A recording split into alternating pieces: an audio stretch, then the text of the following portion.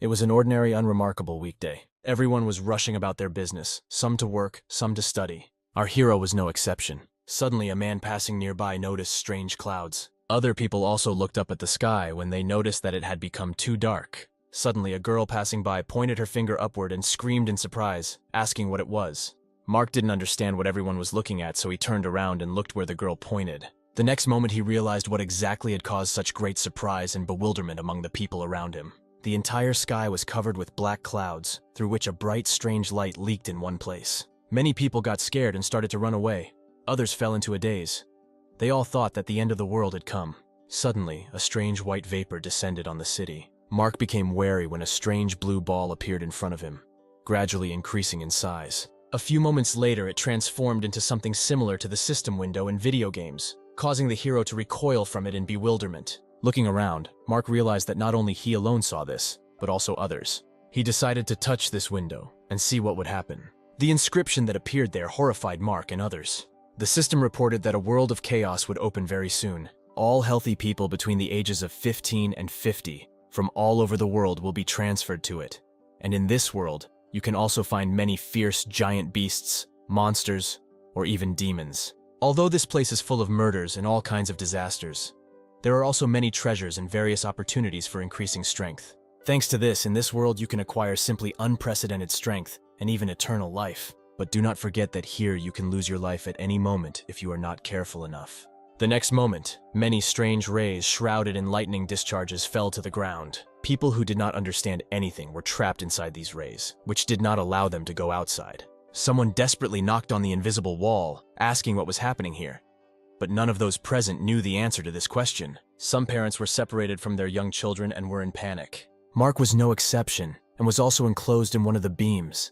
Suddenly, he felt that he was beginning to be pulled somewhere, when he heard a strange voice. He said that this was the only chance to save this world, after which the teleportation was completed. When the hero suddenly found himself in the sky and began to rapidly fall down, an unknown voice greeted him, informing him that the population of each of the villages in this world was 1,000. Looking down, Mark saw many roofs of houses peeking out from under the lush canopies of trees. A few moments later, he was already flying past these very trees, inevitably approaching the ground. Suddenly, a crash was heard below him, and he fell into one of the houses. Lying on the wooden floor, the first thought that came to his mind was that this world was not very friendly to its guests. A couple of minutes later, rubbing his bruised back, the guy got up and sat down, leaning against one of the walls. Immediately after this, many notifications appeared in front of him, from which he learned that he was now in the newcomer's house, which no one could enter without Mark's consent, and resting here doubles the rate of restoration of physical strength and energy. When a notification appeared in front of him saying that from now on the tornado screen was available to the hero, he was surprised and assumed that it looked like a game interface. Turning around, he noticed another window displaying his personal information. From there, he learned that he is now at the first level. His combat rating also has 1 star. There are no awakened abilities. As for his physical indicators, his agility is rated at 9 points, strength and endurance at 8, and energy at 28. Mark studied everything carefully, then decided that he should look into the general chat channel and see what other people were writing there. He clicked on the general chat button at the very bottom, and immediately after that, a dialogue box appeared in front of him, in which people wrote that, like Mark, they found themselves in houses unfamiliar to them, and did not understand at all what was happening.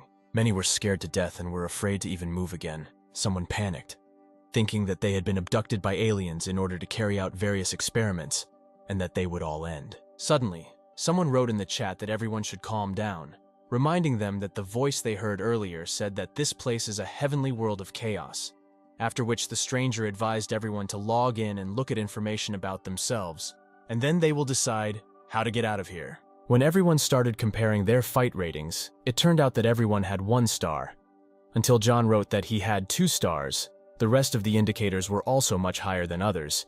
He explained this by the fact that he is a boxing fan and trains a lot. Based on what was written in the chat, Mark came to the conclusion that the combat rating depends on all 4 indicators.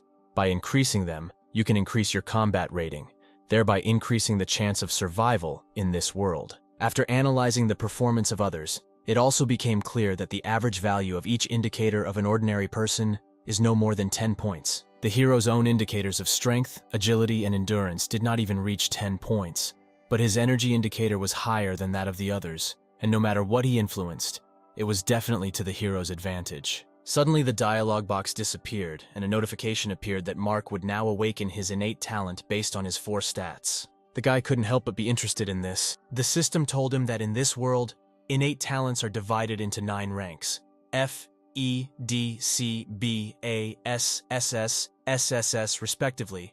F rank is the weakest, and SSS rank is the strongest. When a window appeared in front of the hero to choose whether he wanted to awaken his talent, he clicked yes without a doubt. The next moment, the space surrounding him changed again. Only now he was not falling anywhere, but was simply hovering in weightlessness. And around there were many blue balls, from afar similar to stars. He looked around trying to figure out what these balls were. Based on his many years of experience reading fantasy novels, Mark came to the conclusion that these balls were somehow related to the awakening of talent. When one of the balls almost flew into him, Mark managed to dodge it at the last moment. He was sure that a strong talent must be contained in a ball with a special color, and he needed to find it. As soon as the hero thought about this, many balls surrounded him. The next moment, another ball flew out of its place and rushed towards Mark. When the ball flew into his stomach, it seemed to the guy that all his insides were about to turn into mush. But a few seconds later, the ball disappeared, and the pain disappeared as suddenly as it had appeared. Before the hero had time to realize what had happened, several dozen more balls began to circle around him and, having come into contact with his body, dissolved into it. When it was over, Mark was breathing heavily. His head was now a complete mess. A system window appeared, congratulating him on awakening the SSS rank talent, Endless Extraction. This talent allowed him to use extraction on any target, receiving a random effect. Mark decided that in the future, he would need to experiment to determine the limits of this talent. A few moments later, the text changed again, and he read that the awakening of the newcomer's talents had been completed.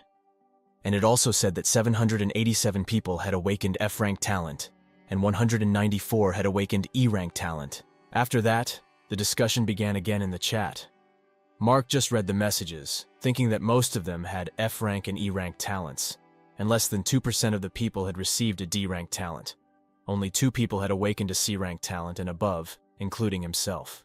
At that moment, when the hero was thinking about who this second person was and what his rank was, someone named Alexander wrote in the chat that he would awaken a C-rank talent, which was to control magnetic fields. Having learned about this, everyone else began to crowd into Alexander's team, remembering that there must be another person with strong talent. Others suggested that he might even have an S-class, which caused an even more violent reaction in the chat. Mark was sure that if he revealed his rank, not everyone would accept him with open arms or stab him in the back. In this world full of murders, his SSS rank talent is his main trump card and support, so no one should be allowed to know about it. A window appeared, informing them that from now on they could all leave their homes and enter the newcomer's village. And in exactly 10 seconds, their first test would begin, and those who did not meet the necessary requirements would be immediately eliminated. When the system reported that newbie weapons had become available for them to equip, Mark hurried to check and reach for the system window, more and more amazed at the similarity of this world to the game's. Pulling out the sword, he meticulously examined it. The system reported that this weapon gives 2 additional points to the attack power. The attack power itself is determined by the strength indicator. Mark decided to test the sword in action and waved it a couple of times in front of him.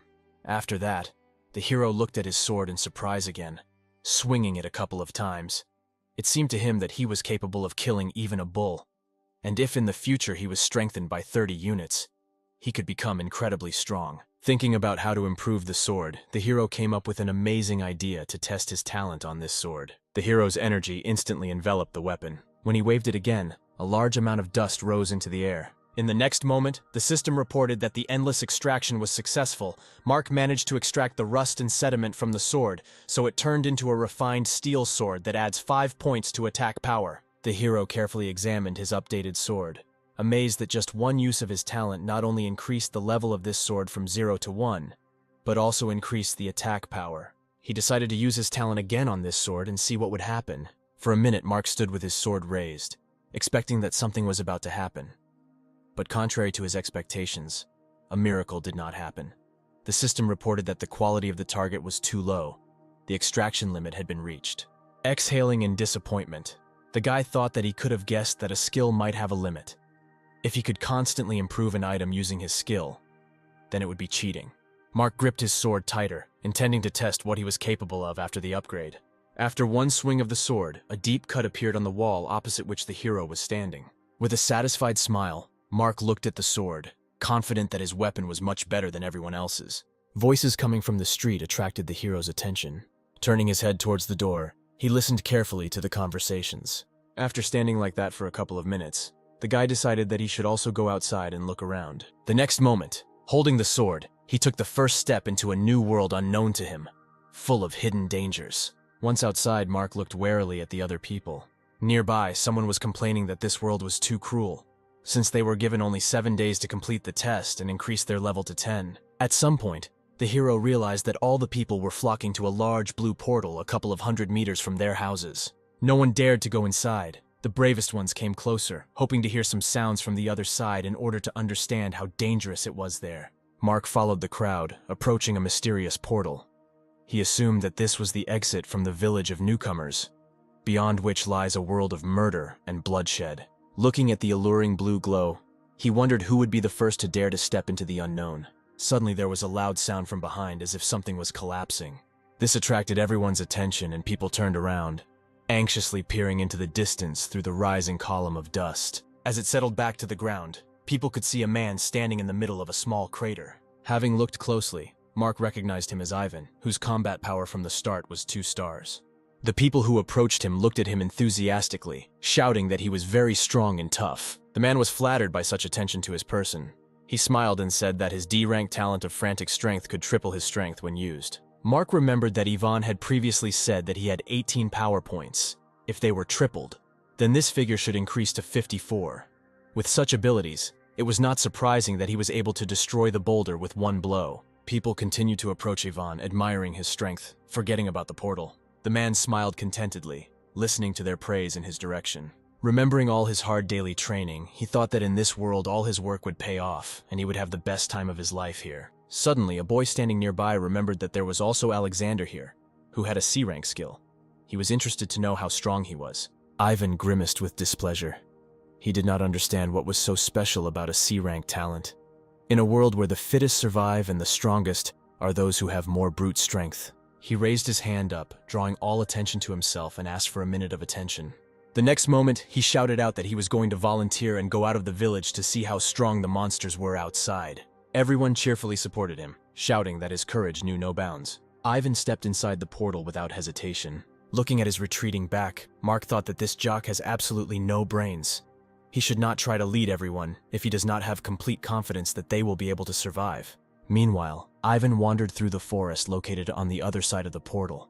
He was sure that this world was ruled by brute force. When he killed the beast, he would return and show everyone who was in charge here. Suddenly he heard some rustling nearby. The man turned around, looking for someone. Confident that the enemy was nearby, he took a defensive stance. Suddenly, he felt danger coming from something behind him. Ivan slowly turned around, trying to suppress his feeling of fear. He attacked a monster that was several meters taller than himself, but it didn't seem to feel anything. A system window suddenly appeared, reporting that Ivan had been killed by a level 1 beast, a bloody rabbit. Afterwards, the system reported that the animals also have a combat rating. The first level is equal to 3 stars, the second, 4 stars, the third, 5 stars, and so on. And that now they are being held back by a protective barrier installed around the village. But in 7 days it will disappear. Mark was surprised that Ivan was killed by the weakest level 1 beast in less than 5 minutes of being there, which means that the difficulty of surviving in this world is much higher than he originally thought.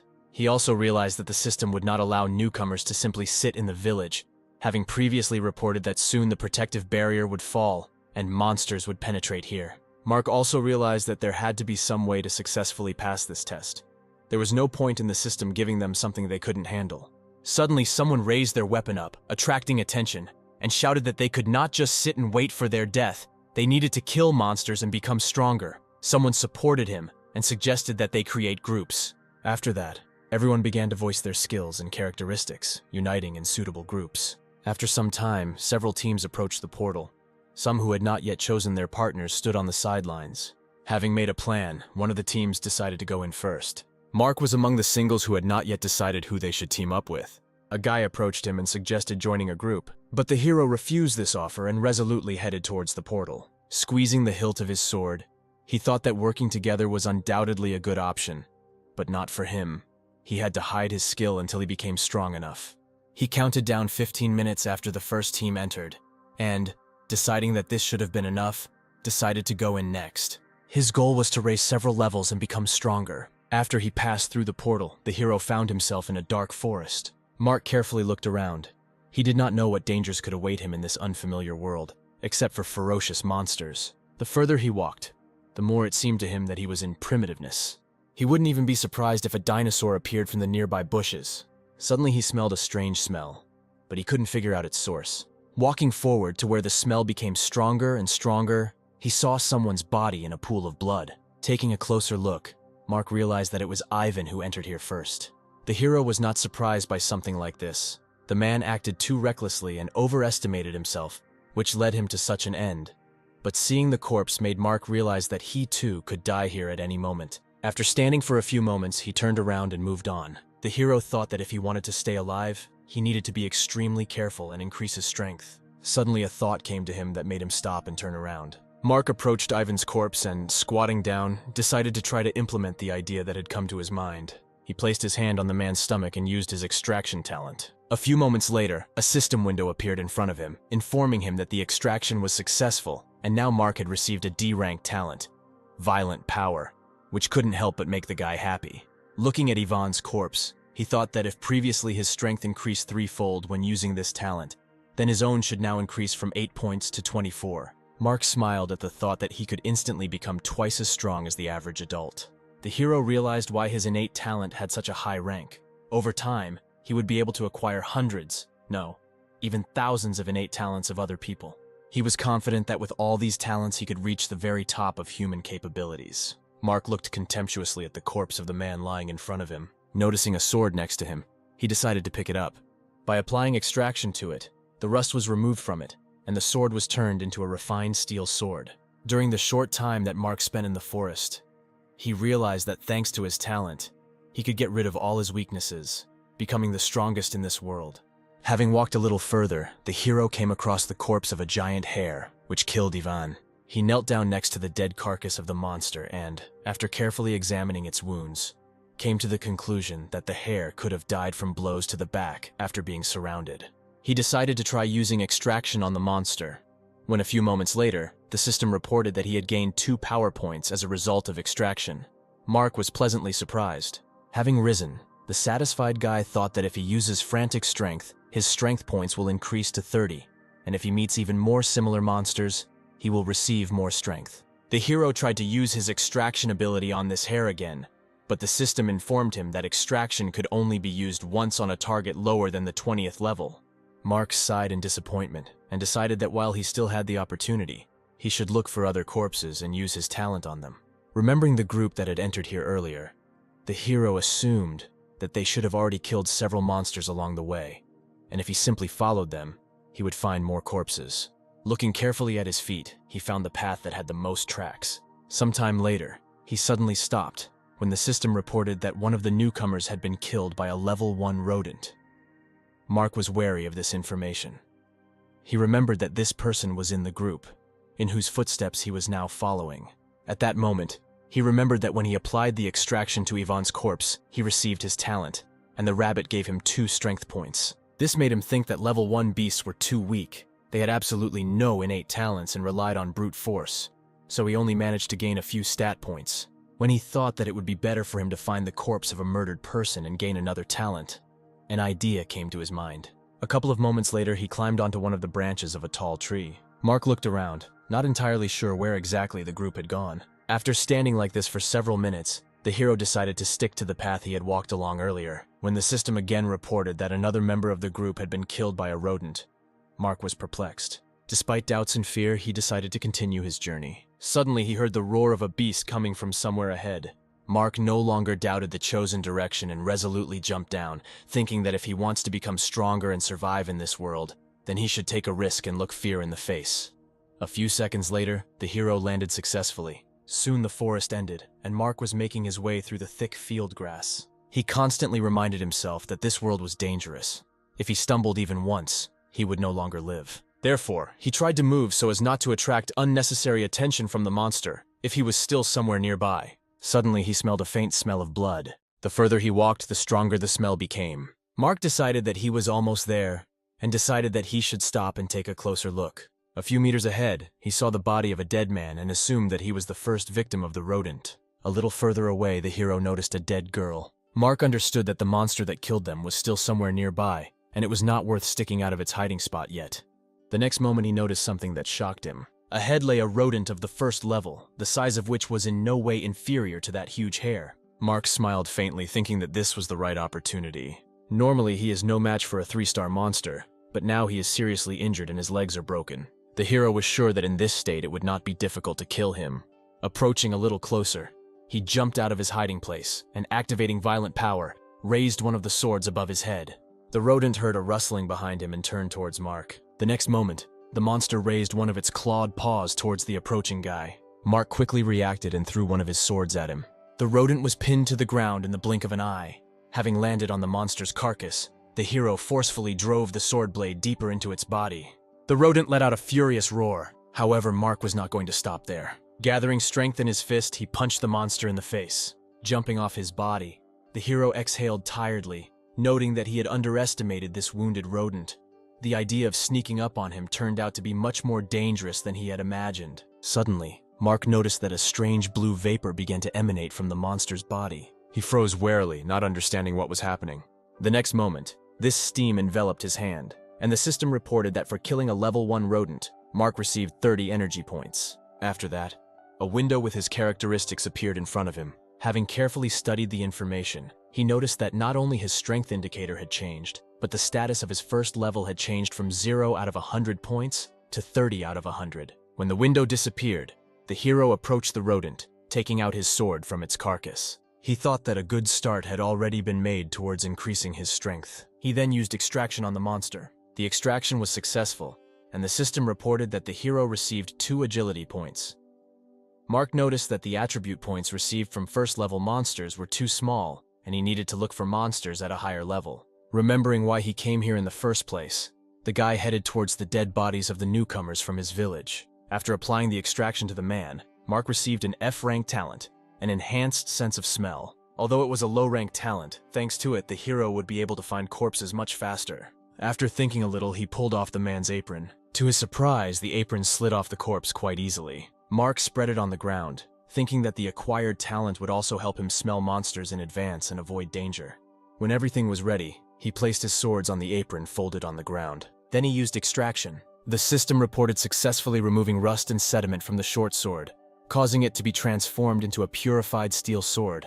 Mark wrapped his swords in cloth and rose from his knees. Then he threw the weapon behind his back, tying the laces of his apron together to a knot on his chest. After looking around, he activated his sense of smell enhancement talent. Immediately afterwards, his nose was filled with a variety of different smells. At some point, he felt an admixture of something nasty. He took a deeper breath, trying to catch the smell, and he succeeded. A strong stench seemed to fill the entire surrounding space. Mark deactivated this ability and immediately covered his mouth with his hand, fighting the urge to vomit. He stood there for several seconds and then decided that he needed to relax as much as possible and get used to it, learning to distinguish each smell.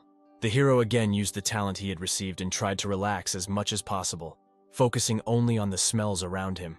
At some point, he felt a very light, pleasant aroma. When he tried to understand what it was, this aroma was mixed with another, sharper and stronger one. Mark realized that it was dirt. A few moments later, he managed to catch that pleasant aroma again, and the hero guessed that it was the aroma of flowers. Suddenly, he smelled several other aromas, but the guy could not understand what they were. The next moment, he heard people screaming in the distance. Mark realized that someone was approaching here. At the same time, Nico was trying his best to escape from the angry giant rodent, which was chasing him at incredible speed. Suddenly, the monster jumped straight at the guy, shrouding its claws in electricity. Nico got lucky and the claws landed on his side, digging deep into the ground, causing the guy to fly into the air. The man sitting in ambush shouted for everyone to attack. After that, several people jumped out of the tall grass, raising their swords above their heads. A few moments later, the rodent fell dead, after which the system reported that the group received 30 energy points for killing it. Looking at the dead carcass in front of him, Douglas said that their group was unlucky to come across 2 rodents at once and lose several members of their group. One of the guys took out his anger by slashing the dead body of the monster several times, which is why Douglas looked at him displeasedly and said that they should hurry up and finish off the other wounded rodent. After his words, everyone hurried after their leader. Our hero was sitting nearby all this time, hiding in the grass, overhearing their conversation. He realized that the two killed on whom he used the extraction were their comrades. Based on this assumption, it was not difficult to guess that the rodent he killed belonged to them. So Mark decided that he should get out of here as quickly as possible before he got into trouble. The next moment, he activated his speed enhancement talent. The hero mentally apologized to those guys and rushed in the opposite direction with amazing speed. Thus, for several hours, he wandered around, assessing the situation on this plain of newcomers. From what he saw, he noted that in addition to the giant rodent and the bloody rabbit, there were other types of first-level beasts here, such as the plain wolf, the rabid boar, and the poisonous snake of the 9 rings. Having stumbled upon another carcass of a rabid boar, Mark tried to use extraction on it, but the system reported that the extraction was unsuccessful, because after 3 successful extractions of the same animals of the first level, the limit was reached. The guy sighed in disappointment and remembered that he had already used extraction 3 times on all the animals except the snake of 9 rings, and now he needed to focus on finding it. Then he turned his gaze to the dead body of one of the newcomers. The hero knelt down next to him and began the extraction, reflecting on the fact that 7 deaths had been announced in the last hour, but he only managed to find 1 corpse. Although he found it strange, he decided not to dwell on it. The extraction was successful, and he managed to acquire the talent for improving vision. After looking at his stats window, Mark saw that his strength, agility, and endurance parameters had increased greatly, and his strength was now rated at 2 stars. The hero smiled contentedly. Now he was confident that he could defeat the first-level beast alone. Suddenly he smelled a strange smell and became alert, trying to figure out what it was. However, when Mark realized that it was the smell of the 9-ringed snake, he relaxed and smiled contentedly, thinking that luck was favoring him today. Using his acceleration skill, he ran, following the scent. Along the way, the hero smelled something else, similar to flowers or fruits. A few minutes later, he saw a huge snake on one of the tree trunks, and below there was an unusual flower, from which this pleasant aroma emanated. Mark stopped and hid behind a tree at a safe distance from the monster. He suggested that since the snake of 9 rings protects this plant with an unusual aroma, then it is clearly here for a reason. Turning his gaze from the flower to the snake, the hero thought that this was a pretty good opportunity to try his strength on this monster, which is the strongest among other first-level monsters. Mark smiled to himself and reached for the swords behind his back. At the same moment, the snake of 9 rings, who had been peacefully sleeping until then, opened its bright azure eyes, noticing someone else's presence. Rising up on the branches, she began to peer in the direction where our hero was. The next moment, she rushed straight at Mark. He managed to jump away when the snake approached him and broke the tree trunk. The hero did not understand what was happening and why it was so slow. After a few seconds of thought, he assumed that this snake was so sluggish because it had recently eaten its prey and was now digesting it. Mark decided not to hesitate and pulled out one of the swords. Using the strength enhancement talent, he turned towards the 9-ringed snake and attacked it. But these blows did not cause her any damage, and she continued to rapidly approach her prey. Mark did not expect this and fell into confusion. When the snake came close to him, opening its mouth, he struck it again. But the scales of the monster were too strong and did not give in to his sword. Suddenly, a powerful tail of a 9-ringed snake appeared behind him, which the hero noticed too late. Mark didn't have time to do anything when he felt a strong blow to his back and fell to the ground. When his back, burning from the impact, collided with a hard surface, the guy let out a short cry of pain. Before he had time to really come to his senses, the snake of 9 rings again opened its wide mouth over him. Mark prevented the snake from devouring himself by plunging the blade of his sword into its roof. Furious with pain, she threw her head high into the sky, pulling the guy along with her. To prevent himself from falling from such a height, he grabbed one of her front fangs, still holding onto his sword. Finding the right moment, he pulled it out and cut the body of the 9-ringed snake. While in the air, he attacked her body several more times, cutting it into many pieces. Lastly, he attacked the snake's head, finally finishing it off. When he was on the ground, the system reported that he had received 40 energy points for killing the 9-ringed snake. Mark looked at the monster's chopped body, thinking that if it weren't for his full stomach, he would not have been able to deal with this snake so easily. He decided to cut open her stomach and see what was there. The next moment, Mark saw a man covered in the monster's gastric juice. Looking at the dead man, the hero was once again convinced that in this world of chaos everyone can die. The only difference is how exactly you die. The predator feeds on prey, and the fittest survives. These are the laws of this world.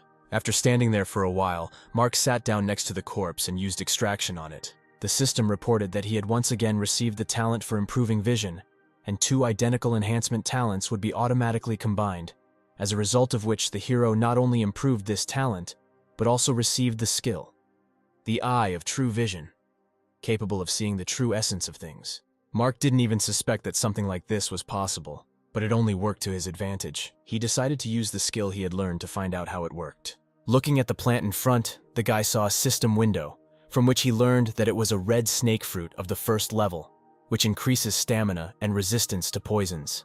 Mark approached the flower and picked the fruit from it, smiling contentedly.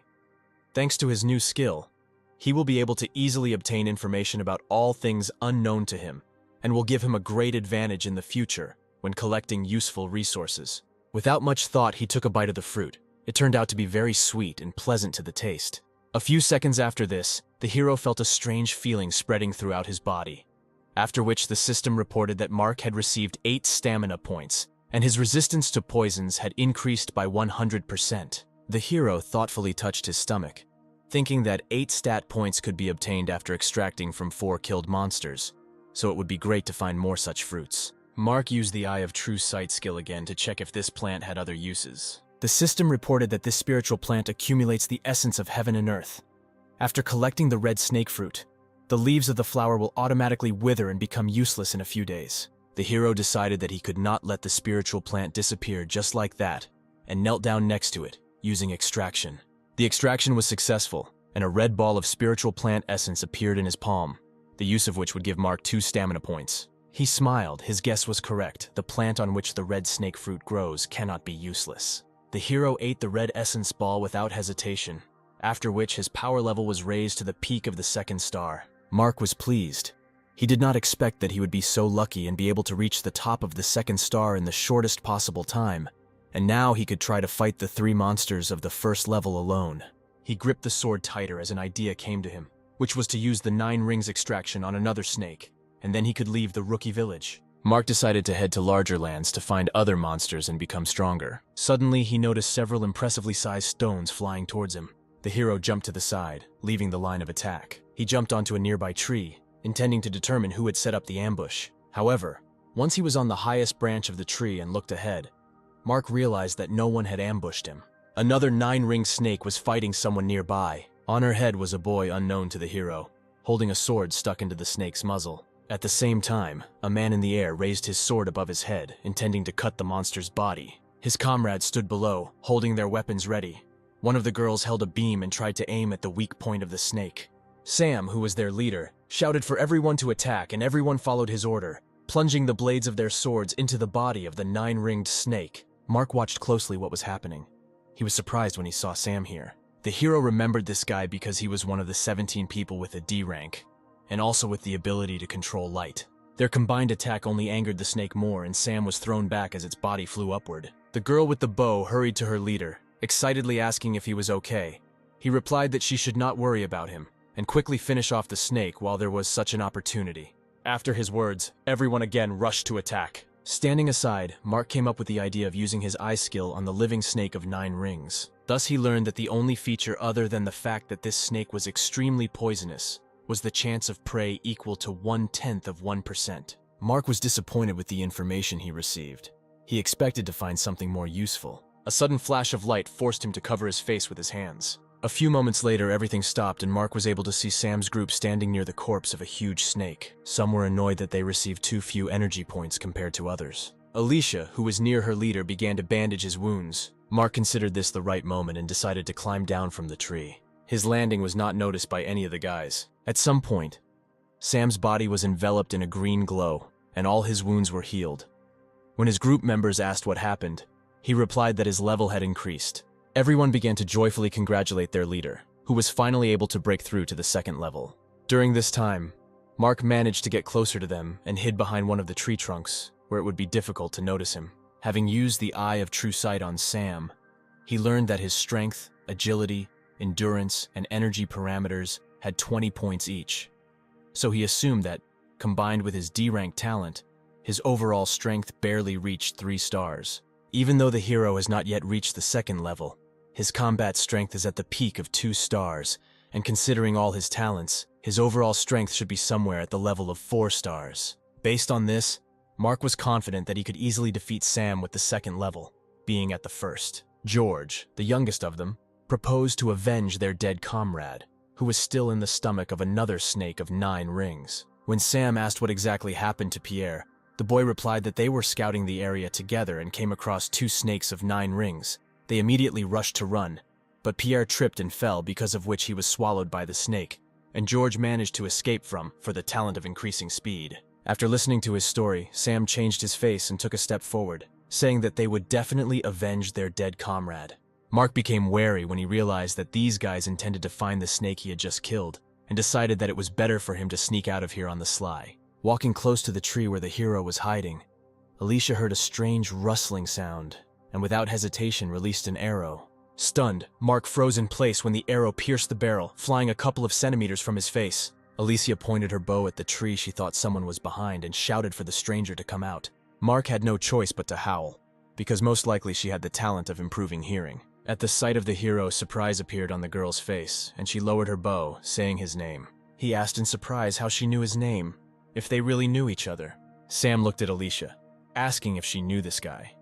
She was embarrassed and actively waving her hands in a denying gesture, answered that it was not so. She just saw him in the chat. Mark was suspicious of her answer. There were about 1,000 people in the chat, and you need to have a phenomenal memory for her to remember it. He stood and waited for them to leave so that he could apply the extraction of 9 rings on the corpse of the snake. However, to his displeasure, these guys were in no hurry to leave. Alicia broke the long silence between them, asking the leader if Mark could join them. Since they had lost one of their comrades, it would be good to take him to their team. Sam looked at the hero appraisingly, thinking that the difference in the fighting strength of people and the local monsters was too great, so it was necessary to work together. So he needed as many people as possible to join him. He nodded to his thoughts and asked Mark to show his characteristics and talent. If he turns out to be useful, he will be taken to the team. Alicia looked at the guy with enthusiasm, saying that he was lucky to meet them, because Sam has a D rank and a 2nd level. If you follow him, you don't have to worry about anything. Mark spread his arms to the sides, answering that he preferred being alone. Having said this, he turned around and walked in the opposite direction. When Alicia wanted to follow him, Sam stopped her, saying that they do not force others to join against their will, and if he does not want to, then let him go. When all the members of her team turned around and moved on, the girl lingered for a couple of seconds, sadly looking at the back of the retreating Mark. Even though he doesn't remember her, she hoped that he would survive in this world. When their group approached the place where the other snake was supposed to be, everyone froze in shock. Someone chopped this monster into pieces. Among them, they noticed the body of their dead comrade. The amazed guys began to put forward theories about who was capable of something like that. One of the guys approached one of the stubs of the snake's tail, carefully examining it. After a couple of moments, Pavel called the leader over and said that, judging by the dryness of the bloodstains, it can be assumed that the snake was killed about 15 minutes ago, and not just killed, but with one blow. Sam walked further, looking around, and noticed that there were only traces of one person. Although he did not know who it was, he was sure that this person was a loner and simply incredibly strong. Hearing her leader's words, Alicia excitedly asked if it could be Mark, since he was the only one nearby, and he refused to join them. Sam did not have time to answer anything, because at that moment a system window appeared, informing him that someone had already reached the 3rd level, and the top 100 rating by level was now available. When he saw that Mark had only the 1st level and was in 47th place, he thought disappointedly that they had made a mistake in their assumptions earlier, and he could not kill this monster alone. The hero himself was also disappointed that he was only in 47th place. Stretching, he looked at the leaders in the table and saw that 8 people had already received the 2nd level and 1/3. He also needed to push. Since the extraction of 1st level monsters had reached the limit, it was time to go hunting. Suddenly, the system made another announcement, saying that the first one to reach level 10 would receive a gold chest, the second would receive a silver chest, and the one who reaches this level 3rd will receive a bronze chest. Mark was interested in such a reward system. In conclusion, the system added that the first 100 newcomers to reach the 10th level will also receive a chest as a reward, but they have their own ranks from the lowest, dark steel, to the highest, mythical. The hero was sure that the higher the rank of the chest received, the better its contents. Therefore, he set himself the goal of getting 1st place. Using the acceleration talent, Mark went hunting for monsters. Luckily for him, He didn't have to look for his first opponent for long. On his way, he came across a first-level silver wolf with 4 stars. In battle with him, the hero activated talents for increasing speed and frantic strength, dodging his deadly claws and inflicting equally dangerous attacks on him with his sword. But to his surprise, it didn't help. His skin was too tough, and his attacks had virtually no effect. He urgently needed to figure out how to get out of the situation and defeat him. Many thoughts were spinning in the hero's head, trying to form a shaky plan as the monster slowly approached him. Although Mark didn't know it, this wolf he encountered was very unusual. He had his own mind, and the animal was unhappy with the invasion of his territory, and he was wary of this guy, who was stronger than any person of the 3rd level, being on the 1st. When the wolf jumped on the guy, he assumed that his weak point should be his belly. Mark did not miss such a great opportunity, and placed his blades right under the approaching monster. The next moment, he ran straight into the blade of his sword, and it went right through. The hero staggered when the huge carcass of a wolf hung on him. He threw the wolf off him onto the ground. Looking at him, Mark said that the wolf was the strongest monster he had ever encountered, and he was very sorry that he would die today. After these words, the hero raised his sword above his head, delivering the final blow to the wolf. Immediately after this, the system reported that Mark had received the 2nd level, and all his characteristics increased by 10 points. At the same moment, his whole body was overcome by a pleasant sensation. When everything passed, he felt that he had truly become stronger. All his wounds had healed, and his state of mind had been restored. A few moments later, a dark steel rank chest appeared in front of him. Mark closed his eyes and prayed that he would get a rank 2 weapon. After that, he opened the chest that appeared in front of him. The chest immediately flew up and a beam of bright light enveloped the hero. A few moments later, a 2nd rank weapon appeared in front of him. A Blood Wolf combat sword, increasing the chance of injury by 100%. Holding his new sword in his hand, Mark was confident that now he was not afraid of meeting other stronger monsters. Just as he thought this, a few moments later he was surrounded by a whole pack of wolves. The wolves approached him, growling angrily, but Mark was not afraid. He just grinned, thinking that these wolves had come very well, and he would be able to try his sword in battle. The next moment he swung his sword, attacking one of the wolves. At the same time, sneaking up from behind, another attacked Mark. The hero noticed this wolf when he almost overtook him. Quickly turning around, he plunged the blade of his sword into the monster's chest, piercing right through it. Giving the wolves a contemptuous look, Mark said that they were no match for him, after which he launched several lightning attacks when several wolves rushed at him at the same time. Not even a minute had passed before the entire flock was killed, and among the many corpses stood only Mark, who had not received a scratch. He noted that after leveling up, his speed and strength increased significantly. But the guy was annoyed by the fact that he still had not had the opportunity to reveal all the secrets of this place. But this world, over and over again, never tires of reminding him that this is not a dream, but the real world. Taking one last look at the wolves he had killed, the hero turned around and moved on in search of other monsters. He was determined to gain strength and become the strongest person here in order to find a way out of this nightmare. At the same time, Sam's group came across another monster, but the guy was able to deal with him in a couple of moments without receiving a single injury. The leader's increased strength was admired by other group members. When the system suddenly announced that Mark was the first to kill a mutated monster and received 1 prestige point, everyone was shocked and did not understand how he did it. Someone suggested that mutated monsters are not that strong. Even their leader can easily deal with one of them. However, a few moments later, several system notifications arrived, reporting the death of 4 newcomers from the clutches of mutated monsters. Sam was amazed that among those killed was a person with level 2. In fact, these monsters are quite strong and they should be more careful in the future. When the next window appeared, from which they learned that the ranking had changed and Mark was now in 5th place, everyone was even more amazed. But Sam decided not to focus on this strange guy and told his guys that they needed to continue hunting. If they didn't, they want to fall behind. Meanwhile, the tired hero sat on the mountain of corpses of the wolves he had killed, raising his head up and watching the clouds passing by, the color of which changed from orange to red. Suddenly a notification came from a group chat. Someone asked for help. All members of the group of the boy unknown to Mark died, and only he managed to escape. The next message described in more detail that a person of the 2nd level and 4 of the 1st were killed. The strength of the beast that attacked them was simply terrifying. It was much stronger than the beasts of the 2nd level. The message also indicated the location where the survivor was located. Mark imagined a map in his head. The place was not that far from him. If he hurried, he could get there in 5 minutes. He was wondering whether he should go there or wander around here some more. In the end, the fact that it was a mutated beast outweighed all his other speculations, because for killing it, the hero would receive 2 to 3 times more energy than for killing ordinary animals. Using acceleration, Mark arrived there in even less than 5 minutes. Sniffing, he recognized another smell, besides dead bodies and a fanged boar, although he did not encounter it so often. But this smell definitely belonged to a bloody rabbit. The hero decided that he was simply mistaken because different types of animals usually do not appear in one place. Before looking around, he decided that it was worth using extraction on the corpses. Mark was perplexed when he managed to extract only 2 agility points instead of talent. This seemed strange to him, and he decided to reapply the extraction. Contrary to his expectations, a red system window appeared, indicating that the extraction had failed. Mark looked at his palm in confusion. The last time something like this happened was when he reached the limit of level 1 wild beast extraction. But what's the matter now? He tried to extract the talents of others, and he managed to once again acquire the talent of enhancing smell and increasing endurance.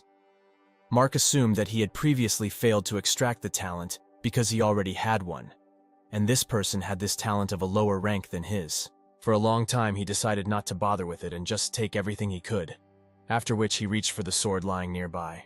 Mark was thinking that with the new stamina enhancement talent he had acquired, he now had all the innate talents for all 4 stats: strength, agility, energy, and endurance. His reasoning was interrupted when the hero noticed a staff a little further away from him, and nearby there were traces as if someone was being dragged. Mark frowned. It seemed strange to him because a fanged boar has no need to drag a person somewhere. A sudden realization made him horrified. A boar would not drag the body of its victim somewhere unless he was going to eat it. Applying acceleration, Mark rushed towards the beast's hideout, hoping that he would be able to find the body and extract the innate talent of this person before he was devoured. In a matter of moments, the hero found himself at the entrance to a cave that emanated danger. Mark decided that he was just making things up, because the fanged boar was only a mutated beast of the 1st level. With its current strength, it would not be so difficult to defeat it. Sensing someone's approach, the 9-ringed snake instantly reacted and rushed towards the entrance with a terrible hiss. Mark managed to dodge her attack, however. The system window that appeared put him in a stupor. In front of him was a mutated snake of 10 rings of the 1st level, which not only had 5 stars, but also the ability to create a poisonous cloud. The hero reached for his sword. He was at a loss. For the first time, he came across a beast with 5 stars. The mutated wolf he killed was at the same level, but its strength was only 4 stars. Dodging another furious attack from the beast, he decided that he should be extremely careful. However, the next moment the snake released poison from its mouth directly into Mark's face. He instantly covered his face with his hands, trying not to inhale the poison. However, the next moment, Mark felt terrible pain in his eyes and dropped the weapon, covering his eyes with his palms. Feeling that the victim was vulnerable, several different animals simultaneously rushed at the hero. Mark heard that someone was approaching him. When he tried to see who it was, he realized that the snake's venom had affected his eyes, and now he could see practically nothing. The next moment, a strong roar was heard from the cave. The hero was unable to repel the attack and flew into the wall. The situation in which he found himself was taking a very deplorable turn, randomly waving his sword in front of him. Mark shouted that even if he couldn't see, he would never die here. At the same moment, somewhere ahead, he heard someone's carcass fall to the floor. When one of the animals let out an enraged roar and ran towards Mark, the guy activated his sense of smell enhancement talent and jumped forward. Thus, he managed to kill the fanged boar and the bloody rabbit blindly, while the rodent was able to escape without being noticed. Mark tried to locate another monster, relying only on his sense of smell and hearing. When the snake attacked him, he was able to jump away because he was expecting it to attack from behind. Grabbing his sword tightly, Mark ran straight at the monster with a furious cry. He managed to jump on the snake's head and plunge his sword into it. With every second, the blade pierced deeper and deeper into her skin, causing her to hiss painfully. When she fell limply, Mark got off her, and leaning his back against her body, sank to the ground, thinking that if it weren't for his talent of endurance, he would have died long ago. The hero's eyes began to close from fatigue, and the guy himself began to feel sleepy, although he understood that it was dangerous to fall asleep here, but he no longer had the strength to resist. However, the next moment his strength began to return and his vision began to recover. Mark looked at his hands in surprise, not understanding what was happening. When the hero paid attention to the system window in front of him, he laughed loudly, covering his eyes with his hand. He was incredibly lucky because his level was increased after the death of the snake.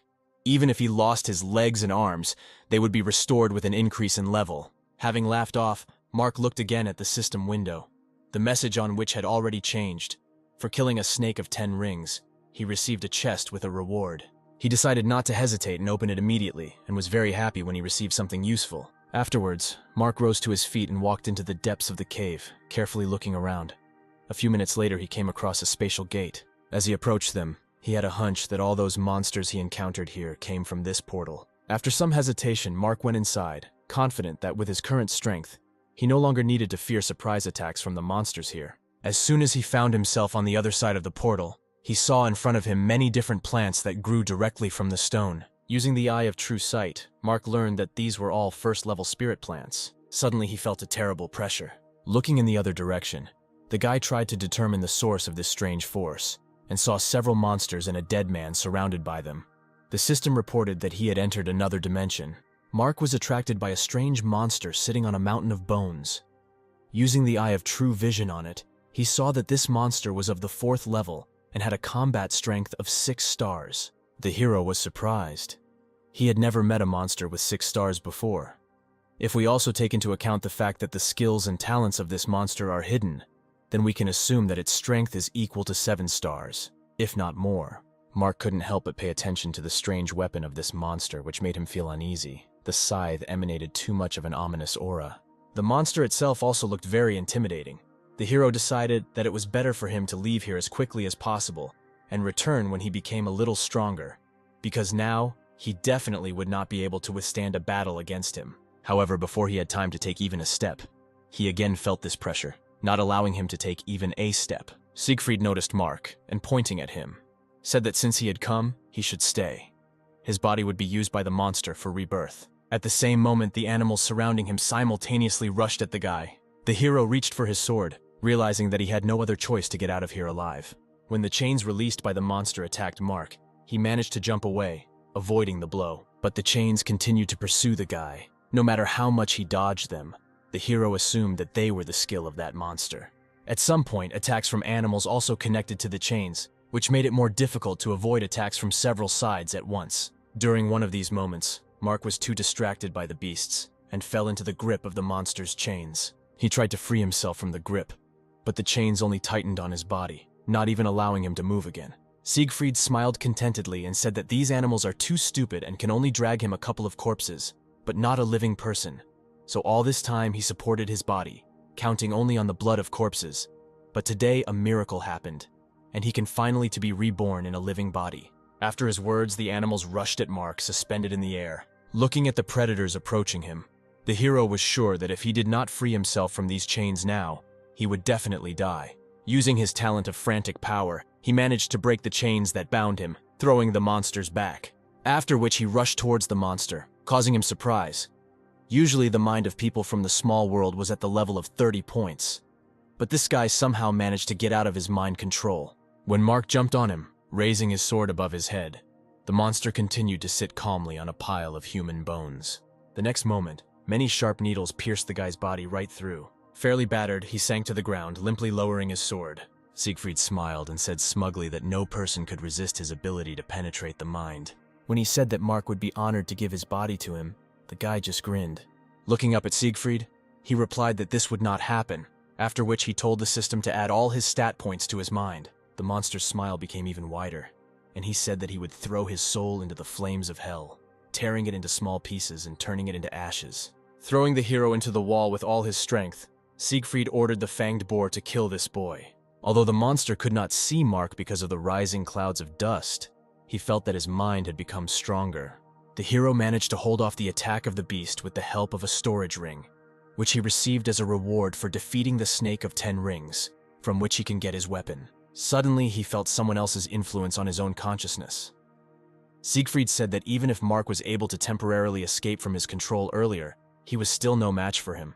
At the same moment, the animals rushed at him again, terrifying the hero. He needed at least a couple of seconds to get rid of Siegfried's influence. He watched what was happening contentedly, absolutely confident that a little more and he would get a new body. When his animals simultaneously fell to the ground, Siegfried was in a stupor. Mark was glad that a little earlier he had guessed to pick up the poisonous gland of the 9-ringed snake he had defeated. Even then, he assumed that it might be useful to him and applied poison to the blade of his sword. Having finally freed himself from the monster's influence, Mark said that he realized that Siegfried could not move, And now that all three mutated beasts were dead, he would not be able to protect himself. The monster said irritably that the hero used some dirty methods to gain an advantage over him. The next moment, he pointed his staff at the guy, still sitting on a mountain of bones. However, Mark was faster and dealt with the monster in a couple of precise swings with his sword. The system informed him that for defeating the evil creature, the hero received 200 experience points, 10 justice points, and completed a hidden exam, as a result of which he became a first-level judge.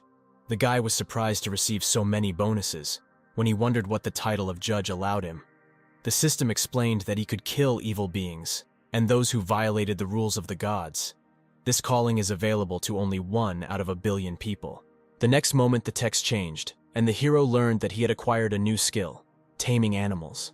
Noticing a strange glow from the side, he turned around and saw some object come out of Siegfried's body. Mark took it without hesitation, rejoicing that he was able to acquire such a useful skill. With it, he will even be able to order animals to hunt other animals, which will greatly simplify the collection of experience. When he tried to activate the skill, the system reported that the necessary conditions were not met. Only a D-rank innate talent of mind enhancement combined with a beast taming pill could activate the beast taming skill or talent, related 6 senses. Mark thought about it. These conditions for activating an acquired skill are too difficult to fulfill.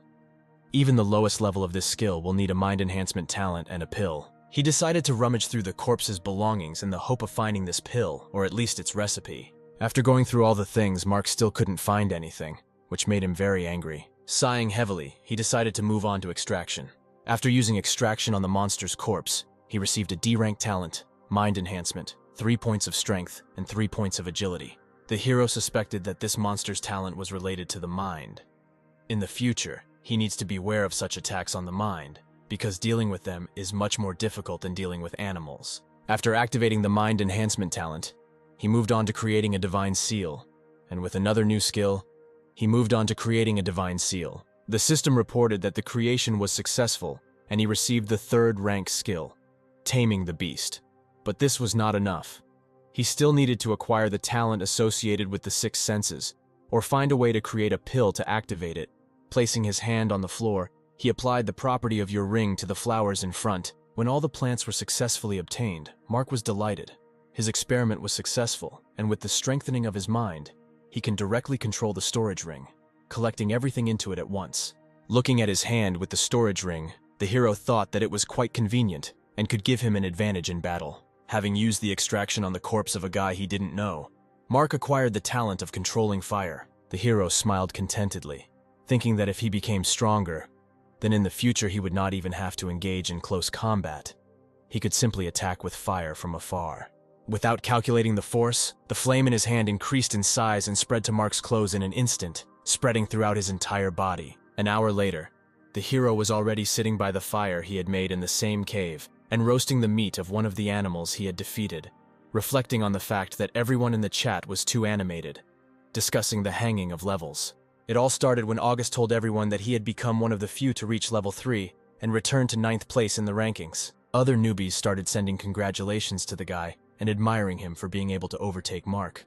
Some speculating that because Mark's name was grayed out and his rankings were starting to plummet, he might already be dead. Reading this, the hero remembered that the system warned that there was no access to the ranking table in this dimension.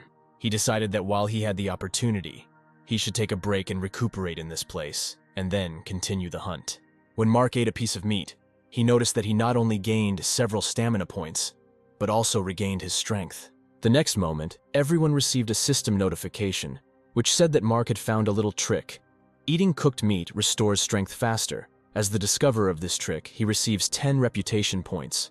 No one had time to recover from the shock that the guy who was considered dead suddenly showed up when the system reported that from that moment, the trading clan became available. Someone began to wonder how they could eat cooked food if they had absolutely no fire. Someone asked for help, those who had the skill of handling fire. While devouring another piece, Mark wondered if he could sell the cooked meat. A few minutes later, other newcomers received notifications that the hero was ready to exchange 3 kilograms of cooked meat for the corpse of 1 beast. Those who had the bodies of dead animals on hand decided to make the exchange. Some were distrustful of this, but when the corpse of the beast actually began to disappear, and then the promised piece of meat appeared in its place, all doubts were dispelled. People began to massively exchange the corpses of animals they had killed for cooked meat. Mark was incredibly happy that his adventure was a success. He extracted skill points from the animals he received while sitting in one place. If this continued, he would not even need to hunt the animals himself. Suddenly, August wrote to him, asking him to send him 6 kilograms of cooked meat, because he was several positions higher in rank than Mark. The hero didn't like this guy's brazen request. Smiling, he wrote in the chat that the amount of meat was limited and whoever had time ate it. The chat was again bursting with a number of messages. Everyone was surprised, because for the first time Mark wrote something in the general chat. The hero himself watched this with a satisfied smile on his face. For a couple of moments, he felt like a merchant with a hard heart. One of the newcomers decided to borrow Mark's idea and wrote in the group chat that he would exchange 50 kilograms of cooked meat for first-rank equipment. The hero looked at this message in bewilderment, thinking that he was mistaken, considering himself a merchant with a hard heart. This guy has a much larger appetite. While another argument flared up in the chat, Mark decided that he should try to sell other things by announcing that he was exchanging a rank 1 rookie's weapon for 3 spirit plants, 1 spirit fruit, or other rank 1 equipment. Mark drew attention to himself again. Many without hesitation decided to make such an exchange with the hero. Mostly everyone offered fruits or plants, but there was one person who offered rank 1 equipment such as a power bracelet in exchange for a sword. Having put it on, Mark received 7 additional strength points, which made the guy very happy, because among all the characteristics, his strength was the lowest. Suddenly, a strong explosion occurred in one of the newcomers' villages, covering a fairly large area. The system reported that village number 137 placed a bet on newcomer village 911, to which Mark belonged, which made it possible to bet on resources. The village whose newcomer would be the first to reach level 5 would be the winner. The hero did not understand what was motivating the guys from another village, because the risk of losing half of their resources and 20 stat points was too high, even if they promised 50 stat points and a chest as a reward. Afterwards, the system announced that the ratings of these villages would be hidden for a while, and the chat channel would be merged into one. Many were unhappy with what the 113th village was doing, because losing half of the resources would lead to a decrease in the rate of leveling up, and they would not be able to pass the test for beginners. Suddenly, one new person joined their chat.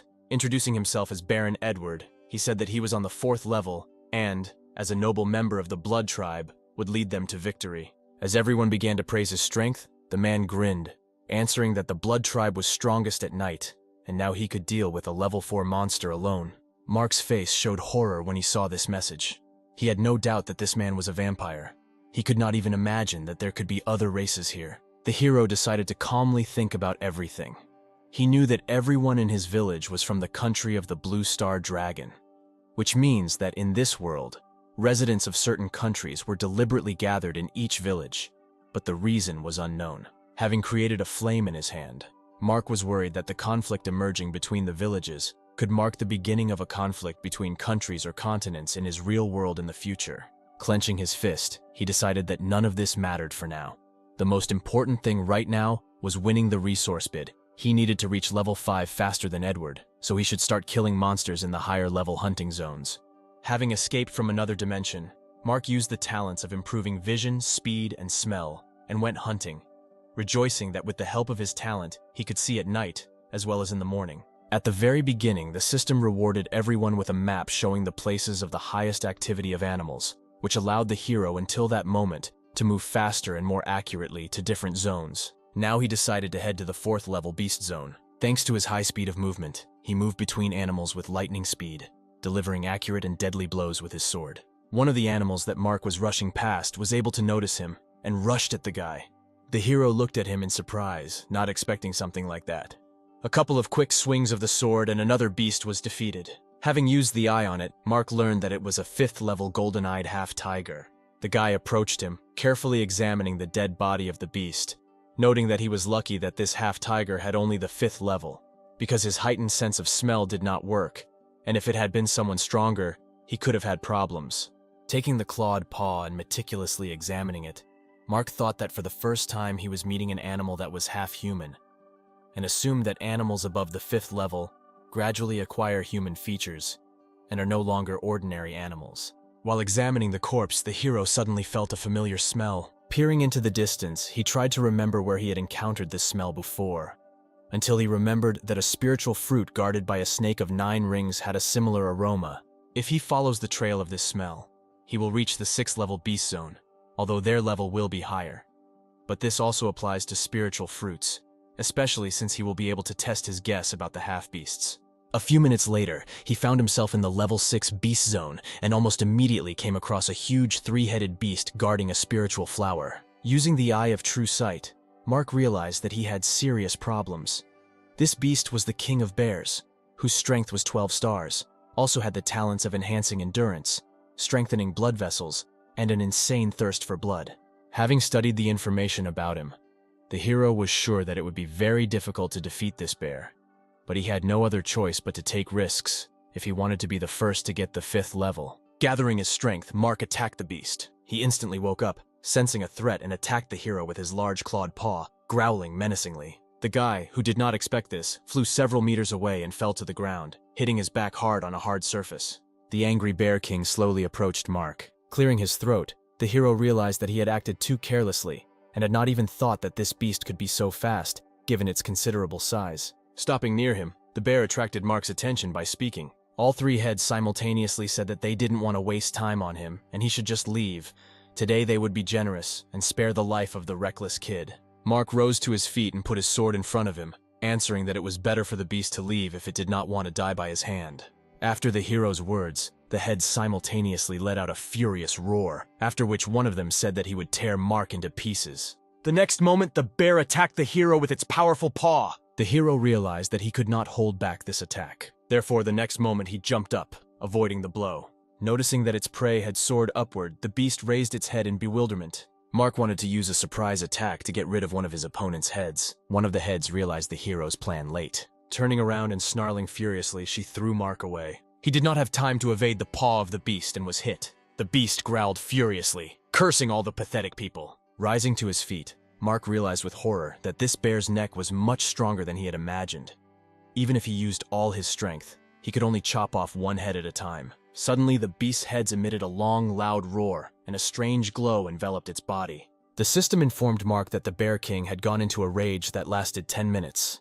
The hero decided not to hesitate and jumped into the air before his opponent took active action. At the same moment, the ground under the powerful body of the Bear King began to crack. Mark raised his blade above his head, praying to all the gods that his plan would work. However, his pleas had no effect, because in this state the beast's defense became much stronger, and he could not even scratch it. The bear didn't hesitate either and raised his paw over Mark. Grabbing him by the collar of his shirt, the beast made sure that the guy could not dodge his next attack. When the hero turned around, he was horrified to see a wide-open mouth approaching him. One of the heads shouted that Mark would pay for daring to anger him. Pulling himself together, the hero created fire and wrapped his sword in it, after which he attacked the beast. He was unable to dodge and looked at the flames in horror. A few seconds later, the bear fell to the ground dead. Mark breathed a sigh of relief, glad that it was finally over. As he sheathed his sword, he thought that fighting the Bear King was much more difficult than fighting ordinary mutated beasts. Approaching the body of the bear, the hero suddenly stopped a couple of steps away from it, realizing that the system had not yet announced the death of this beast. The guess that the king of the bears had not yet died instantly came to Mark. Sensing danger from behind, he miraculously dodged. The next moment, he cut off the last of the monster's heads, engulfing his sword in flames. As a reward for killing the Bear King, Mark received 500 experience points and a bronze treasure chest. He decided to immediately open the chest, and the next moment the system reported that he had received a second-level item, the Bear King's battle armor, which adds 25 additional points to defense, 100% resistance to fire and cold. Touching the sword, he moved it inside the ring. When Mark applied the extraction to the slain monster, he received the E-rank blood evolution talent. It awakens the power of blood, increasing strength, speed, and defense by 30%. And it can also be combined with the blood of gods or the blood of demons to facilitate awakening. Mark glanced at the dragon blood spiritual plant growing nearby, thinking that its fruits would also be able to increase his strength. However, when he ate the fruit, his whole body was in pain. When he heard a voice behind him, his eyes widened in surprise. The dragon standing behind him asked how such a weak little man dared to come here. He grabbed Mark in one of his scaly paws and lifted him high off the ground. The hero couldn't help but cry out in pain as the dragon clenched its paw. He was sure that this was just a hallucination caused by the eaten fruit. Mark bit the monster's paw. He couldn't let some hallucination get the better of him. The dragon shouted at the guy to stop because he was a real dragon and could teach him the secrets of dragons. But the hero did not listen to him, continuing to devour the dragon's flesh. A few minutes later, the dragon disappeared, and the system reported that Mark had successfully used the dragon blood fruit, and his 1/10% of his blood had evolved into true dragon blood. Lying near the tree trunk, the satisfied hero studied the information window of his characteristics and abilities. His strength had already reached 115 points, agility 121, and endurance 122. And the number of stars had reached 11. Despite the fact that he really wanted to sleep, the hero could not afford it, because he only had one beast left to kill in order to finally reach the 5th level. As he reviewed the progress of the other participants, a predator snuck up behind him, intent on devouring him. Marcus wrote that his leader had almost reached the 4th level, and their village was one step away from victory. To this message, they responded that Edward had just killed a high-level beast and received a lot of points, so there is no point in rejoicing ahead of time. Meanwhile, Edward told his team members that they could relax.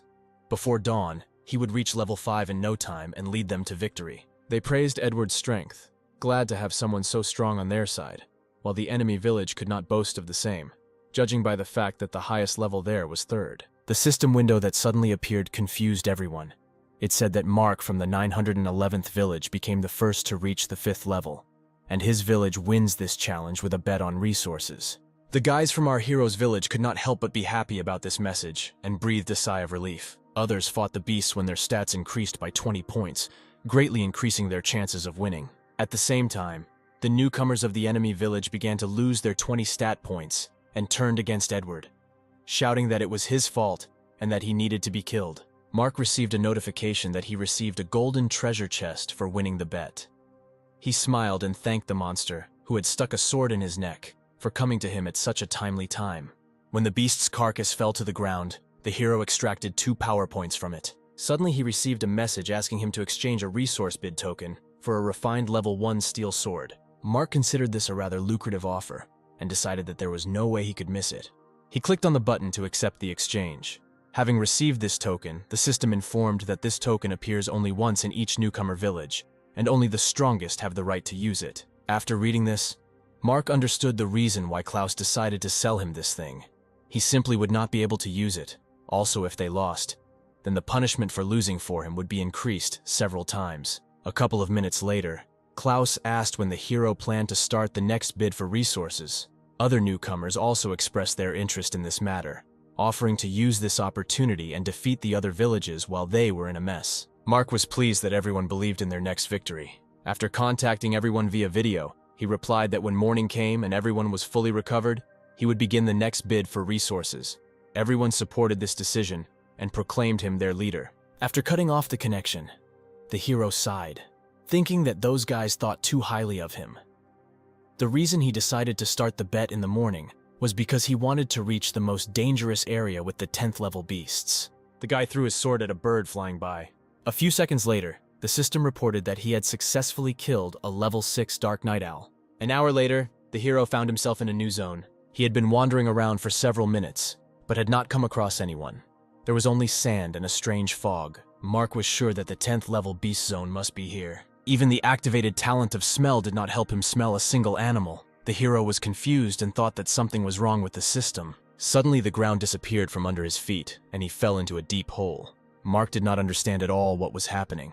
Just a moment ago, he had not felt anything unusual or dangerous nearby. Looking around, he realized that due to the lack of walls, he didn't even have anything to grab onto. He urgently needed to figure out how to stop the fall, otherwise he would simply fall to his death. The next moment, he managed to roll over and activated his fire control skill, enveloping his entire body in it. As he approached the ground, he noticed a fairly large village in the distance. A terrifying aura emanated from this place, screaming of danger. A few seconds later, the hero was able to successfully fall to the ground. For about 20 minutes, he wandered around an unfamiliar place, and doubts crept into his mind that this was a zone of animals of the 10th level, because in addition to the absence of animals, there was a terrible smell of corpses, from which the hero almost vomited. Touching one of the dilapidated statues, Mark was very surprised, because his hand went right through. He guessed that it was an illusion. Looking at the village behind the statue, the hero assumed that this was one of the abandoned newcomer villages, because in appearance it was very similar to his village. And if he was right, then if the test failed, The same fate would await the newcomer village 911. Mark believed that it was too cruel to give every person the opportunity to level up and gain power, but if someone lags behind, then a sad fate awaits them. Suddenly, armed animals walked through the wall of illusion. One of the dogs said that they are soldiers guarding this place, and it doesn't matter whether it's a man or an animal, but whoever comes here will face only one fate: to be killed. The other guards standing behind him gave Mark a death glare as they clenched their spears. Using the eye of true vision, the hero learned that the animals standing in front of him were creatures of evil, hellish soldiers whose level was much higher than 15, and when defeating them, there was a chance of dropping a treasure chest. Mark had absolutely no idea how to escape from this strange place, so he could only fight them and took out a 4th level blade obtained from a silver level chest. He hoped that this weapon would give him strength and help him cope with these beasts. The dog that had spoken to him earlier rushed to attack. The attack inflicted by the beast was very strong and hit one of the nearby dilapidated houses. Scraps of stones and bricks flew into the air. Mark was able to avoid this attack by jumping upward. Jumping from rock to rock, he landed at a fairly safe distance from the enemy. However, the beast was very fast and a spear was already flying at the hero. Jumping up again, dodging another attack, he decided to take advantage of the moment while the enemy's back was open and strike with a fiery blade. But the animal quickly reacted and blocked his blow with its spear. All this time his comrades were watching the battle. One of the dogs asked if their brother needed help. The other dog replied that he should take a closer look at what was happening. He was sure that their brother was playing with this man, deliberately missing the mark and revealing his flaws. The purpose of such actions was to make the boy think that he could really win. Mark was noticeably exhausted, trying to inflict at least one scratch on his opponent, and constantly dodging his retaliatory attacks. He did not have time to notice when the enemy approached him too quickly, and the fanged paw of the beast fell on his face. Mark was sure that for a few moments the beast simply disappeared, a second before the hero could strike him. And at that moment, when he froze in bewilderment, this clawed paw appeared as if out of nowhere. Having pinned Mark to the ground, the beast said that although the boy had some skills, it was time to end their fight, because they did not have much time. The next moment, the beast swung its spear at the hero. The sharp blade was already a couple of centimeters from the guy's body when the beast was pierced by the sword summoned from Mark's ring. The comrades of the dead dog, who had been watching calmly until that moment, could not believe what had happened, that their brother, and even lost to some weakling, was the first time in their memory that this had happened. Rising from the ground, Mark applied the extraction to the beast he had killed. The extraction was successful, and the hero received a D-rank talent, Dark Manipulation and Hellfire talent. He also rose to the level of a 2nd level judge and received a fragment of the Dark Seal. Looking at the seal shard in his palm, Mark said that he had gone through hellish training to learn how to control the weapon at a high level. He spent hours training with the sword, coming up with more effective techniques. After several thousand attacks, he finally managed to learn the perfect killing technique. Having said this, Mark looked bloodthirsty at the animals standing in front. Meanwhile, they were arguing among themselves about which of them would go and kill this impudent guy. But no one was eager to do this, coming up with various excuses. Looking at this, Mark realized that something was wrong. Their comrade had died, and they were acting as if nothing had happened. A sudden guess that the animal he had killed earlier was still alive came to the hero's head. But then he remembered that the system had already informed him about the death of this dog. So this was impossible. Suddenly there was a roar, and Mark felt warm currents of air behind him. His first thought was correct. That beast was still alive. When the animal released a powerful stream of air from its mouth, the hero managed to duck down. Having run a few meters back, he turned to the revived enemy and pointed his sword at him. His comrades who approached him said that his caution had become worse. He, stretching his neck, replied that he had not encountered people for a long time and acted a little carelessly. Mark watched in surprise what was happening. He was sure that he had killed him. Turning his gaze to the guy, the dog said that he must be amazed because he received a notification from the system about his death. But the eye of true sight should have shown Mark their true name. The hero was horrified when he realized that this beast knew about the eye of true vision. Picking up his spear, he said that they were the guardians of hell, which meant that they came straight from there, and also that they could not be killed. After this, their bodies were covered with a green glow and their faces changed into a menacing grin. Mark was not at all frightened by these words, and he said that for a bunch of watchdogs, they had too much self-confidence. Enveloping the blade of the sword in flames, the hero ran towards the beast, shouting that if he could kill it once, he could do it a second time.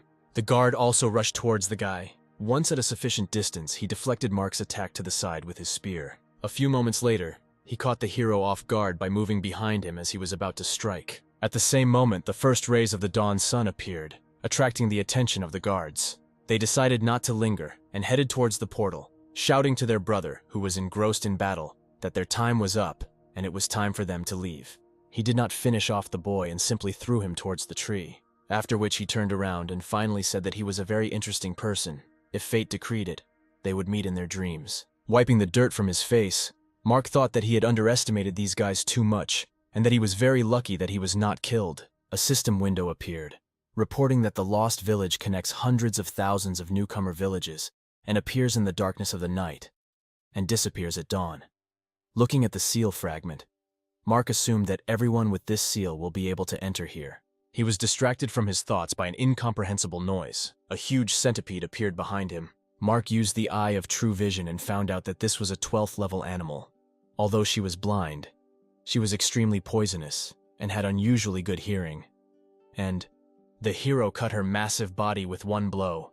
And when the system reported that 2 newcomers with the 5th level had appeared in the village and they would have access to the regional communication channel, then 3 more equally huge centipedes appeared ahead. As Mark rushed towards them, a huge hand appeared from the sand directly below the hero. At the same time, the regional chat was bursting with messages. Some residents of other villages congratulated the 911th village on their achievement. Someone, on the contrary, wrote that they were too slow and the weakest among them. Less than a couple of minutes later, the residents of the 446th village wrote that their Lord Adam would deal with these weaklings in no time.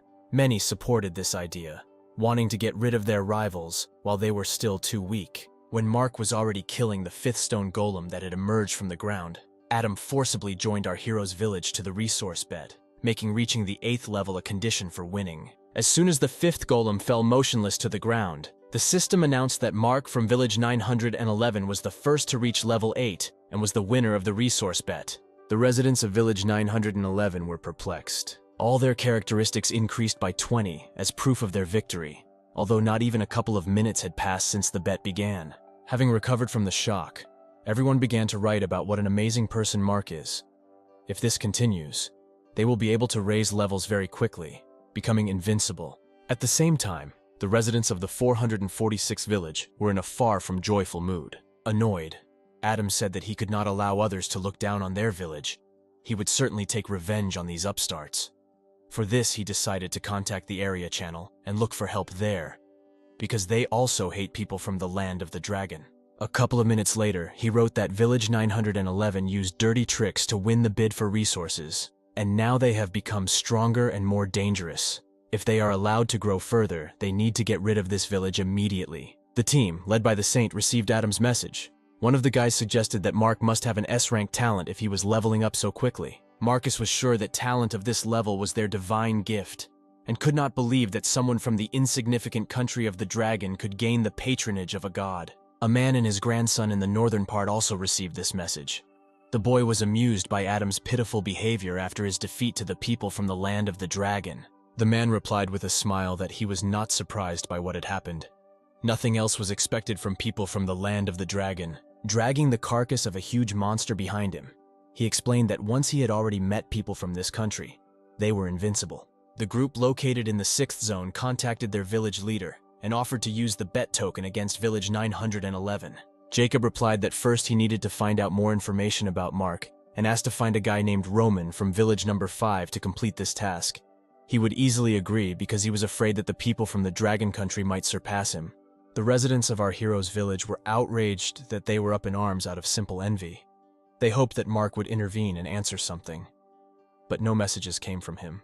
At this time, Mark was reading the chat, carrying the carcass of a huge centipede. When he received a golden chest for winning the bet, he hoped that in the near future, he would be able to get a water or ice-type talent, because without it, it would be difficult for him to survive in this hell. By using the chest, the hero received a C-rank token, thanks to which he can receive a C-rank mission without a time limit, upon completion of which an incredible reward will be given, along with a dark gold chest. After analyzing the information received, Mark assumed that this mission would be quite difficult, since such a reward was given for it. Looking at the token, he decided that since the mission had no time limit, why not start doing it slowly? Immediately after this, The system reported that his mission was to open the seal of the 5 elements. To do this, he needed to collect the 5 foundations of the kings of gold, earth, water, fire, and sand. After completing this, you need to go to the Dragon Slope, find the altar of the 5 elements, and open the seal of the Village of Beginners, 911. Once the seal is released, the villagers will be able to enter a more open world. In addition, every newcomer village of the first area will be able to enter the larger world. After studying this message, Mark realized that this mission was related to the opening of the map, and whichever village entered the big world, it would receive a great advantage and more resources. The system recommended that he start from a place called the Abandoned Semicircle and defeat the ferocious mammoth there, as well as get the base of the Sand King. Mark decided to follow this advice, since this place is not so far from him. Meanwhile, Alicia was trapped and her life was in grave danger. A high-level mammoth wandered a couple of meters from her, sensing a person nearby. The sound of the axe that the beast was dragging along the ground instilled even greater horror in the girl. Suddenly, he froze in place, sniffing the air. Having discovered where his prey was hiding, he shouted out that he had found it. Alicia was frozen with fear when the mammoth raised his huge axe over her. A second before the blade could touch the girl, she was snatched straight from the clutches of death. Mark appeared on time and, plunging a sword into the monster's back, saved his old friend. Alicia looked at the guy in surprise. He asked why she came to the 10th level ferocious beast zone alone, but she was too shocked to hear his question. The hero lowered the girl to the ground. She asked in disbelief what he was doing here. Mark ignored her question and asked where her group was, and at the thought of this, the girl was again overcome with horror. Holding back tears, she replied that some of her comrades were caught and eaten. The guy was not surprised by this news, because these are the rules of this world. Nothing can be done about it. Taking him by the hand, she looked at him with hope and asked him to help her save her surviving comrades who were captured by mammoths. They said that they were going to eat them today. Mark replied that he first needed to assess the current situation in order to decide something, and he advised Alicia to run away from here as far as possible. She objected, saying that there were too many opponents and she would help him. The hero stood his ground, no matter what excuses the girl voiced, and she had to take a risky step, offering herself as bait, because those mammoths love human meat. Mark asked with incomprehension whether she was afraid to suggest something like that. Alicia replied that her comrades were there, and he was not obliged to save them. They could not constantly blame everything on Mark, simply because he was strong. She said that her help would definitely not be superfluous in a battle with a large number of enemies. The hero smiled, looking at her persistence. He thought that this girl might not be so useless. At the same time, music was playing in a clearing nearby. Graceful Nagas danced joyfully to a simple tune. At the same time, Sam and his boys were tightly tied to a post and watched everything in horror. Suddenly, the ground under the guys began to shake. When many mammoths joined the dance, their movements were completely out of tune with the music, and some even let out joyful screams. A few minutes later, a group of mammoths surrounded Sam and his comrades. One of them immediately began to make a fire, and the rest sat on the ground calmly watching everything. A mammoth standing a little further away was dissatisfied with the fact that they only managed to grab 6 people. This is too little. Even if divided, they might get nothing at all. A mammoth that approached him said that if these people had not entered the teleport, then there would be nothing to eat at all. Suddenly, the first mammoth noticed that something had slipped behind the boulder in front. Turning to his brother, he said that he had heard rumors that the king had promised to give them an extra leg when dividing the food if the escaped person was brought to him. When he nodded, confirming the veracity of this rumor, the mammoth took the club in his hands, saying that today was an extremely lucky day. At the same time, the pit for the corpses of mammoths, found by the hero, was filled with more and more bodies. Alicia was delighted. Although she served as bait, she also received experience for the animals killed by Mark. Turning to the girl, the hero asked him to step away and close his eyes for a couple of minutes. She agreed to fulfill his request without any questions. Mark waited until Alicia was far enough away. A couple of moments later, he began to extract, from the corpses of the killed mammoths, he obtained several identical E-rank endurance enhancement talents, which evolved to D-rank, Furious Endurance. Having created a hellish flame, he threw it into a pit to burn the corpses, after which he said that Alicia could already open her eyes. When the girl approached him, Mark gave her a ring of protection that he had just received from a killed mammoth. She looked at the ring in her hand in surprise. Observing her reaction, the guy said so that she would not misunderstand him, Alicia would still remain bait, and her death would be very unfortunate. The girl thanked the guy and hurried after her savior, joyfully thinking that he had not changed at all. Still tough on the outside, but soft on the inside. When they came across a mammoth, Mark immediately blinded his enemy using the venom of the 9-ringed snake. Thanks to this, it was not difficult for him to finish off this beast. From time to time, the hero gave Alicia the opportunity to level up, allowing her to finish off mammoths. He had already discovered that their weak point was on the back of the neck. Suddenly, at one of these moments, approaching voices were heard from the side. 5 enraged monsters ran towards them, shouting that they would eat them alive. Mark smiled contentedly. New objects for his research came into his hands. Pointing their weapons at the hero, the mammoths decided to get rid of him first. Suddenly, the sand in front of them began to move, taking on a strange shape. A few moments later, the sharp spines of a sand centipede emerged from the sand. The mammoths did not have time to react in time and fell under this sudden attack. Mark watched everything from the side. He assumed that the animals would notice the disappearance of their comrades and come here, so he set traps around in advance. When all the mammoths except one were killed, the hero looked at the last one in surprise. He didn't expect that this mammoth could easily cut through thorns comparable to a second-tier weapon in terms of strength. Having gotten rid of all the thorns, the beast attacked Mark. The hero did not even move and covered his sword with hellish flames. The next moment they crossed their weapons. Mark realized that this mammoth was much stronger than usual and hastened to retreat. Finding himself behind him, the hero immediately attacked him and saw that the skin of this beast was also many times stronger, but not so much that he was invulnerable. The beast turned to Mark, saying that all his efforts were in vain. Stretching his shoulder, he said that his body had received the king's blessing, and now all his wounds were instantly healed, so the hero could not win. Mark was happy when he heard these words. If he gains the ability of regeneration, his growth will be even faster. Pointing his sword at the beast, the hero said that this is simply an amazing ability, so he has a question. The next moment, he approached the mammoth, asking if she had a limit. When Mark attacked him, the beast took a step back and raised the axe over the guy. The hero managed to avoid the retaliatory attack by jumping up and tried to attack his opponent again, but he covered himself with his hand, holding back the attack. When the beast swung his axe, Mark had to retreat again. After several minutes of battle, the hero learned that it takes up to 2 seconds to regenerate moderate wounds, 3 seconds for serious injuries, and 5 seconds for lethal ones. At some point, the mammoth weakened and dropped to one knee, leaning on his weapon. During the battle, his back was covered with many scars from Mark's sword.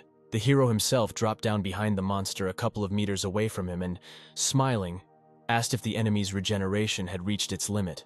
The next moment, he snapped his fingers, creating a hellish flame. A few seconds later, powerful blue flames surrounded the beast, blocking its vision. Mark decided not to hesitate and finally put an end to this mammoth. With one swing of his sword, he cut off the head of the beast. The Mammoth King's face changed. His advisor noticed this and excitedly asked what happened. Sighing heavily, the king replied that his faithful guard had been killed. At the same time, Alicia was watching Mark, completely not understanding what was happening. The irritated hero furiously punched the air, creating a powerful shockwave. There was nothing left from the place where the mammoth had been a couple of minutes ago, except for huge pieces of earth that soared into the sky and a rising column of dust. The girl didn't understand why the guy's mood deteriorated so sharply. She had never seen him so angry. The hero was very annoyed that no matter how many times he tried, he could not extract the much-desired ability of regeneration. Alicia decided to come closer to her companion and ask what happened. However, the next moment, he slammed his fist on his palm and smiled strangely. A solution to the current problem came to him. Since he cannot extract this ability from the defeated mammoth, then he just needs to find its king. A few minutes later, our heroes approached the clearing where the mammoth celebration was being held. Alicia carefully looked out from their shelter and told Mark that there were more than 30 enemies. Although the guy was unusually strong, even he could get hurt here. Watching the hero apply the venom of the 9-ringed snake to his sword, the girl suggested that they try to just save her comrades and return to the newcomer village through the portal. Having finished with the poison, Mark replied that not everything was as simple as she might have thought. He asked her to look carefully to the right, where the animals gathered around the fire and danced joyfully. Then he pointed in the other direction, where her comrades were sitting tied to a post, guarded by 2 mammoths. Afterwards, he said that the situation might indeed seem very advantageous for them. They could attack those 2 using the effect of surprise and save Alicia's comrades, which would be very successful and simple. But in reality, it could turn out to be a trap. Without taking his eyes off the animals, Mark said that earlier the herd had already noticed the disappearance of their 8 comrades, so they sent that group of mammoths. If this group of mammoths did not return, then the king would definitely suspect something. He explained to the girl that the mammoths deliberately left her comrades in a visible place, where there was little security, pretending that everyone was busy with their own affairs in order to lure them into a trap. Alicia was at a loss how simple animals could come up with something so complex. Mark replied that the higher the level of the animals, the smarter they are, and it's common for them to come up with a trap. So he advised the girl not to underestimate her opponents if she doesn't want to lose her life too early. The next moment, the guy stood up from his seat, saying that it was better for her to stay here and not come too close. Hearing this, the girl shouted that he couldn't go there, especially alone. Grinning, the guy replied that they had been so diligently preparing this trap for him, and it would be a shame if he didn't come. Having said this, the hero came out of hiding, leaving a confused Alicia behind. Mark moved forward decisively, thinking only about how he could gain the ability to regenerate. His appearance did not go unnoticed by the mammoths. They did not take their red eyes off the approaching guy. The animals rejoiced that their plan worked and their prey came into their clutches. A few moments later, all the mammoths parted on both sides, opening the way for Mark to reach their king. The hero walked past them, not paying attention to their glances and whispers behind him. He was able to count 67 mammoths and 3 guards. The mammoths began discussing the fact that it was this boy who killed their brother, who received the support of the king. Their voices became louder, and a lot of insults rained down towards Mark. He could not simply ignore this, so he released his aura and looked at the mammoths with a murderous look. The animals standing nearby fell silent and recoiled, feeling the strength of the boy standing in front of them. The king of the mammoths, sitting surrounded by 2 graceful beauties clinging to him, drew the hero's attention to himself, saying that he was very glad that Mark was finally here. Mark replied that he was glad to finally meet the Mammoth King, known for his fierce temper and strength. While saying this, he activated the Eye of True Sight and discovered that the king's strength was only 6 stars higher than his own. The king was amused by the guy's words. He laughed and replied that Mark was an excellent flatterer. The next moment, the former amusement was gone, and his gaze became more serious. He said that the words he had spoken would not change the fact that Mark had killed 14 of his subordinates, including 1 loyal guard. He could not tolerate such humiliation from a simple man. Looking at the king, the hero assumed that since they even set a trap for him to lure him out, then a simple murder would not suit the king to avenge those killed. The king nodded, saying that this was indeed the case. When the advisor wanted to intervene, he stopped him with one gesture of his hand, after which he said that Mark was much more useful than all the rabble he had killed. Therefore, he invited the hero to join him. Mark was amazed by the king's words. He expected anything, but not this. Meanwhile, the king continued, saying that he would forget about the guy's crime and give him the title of guard, animals, medicine, women. He could give him anything Mark wanted. The hero was in no hurry to answer, and asked if he could ask one question before making such an important decision for him. Having received the king's approval, he said that he had previously heard that, in another world, everyone is unusually strong, capable of flying on the clouds like the wind, moving mountains, and even destroying half the world with just a wave of his hand. The king had not heard of such a world before, and asked if his advisor knew anything about it. He replied that he also knew nothing. He could only assume that this man was talking about ordinary rumors. The red-haired beauty, clinging to the king, laughed, saying that only heaven is capable of moving mountains and destroying the world. But the king himself replied that in this meadow the world ends, and the world that Mark speaks about does not exist. The hero folded his arms across his chest, thinking that this king could not recognize the Eye of True Vision, and also knew nothing about the other world. He was simply stuck in his own little world. This disappointed Mark. He hoped that he could learn a little more from this king. Apparently, he will have to try his luck elsewhere. The next moment, a sword shrouded in hellish flames appeared in his hand. Looking at this, the king displeasedly asked whether this decision of Mark was final. He replied that if he agreed to serve the mammoths, he would have to turn away from all of humanity, and he was not going to become a traitor. Smiling, he added that he might change his mind if the king could defeat him. The beast gave Mark a hard look, and the next moment his body began to be enveloped in yellow energy. At the same time, Roman was hunting animals with his guys when he was contacted. Adam managed to contact the man via video link. Roman asked what happened that they needed to look for him. Adam replied that a newcomer from Village 911 with a C-rank talent is increasing levels at an incredible speed. He is also a resident of the Dragon Country and can become #1 in an instant. If this happens, then the R Country will have difficulties. Suddenly, Roman cut the system window with a swing of his sword, saying that this was the 5th person to contact him through a direct call. Michael said that he heard that Adam recently lost to Mark and is now seeking revenge, so Roman should be careful. Those people do not have good intentions. The man replied that he didn't care. They could do whatever they wanted, and activated the resource bet token. The system immediately announced the start of the bet. the winner of which would be the one who prevailed in the battle of the first numbers in the ranking of both teams. At the same time, a fierce battle between the Mammoth King and Mark took place in the meadow in the 10th zone. The king's attacks were strong, and the hero could only dodge them. By striking, he tried to discover the weak points of his opponent, but everything was unsuccessful because the king's defense was too strong. Dodging the king's next attack, the hero thought that he needed to come up with something to find out if this mammoth had the ability to heal. The king did not give Mark time to formulate a plan and attacked again, creating a strong shockwave by swinging his scythes. The hero managed to create a physical barrier, shielding himself from the attack. The king did not stop there, and struck another blow directly at the guy's shield. The shield could not stand it and cracked, and Mark flew into a huge stone, causing it to become covered with deep cracks. When the hero fell to the ground, he barely managed to rise to his knees, leaning on his sword.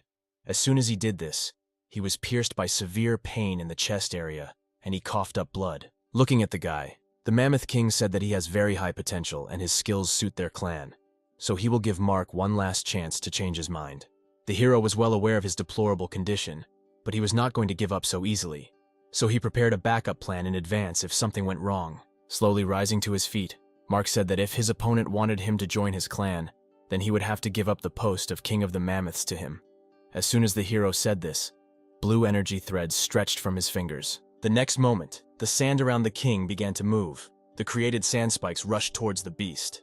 When the sharp thorns of sand centipedes appeared from them, the king quickly got rid of them, not allowing them to touch his body. Such an act of the guy greatly angered him, and he shouted that Mark should prepare for death. A second after he said this, the hero was horrified when he felt the ground begin to pull him down. He remembered too late that the king had the ability to control the earth. The quicksand sucked him deeper and deeper, enveloping his arms and legs, making it impossible for Mark to even move. As the sand swirled around his neck, he realized that the king was now truly determined to kill him. Using all his strength, he tried to break free, but the sand did not want to let him go. Then Mark decided to use the ability to influence the sand with his mind, ordering it to harden. To his great luck, the sand obeyed him, and having hardened, began to slowly crack and crumble. When this happened, the guy breathed a sigh of relief. He understood that if not for this ability, he would have died in these sands. Mark was not allowed to relax for a long time. Noticing that his technique was interrupted, the Mammoth King rushed at the guy. Hearing the whistle created by the weapon cutting through powerful gusts of wind, the hero turned around. Mark managed to dodge the attack, jumping high into the air a couple of seconds before the beast plunged its scythes deep into the ground where the hero had previously been. Taking advantage of the moment, he created many sand centipede spines and threw them straight at the king. He didn't dodge or fight them off. The spikes rushed past him, some breaking when they collided with his armor. Mark's face became more gloomy as he realized that this attack did absolutely no damage to the king. He had no choice but to try to break through his shield with his sword. However, before he could take a step, his opponent knocked him down again. Mark was not happy about the prospect of once again flying into stone, so he plunged his sword into the ground, slowing himself down. When the guy froze in place, the king said that all his attempts to inflict damage on him were too pathetic. Mark shouted that sooner or later he would be able to win, and then a powerful hellish flame appeared in his hand. As soon as he pointed his palm at the Mammoth King, a huge ball of blue flames flew towards him. The beast put his hands in front of him, protecting himself from the hellish flames. Suddenly, he heard his armor begin to crack. The next moment, his eyes widened in surprise. He was left without protection, and the first wound appeared on his left arm. Mark was pleased that he finally managed to break through the king's defense, and he also noticed that his regeneration rate was much lower than that of the defender. The king decided to use his ability to control the earth again, and within a few moments the earth began to crack and large pieces slowly rose into the air. Mark watched in amazement as a huge stone fist created from many fragments appeared high in the sky. Once the fist was complete, the king brought it down on the annoying boy. The hero did not have time to escape and had to hold back the huge stone fist with his own strength. He tried to use his mind on the sand again, causing it to harden and crumble. A system window appeared, informing that due to the fact that the hero's stamina is currently too low, the use of the talent is impossible. The king of the mammoths approached him and said that he admired Mark, but because of the kindness shown to him earlier, he imagined too much about himself. At that same moment, the stone fist stopped putting pressure on the guy, simply hanging in the air. As soon as this happened, the hero's hands dropped powerlessly. He tried to come up with at least something, but almost all the talents that can be used in battle spend too many stamina points. A few moments later, many sand fists appeared and rushed towards Mark, striking one after another. Alicia watched what was happening from behind a stone. She was afraid that a little more and the guy would simply be beaten to death if she didn't urgently come up with something. Tears appeared in her eyes when she realized that it was her fault. If she had been a little stronger, then Mark's life would not be in danger now. When heavy thoughts began to weigh on the girl's head, a suddenly heard voice said that if she doesn't calm down and pull herself together, then only death awaits her. At that moment, she remembered Mark showing her one of the spiritual plants, saying that if the stats dropped too low during the battle, they could be restored by eating a spiritual plant or a spiritual fruit. The memory of this helped the girl to come to her senses and regain her cool mind. She turned to the residents of her newcomer village for help, saying that she was now with Mark and the situation was extremely difficult, so he now needed spiritual plants and fruits. The hero tried to somehow resist the sand fists, while a heated discussion began in the chat. Someone was ready to immediately rush to the rescue. Someone was suspicious of the girl's request, asking her to prove the veracity of her words. Alicia replied that she would not deceive everyone using such a serious reason. Others had no choice but to help her, because Mark was their only hope, and they did not want to lose her. A few moments later, a lot of spirit fruits appeared in front of the Mark. The Mammoth King looked at it in bewilderment, not understanding what was happening. Mark decided not to hesitate and, taking advantage of the king's hesitation, grabbed one of the fruits. Bringing it to his lips, he took the first bite. Having eaten this whole fruit, its stat points were restored with amazing speed. The king, who was watching him, asked in bewilderment what kind of trick he was up to. Mark ignored the question, and the next moment he was surrounded by powerful blue flames. The Mammoth King was amazed. He was sure that just a moment ago this boy did not have the strength to resist him. When Mark emerged from the pillar of flame, his body was covered from head to toe by this hellish flame. Without causing him any harm at all, he looked at the Mammoth King with hatred in his eyes. The next moment he moved with lightning speed behind the back of the beast and raised the blade above his head. He only managed to turn around when the hero pierced his chest with a satisfied smile on his face. Holding his hand on the mammoth's chest, Mark said that a simple sword would not be enough to kill him. After these words, a powerful flame pierced the mammoth's body. Mark said that he initially planned to cut off his head with one blow, but changed his mind. All the mammoths froze in bewilderment. Their highly respected king fell dead by the hand of a man. Immediately after his death, a small ball appeared from the king's chest and flew up to Mark. The system reported who he received the core of the king of the earth element. System notifications that appeared in front of the hero reported that for killing the Mammoth King, he received 4,000 points and moved to the 9th level, and also won the bet on resources, being the first to receive the 9th level. At the same time, the mammoths were seized by a thirst for revenge. Raising their weapons upward, they began to shout that they must kill this little man who dared to kill their king. Enraged animals began to approach Mark, surrounding him on all sides. When the hero tried to escape, he was thrown back. Mark had no choice but to get rid of all the mammoths. Rising, he attacked the nearby mammoths on the legs. As soon as they were killed, the hero asked the system to distribute his stat points. It added the received points to strength and agility. As a result, he had strength, 230 points, agility, 256, endurance, 217 energy, 270. Mark jumped up, raising his sword above his head, and said with a smile that the feeling of becoming stronger is unusually pleasant. After distributing the points, killing monsters became much easier for him. The advisor to the former king, standing nearby, watched as Mark killed the mammoths one after another. Turning to his subordinates, he said that they should hide behind their brothers and attack only when the guy kills them. They nodded and immediately rushed to carry out his order. Finding the right moment, the mammoth approached the hero from behind and was about to attack, thinking that he would not be noticed. But Mark noticed him and turned around and directed a powerful stream of hellfire at him. He increased the flow of fire, and it spread to nearby mammoths, killing them almost instantly. The hero realized that this entire herd was commanded by an advisor, which greatly hindered him.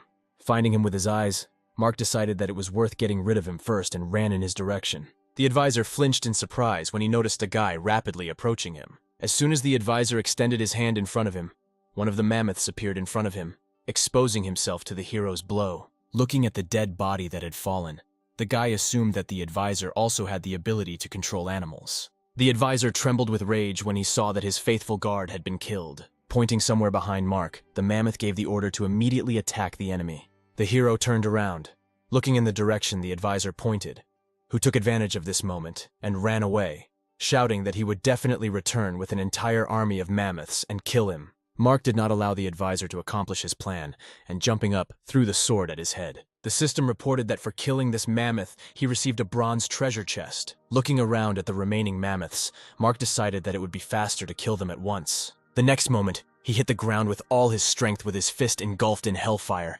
redirecting it to the ground. A few seconds later, the clearing was filled with the painful cries of animals being burned alive. Multiple system notifications informed the hero that he had successfully killed the mammoths and received another bronze chest and 600 experience points for each beast he killed.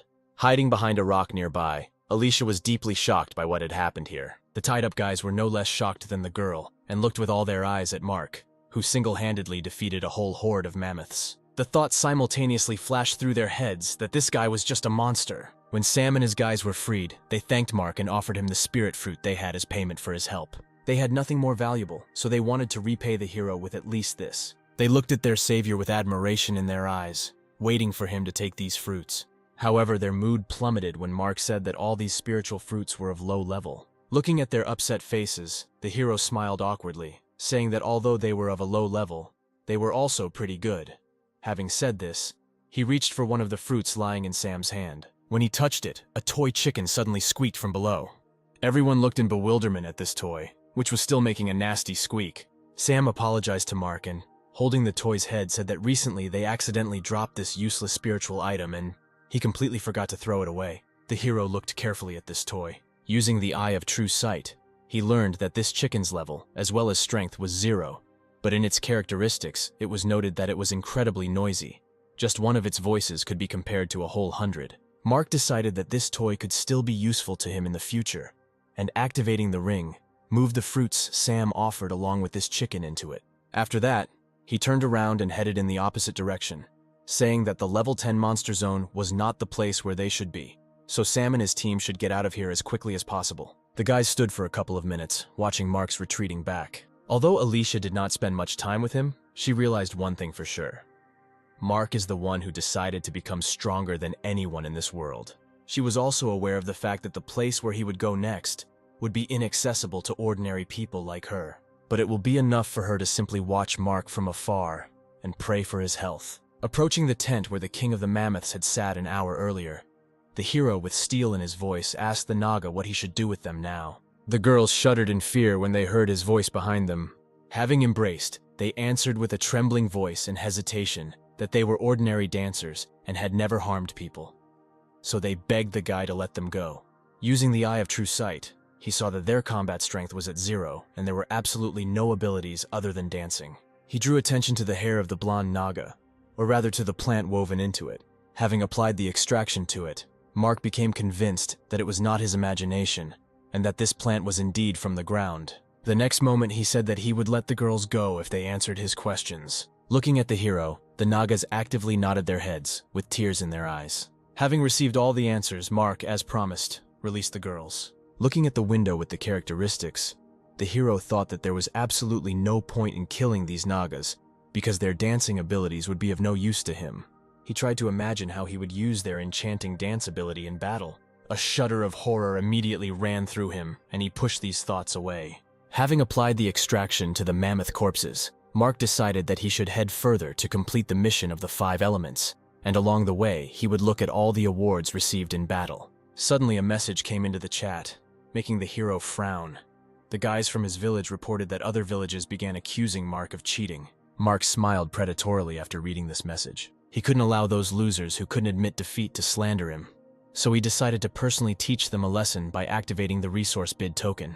As soon as the token was activated, Mark was transported into system space. She immediately warned him that each village had 1 token, and that only 100 tokens could be used in each zone.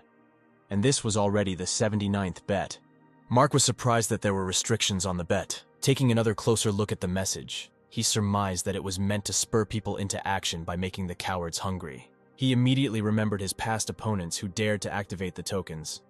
According to his observations, those who receive the resource bid token are usually weak and do not dare to activate the token out of fear, so they give them to the strongest in the village.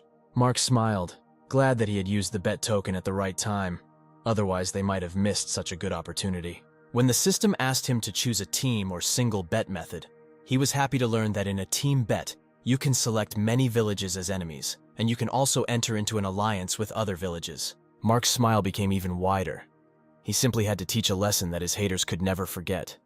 The hero chose the team bet. He chose villages number 34 and 77 as allies, and villages number 5, 446 and 21 as his first opponents. As soon as he covered all the villages, thunderclouds thickened in the sky and lightning appeared. All the villagers raised their heads in surprise when the system reported that Mark had used the resource bid token. Also, the first time a command bid would be held in this area. Afterwards, it was announced that the resources of the losing side would be reduced by 70%, and 50 stat points would also be taken away, while the resources of the winners, on the contrary, would double, and each would receive 50 stat points. At the very end, the system announced that the winner will be the camp that is the first to score 1,000 points by killing animals alone. A team kill will not give anything. For killing a beast of the 5th level, 1 point will be awarded. For the 6th level, 2 for the 7th, 3 and etc. 3. The inhabitants of our hero's village were delighted when they learned about the new rate. They were sure that Mark would instantly crush the inhabitants of the countries M, R, and U. When one of the guys expressed his concern that in their village there are those who are still at the 1st level, and if they lose they can simply be killed by the system, his comrades advised him to relax, because Mark is on their side, and he will definitely win. The next moment, 2 windows appeared in front of them, through which the guys saw that there were only 3 villages in their red camp, while as many as 24 villages had entered the enemy blue camp. When they saw this, the guys were dumbfounded with horror. At the same time, Roman and his guys were discussing strategy. One of the guys said that they had 12 people of the 5th level, 4 of the 4th and 6 of the 2nd. When Liam said that due to the previous loss, their strength had decreased significantly, and among them only 5 people were able to defeat the beast alone. The man interrupted him, saying that last time Mark cheated, but this time victory was guaranteed for them, with only 3 allies' villages. That kid won't be able to do anything. The next moment he took his sword out of its sheath, saying that it was time to make him pay for what he had done. Looking at Liam, Roman said that if he were defeated again, he would pay with his life. Then he patted the guy on the shoulder, saying that he was the only one he could trust with the future of their country. Mark was still in the system space, retrieving all the rewards he had received from the chests during the battle, when the system announced that the bet would begin in 10 minutes. The first thing he got was mammoth cuffs, 20 defense points, 5 stamina points, and 100% sand resistance. He also received a ring of enormous power, adding 25 points to strength. From the next chest, he received a mammoth belt, which gives 70 points to defense, 5 points of stamina, and the armor of the Mammoth King, which adds another 110 points to defense, 10 points to stamina, and 100% resistance to sand. Finally, he received Spiritual Fire Liquid, which provides 100% fire resistance. Now Mark's talent for controlling flames has evolved to C rank into True Flame. The hero smiled contentedly, feeling that his combat strength had increased significantly after the equipment. Looking through the window with his data, he saw that his strength, agility, and endurance indicators had increased to 300 points, and his strength had reached 28 stars. Satisfied, Mark decided that he could now challenge the next king.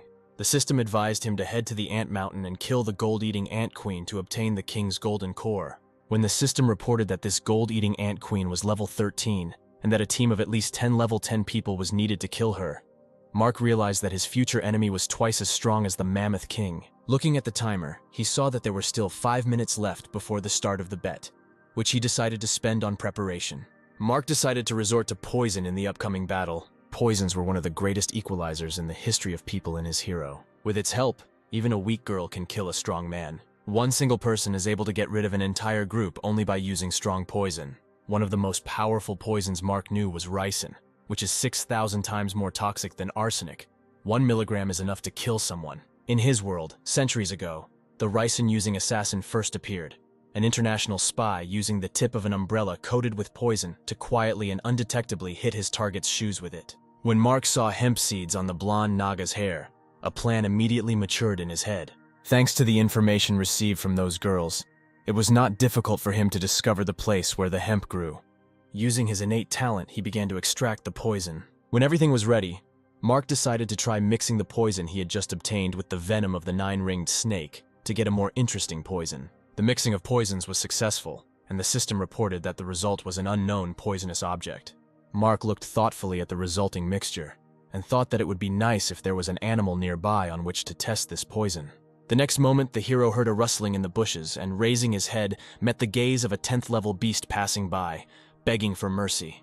Mark's eyes lit up like stars, and he headed towards the beast, which had the misfortune of being in the wrong place at the wrong time. As soon as the hero used poison on it, the beast immediately fell dead to the ground. Mark smiled contentedly, rejoicing that one drop of his poison could instantly kill a strong beast.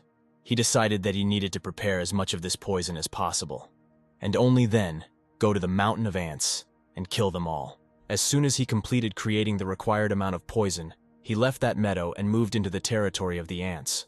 Once there, the hero almost immediately came across a large amount of iron ore.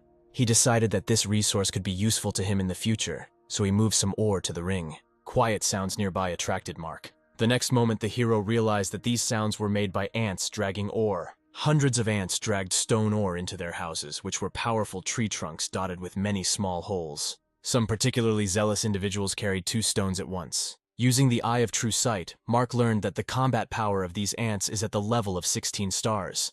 In particular, it was noted that they are able to devour any metals and have absolute protection.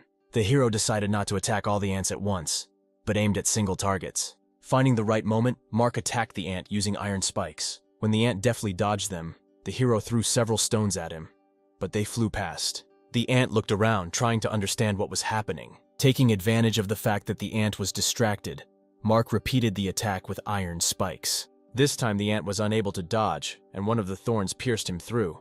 The hero noted that although his strength had increased, more energy was now required.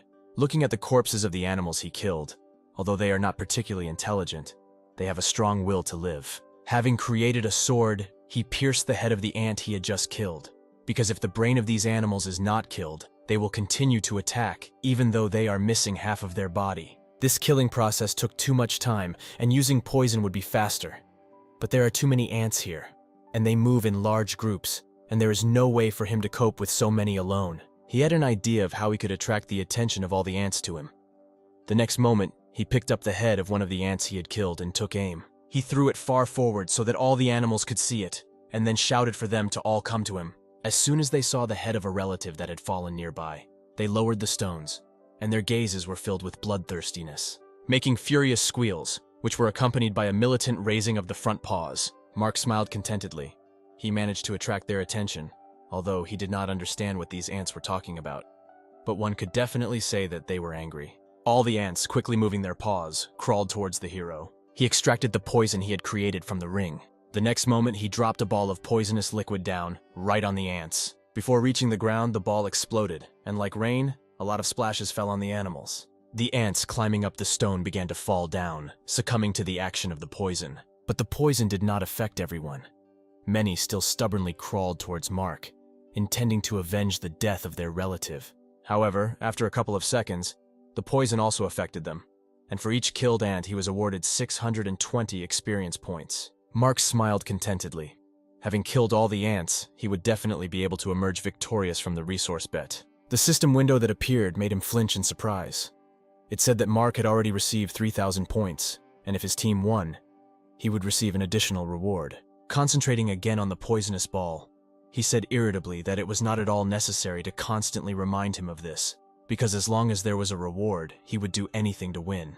The new smell made Mark look away from his poison again. When he raised his head, there was a look of confusion on his face. A beast appeared ahead, which reeked of danger. Using the Eye of True Vision, the hero learned that it was a commander ant, whose strength was equal to 23 stars, especially in sanity and absolute protection. The ants that arrived with him very quickly reached the wall and began to climb it. Mark created iron spikes and doused them with poison. The next moment, he pierced the bodies of the ants approaching him with these thorns. Once they were killed, the thorns went back into the ground and the bodies of the ants fell limply to the ground. Looking at this, the rest of the ants decided to scatter to the sides, and climbing up the wall from different sides, surrounded Mark, who immediately understood their plan. Grinning, he said that this was too naive. Even if they scattered in different directions, they still would not be able to avoid his thorns. Suddenly, Mark noticed that a stone was flying towards him from below. The hero froze in surprise for several seconds, when the stone landed a couple of meters away from him, causing the ground beneath it to become covered with cracks. Mark realized that these beasts were not so simple. Nothing else was expected from high-level beasts. Having come to his senses, he began to attack the ants with his thorns. Having appreciated the well-coordinated teamwork of the animals, Mark realized that that ant commander was very smart. He not only complicated his defense by coordinating the movement of everyone, but ordered them to close their eyes to avoid the effects of the poison. Stones began to fly at the hero from all sides at the same time, and dodging them while fighting the ants became more difficult. Mark assessed the situation and decided to change tactics, moving into close combat. However, something happened that the hero did not expect at all. One of the ants managed to get up to him from behind. Looking at him, Mark guessed that the ants that were crawling along the wall were simply distracting him all this time.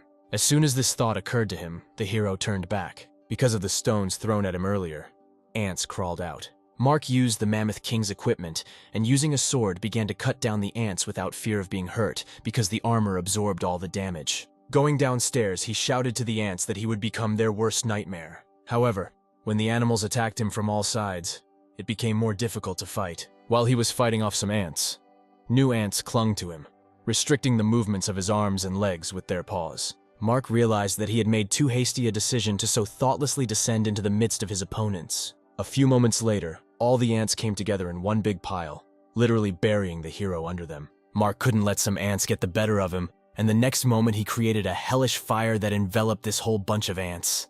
The commander ant did not expect that this man would destroy his entire plan by destroying his relatives. Mark emerged from the blue flames with a satisfied smile. Looking at the remaining ant, the hero said that he would suffer the same fate as the others. The next moment, a powerful stream of hellish flames burst from his palm, which rushed straight towards the ant commander. When the flame went out, there was nothing left of the ant. Approaching the tree trunk, Mark looked at the passage in bewilderment, not understanding why the queen ant had not yet come out.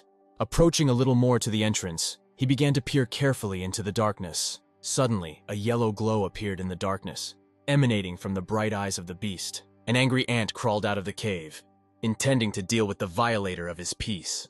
Mark didn't even have to make any special efforts. It only took one iron spike to kill this ant. Shaking off his clothes, he thought that now he already had 800 personal points, and the village in total had 867. If you add this together with the points of the other two villages, then very soon they would have 1,000 points. This news pleased Mark, and he turned around and looked around, checking if there was anyone else left here who could give him more points. But all the ants were dead. Mark went inside the ants' cave. He illuminated his path by creating a fire in his palm. Walking a little further, he felt the delicious smell of chocolate. He remembered that in one book he read, it was written that ants secrete an alarm pheromone from their glands when they are in danger.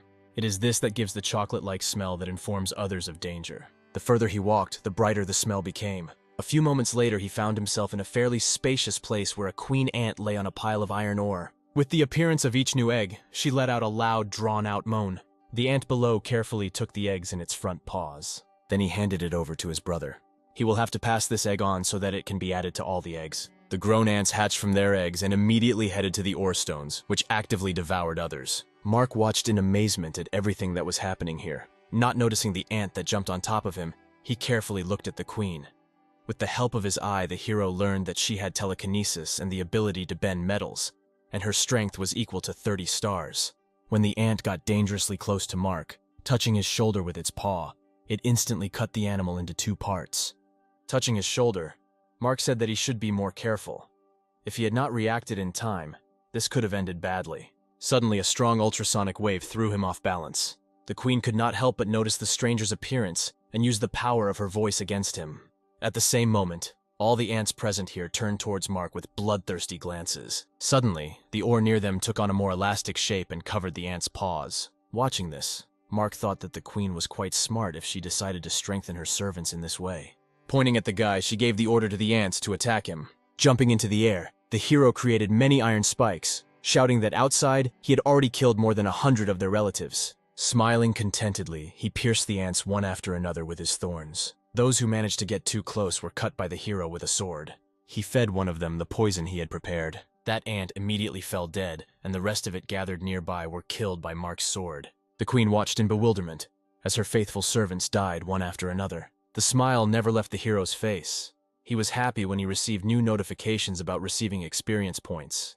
He had very little left to rise to the 10th level. When all her servants were killed, the queen fell into confusion. She could not believe what had happened. Meanwhile, Mark, having dealt with the last ant, headed towards the queen, shouting that she needed to accept her fate and fall by his hand. She looked at the approaching guy for a few seconds, trying to figure out what to do. When Mark was at a sufficient distance from her, she began to create an acid ball. The next moment, a strong stream of acid was directed towards Mark. The hero covered himself with his hands, taking all the damage to his armor. This attack from the ant queen caused him to fly back. Having dropped to the ground, Mark noticed that there was practically no effect from this attack, and suggested that it could be a decoy. However, when he looked at his hands, he was very surprised. Formic acid corroded his armor.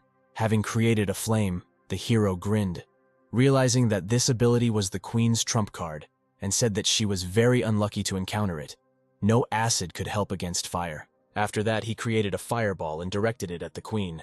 The queen, in turn, again created an acid ball. When he was ready, she pointed him towards Mark. At the same moment, he threw his ball at her. A few seconds later, their balls collided.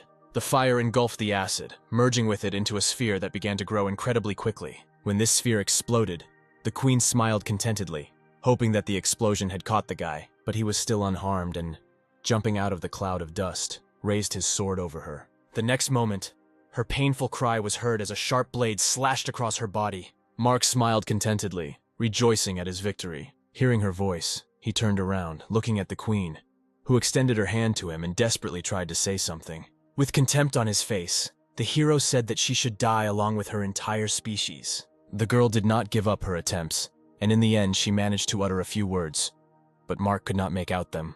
Immediately after this, she fell dead, and a core appeared from her body. As soon as this core was in Mark's hand, the system reported that for killing the Ant Queen, he received 6,000 experience points, the King's core, and a silver chest.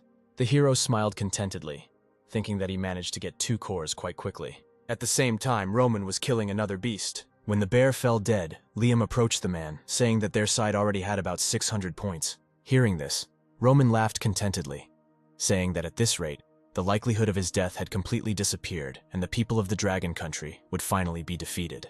The next moment, many fiery rays appeared in the sky, and the system reported that the Red Camp was the first to score 1,000 points in the bet and won. Therefore, the characteristics of each resident of the losing village would be reduced by 50 points, and resources would be reduced by 70%. A few seconds later, these rays descended to the ground, where multiple explosions began to be heard. The system explained that if the sum of the 4 characteristics was less than 10, then these people would be killed as punishment. Roman had a high level, so the punishment of death did not affect him, and the deduction of allotted points only weakened him slightly. However, the same cannot be said about the others. Exhausted, Liam fell to the ground and could not get up. He reached out to his leader asking for help. Looking in the other direction, Roman was numb with horror. Dropping his sword, many were already dead, and those who had not yet been punished begged him for help, holding out their hands. Of the entire 5th village, only Roman managed to stay on his feet, avoiding the cruel punishment of the system. For the man himself, the real punishment was watching his comrades die one after another, relying on him to the last. He fell to his knees, realizing that they had truly lost. At the same time, Mark was sitting on a pile of stones when one of the young ants crawled up to him. The hero kicked him away, irritably saying that by killing them, he wouldn't even gain experience, so they shouldn't bother him. The ant fell to the ground among its fellows. Without taking his eyes off the system window, Mark said that if they want to avenge their queen, then they should first become stronger. In response to his words, the ants began to quietly talk in their own language. A couple of moments later, they headed towards the exit, deciding to listen to the advice of their enemy. When the system informed Mark that his reward would be calculated within a couple of seconds, he looked at the message in bewilderment, because he had already received a reward for killing the queen. A smile bloomed on his face when he remembered that their camp had won the bet. At that moment, he was too busy killing ants, so he ignored this message. A few seconds later, the system reported that his reputation had reached 30 points, and he had received the title of Rookie King, as well as 100 stat points, 6 silver chests, and 1 gold chest for reaching level 10. When Mark found out that he had reached level 10, his joy knew no bounds. Suddenly another window appeared in front of him, informing him that he had a new mission, and the hero reached for the mission button to find out the details. Immediately after this, the system reported that for completing the mission future head of the village, he would receive a scroll of the head of the village and a golden chest as a reward. The hero was interested in the fact that for this mission, the same reward as for first place in the newcomer test. So he decided to study details. The system immediately activated the Future Village Head mission. Reading the description, Mark learned that he needed to go to the 10th level zone in the Grave Desert, where he had to find a lost village and solve its riddle by killing the devil. To gain access to this mission, you need level 10 and the title of Newcomer King, which Mark already has. And you also need to collect a fragment of the Dark Seal to enter the Lost Village. The system also reported that newcomer villages can develop and grow, village heads can lead residents to create an entire city, kingdom, empire, and even a divine monastery. After studying the details of the mission, Mark looked at one of the fragments of the seal obtained in the battle with the guards last time, thinking that he was very lucky to obtain something so valuable. Throwing the fragment up, the hero smiled and thought that he needed to wait until nightfall to begin the mission. As the fragment fell back into his palm, Mark confidently said that the role of head of Rookie Village 911 was only suitable for him. Rising to his feet, he decided that before heading to the Lost Village, he should do a little preparation. The first thing he did was tell the system to distribute all the stat points he had received. The system complied with his request, and Mark immediately felt the power begin to overwhelm him. He absolutely loved this feeling of gaining strength. A few moments later, he released the flame to see how much stronger it had become. When the fire went out, Mark looked ahead with satisfaction, making sure that he had indeed become much stronger. Now his combat strength reached 47 stars. He also tried out the ability learned from the Ant Queen, Metal Control, which allowed Mark to create armor on his body from nearby ore. In addition, he can now combine this ability with Darkness and Earth Control to enhance the destructive power of his iron spikes. He also decided to try out the combined attack in action. The next moment, one of the thorns pierced the corpses of the ants he had already killed. Mark noticed that the energy consumption during the use of the thorns had decreased by half, which could not but rejoice. The hero didn't stop there. He also decided to test the talent he had recently received for releasing energy, which directs energy from the body to attack enemies. Concentrating the energy in his hand, with a snap of his fingers, a powerful stream was directed into the wall in front of the hero. A few seconds later, there was a crash, and dust flying into the air blocked the view. Mark stretched, thinking that these acquired skills would be enough for him to deal with ordinary high-level beasts, instead of Hellfire, which still spent too much energy. For the first time in all this time, he was very pleased with the award he received. Smiling widely, Mark said that it was time to move on to more interesting things. He told the system to open all the chests it received. At the same moment, they materialized in front of him.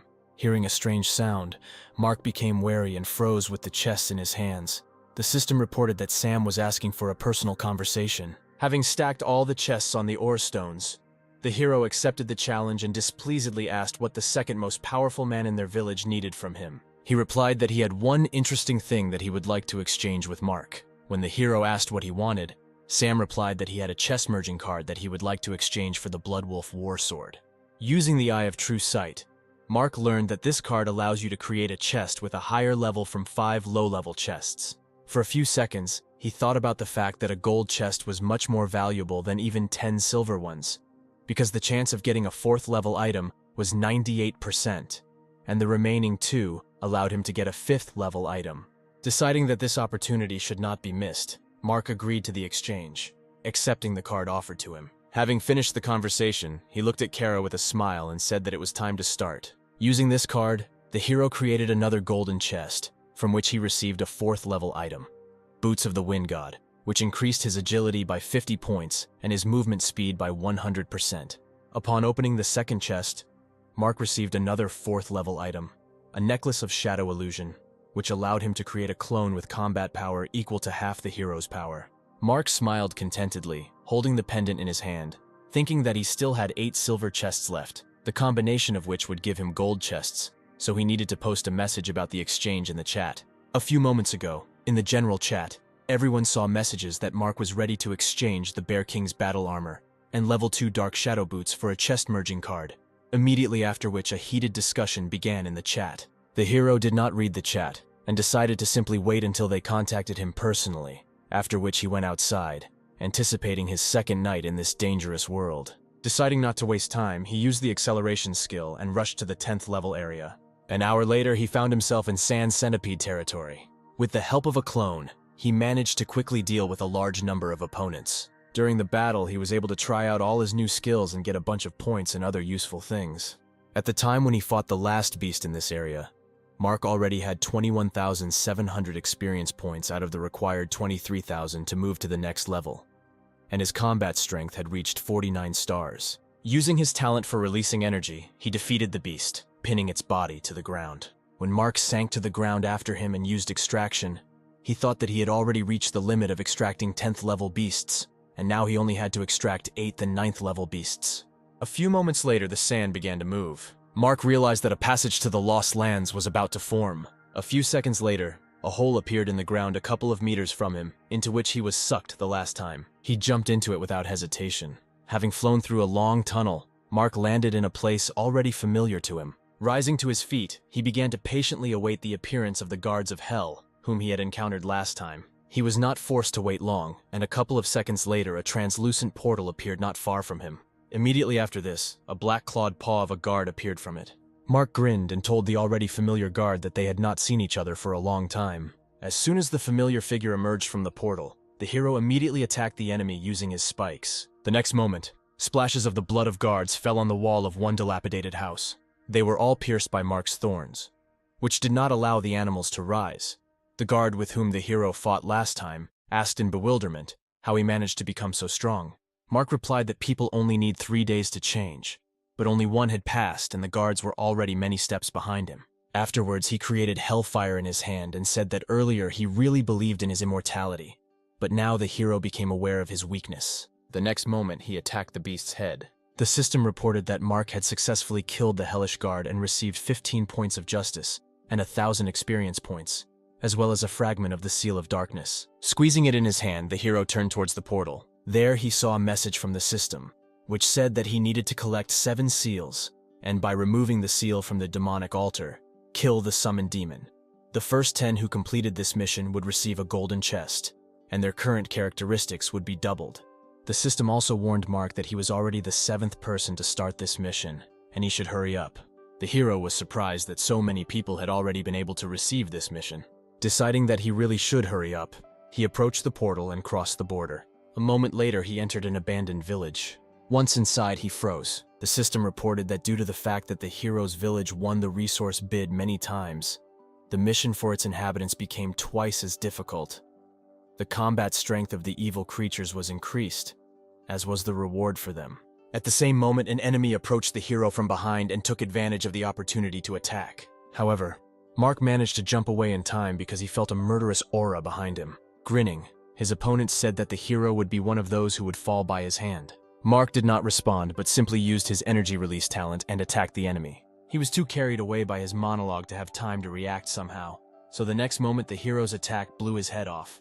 Immediately after killing him, Mark received 7,000 experience points and moved to the 11th level, and also received a dark crystal. At the same moment, someone appeared behind the hero and kicked the dead body of the sealed demon's disciple who had just been killed. An unknown guy, surrounded by ice crystals, approached Mark, saying that the fat man wasn't really anything.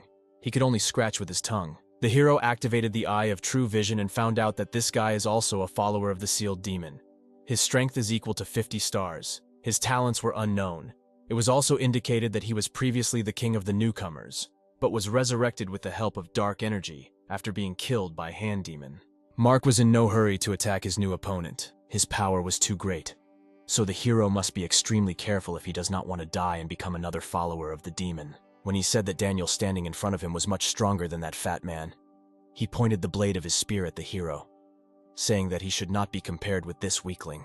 Mark grinned and said that he shouldn't treat his dead comrade that way, after which he pulled out a sword from the ring. He decided to attack first. Daniel held off his attack by defending himself with his spear.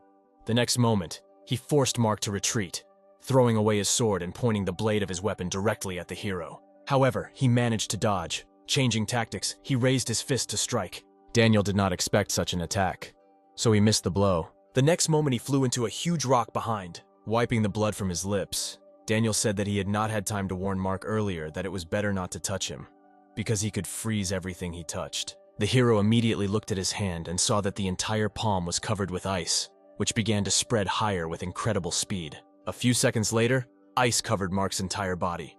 Approaching him, Daniel said that in retaliation for that blow, he would smash Mark into 1,000 pieces. When the sharp blade of the spear pierced the ice and almost overtook our hero, he managed to use his powers at the last moment. He pierced Daniel with his iron spikes, and the system reported that Mark had killed the demon's follower and received 8,000 experience points, as well as 120 justice points and another crystal. Looking at the body of the dead guy, the hero said that you shouldn't approach him either, because anyone who does this will immediately gain experience to level up. The next moment, he dispelled the thorns, and Daniel's corpse fell limply to the ground. Immediately as this happened, the entire village began to be enveloped in a dark fog, and clots of black energy stretched upward. A few moments later, this energy transformed into a demon that let out a terrifying roar. Hidden behind the walls of one of the houses, Mark noticed that the fog had become much denser after the demon's roar. At some point, footsteps were heard simultaneously from several directions. Mark watched in surprise as several people emerged from the fog. Using the Eye of True Sight, he learned that these were all demon followers. Their strength was at the level of 54 stars. They, like Daniel, were previously rookie kings, but are now under the control of the Demon King. Mark guessed that since he needed to collect 7 dark crystals, then there would be 7 followers of the demon. Looking around, he counted only 4 in front of him, and with a grin on his face asked where the last one was. In response to his question, a quiet laugh was heard behind him. Turning around, he saw a young girl there. The hero was surprised, because he did not even feel her approach. Still smiling, the girl clasped her hands and activated her ability. At the same moment, he felt as if he began to lose touch with reality. His head was spinning too much, and the hero could no longer understand where he was and what was happening. Watching how Mark, like a broken doll, fell to the ground, they began to smile. The hero himself felt that he was being pulled somewhere. When he opened his eyes, the dizziness was no longer there and he saw that he was in a completely unfamiliar place. The hero began to look around, trying to figure out where he was. Suddenly, his attention was attracted by a butterfly that had been flying near him all this time. As soon as the butterfly realized that they were looking at it, it turned into a girl familiar to Mark, and it was she who used a strange ability on him, because of which he ended up here. Frozen, he could only watch her beautiful dance among many bright flowers. At the same time, the girl used her ability to influence the mind and lured Mark into the trap of the subconscious, controlling him. The demon's followers standing nearby looked at each other with smiles on their faces. Olivia lured the guy, forcing him to approach her at a sufficient distance. A few moments later, he stopped next to her and reached for her hand. At the same moment, other followers of the demon grabbed their weapons and attacked the hero, shouting that now was the most suitable opportunity. A man with an axe attacked Mark from behind. At that very moment, he managed to regain control of his consciousness. He moved with lightning speed behind the man's back and raised his sword over him. He did not have time to do anything and was cut into 2 parts by Mark. Following him, he attacked the woman with the whip, who was a little further away. Thus, in a couple of swings of his sword, Mark got rid of 2 opponents. Landing in front of Olivia, he said with a smile on his face that the best opportunity to attack was when the enemy was distracted. The remaining 3 followers of the demon looked at Mark in bewilderment. Suddenly, Olivia's face began to become covered with small cracks, and she cried out in irritation that this little man had fooled them. The illusion had no effect on him. The next moment, a green glow engulfed their bodies, and the girl said that they should attack together. Mark did not move, watching the 2 approaching opponents. Taking advantage of the fact that the hero was distracted by the boy, the man attacked him from behind, creating a strong shockwave with his weapon. Mark was unable to dodge and felt a slash across his back, but by this time, he had already managed to deal with his other opponent. Then he grabbed the man behind him by the wrist and pulled him towards him. The next moment, the man was thrown into one of the destroyed walls of the house. Deciding not to miss the right moment, Olivia moved behind the hero with a satisfied smile. She believed that victory was already in her sleeve. However, this time Mark sensed her appearance and turned around, irritably saying that the same trick twice would not work on him. The next moment, a sword appeared in his hands, and he attacked the girl standing in front of him, not allowing her time to realize what had happened. Mark put all his strength into this blow, expecting it to kill her. When he smelled the sweet scent of flowers, he raised his head and his eyes widened in surprise. The girl was not here, only a lot of scarlet petals. Mac's first thought was that he was in an illusion again, but he quickly dismissed it because he definitely felt how he cut Olivia. Looking around, the hero assumed that she had simply disappeared somewhere among these petals. Suddenly, from the petals surrounding him, something sharp rushed past Mark and scratched his cheek. The hero noticed that there was definitely something wrong with these petals, and he needed to get out of here. The next moment he jumped up, freeing himself from the swirl of petals. The petals did not want to free him so easily and reached out for him. A few moments later, they once again enveloped his entire body and began to transform into a strong vine. Due to the fact that she shackled his entire body, Mark was immobilized and fell to the ground, hitting the hard surface painfully. Olivia appeared with a satisfied smile and said that she possessed not only illusion, but also earth magic. Despite the pain caused by the vines pressing too hard on his body, Mark activated the Mammoth King's protective armor. Approaching him, the girl said with a smile that he was quite an interesting person. She was surprised that, being only at the 11th level, he was able to kill the 15th level spirits without much difficulty. Without taking her eyes off Mark, Olivia said that she would kill him so that the King of Spirits would read his memories and find out what secrets he was hiding. First, before this, she decided to teach the hero a lesson because he dared to deceive her. The next moment, she swung her hand down, and the vines pressed Mark into the ground with all their might. Then she waved to the side and the hero was pulled to the side. With his body, he broke through the walls of dilapidated houses one after another. Flying through another house, Mark thought that Olivia was just damn strong. To free himself or gain the opportunity to carry out an attack, Mark decided to get rid of the armor to free up space between his body and the vine. As soon as he removed the armor, he created hellfire in his freed hand. The hero created a fireball and turned to face Olivia. The next moment, he combined fire with the release of energy and sent an increased stream of flame towards the girl. Olivia did not have time to dodge, and the hellish flames overtook her. Only her painful screams could be heard from Mark. A few moments later, the fire dissipated and the hero sank to the ground right in front of the girl, who was shaking in pain. Looking at the guy standing in front of her, she said in a trembling voice that it was too inhumane for him to try to burn his opponent alive. When the pain dulled a little, she looked at Mark with caution, asking where he got so many talents.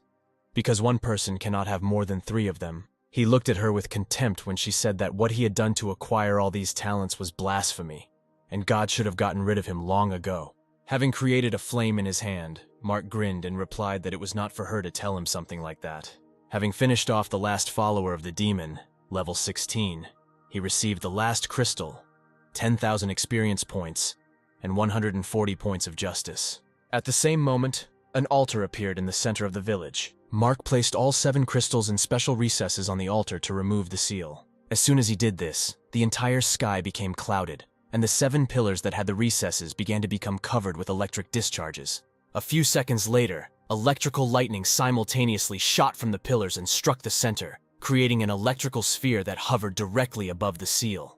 As soon as the sphere was formed, a pop was heard, followed by a bright beam of light shooting into the sky. Mark, who had moved away to a safe distance, tried to stay on his feet so as not to be blown away by strong gusts of wind, when a system window appeared in front of him, informing him that he had successfully freed the demon. As soon as the emerging monster took the first step into freedom, a terrible roar was heard, and the ground began to tremble weakly. Mark looked at the demon in front of him in horror. This was the first time he had met such a powerful creature.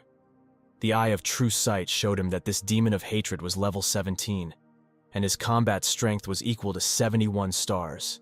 Noticing the hero, the demon let out a deafening roar. Mark himself was afraid to even move under the gaze of this monster. The next moment, the demon raised his huge paw at our hero, shouting angrily that it was his fault that all his loyal followers were killed, and everything that he had worked on for 100 years was destroyed. Mark, who defended himself with a sword, was amazed at the strength of this demon. Just one blow from him, and he literally no longer felt his hand. Suddenly, the hero felt the tension disappear. The demon slowly removed his paw. With his free hand, the monster swung at the guy. With his eyes widened in horror, Mark saw the demon's mouth open, and he again let out that terrible roar. The next moment, the demon's strong paw hit the ground where Mark should have been. Looking down, the demon saw a pool of blood. He said in disappointment that earlier it seemed to him that Mark was strong enough, since he managed to kill his 7 followers, but apparently he was simply mistaken. At the same moment, the weak voice of the hero was heard from under the powerful paw of the monster. The demon's face fell in surprise when he heard the voice of a little man, who he thought a moment earlier was dead. Mark managed to survive thanks to the fact that he created iron spikes, which turned out to be strong enough. They took on half the damage caused. When the monster put in more force and crushed the thorns, the hero had already managed to get out of there. The demon noted with surprise that this boy not only did not die after his attack, but was also able to move quite quickly. Having created iron spikes again, Mark rushed towards the monster, holding his sword raised above his head. He tried to force the enemy to fall by attacking his legs, but neither the sword nor the spikes could penetrate the demon's defense. He simply threw the hero aside with one of his paws at an impressive distance. Having flown several tens of meters along the ground, Mark finally managed to stop, and he jumped out of the cloud of dust he had raised. The hero decided to try using energy release, since other methods did not work on this monster. He stood in one place all this time, calmly watching the pathetic, in his opinion, attempts of this little man. He covered himself from Mark's attack with his hands. To his surprise, this blow was stronger than the demon expected, and he had to take a couple of steps back.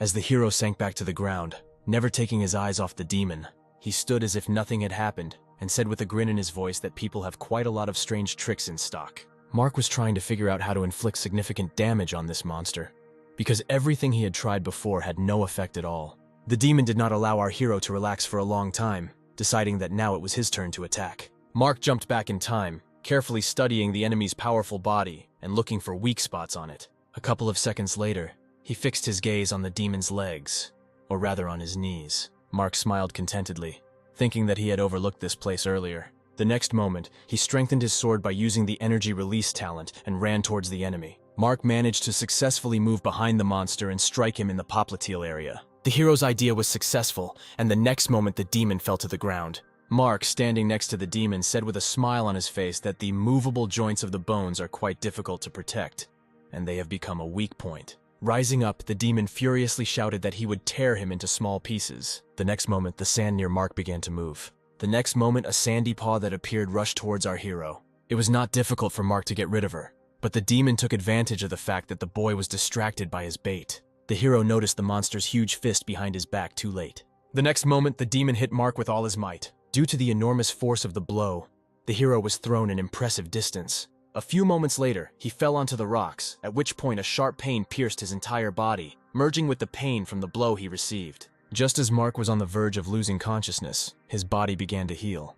A minute later, he slowly rose to his feet, leaning on his sword. Wiping the blood from his face, the hero thought that he was very lucky that he managed to get Olivia's healing ability. Looking at Mark, the demon asked in bewilderment how he managed to survive. Smiling, the hero answered the monster that today only one of them will die, and it definitely won't be him. Suddenly, the system reported that a newcomer in another district had killed the demon of hatred and taken first place.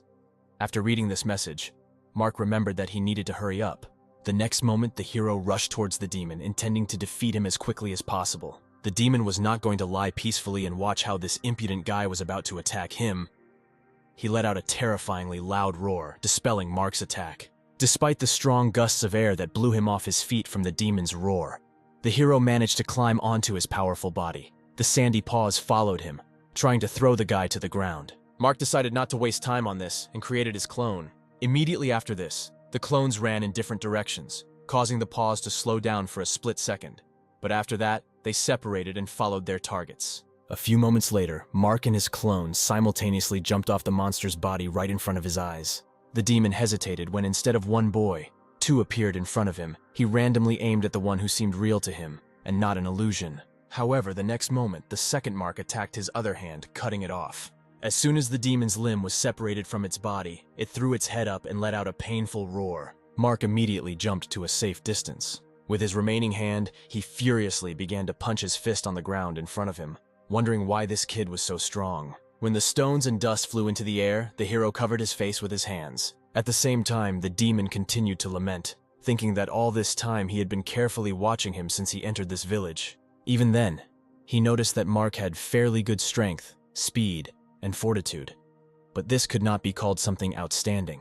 However, he somehow managed to kill Olivia. It did not escape the demon's attentive gaze that immediately as soon as he killed the girl, he uttered incomprehensible words, after which Mark's body was enveloped in a strange radiance. But he couldn't see anything else, which angered the demon even more. Having created a clone again, Mark ran towards the enraged enemy. His clone attracted the demon's attention by attacking him with iron spikes. At the same time, Mark himself cut off the monster's second hand. Meanwhile, Sam and his team were excitedly reading another message from the system, informing them that 4 people had already killed the demon of hatred and passed the test. The guys were worried about Mark, because there were only 7 places left. Suddenly, Alexandra admitted that everything that was happening seemed too strange to her. As soon as the victory of the first participant was announced, the others, one by one, also began to win. Her comrade replied that this was all because the difference in the strength of the masters was not too great. Antonio said excitedly that the task of their village was notable for its complexity, so entering the top 10 would be too difficult even for Mark. So the most important thing is that he returns to them alive. Without taking his eyes off the system window, Sam confidently said that their leader would definitely cope no matter what. At the same time, Mark sat down exhaustedly on the dead body of the demon, who held on until the last.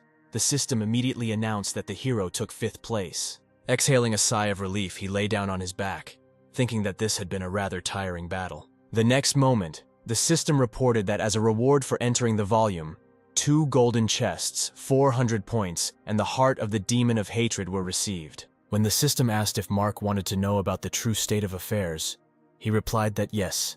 The next moment, the system told him the story of the demon he had killed.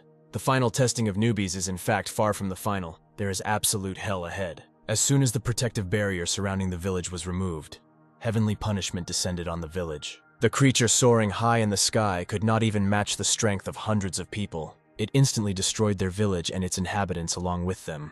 John, being the head of the village, felt horror that everything happened through his fault. It was through his fault that all his comrades and loved ones were killed. Until the last, he tried to somehow resist that creature, but a fiery ray pierced his body, once again proving that his pathetic attempts were worthless. Having completed his mission, the divine messenger flew away. Still conscious, John felt a strong feeling of hatred for this creature and this world overcome him.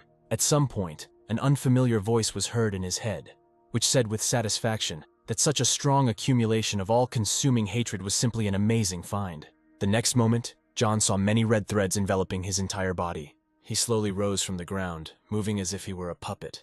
At some point, a strange energy began to penetrate into him through his eyes and mouth. Mark carefully studied the history of the demon he defeated. He realized that after his death, John became a hostage to a dark deity, turning into a demon of hatred, and this deserted village was the territory that was in his possession. Now all his thoughts were concentrated on the last test that his village had to go through. Heavenly punishment. The sudden message sent the hero into shock. After reading it, he exhaled tiredly, saying that this could become a serious problem. At the same time, the residents of Village 911 had just finished their hunt for monsters in the 8th level area, and decided to take a break. A sudden message from the system made everyone worried. The 74th village confirmed the official creation of its village, and changed its name to Polar Night. Some began to discuss that if the mission had not been complicated for them, they would have been the first to announce the official creation of the village. One of the girls in charge of preparing the food suggested calling their leader, Mark. But the girl did not have time to press the call button when a message from the hero arrived in the chat, attracting everyone's attention. Julia shouted out impatiently for someone to quickly find out from the leader when they would start building their village. Mark replied that before starting a development, he needed to come up with a good name, and asked if anyone had any thoughts on this matter. Many began to propose different names, based on their taste. Then Sam intervened, saying that they all come from the land of the dragon. Therefore, they must retain the spirit inherent in them from birth, which will allow everyone to soar into the sky like a dragon. So a suitable name would be Dragon Whirlpool. Mark took a couple of seconds to think about Sam's proposed name. Finding no arguments against it, he agreed with the name. The next moment, the scroll from the guy's hands soared into the air. Smiling, he said that since the name had been decided, we could move on to the founding of the village itself. A powerful column of light rose into the sky, causing the clouds to gather around it in a kind of whirlpool. Even when they were in other zones, the residents of the 911th village saw this pillar of light. A few moments later, the houses in their old village became better and their number increased significantly. The system reported that as a reward for fulfilling all the conditions, each villager receives 80 points. The village chief receives 400 points. This message gave hope to everyone to move on, and caused a huge surge of joy. Noticing the new system window, Alex attracted the attention of his comrades by saying that the system had new functions. From this moment on, village residents can teleport to their homes wherever they are by pressing a button. This function is available only once a day. The village chief, 3 times a day. Alex decided not to hesitate and take advantage of the new opportunities, despite the protests of his comrades. After he pressed the teleportation button, the next moment he found himself in the house. Others also teleported to their homes and were delighted that in this world they were given such an amazing opportunity. It could even save their lives in a critical situation. The guy approached his comrades and said that they also have access to the reverse function, which allows them to teleport back, thanks to which they will not need to waste time and the energy restored in the house on the road. Residents who left their homes decided to move to the square to organize a celebration there in honor of the creation of the village. Suddenly, the system reported that Mark, the village chief, had activated the public video broadcast function, causing many people to be surprised. Once the connection was established, Mark asked in a serious voice that everyone listened to him carefully, because at the end of the newcomer's test, the newly formed villages would have to withstand the attack of the Heavenly Punisher, whose combat power was equal to 100 stars. Everyone was stunned by such news. Meanwhile, the hero continued, saying that the main task of the Punisher is to destroy the houses of the newcomers. As soon as this happens, they will automatically become homeless, and 100 points will be deducted. These words horrified everyone, and not a trace of the former joy remained. Everyone understood perfectly well that they simply could not survive, because the strength of the majority did not even reach 10 stars, let alone 100. After a pause, Mark continued, saying that if the village can give a proper rebuff, then everyone will receive a worthy reward. They only have 4 days to prepare, so he asked that everyone try to reach the 10th level by this time. At the end, he added that as the village improves, you can get the right to build a guardian altar, with the help of which the chance of victory increases. But for this, you need to fulfill 5 conditions. He began the list with the fact that the village should have more than 500 residents. The second point was that the headman should receive the title of aspiring emperor, and the third was that the headman's house should be improved to the 2nd level, and he would take care of these 2 points. The remaining 2 points were that the number of first-rank houses must be at least 100, and the number of people who have reached the 10th level must be more than 10. Mark said that he left these 2 conditions on them, and asked that they take it responsibly because their lives depend on it. As soon as the guys received the task from their headman, they immediately moved on to completing it, realizing that every minute was important for them. Having received a list of the necessary materials to increase the level of houses, Alan said that first they need to get wood, stone, and fur. He suggested dividing into groups and exchanging what they managed to collect for the materials they needed in order to speed up the process. Many supported his idea, nodding their heads approvingly. Meanwhile, Mark ended the broadcast. He turned around, looking at the destroyed village behind him. When the brilliant idea came to his mind that all the necessary materials could be easily collected here, he smiled. A few minutes later, when the headman's house was enveloped in radiance, everyone was frightened by surprise, but the system reported that the house had been upgraded to the 1st level. When the system reported that in 1st-level homes, the rate of energy recovery doubled, and when the resident was in a state of sleep, tripled, this motivated everyone else even more. Looking at how their headman's house had been improved, no one had any doubt that Mark was the true embodiment of the deity of fortune. The residents were ready not only to follow him, but also to follow their leader everywhere if he ordered. The next system message attracted everyone's attention.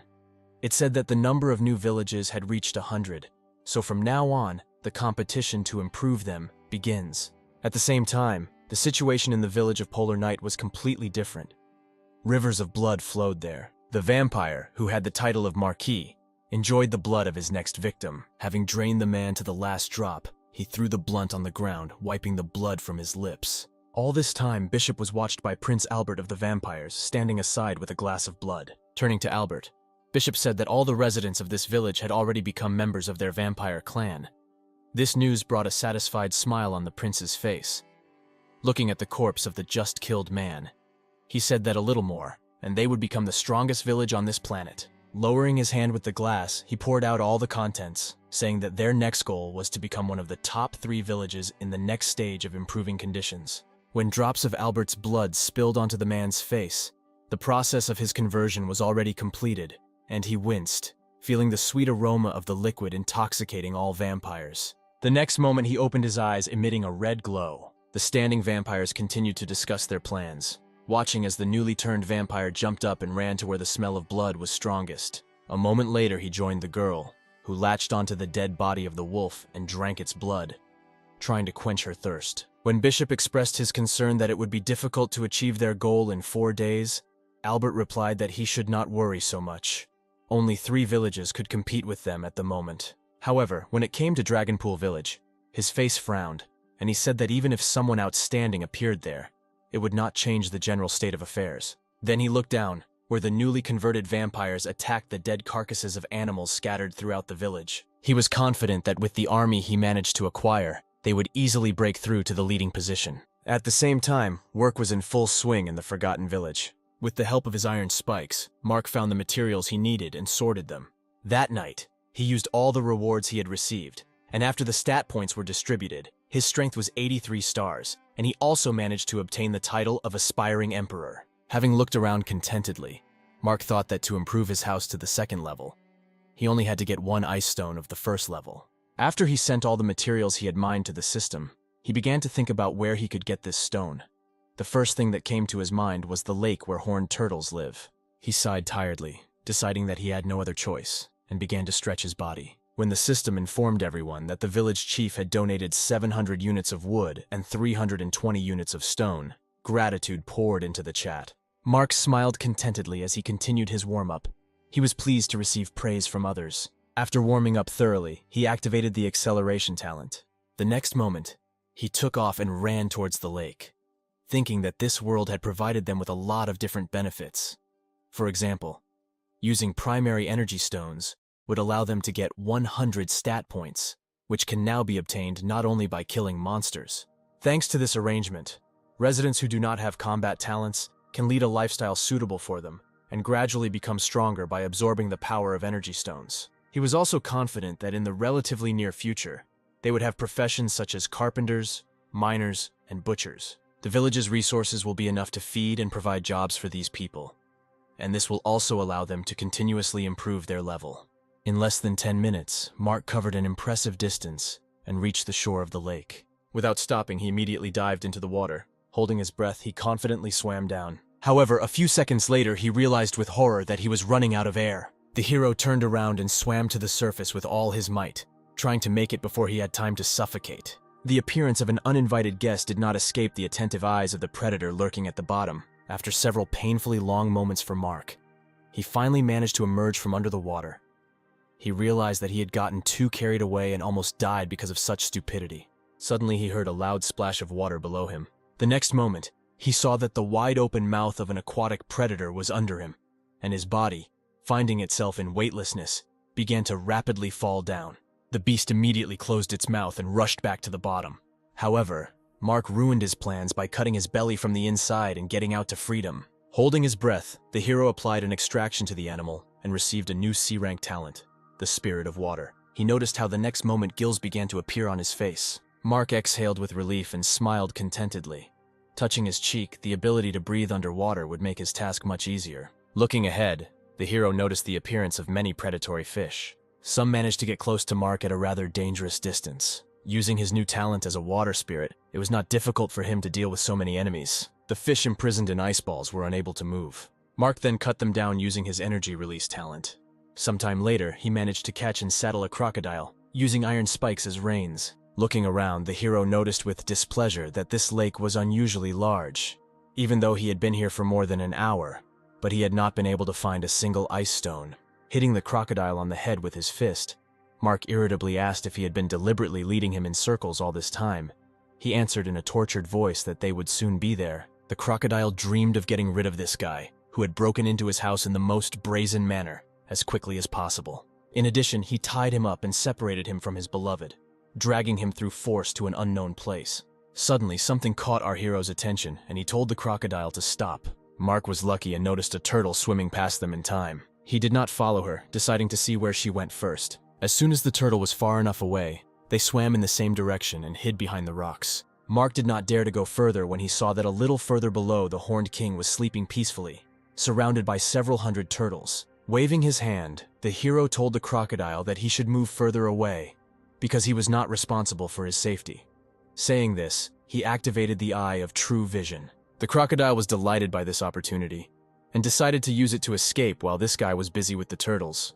Having come to his senses, Mark turned around and said with a threat in his voice that if the crocodile dared to escape, he would be able to find him even at the ends of the earth, after which he would skin him and eat him.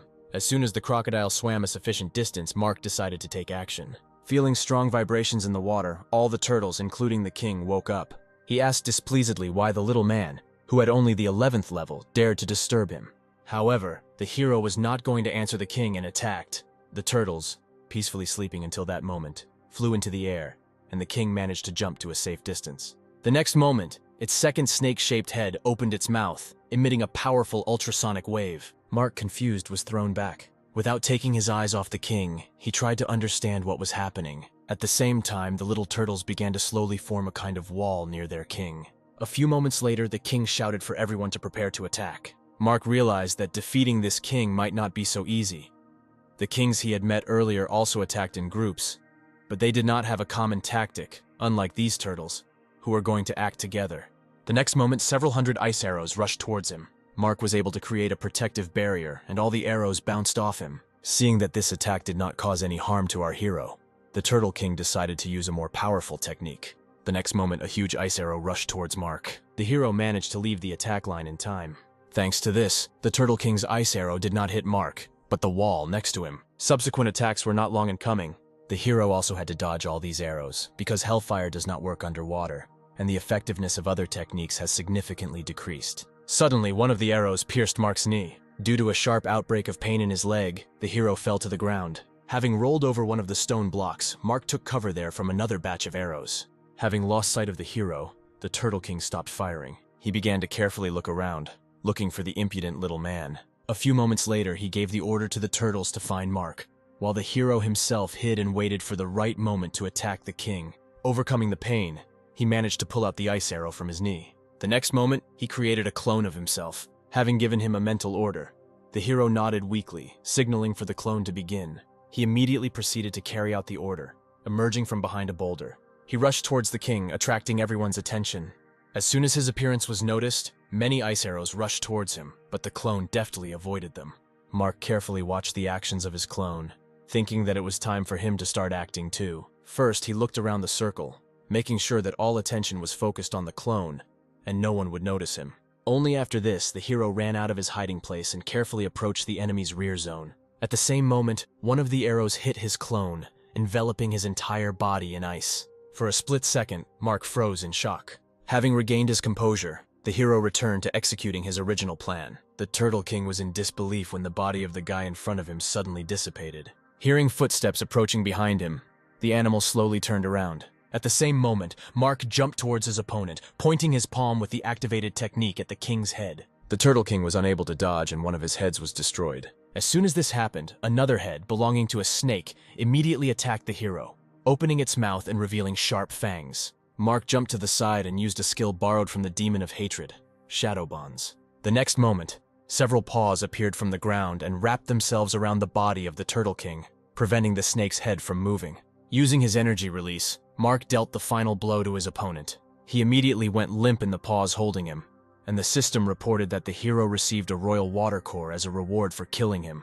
Mark also finally managed to reach level 12. All this time, the turtles watched the battle, and as soon as their king was defeated, they turned around and began to swim as far away from here as possible. Having created a clone, Mark said with a smile on his face that now is the time to get rid of the little things. Immediately after this, he and his clone went hunting for turtles. While the hero was catching up with the sailing turtles, the system reported that he had received several skills of the Turtle King: control of water and ice, as well as an ice storm that shoots arrows, creating a tornado of ice and snow. Thanks to this skill, which not only created arrows, but also a tornado of ice and snow, Mark managed to quickly defeat the remaining turtles. Looking at the dead bodies of turtles that floated above his head, the guy smiled contentedly, saying that this game was worth the candle, because he managed to acquire a rather rare and deadly skill. While Mark was distracted by his thoughts, a crocodile, which he had previously forcibly tamed, swam up to him from behind. When the hero drew attention to him, he smiled conspiratorially and said that the ice stones were not far from here. He sincerely hoped that if he served this guy, he would simply let him go back to his wife. Deciding not to waste any more time here, Mark sat on the crocodile and headed for the stones. All this time, our hero's actions were actively monitored. He managed to attract the attention of supporter observers with his unusual strength. The blonde girl was holding a tablet in her hands, and a slight smile was on her face as she thought that Mark looked very courageous during battles, and it would be great if they started an affair. At that moment, her friend looked up from watching the other newcomers and said that Lillian had better not think about something like that, because people are too weak, and they do not have any special innate abilities. The girl was sure that even if this guy reached the perfect level, he still would not be able to survive the Great War of 10,000 Worlds, much less meet them. Turning her attention back to the big screen, Mina noticed that the resources of Mark's village had increased significantly, which meant that the difficulty had increased proportionately, so it would be quite difficult for this guy to complete the mission. Taking the tablet from Lillian's hands, she said that the most difficult thing was not to collect all the cores of the kings, but in the final battle on the Dragon Slope. Meanwhile, Mark obtained the ice crystal he needed and, leaving the lake, moved to another zone. There he managed to subdue a huge eagle and climb onto its back. Moving on the back of the bird, Mark looked through the rating of the residents of his village. The first place still belonged to him, who had the 12th level, while the majority of others had reached only the 8th level. Having studied the list of people included in the top, he noticed that new names had appeared there. He was immediately interested in what they had to do to rise so quickly. When a message came into the chat that someone was ready to exchange 10 pieces of a newcomer's weapon for 1 energy crystal, Mark was overcome with bewilderment. He did not even suspect that these crystals would become so in demand. A sudden realization struck him. Mark figured out the reason why those guys from the top managed to rise so quickly. He knew that if he donated a newbie's weapon, he could get 2 contribution points. The cost of 1 energy crystal is equal to 10 points.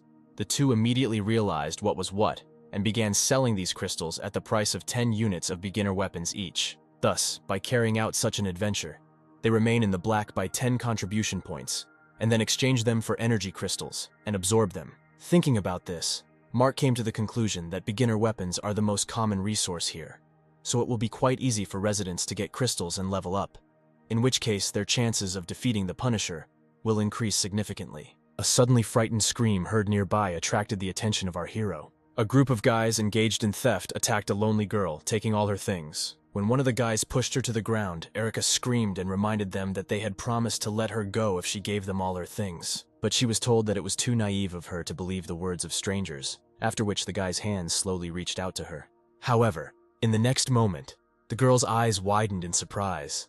There was no trace left of the guy hanging over her a moment earlier. Giving the group of thieves a murderous look, he said with contempt in his voice that they did not deserve to live in this world. Mark realized that this kind of thing could not be avoided, because in this cruel world, everyone is in a constant race that has no end. Some people follow the established rules and move on. However, there are those who are just waiting for the opportunity to deceive or harm others. So Mark decided to become stronger in order to prevent this from happening in the Dragon Pool. Mark dealt with those thieves and helped the girl by giving her a lift to the village, helping her down from the eagle.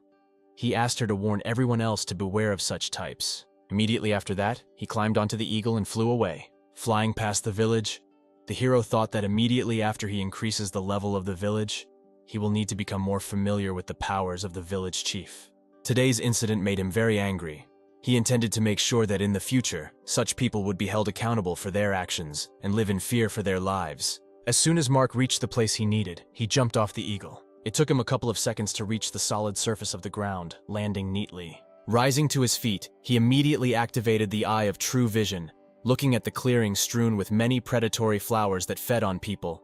Although they only had 24 power stars, they could cause strong hallucinations, which made them more dangerous. Taking out his sword and creating iron spikes, Mark smiled and said with anticipation that very soon these flowers would be finished. The next moment he ran towards the cannibal flowers. He actively attacked the flowers, cutting their stems. Suddenly the stumps began to move, asking other flowers for help. Their voices were too loud and almost deafened our hero. He froze in place, covering his ear with his free hand in order to somehow isolate himself from the heartbreaking screams. At some point, the stems of the flowers became unusually thick, and many sharp teeth appeared on the buds. They all united in their intention to kill Mark. A moment later, the flowers simultaneously attacked the guy who dared to disturb their peace. Mark found himself inside a cloud of thick pink smoke. Feeling a burning sensation on his palm, he looked at his hand and saw a severe burn there. Realizing that this was a poisonous cloud, the hero immediately emerged from there. As soon as this poisonous cloud disappeared, Mark saw that the flowers had managed to recover during this time. But this did not undermine the hero's confidence in his abilities. The next moment, he quickly rushed into battle again. However, as soon as the flowers noticed the guy's approach, something he could not have foreseen passed. With frightened screams, the plants ran away from him, trying to save their lives. Mark froze in place, looking in bewilderment at the retreating plants. The hero was not going to lose his prey, so he quickly caught up with them and attacked, shrouding the sword in hellish flames, which would not allow them to regenerate. Raising his sword above his head for the next attack, he said with satisfaction that by killing them, he could get about 100,000 units of energy and more than 20 stat points. The flowers froze in place in horror. They had nothing to oppose this guy. The next moment, Mark plunged his sword into the mouth of one of the flowers. It only took him 1 minute to deal with all the cannibal flowers. Thanks to the points he received, his strength reached 87 stars. Noticing a tunnel in the mountain in front of him, Mark went inside without hesitation. After walking a couple of steps, he froze. In front of him stood a huge tree on which many beehives hung. The bees noticed his appearance and rushed towards him, activating the Eye of True Vision. Darkness learned that these were demonic beasts, whose strength was estimated at 26 stars, but they were distinguished by bloodthirstiness and high toxicity. Looking at the bees surrounding him, the hero grinned, thinking that it was time to try out his new skills. The next moment, he concentrated the power in his hand, and a powerful stream of flame surrounded him, rushing to the very sky. A few moments later, the clouds began to move, forming a kind of whirlpool. The bees noticed how the sky suddenly darkened and the air became colder. The next moment, snow fell from the sky, followed by many sharp ice arrows. Mark smiled contentedly. He couldn't wait to see what the 4th-level skill ice storm could do. Sensing danger, the bees began to rush to the sides, but they were unable to avoid death. There were too many arrows for the insects to have the opportunity to escape. With each bee killed, Mark received more and more experience points, approaching the coveted new level. When all the bees were on the ground, the system reported that he had reached the 13th level. Mark carefully looked around, trying to spot surviving opponents. But there was deathly silence all around, and all the bees were buried under white flakes of snow, forming snowdrifts. Mark let out a relaxed sigh. The capabilities of the talent he used greatly amazed him. He did not expect that more than 1,000 bees would swarm in a couple of moments. The 4th level of the skill was justified. Turning his attention to the tree in front of him, Mark confidently said that now it was his turn to accept his fate. Using the Eye of True Vision, he learned that under the guise of an ordinary tree was hiding a witch of a dry tree, whose power was equal to 53 stars. The witch reacted to Mark's words and decided that there was no point in hiding anymore. A few moments later, there was a girl in front of him, dressed in a tree dress, and her long curls covered with spikes fluttered in the air. With a smile on her face, Ingrid said that for the first time in 100 years, someone appeared who dared to enter the forbidden zone, during which time she had already missed the taste of human blood. Mark looked warily at the witch in front of him. The next moment, cannibal flowers appeared from under the snowdrifts right in front of him. Following them, the bees' nests also began to move. Exploding, many bees flew out of the hives one after another. Among them was a guard bee, which was much more dangerous and stronger than the others. Mark took a relaxed pose and, smiling contentedly, said that they were just in time. The next moment, he activated the ability to subdue consciousness. Immediately after this, the bees he had previously killed opened their eyes, which shone with a red light. They slowly rose into the air, protecting their master. It was not difficult for the guardian bee to break through the wall of bees controlled by Mark. He tore their bodies in half with ease. But the hero still remained calm. Rushing towards the guy at high speed, the guard late noticed small bees creeping up to him from the side. They instantly clung to his body. The next moment there was an explosion, and the system informed the joyful Mark that he had successfully killed a rank 15 demonic animal and received golden bee royal jelly. Without opening his gaze from the sky, from which the dead bodies of bees were falling, he said with a satisfied smile on his face that he had cheated a little, because a bunch of ordinary bees would never be able to resist the queen bees. Several more explosions were heard in the sky. Turning to Ingrid, Mark explained that he used the skill of controlling beasts to activate the hellfire placed in their bodies and force them to fight on his side. The witch asked in bewilderment how he managed to master two completely opposite skills, fire and ice. Mark ignored the question, continuing to explain that once the bee reaches its target, he activates the hellfire and the bee explodes. He slowly began to approach the witch, shrouding his sword in blue flames. At some point, he simply disappeared from Ingrid's sight. She jumped in surprise when the hero appeared in front of her with a sword raised above his head. The witch instantly took cover behind her hair, which was strong enough to withstand Mark's blow. But she underestimated our hero too much, and only one swing of his sword was enough for him to cut through her defense. The witch screamed in horror. She could not believe that this was really possible. Quickly regaining her composure, Ingrid glared at Mark approaching her again. The witch tried to attack him with her hair, but he again easily cut it. She suddenly realized that her regeneration wasn't working because her hair should have grown back by now. But it wasn't happening. Ingrid decided she had no choice but to use the forbidden technique to survive, even if it cost her dearly. The next moment, purple vines began to emerge from the surface. They immediately rushed towards Mark, surrounding him. The hero became wary and tightened his grip on the hilt of his sword. Suddenly, the vines closed together, forming a cocoon around Mark. He looked around in bewilderment, completely not understanding what was happening here. A few moments later, he felt weak throughout his body and, looking at his hands, realized with horror that he was aging at an incredible rate. Mark immediately covered his mouth and nose with his palm, trying to inhale less of the toxic air. He perfectly understood the witch's plan. She decided that since she could not defeat him in a fair fight, the best option would be to suck out his life energy and make him die of old age. He was not going to let his life be taken away so easily, so he activated regeneration. When his body was only halfway back to normal, Mark realized that due to the toxic fumes surrounding him, regeneration could not fully cope with the poison. He came up with the idea of using fire because tree monsters are less resistant to them. Suddenly, the fire he created entered Mark's body through his ears. Having penetrated the blood, the flame immediately revealed places where the accumulation of poison was too great. As fire and poison began to fight, Mark fell to his knees, feeling the blood begin to boil in his veins. It took the hero's flame a few moments to absorb the poison. Mark immediately felt relief and coughed up the poisonous blood that came out of his body. Wasting no time, Mark destroyed the cocoon that surrounded him. Ingrid watched in horror as the hero escaped from her death trap. Wiping the blood from his lips, Mark grinned, saying that a little more and he really would have died there.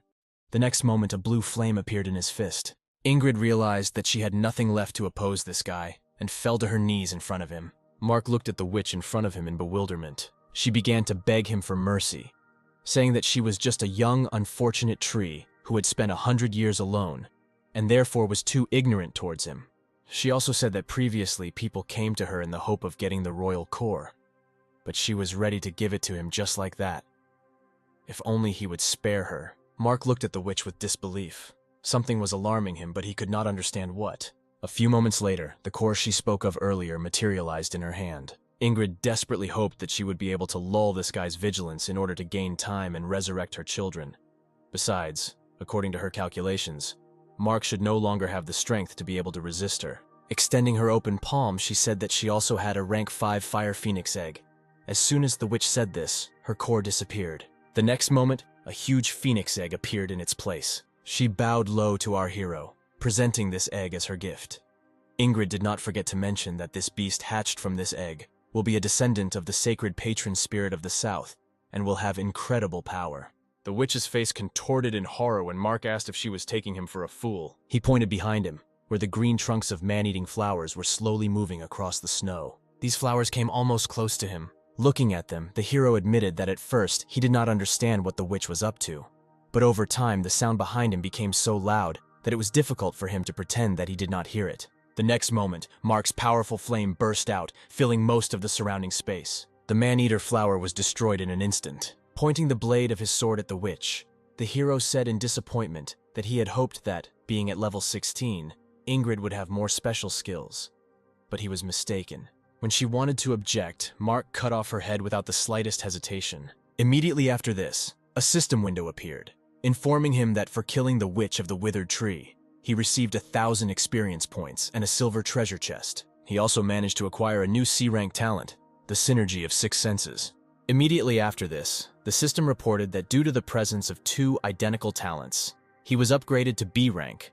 Due to this, Mark can now create 2 clones, not 1, and the skill of controlling animals was also improved to the 4th level. Mark looked at the phoenix egg with a satisfied smile, thinking that a comrade in arms would not disturb him. A couple of minutes later, the hero plunged into meditation, feeding the egg with his life force so that it would hatch faster. When Mark felt the egg's absorption of energy slow down, he decided that was enough. Coming out of meditation, the hero smiled contentedly. The next moment, a golden glow surrounded the egg, after which a quiet cracking of the shell was heard. As soon as the glow stopped, a cute phoenix chick looked out of the egg. Mark couldn't resist cuddling such a cute little animal. However, the chick himself found the guy's actions unpleasant and began to irritate him quite a bit. The next moment, he destroyed the remains of his egg, releasing his power. Due to a powerful flow of energy, Mark was thrown aside, and a projection of an adult phoenix ascended into the sky, emitting a deafening cry. The amazed hero grinned, thinking that the saying that he was small and brave was very appropriate now. With the help of his eye, he learned that the chick's combat power was 50 stars, and he also had such talents as Fiery Law, Divine Blood of Ancestors, Golden Flame of Fiery Heavens. Looking at the chick in front of him, Mark guessed that if he also used the 6 senses synergy skill, Spiritualism, then the Phoenix's combat power would increase by 60%, and the strength would be equal to 80 stars. Rising to his feet, the hero began to shake off his clothes. Suddenly, the chick approached him and sat on his shoulder. Smiling, Mark said that from now on he would be called Faye. The chick liked the name and chirped happily, allowing the guy to stroke him. The next moment, the hero used the skill of Spiritualism, establishing a deep connection between him and the chick. Thanks to the fact that he was raised by spirit and blood ties were established, The system reported that everything went well, and now the chick became his spiritual beast protector. Mark watched the joyful phoenix circling around him with a smile on his face. Suddenly, Faye stopped and called his master. Thanks to the synergy, the hero could easily understand what the chick was telling him. Still smiling, Mark asked what happened. When Faye replied that he was very hungry, the hero was in a stupor. Only now did he realize that from now on he needed to take care of the food of his pet, regaining his composure. He asked whether Faye eats animal or human meat. Having found out everything, they left that area, heading to a more dangerous place. Mark managed to subjugate the dragon on which he and the chick traveled. Sighing heavily, Mark was wondering what to feed his pet. To his great happiness, he did not eat human meat like other animals of this world. Due to the fact that the hero was thinking out loud, Faye heard everything perfectly and proudly. Sticking his chest forward, he said that he was not an ordinary wild animal, but a sacred animal. Therefore, other animals were no match for him. The hero had no choice but to agree with his words. When one of the volcanoes they were flying over suddenly flared up, the dragon flinched. Mark frowned. Looking down, he realized that they had arrived at Hellfire Mountain. He looked carefully at the erupting volcano with lava flowing down it. Below, almost at the foot of the volcano, fiery spirits appeared from the lava. Mark looked at the spirits in surprise, because he had never encountered them before. Lost in thought, he noticed Faye's disappearance too late. At the same time, the joyful chick, seeing the spirit, immediately rushed down to feast on such prey. Flying at high speed between the fire spirits, Faye easily pierced their bodies with his carcass. A few moments later, he stopped, shouting contentedly that it was delicious. The chick decided not to stop there and began to actively draw in air. Because of this, the spirits hidden in the lava also began to be drawn towards the fairy. Looking at this, Mark noted with satisfaction that his pet turned out to be much stronger than these spirits, and his intervention would not be required. He was also pleased by the fact that for the spirits killed by the chick, he receives experience points. The next moment he jumped off the dragon. When he landed on the stone ledge, the system reported that he had received a spirit voucher. Mark immediately materialized the received item. Once he had a few spirit cards in his hand, the system explained that they could be used to gain prestige points. Mark was glad that he was able to get such an item, because if you reach a certain number of prestige points, you can get a title, which in turn can be exchanged for stat points. He immediately used the cards he received, and he also assumed that thanks to Fairy, he could get more of these cards. The hero planned to use them to help the residents of his village level up as quickly as possible. A sound heard from the side distracted Mark from his thoughts and brought him back to reality. Looking ahead, he saw his happy pet, who flew up to him, enjoying the hunt.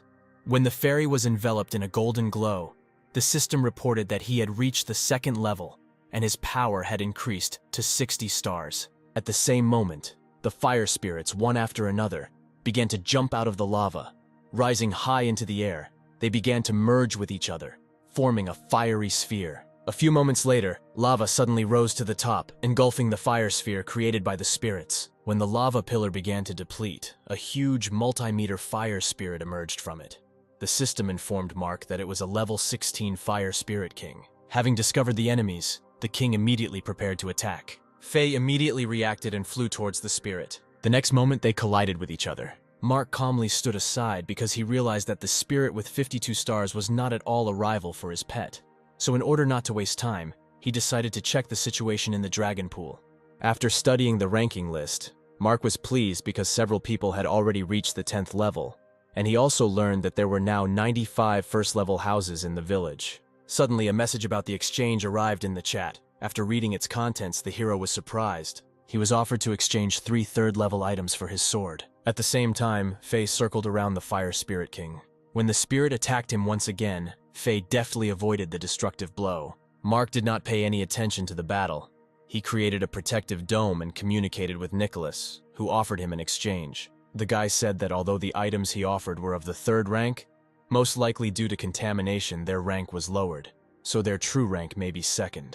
Mark thought about his words. Having looked at the features of the items offered to him, he saw that each bracelet, like the bracers, added 30 points to strength and 10 points to agility, and also gave 100% resistance to darkness. Mark's eyes sparkled with satisfaction. These were exactly the items he needed, so he agreed to the exchange without hesitation. Once the items were obtained, he used his extraction talent on them to cleanse them of contamination. Once the bracelets were cleaned, Mark put them on his hands, and the system reported that 60 points had been added to strength, 20 to agility, and 100% to resistance to darkness. Having put on the bracers, the hero received plus 60 points to defense and plus 50 points to health.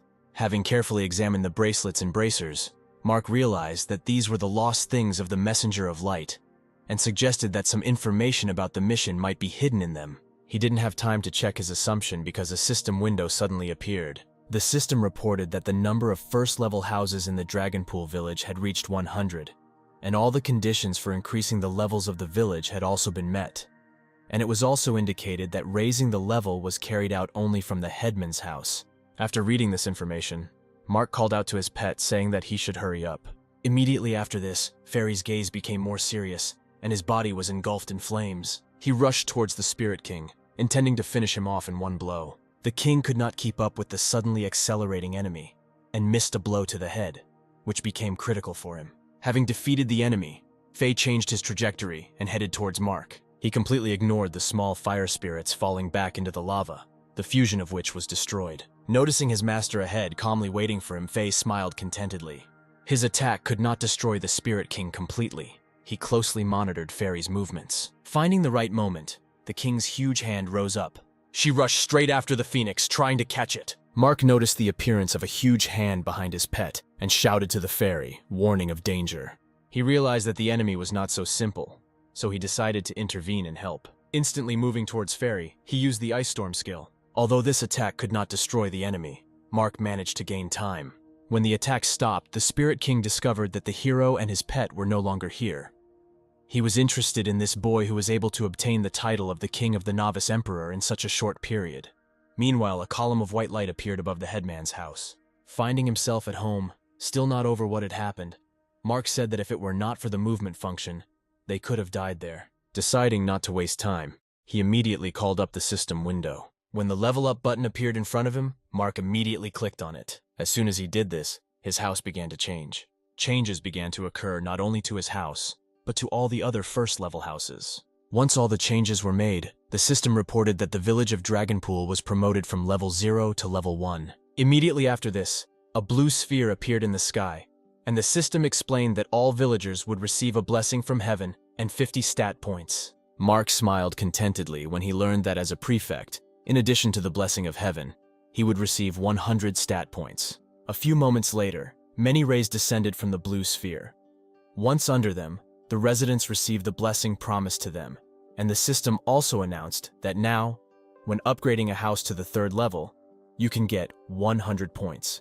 A few hours later, the sun went down and gave way to the moon, and a thick fog fell on the lake that our main character had recently visited. Suddenly, a splash was heard in the darkness, and the pink top of Albert's head appeared from the water column. Swimming up to the shore, with a satisfied expression on his face, he showed Bishop, who was waiting for him, the mined ice stones, and said that now they only had to improve the headman's house to the 2nd level in order to raise the level of the village. Bishop supported him, saying that their village is the strongest among them, and they will definitely get 1st place. After his words, Albert pressed the crystals to himself, and his face took on a relieved expression. However, this idyll was disrupted by a message from the system, which reported that the village of Dragonpool was the first to reach the 1st level. At the same time, Mark sat comfortably on the sofa of his house and studied the system window in front of him, where the necessary resources were listed to upgrade his house to the 3rd level. Taking out a bamboo shoot from his spatial ring, he noted with satisfaction that he had everything he needed to now raise the level of the house. He decided not to delay and moved on to improving his house. Immediately after this, the area of the house increased significantly, and instead of wood, it was lined with brick. When new rooms appeared inside, Mark and his pet immediately began to explore them. Discovering a spacious kitchen, their eyes lit up with joy. When the hero discovered a bedroom with a soft bed, his joy knew no bounds. He immediately rushed towards the bed to appreciate its comfort. In addition, a bathroom also appeared in his house. Mark decided that he deserved a little rest, and having filled the bath with water, climbed into it with the phoenix. Calling up the system window, he saw that there were 4 days left before the end of the test for the newcomers, and if they failed to raise the village to the 3rd level and receive a reward, then they could even forget about defeating the Punisher. Suddenly, a robot materialized from the system window and said that he was a support employee and would answer any questions. Pausing near Faye, the robot informed Mark that he had a chance to double his rewards. The hero looked at him in bewilderment and asked what this meant. The robot explained that Mark could double the difficulty of the task and receive a double reward for victory, in which case the village chief would receive 2,000 points and the villagers would receive 1,000. Having said this, the robot turned into a timer, saying that the hero has 10 minutes to think. Mark carefully considered the opportunity offered to him. He remembered that at the second level, the village could create an altar of a guard that would help in the battle with the Punisher. But he was very worried about the fact that the list of materials needed to create the altar was unknown. Mac understood that if it took a day or two, then there would be no time left at all to improve the village to the 3rd level. But on the other hand, this is the right opportunity to become stronger, and then you won't even have to worry about the battle with the Punisher. The same timer appeared above the village, through the robot. Mark shared his thoughts with other residents. They unanimously answered that whatever their headman decides, so it will be, and they will follow him. Accepting their answer, Mark agreed to the robot's proposal. As soon as he said this, the timer stopped. After this, the system reported that from now on, upon reaching each new level of the village, the rewards received would be doubled. Changes were also made to the condition for achieving the 2nd level. The population must be more than 1,000 people. The headman's house must be upgraded to the 3rd level. The number of houses at the 1st level must exceed 400, and there must also be more than 40 newcomers to the 10th level. As soon as the system reported these conditions, everyone was horrified. All of the above seemed unattainable to them, especially the number of inhabitants, which now numbered only 930 people, instead of the required 1,000. There was real panic in the clearing. Noticing this reaction from the villagers, Mark intervened and said that they shouldn't worry about it because he was working on a C-rank mission to open the map, upon completion of which he would be able to go out into the wider world and bring more people. The robot added that after completing this task, they will have the opportunity to find the Temple of 1,000 Apparitions, where they can use the portal and go to the selected newcomer village and recruit residents there for their own. Hearing this, all the inhabitants rejoiced because they had hope again. Calming them down, Mark said that he would make every effort to ensure that their village withstood the Punisher. Then he suggested dividing the work between everyone again in order to save time as they did last time. Shouts of approval were heard in response. A few moments later, the system reported that Mark had opened a surveillance system for residents and could find out the location of any of them at any time convenient for him. A system of voice commands has also been activated, which can be given to residents at any time. The hero, in turn, said that improving the houses of the 1st and 2nd levels requires a lot of wood and stone. So from now on, everyone whose level is below the 10th will be engaged in chopping wood and mining stones. Afterwards, he named the names of those in the top 10 in the ranking, and said that they need to go to the western part of the pastures on Ant Mountain and take iron ore there. He told the rest to try to reach level 10 as quickly as possible. After distributing the tasks, Mark said that he had placed the 2nd level ice stones needed to improve the huts in the exchange channel, so anyone can exchange them. He said that they must reach the 2nd level within 2 days, no matter what. In response, residents could be heard shouting that they would do everything possible. After that, Mark turned off the broadcast and materialized the treasure chests he had received earlier, thinking that in order to defeat the King of the Fire Spirits, he needed to improve his equipment. With the accumulated transformation cards and a large number of chests, he will be able to combine them and obtain higher-level items. When he activated the cards, Mark's entire house was filled with a bright blue glow. The system reported that the transformation was successful, and the hero received 2 golden treasure chests, using the transformation card on them, and receiving a white gold chest. Having opened it, Mark received a 1st-level item, a Blade of Deep Night, which adds plus 300 points to attack, plus 100 to strength, plus 130% to attack speed, plus 100 to defense, and plus 100% to the chance of a critical hit. Taking the sword in his hands, the hero was sure that this blade would become an excellent assistant for him. Deciding not to waste time, Mark decided to go to the King of the Fire Spirits. The robot informed him that the teleportation function had been activated. The teleportation was supposed to move Mark to the same place where he was before, or rather to the Mountain of Hellfire. Suddenly, a bright glow from a portal appeared in the air. Mark took a step forward and his foot touched the hard surface of the volcano's mouth. When he looked down, his face showed bewilderment, but Faye, on the contrary, seemed interested. In the crater of the volcano, right after the lava, an unusual flower bloomed.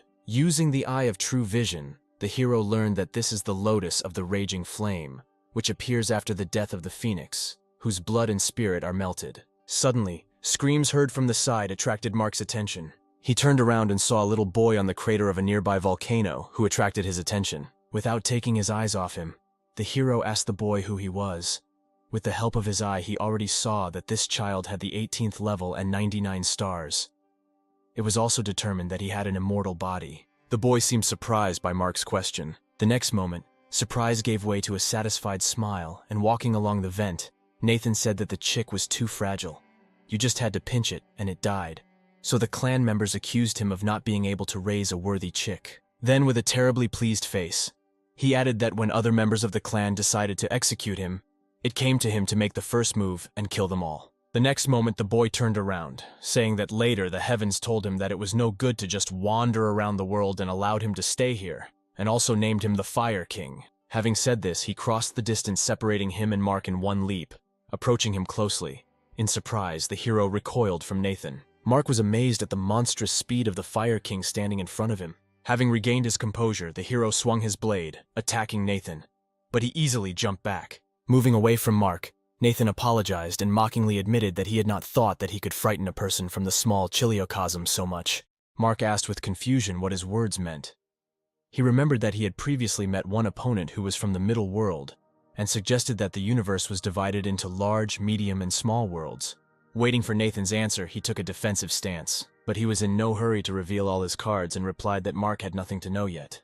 After that, he decided to take action and created fire in his palm. Immediately after this, dragons emerged from the volcanoes behind him. Thanks to the Eye of True Sight, Mark learned that these were mutated glass dragons whose power was equal to 18 stars. By order of Nathan, they rushed towards our hero. Mark also did not hesitate and created ice arrows, after which he said with a grin that the king of the fire spirits greatly underestimated him. The next moment he waved his hand. Arrows immediately rained down in a hail towards the dragons. Faye also decided not to remain on the sidelines and rushed forward through the wall of arrows. Noticing him, the dragons let out a terrifying roar. The next moment, their bodies were pierced by ice arrows. Faye flew between the dragons at high speed, and avoiding arrows, cut their bodies in half. One of the dragons managed to get close to Mark and attack him, releasing a powerful stream of flame from its mouth. Thanks to protection from fire and cold, this attack would not have caused him significant damage, so the hero did not even think about dodging it. Instead, he jumped through the fire and into the dragon's mouth. Mark tightened his grip on the blade before striking. The next moment, he cut off the dragon's fangs with one swing. Nathan watched this with a sadistic smile. When the dragons were defeated, still smiling, he slammed his fist into his palm. While creating a ring of fire, Nathan said that he wanted to see how strong the level 15 Rookie King was. Mark froze, watching as the lava rose and began to reach towards the ring of fire that had been created. A few moments later, a huge fire golem appeared behind Nathan. The hero noticeably tensed, looking at the new opponent, and Faye hid behind his master. Using the Eye of True Sight, he learned that the combat power of this golem was equal to 100 stars. The golem concentrated its power into its fist, preparing to strike. Nathan shouted loudly that Mark had better prepare to die. The next moment, the golem attacked. Seeing that the golem's blow could not kill Mark, an anticipatory smile appeared on the face of the Fire King. He wondered how long the hero could hold out. The next moment, the golem exerted even more force. He tried to crush Mark, who was standing under his fist. Suddenly, the surface of the volcano on which our hero stood began to crack, unable to withstand the enormous power of the golem. When it collapsed, Mark flew back and the golem's fist hit the surface. Having reached the ground, leaning on his hands, the hero was able to land safely.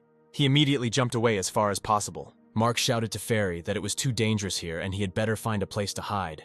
But the hero himself decided that it was necessary to stop Nathan. Then the golem under his control would cease to be a threat. The next moment, he rushed towards the golem. When Mark approached him, he immediately attacked him. But the hero avoided the blow and slashed his arm with the blade of his blade. The fire golem immediately grabbed the wounded one with its good hand, echoing Nathan's movements. The damage caused was transmitted to the Fire King, blocking the wound with his palm and trying to hold back the heavy bleeding. Noticing that Mark had disappeared from his field of vision, he turned around sharply. The hero moved behind the golem, raising his blade to strike. However, acting on Nathan's orders, the golem was faster and attacked Mark first. He was thrown into the lava. The hero managed to create a protective barrier in the form of a bubble, so the lava did not cause him any harm. When Faye flew up to him, he said that everything was fine and he should quickly fly to a safe place. Mark grinned when he realized that the golem and the Fire King were connected, so if you hurt one, it would spread to the other. The next moment, he used the Shadow Shackles skill. Numerous arms suddenly appeared from under Nathan's feet and surrounded him. He didn't have time to do anything before his whole body was shackled by them. As Mark had predicted, the fire golem was also immobilized. The hero instantly approached his opponent, pointing the blade of his blade at him. He just grinned, looking straight at Mark. The next moment, an explosion was heard from the volcano, and lava splashed in all directions. Nathan managed to free himself from the shadow bonds, and with irritation in his voice, he said that he was already beginning to hate Mark. Faye anxiously rushed from side to side in search of his master. Taking advantage of the moment before he was noticed, the hero crept up to Nathan and attacked. Analyzing their fight, Mark realized that his opponent's body was incredibly strong because he was able to hold back his attack with his blade with his bare hands. He was also incredibly strong in hand-to-hand combat. No matter how hard Mark tried, he couldn't find Nathan's weak points. Instead, the Fire King seemed increasingly invincible. And now, Nathan again grabbed the blade of the blade aimed at him with his bare hand. Mark's eyes widened in surprise as he pulled the blade towards himself. Without taking his eyes off the hero, Nathan said that he would also like the same weapon. The next moment, their foreheads collided. From a strong blow, Mark was thrown to the side and crashed into his back against a stone wall. Smiling, Nathan said that he had already played enough, and it was time for them to call it a day, after which he raised his hand up. At the same moment, the sky became clouded, changing its color to red.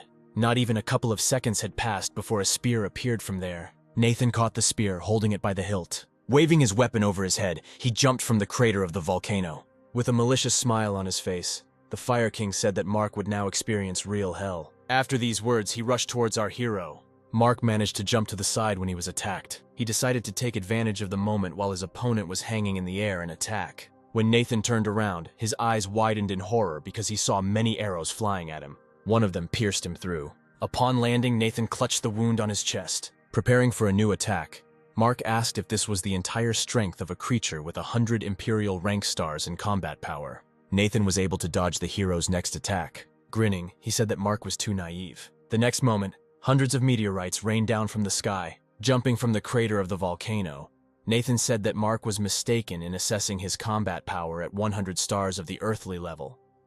If the combat power reaches 100, but did not pass the test of martial arts, then this is regarded only as the peak of the human level.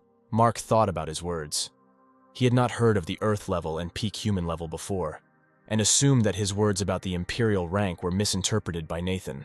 As he watched the approaching enemy, he thought that he had the opportunity to extract more information from him. When the blade of Nathan's spear almost overtook our hero, he covered himself with his blade. The Fire King shouted that a true Earth-level master would be able to crush him with one hand, even if his combat power was equal to 100 stars. As the battle progressed, Mark tried in various ways to extract answers to his questions from Nathan. But he quickly saw through our hero's plan and said that he should not even dream of getting some information from him. Striking another blow with his spear, the Fire King said with a smile on his face that judging by the current state of the Dragonpool village, even if the hero managed to build a guardian altar and become an Earth-level master, he still would not be able to save anyone. When Mark missed another blow and Nathan inflicted a serious wound on him, he grinned and said that you don't even have to wait for the Punisher to appear. He himself will destroy the hero right now. Mark knelt down leaning on his blade. The enemy's words reminded him that he needed to complete this task as quickly as possible in order to get the card opening. Meanwhile, Nathan, who approached him, said that the master is going through a serious transformation, moving to the earthly level. But this does not mean that a human-level master cannot defeat an earthly-level master. When the power reaches 130 stars, then a human master can defeat an earthly one with 100 stars. Remembering the arrow attack he had come under, Nathan guessed that Mark's power had not yet reached 130 stars. But even so, his strength is comparable to that of a half-Earth level master. He decided not to delay any longer and finish off the hero with one blow, putting all his strength into him. The next moment, the fire golem appeared in front of Mark again.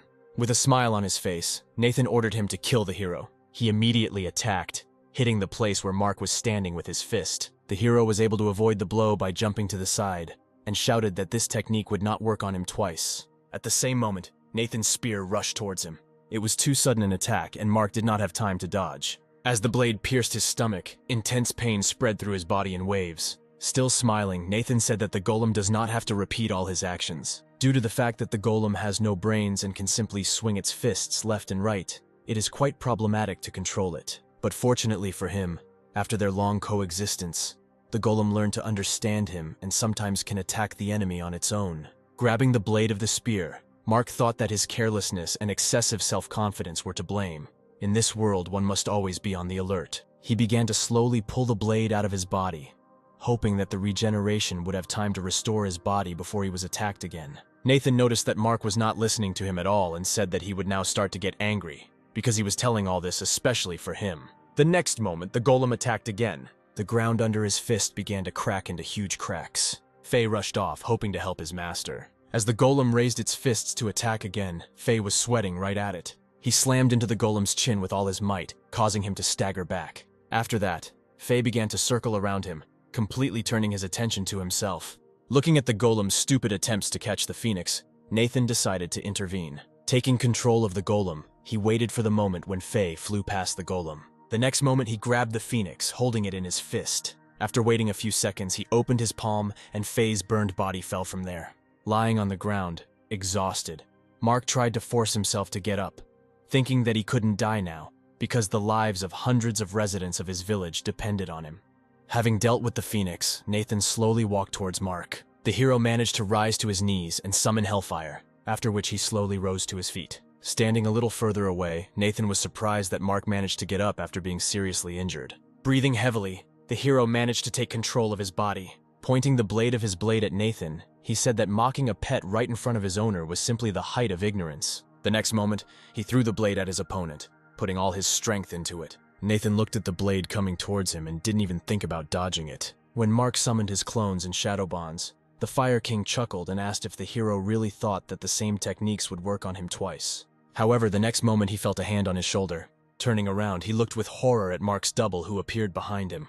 But that was not all. The next moment his legs were enveloped by many arms. No matter how hard he tried, they would not allow him to budge. At the same time, Mark approached Nathan, holding him on the other side. As the blade of the blade pierced his throat, the Fire King extended his hand forward. He grabbed the blade and tried to stop it, but Mark did not allow this to happen. Grabbing the handle of his blade, he plunged it deeper into the enemy's body, piercing him right through. Nathan's mouth opened in a silent scream, and his body began to become covered with cracks. A fire whirlwind engulfed Nathan's dead body, and the system reported that for killing the Fire King, Mark received 3,000 experience points, 9 reputation points, and 300 responsibility points, as well as the Emperor's Fire Core.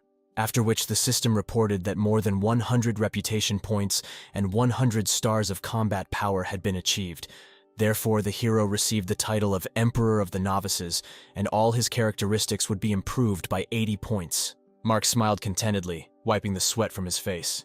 However, the next moment something happened that made Faye's eyes widen in horror. The golem's foot landed directly on Mark. A few moments later, a blue light began to emerge from under the foot. Mark was able to get out by piercing the golem's leg with his blade. Then he jumped up, coming face to face with the golem. Swinging the blade at his head, he enveloped the blade in hellish flames. The next moment, he slashed his blade across the golem's body, cutting it open.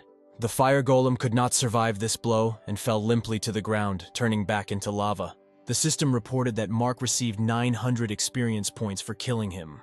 Faye happily exclaimed that his master was simply amazing. Noticing that Mark was frozen and not moving, he excitedly asked what happened. Suddenly, a bright beam of light fell on the hero, causing him surprise. The robot appeared and said that Mark was now skilled enough to pass the martial arts test. The hero remembered that the Fire King mentioned this during the battle. Looking at the robot, he asked how to take part in this test. The robot said that for this, he needs to go to the temple of thousands of phenomena in the big world.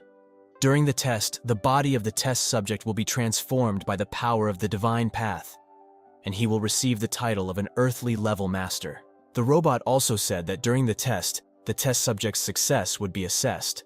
The higher this score, the greater the transformation power would become, and the more benefits the test subject could receive. After analyzing the robot's words, Mark realized that he needed to get the highest score in this test by any means. When Faye flew up to him, he used healing on him. The next moment, the system window that appeared reported that Sam had upgraded his home to the 3rd level and received the blessing of heaven, and his combat power had also increased to 30 stars, so Mark received plus 10 stat points. The hero immediately turned to the robot and asked in surprise whether, when residents improve the level of their houses and become stronger, he will also receive a reward. The robot explained that when residents advance to a specific level, in the human level combat power stage, the village chief receives a certain number of points. If the resident reaches 30 stars, then the village chief receives 10 points. If 50, then 20 points, and so on. Mark smiled contentedly, saying that the headman was quite profitable. Thinking about this, He happily thought that if the village now has 937 residents, when they reach 30 stars, he will receive 9,370 points. He liked the prospect and thought it would be great if the number of people in his village increased to several hundred. In that case, he could become a god in this world. The robot hastened to intervene and bring Mark down to earth, telling him that he should not have such unimaginable hopes. The hero's face showed dissatisfaction with the robot's words. Sighing, Mark said that in any case, he must contribute to the development of his residents if he wants to get a return as soon as possible. Previously, he had already donated the 500 spirit vouchers he received here. He also donated a huge amount of ice stones, and now residents can improve their homes. If you improve your house, you can also get additional points and improve your abilities faster. Mark also noted that after receiving the Fire Core, he was able to upgrade the Hellfire to B rank. Finally, he laid out all the resources that you can sell it in the hope of getting something useful. He gave that fiery lotus to his pet in the hope that it would help him become stronger. Sometimes he wonders if he really needed a pet. Looking forward from him, Mark thought about the fact that he applied extraction to almost all the animals in the zones available to him.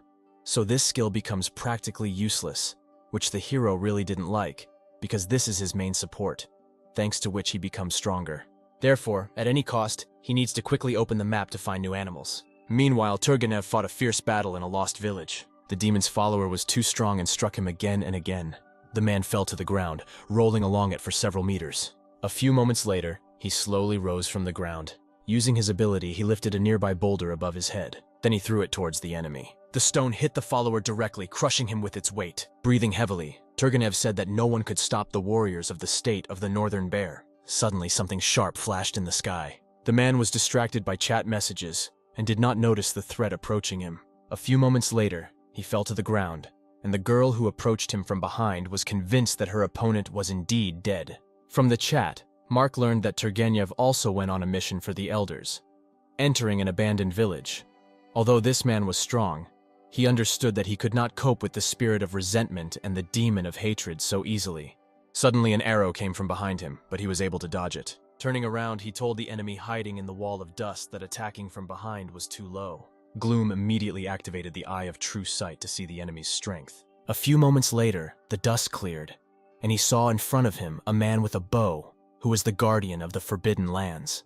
His power was equal to 52 stars. Pavel did not intend to conduct a dialogue with his enemy, and fired another arrow at the hero. He watched the approaching arrow, not even thinking about dodging it. Putting his hand out in front of him, he stopped the arrow with his palm. Pavel asked in bewilderment how a man from the small Chiliocosm could stop his arrow with his bare hands. With one movement of his fingers, Mark sent the arrow back, thinking that the more people he meets, the more questions he has, and if he wants to find out the answers to them, he needs to become stronger. The arrow pierced Pavel's head, after which the system reported that for killing the Guardian, the hero received 5,000 experience points and 100 stat points. Pavel's body fell limply onto the sand.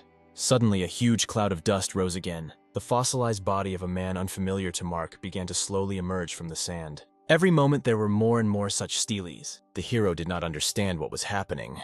Sometime later, the dust cleared, and Mark saw in front of him an altar similar to the one he had seen in the abandoned village, surrounded by many petrified people on their knees. As he got closer, he noticed a man in the center. He looked at the hero carefully, not taking his eyes off him. When Mark came close enough, he waved and greeted the hero. The Eye of True Sight revealed that the man sitting in front of him was also the guardian of the Forbidden Lands, whose power was estimated at 109 stars. Mark warily asked if they knew each other when the keeper addressed him by name. Taking a quick glance at the petrified people around him, he thought that if they attacked all at once, then he would not be able to finish this battle quickly, given that the strength of the main enemy was more than 100 stars. Suddenly, the man said that he had been carefully watching Mark all this time, from the very first day, when in the forest, he secretly attacked a giant rat and killed a mummy that was several times stronger than himself. The man said that the hero's strength and abilities, which he shows every time he gets into trouble, are truly amazing.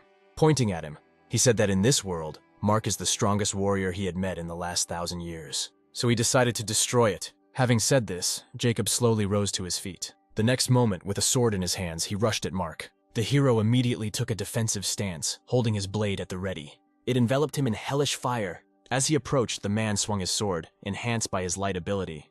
Mark carefully watched every new swing of the enemy's sword. He took a few steps back as rings of light surrounded him. Noticing the danger behind him, the man immediately turned around. Jacob saw blue flames and easily recognized the dazzling hellfire technique, capable of burning everything in its path. Suddenly, one of the fireballs flying towards him exploded. The man was able to dodge. Looking at the balls exploding in the air, he said that Mark's abilities were really impressive. He was able to not only dodge his attack, but also sneak up behind him unnoticed. As soon as he turned back to the hero, his body was cut into two halves. At the last moment, Jacob's face showed surprise. Immediately after this, he fell dead. Looking at the corpse of the guardian in front of him, Mark said that he talked too much. This was the reason for his death. Due to the lack of a system notification, the hero realized that he would soon be resurrected. A few moments later, the man actually came to life. Rising up, he began to stretch his neck, saying that with age he had lost his fighting skills, which is why he did not even notice the blade pointed at him. Smiling, Jacob said that if he were really alive now, he would show Mark what a real battle was. The hero raised his blade again to strike, irritably saying that he had no time to waste on idle chatter. The sudden glow in Jacob's hands made Mark stop and tense up. The man smiled good-naturedly and offered friendship to the hero. In confirmation of his intentions, he offered many spiritual hearths. Mark hesitantly asked if Jacob really wanted to buy him for a couple of dragon blood fruits. Sometime later, the hero actively absorbed spiritual fruits that awaken blood talent. The more of them he eats, the higher the concentration of true dragon blood in his body. Jacob watched the guy, saying that he still had a lot of these fruits, and he might not be in such a hurry, after which he added that he could answer his questions. Mark asked if the guardian knew anything about the martial arts test. He replied that it is a gift from the heavenly path. Those who take part in this test can receive the highest blessing and transformation. He also knows that when grading, results are divided into 5 levels: low, medium, high, special, and divine. Although there are only 5 of them, 99% of people belong to the low level. Only the remaining percentage can be classified as middle class. When Mark asked about the high level, Jacob replied that the possibility of achieving it was 1/1000,000,000. Remembering his past, the man said that then 1 billion people came with him from the middle Chiliocosm, but only a few managed to reach a high level. Not even all the geniuses who received the title of Rookie Emperor during the rookie evaluation stage managed to reach a high level. Mark was surprised by what he heard and asked about the special level. Jacob frowned as he said that young people these days are very ambitious. After which he said that the possibility of obtaining a special level is equal to 1 in 100 billion. If we talk about masters of the divine level, then no one has ever met them.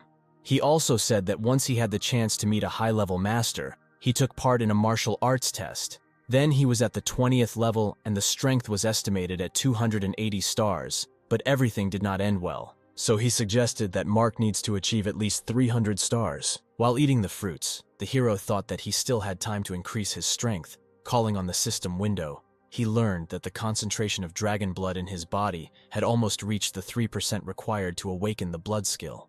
Looking at Jacob, he asked what the Great Battle of 10,000 Worlds was. The man replied that this is a battle that happens every 1,000 years in the world in which they live. Everyone comes to this world with the goal of destroying a large, medium, or small Chiliocosm. All living things will be forced to fight, and if they manage to win, the winner will be able to become a deity. The losing side will be destroyed, and any information about it will be erased from memory. There are races that manage to survive, but they are forced to eke out a miserable existence. Jacob ended his story here, saying that this is all he knows, and also added that if Mark manages to break the seal and go to the Great Chiliocosm, then perhaps he will be able to meet the losing races. Mark listened attentively to his interlocutor, absorbing the spiritual fruits. A robot suddenly appeared and reported that the concentration of the dragon's blood had reached 3%. Therefore, the blood talent was raised to D rank, and 100 points were also added to strength, agility, and energy. A blue glow enveloped Mark's entire body. Watching this, the man thought that this boy would definitely reach heights. Looking back at the altar, he thought about the monster sealed there, which he had been keeping sealed for 1,000 years. Jacob realized that he no longer had the strength to restrain him, so he hopes that Mark will be the one to cope with the dragon.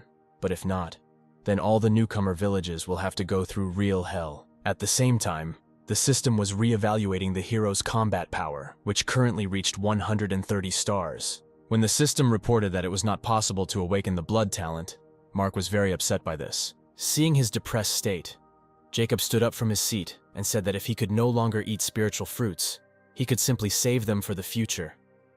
Gradually accumulating blood would naturally awaken the dragon's soul power and blood talent. This made Mark very happy. The next moment, The joy turned to seriousness on his face, and he asked what Jacob wanted from him, because he did not believe that a man would do all this for free. Jacob materializes a golden figurine of a baby, saying that it is a golden spirit that can enhance the power of the weapon, and the man hopes that Mark will be able to free him. Mark's face contorted in bewilderment. The next moment, the man pointed towards the altar. He said that the hero must kill the water dragon sealed there. As the ground began to shake beneath them, the man said that the dragon could wait no longer and would soon break out, so Mark must free Jacob as soon as possible, otherwise it would be too late. Mark looked at the golden spirit with the eye of true sight and learned that if it was fused with a weapon, its power would truly increase. The next moment, he activated his extraction talent. By using it on Jacob, he gained a D-rank wind control skill, a B-rank earth control skill, and a D-rank light control skill, and a B-rank metal control skill. After this, the system reported that Mark had mastered the skills of all 5 elements, and the fusion process would now begin. A few seconds later, the system reported that the fusion had been successfully completed, resulting in an A-rank skill, the hidden mystery of the 5 elements. Mark exclaimed happily that he had finally managed to obtain an A-rank combat talent and his strength would increase. However, the joy on his face quickly turned to shock as he looked at the man in front of him. His body turned to stone and he could no longer hear Mark, turning into an ordinary statue. Turning around, the hero said that he would definitely stop the dragon, no matter what the cost. Having risen to the altar, he began to place the cores of the kings in turn into the necessary holes. He began with the core of the Mammoth King, the core of the earth. Next, he put in the core of the Spider Queen, the metal core.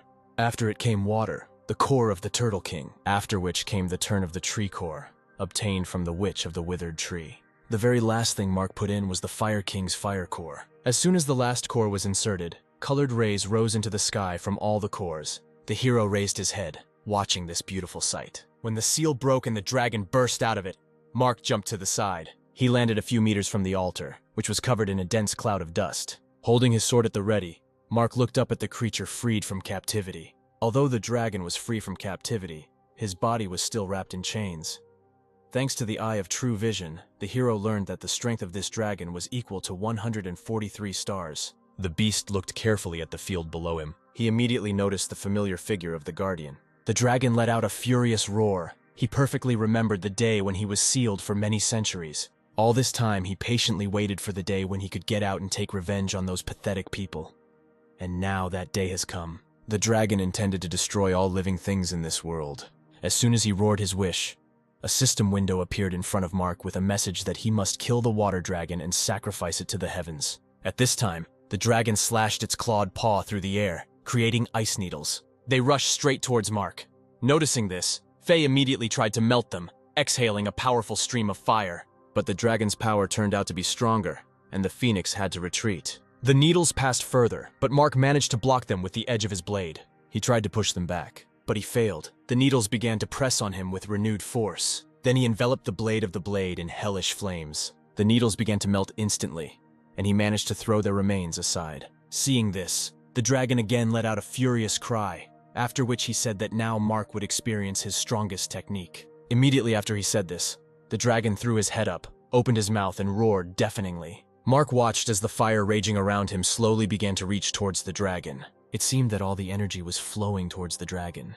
Activating the eye of true vision, Mark saw that every moment the beast's power was growing at a terrifying speed. Watching this, Mark thought that this was what the Guardian had told him about. Earth-level masters were able to use the power of the earth and heaven for their own purposes. Having absorbed enough energy, the dragon released a huge amount of fire into the sky. At this moment, its combat power was equal to 200 stars. Suddenly, there were many fireballs falling from the sky. Mark was terrified. He could only dodge these countless fireballs. A few moments later, he decisively headed towards the dragon, simultaneously creating 2 clones. When Mark jumped onto the dragon's body, it roared furiously and tried to grab one of the clones. The hero was able to climb higher and attack the beast. When one of his clones was nevertheless crushed by the dragon's paw, Mark slashed at it with a blade shrouded in hellfire. There was a fairly deep cut on his paw from this blow. Immediately after this attack, Mark jumped back to the ground, thinking that such a wound would not be scary for the dragon at all. He needed to find the enemy's weak points in order to win. The next moment, the dragon opened its mouth and released many tongues of flame. Everything within a radius of the nearest kilometers began to be engulfed in flames, and explosions were heard somewhere. Mark ran as fast as he could as far as possible. one of the clones was unable to escape the attack of the enraged dragon. The dragon himself flew over the land engulfed in flames. Having reached safe territory, Mark watched this from the side, amazed at the strength of his opponent. He was not sure that his hellfire would be able to cope with something like that. He realized that he needed something more powerful. Therefore, he decided to use his new A-rank talent. In the next instant, his body was covered in a thin layer of ice as he used a 5-fold ice storm. Many ice arrows shot towards the dragon at high speed. He, in turn, emitted a powerful stream of flame. Moments later, their forces collided with each other, and a massive explosion occurred. Dense clouds of smoke and dust rose into the air after their collision. Seeing that the dragon was safe and sound, Mark decided to change tactics. He jumped towards the enemy. Noticing the hero's approach, the dragon opened its mouth again, spewing out strong flames. When Mark flew into its mouth, the dragon immediately slammed it shut. The next moment, his eyes widened in surprise. He thought that Mark would somehow resist, but instead he simply allowed himself to be swallowed. At the same time, the hero fell straight into the stomach of the beast. He managed to grab onto the walls of the esophagus, stopping his fall. Smiling contentedly, Mark used the ice storm skill. As soon as he did this, the dragon felt a sharp pain in his stomach. He growled heart-rendingly as many spikes pierced his body from the inside. Mark himself suffered from this technique due to the too narrow space. The dragon began to hit the rocks with its powerful body, trying to knock out the thorns from it. Because of this, the hero lost his support and began to fall down again. The dragon continued to wriggle its entire body. At some point, he opened his mouth and released a powerful stream of flame. When the thorns fell out of the dragon's body, Mark grabbed the hole they left in the beast's body. Using force, he made it wider to create an exit for himself. A few moments later, he succeeded. While the dragon was rushing from side to side, Mark jumped down from its body. Having landed, he smiled contentedly, thinking that the dragon's body was completely torn to pieces, and he definitely would not survive after this. Within a couple of minutes, the dragon stopped wriggling in the air, after which it began to rapidly fall down. A couple of moments later, with a loud crash, the dead body of the dragon landed near Mark. The system reported that for killing the dragon, he received 100,000 experience points, 10 reputation points, and 1,000 stat points. Also, the task of removing the seal was successfully completed, and Mark received another 1,000 stat points. In addition, his reward for completing the mission included 2 dark gold chests. Wiping the blood from his face, Mark said that he had won. Suddenly, he felt the ground beneath his feet begin to shake. In an instant, the sky became covered with deep cracks. The next moment, the barrier limiting the hero from the big world was destroyed, and Mark saw an azure blue sky. The system reported that after the hero removed the restrictive seal, the village of Dragonpool became directly connected to the larger world. Mark smiled contentedly, thinking that now he would have more opportunities to pump up his strength and get more resources. Suddenly, the dragon's dead body was enveloped in a bright light. Mark looked at him in bewilderment, not understanding what was happening. The next moment, powerful lightning struck his body. A couple of moments later, only bones remained of the dragon, and a red ball appeared in front of Mark. The system said that it was the essence of the soul of the water dragon, a fourth-order miracle of heaven and earth. Suddenly, the ball lit up and rushed towards the hero. Mark's eyes widened in surprise as the essence was absorbed into his body. The system reported that the hero had absorbed enough power from the dragon soul, and the dragon soul had been awakened, and he also received plus 300 points in energy, plus 50 in strength and agility. He also received a new skill, the greatness of the dragon, which produces incorporeal spiritual energy, scares away all living things, and can suppress the will of others. This skill immediately activated, and a projection of a golden dragon burst out of Mark's body and let out a deafening roar. A few minutes later, the joyful hero applied the extraction to the remains of the dragon. He could not believe that in such a short period of time, he would be able to reach 155 stars. Once the extraction was completed, the system reported that Mark had obtained the C-rank True Wind Essence skill. This skill was automatically upgraded to B rank, resulting in the awakening of a new talent, the air glider. It immediately activated and wings appeared behind Mark's back. He looked with interest at his new pair of wings. Rising high into the air, he experienced real delight. This method of movement was much more effective than his high-speed boots. There in the air, he decided to take care of the chests he had received. At that moment, Faye flew up to him, who was overjoyed that he would now be able to fly with his owner. Mark ignored all the pet's words, trying to understand why the spiritual fruits fed to him had no effect. His thoughts were interrupted by a robot that appeared and said that as a reward for opening a map for his village, Mark received a map of the large Heliocosm. He also said that villages that have not completed the task of opening the card will not be able to receive this card. Mark was delighted by this news. Having opened the received map, he saw many red dots that marked the villages of newcomers. Blue, the temple of thousands of phenomena, located next to each temple of the village, forming a certain area. Mark assumed that at the end of the test of newcomers, all villages would join the large chiliocosm. He also understood that at the same time the competition for resources would intensify, and for his village this was truly a unique opportunity. With the card he received, the hero would be able to quickly win the competition by fulfilling the condition of 1,000 inhabitants. Remembering the chests, he decided that he would open them first, and then begin to deal with the map. Having opened the first chest, the hero received an item of the 5th rank, Dragon Armor. Having opened the second one, he received an item of the 6th rank, 3-dimensional space. Mark decided to immediately put on new armor. As soon as he did this, his combat power increased to 158 stars, which greatly delighted the hero. Then he decided to deal with 3-dimensional space and understand how it works. The system reported that the space is suitable for growing spiritual plants or other living beings there, and various things can also be stored there. Using a dagger, Mark made an incision on his finger when he learned that his blood was required to secure the identity of the 3-dimensional space, after which he dropped a few drops onto the ball of 3-dimensional space. Immediately after this, a bright flash of light appeared, blinding the hero. A few moments later, the system reported that the accessory had been successfully secured, and now Mark could move objects there, or move himself using the power of thought. The hero decided to try and move there using the power of thoughts. When this happened, Faye was very scared, not understanding where his owner had disappeared. Once inside the 3-dimensional space, Mark was amazed. He had no idea that this place could be so huge. Having entered the system, the hero materialized the remains of the dragon. Initially, he planned to place them in the exchange channel, and then exchange them when a lucrative offer arrives.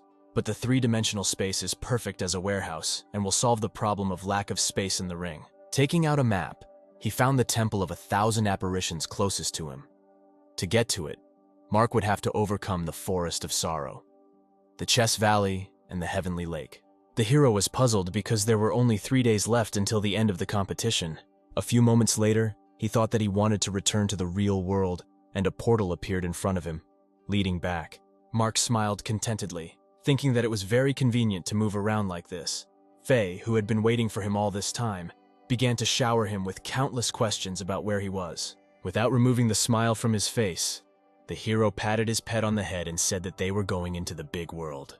After that, he took Fairy in his arms and headed in the right direction. A few moments later, the hero accelerated and disappeared behind the clouds. A few minutes later, he overtook the Forest of Sorrow, which was filled with various rank 0 and 1 trees. Flying past him, Mark thought that first he should check the situation in the Chess Valley, and then deal with the residents. Finding himself in the Chess Valley, he immediately encountered monsters, which he easily defeated. Based on the results of the battle, Mark concluded that although there are not so many animals here, individuals of the 20th level and above can be killed twice and receive 3 stat points for each. Afterwards, he opened the system window.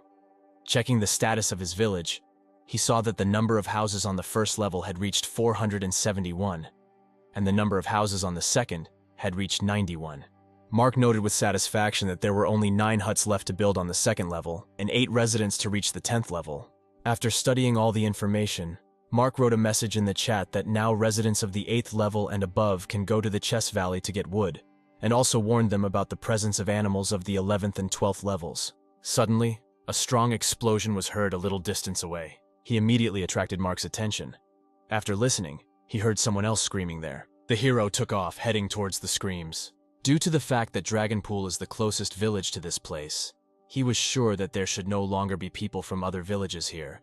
So he guessed that this might be one of the losers in the great battle of the 10,000 Worlds race. Meanwhile, the white-haired girl fought with a huge thunderwolf. She didn't notice how he approached her from behind, and when she heard his roar behind her, it was already too late. However, the next moment, the thunderwolf was thrown aside. Mark made it in time at the last moment and saved the stranger, throwing her over his shoulder. When he landed, the wolf had already come to his senses and growled menacingly. Mark asked Faye to deal with the opponents. Immediately after this, the hero rushed as far as possible from here, and the phoenix rushed to carry out the order of his master, attacking the wolf one after another. Due to the fact that they were much inferior to him in strength, he did not have any difficulty with this. When the hero was far enough away, a huge fireball appeared above the forest, among which lightning flashed. The girl watched what was happening in bewilderment. Suddenly, someone's footsteps were heard behind them. The girl immediately recognized the guy who came out to them. He stopped and, looking at Mark, asked if he was one of the applicants. When the hero asked who he was and how he knew this language, the stranger replied that 4 days ago the heavenly path told him that soon a contender for thousands of worlds would appear here who would speak their language. Mark had absolutely no idea what this guy was talking about. Rising from her knees, Lydia apologized, saying that Mark was the first applicant to come down to them in the last 1,000 years, so they were a little puzzled. Approaching her fellow tribesmen, the girl at the same time knelt before Mark, welcoming her savior. Using the eye of true vision, the hero learned that these two are the descendants of the race that lost in the great battle of the worlds. Mark was too embarrassed by their behavior, and he hesitantly said that he was not any savior. Besides, he did not even know about their existence until that moment. Everything that happened was nothing more than a coincidence. Grabbing his hand, Linda said that there was no mistake here, pointing somewhere to the side. Mark followed the direction of her hand and saw a mountain of corpses of thunder wolves. The girl said that the hero and his pet saved them from these monsters, because he is the savior of their clan. The next moment, a robot appeared in front of Mark, informing him of the activated D-rank mission called Rescue of the Fallen Clan, the reward for which was the absolute loyalty of the Shuan clan. Sighing heavily, Mark said that they needed to figure out what to do with the pile of dead animal bodies. Kane and Linda were eager to figure it out on their own, but the hero replied that he would rather do it himself. He also asked that they just call him by his name. Kane immediately objected, saying that he was their savior and they could not treat him with such disrespect. Sometime later, the hero, accompanied by his new acquaintances, left the clearing. Almost immediately, a new animal appeared in the clearing. Sensing the strong smell of blood, the leader of a pack of thunderwolves discovered the corpses of his subordinates and went berserk. Judging by the smell of people hovering here, mixed with the thick aroma of blood, it was not difficult for the leader to guess who was responsible for what happened. He jumped onto a high stone and let out a long howl. Hearing him, the rest of the pack immediately rushed to their leader. A couple of minutes later, about 100 thunderwolves entered the clearing. The leader gave them the order to get rid of the little people, avenging their brothers. Meanwhile, in the small village of the Shuan clan, active life was in full swing. Noticing the approaching figures of his comrades, the guards shouted that Kane and Linda were returning. This news delighted the settlers. A few moments later, the grandmother holding the bucket of apples let go of it in shock. Mark's new acquaintances stopped at the entrance to the village, not daring to go inside. Granny ran out to meet them and with excitement in her voice asked why only the two of them returned. Linda, with a depressed expression on her face, replied that on the way they were attacked by thunderwolves, and except for her and Kane, no one managed to survive. Then she looked at Mark uncertainly. He took out the bodies of the dead from three-dimensional space, saying that this was all he managed to take. All the rest were eaten by animals. From Linda, Mark was able to learn that the ancestors of their clan were originally from the Middle Chiliocosm, but were defeated in the Great Battle of 10,000 Worlds, and as punishment, millions of people were scattered throughout the world without the opportunity to awaken talents or skills, and they could only develop up to the 15th level, and now there are only 300 people left in their clan. The head of the village came forward and thanked Mark for returning the bodies of their comrades and family members to them. Kane immediately joined the conversation, saying that the hero is the new challenger of the 1,000 Worlds and is their savior, whom they have been waiting for all this time. The man was wary of the guy's words. Something alarmed him in the current situation, but he could not understand what it was. Turning to Mark, Sean asked if the two of them could talk somewhere else. The hero agreed, and they moved to another clearing, settling near a branchy oak tree. Sighing, the man admitted that the legend about the salvation of their clan after the appearance of a new contender was just a fiction. Mark looked at the head of the clan with confusion. He explained that each head of the clan, upon taking office, receives a special scripture, which states that not every applicant is able to save their clan. Sean bowed and apologized for disturbing Mark, saying that only the village chief, who has the status of the novice emperor, could become the savior. And as far as he knew, only one person in a whole billion could fulfill all these conditions in less than 7 days. Smiling, Mark said that if these are all the conditions, then he fits these conditions. To confirm his words, he showed the head of the clan a system window that displayed information about the progress of his village. After reading the information displayed there, tears appeared on the man's face.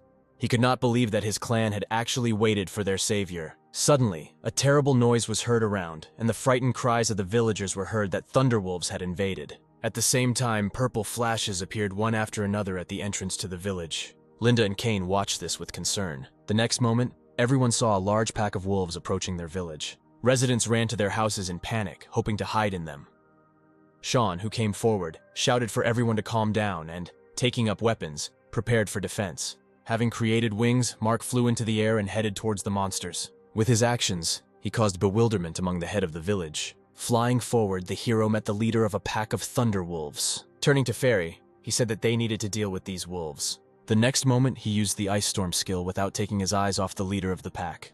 Many ice arrows rained down on the wolves, piercing their bodies. For each killed beast, the hero received 2,600 experience points. Some wolves managed to reach the walls of the village itself. Faye came to the rescue of the villager, blocking the path of the animals. Using the flame, getting rid of the thunder wolves was not difficult for him. The wolf burned alive one after another. At the same time, Mark fought with the leader of the pack, who was several times stronger than ordinary thunder wolves. When the leader attacked him, the hero used reflection and redirected the attack in the other direction.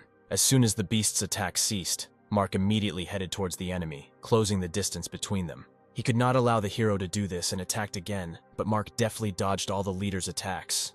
At some point, he used release, and his technique collided with the wolf's technique. Taking advantage of the moment while he was out of sight of the enemy, he broke through the wolf's electrical wall. The next moment, the hero finally overtook the leader, grabbing him by the horn, after which he threw the beast aside. From a strong blow to the ground, the beast lost consciousness. Mark, who approached him, called on his blade without taking his gaze off the enemy. The next moment, he swung his blade, striking the leader a fatal blow. The system reported that as a reward for killing him, the hero received 24 experience points and a golden chest. A few minutes later, Mark applied extraction to the dead bodies of the wolves and received a new B-rank talent, True Essence of Thunder and Lightning, as well as a 4th rank skill, Insane Thunderclap. Looking thoughtfully at the corpses, Mark thought that he managed to extract abilities from only 3 wolves, whose level exceeded the 20th. The rest of the wolves had no meaning to him. The head of the Shuin clan approached him, knelt down in front of the hero, and presented him with a scroll, which the heads pass on to each other from generation to generation. All the other residents of the village, as well as their leader, knelt before Mark, recognizing him as their king. The hero looked in surprise at the scroll in the man's hands. He explained that this is a heaven-given contract between the master and his subordinates. Only a drop of Mark's blood is needed to activate it. He also said that the Shuin clan would follow him even to the ends of the earth and fight side by side. Mark thought about Sean's words.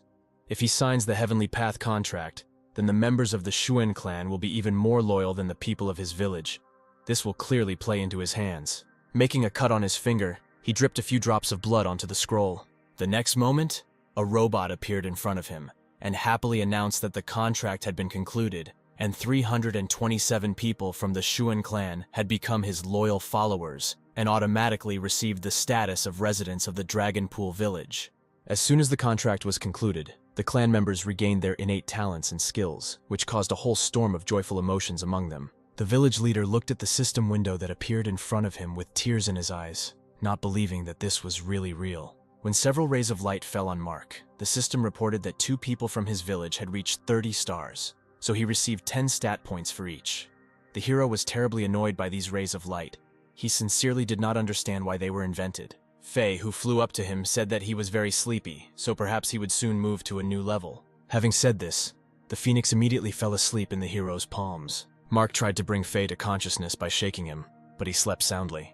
The robot that appeared said that the phoenix was currently in the process of leveling up and needed to be provided with a safe environment so that it could complete the transition to the next level. Mark decided to move him into 3-dimensional space, where his pet would definitely not be in danger. Afterwards, the robot asked the hero to choose the location of new houses for his followers. Mark thought that the Shuin clan had been living in this place for many years, so changing the location would be inappropriate, and he decided to build new houses right here. A few moments later, everyone saw renovated houses in place of their old huts. Soon the robot reported that the construction was completed, as well as the task of saving the fallen clan. As a reward, Mark received 300 stat points and the right to build a teleportation array, after which he reported that the village of Dragonpool had fulfilled all the conditions for moving to the 2nd level, and the possibility of building a guardian altar had also been unlocked. After reviewing the details, Mark learned that the teleport allows you to travel within 1,000 miles in an instant.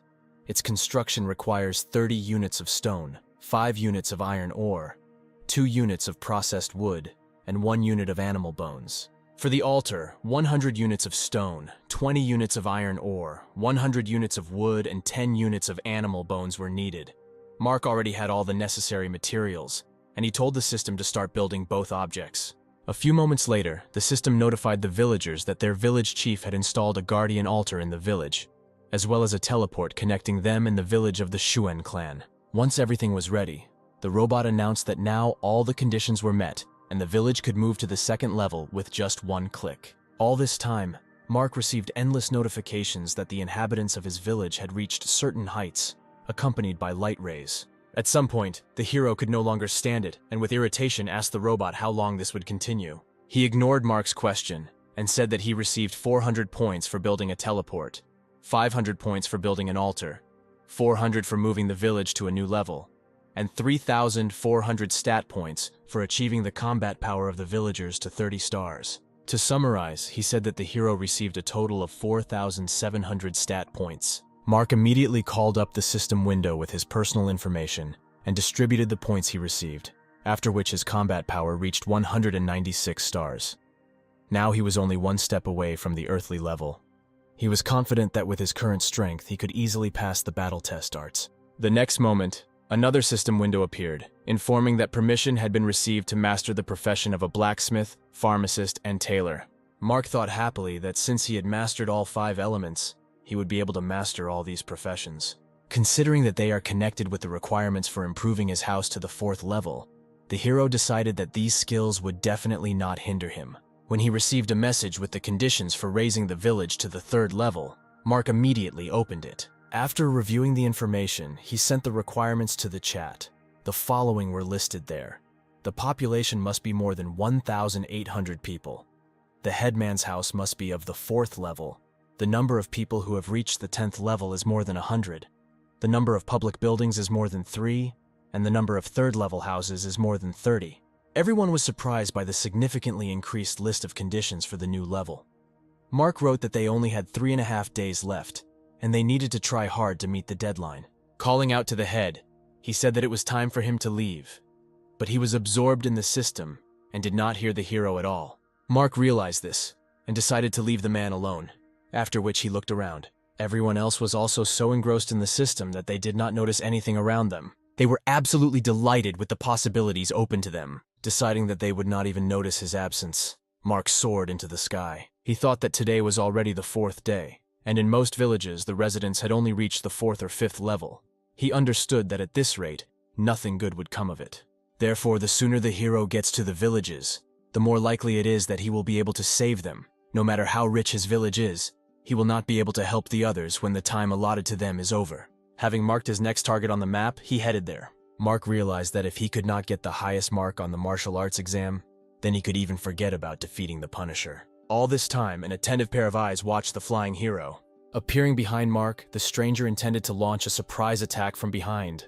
When he pointed his blade at the hero, he sensed danger and turned around, blocking his blow with his blade. Klaus jumped back. The next moment, instead of blades, an earthen ball appeared in his palm, and he said with a grin that Mark had a pretty good reaction. Having said this, he put his palms in front of him, and a strong stream of sand rushed towards the hero. Mark's body was enveloped in many electrical discharges, and he annoyedly asked the stranger who he was that he dared to provoke him. The next moment, he easily cut apart a lump of earth thrown at him. As soon as this happened, the sand exploded, and Mark found himself at the epicenter of the explosion. Klaus smiled contentedly when he saw an unharmed enemy in front of him. He said that Mark was lucky this time, but next time it won't be the same. The hero said wearily that he didn't have time for these stupid games and waved his palm. The next moment, 2 of his clones appeared near Klaus and attacked him at the same time. He was taken by surprise. The next moment, one of the clones cut him in half. When Mark received the system message that he had received 1 million experience points and 327 stat points for killing an Earth-level guard, his eyes widened in surprise. He looked at the robot in bewilderment, asking if this was a joke, because this boy was too weak for such a high reward. The robot replied that this guardian was a descendant of one of the clans that participated, but lost in the great battle. The challengers and guardians are rivals who can receive excellent rewards for killing each other. The more experienced the enemy, the greater the reward. Hearing this, Mark grabbed his head, thinking that if he killed a few of them, then he wouldn't have to worry about the martial arts test at all. The robot warned him that the hero should take the guardians more seriously. because they are incredibly dangerous. The next moment, a sudden attack knocked Mark off his feet. The new guardian did not have to wait long. After examining the corpse of his brother, he was surprised that an ordinary person was able to kill Klaus, who was on a semi-earthly level, in just a couple of moments. Mark managed to hold the guardian's spear with his hands, preventing the blade from piercing through his head. Using force, the hero broke the weapon in half and said with a grin that luck really doesn't come alone. Rising into the air, Ash said that Mark overestimates himself too much. He is too weak to put himself on the same level as them. The next moment, he began to quickly form seals with his hands. Once all the seals were completed, a stone chain materialized in front of Ash. She instantly strove towards the hero. Mark didn't even have time to notice how his legs were firmly tied to wooden trunks that had grown out of the ground. Ash was not going to stop there, and the next moment he lowered his hand. Noticing a huge shadow above him, the immobilized Mark raised his head. He saw that a huge boulder was falling directly on him. A moment later it crashed to the ground, raising a cloud of dust. The pressure exerted by the stone on the hero was too strong, forcing him to fall to his knees. Using the eye of true sight, Mark saw that the enemy's combat power suddenly increased to 341 stars. He urgently needed to come up with something because he understood that he could not hold out for long. The only thing that came to his mind was to create clones that immediately rushed into battle. But even so, Mark understood that the clones, possessing only half of his strength, could only delay the guard for a while. So he needed to take advantage of this time and figure out how to get rid of the enemy. Ash was a fairly experienced warrior and without much difficulty fought with two opponents at the same time, blocking and delivering attacks. Not even a couple of minutes had passed before the first clone was killed. When one of the other was open, he took this opportunity and attacked him. The clone flew into the nearest tree, upon collision with which it began to rapidly disappear. Having dealt with the clones, Ash turned on one leg towards the hero. After that, pointing the blade at him, he rushed towards Mark, his face contorted in horror, realizing that he was about to be killed. Suddenly, his 3D space artifact sparkled. A small red-haired girl emerged from it and fearlessly rushed towards the enemy. When Ash attacked her, the girl managed to hold off his attack by using a fire shield. Mark looked at her in bewilderment. Suddenly, she shouted that there was no time for explanations now and simply asked him to grab her tail. The hero's eyes widened in surprise even more when he noticed a yellow ponytail sticking out of her dress, which he mistook for a bow. The next moment, he hesitantly said that his hands were tied. Then the girl replied that Mark should use his teeth. The hero was dumbfounded by her proposal. When Ash struck again, she shouted that he should hurry up because she wouldn't last long. Her words brought Mark back to reality. He turned his gaze to the Guardian, who was striking at the shield more and more actively, trying to break through it. Realizing that he had no choice, the hero followed the girl's request. The next moment, he lightly bit her tail. As soon as he did this, they were sucked into a spatial vortex. Realizing that he was falling from the sky, Mark screamed in surprise. The girl flying next to him said that she could not move long distances, so they needed to hide as soon as possible. Looking at her, he extended his palm towards her. The next moment, he grabbed the tip of a strand of her hair. After that, they teleported again, but into Mark's three-dimensional space.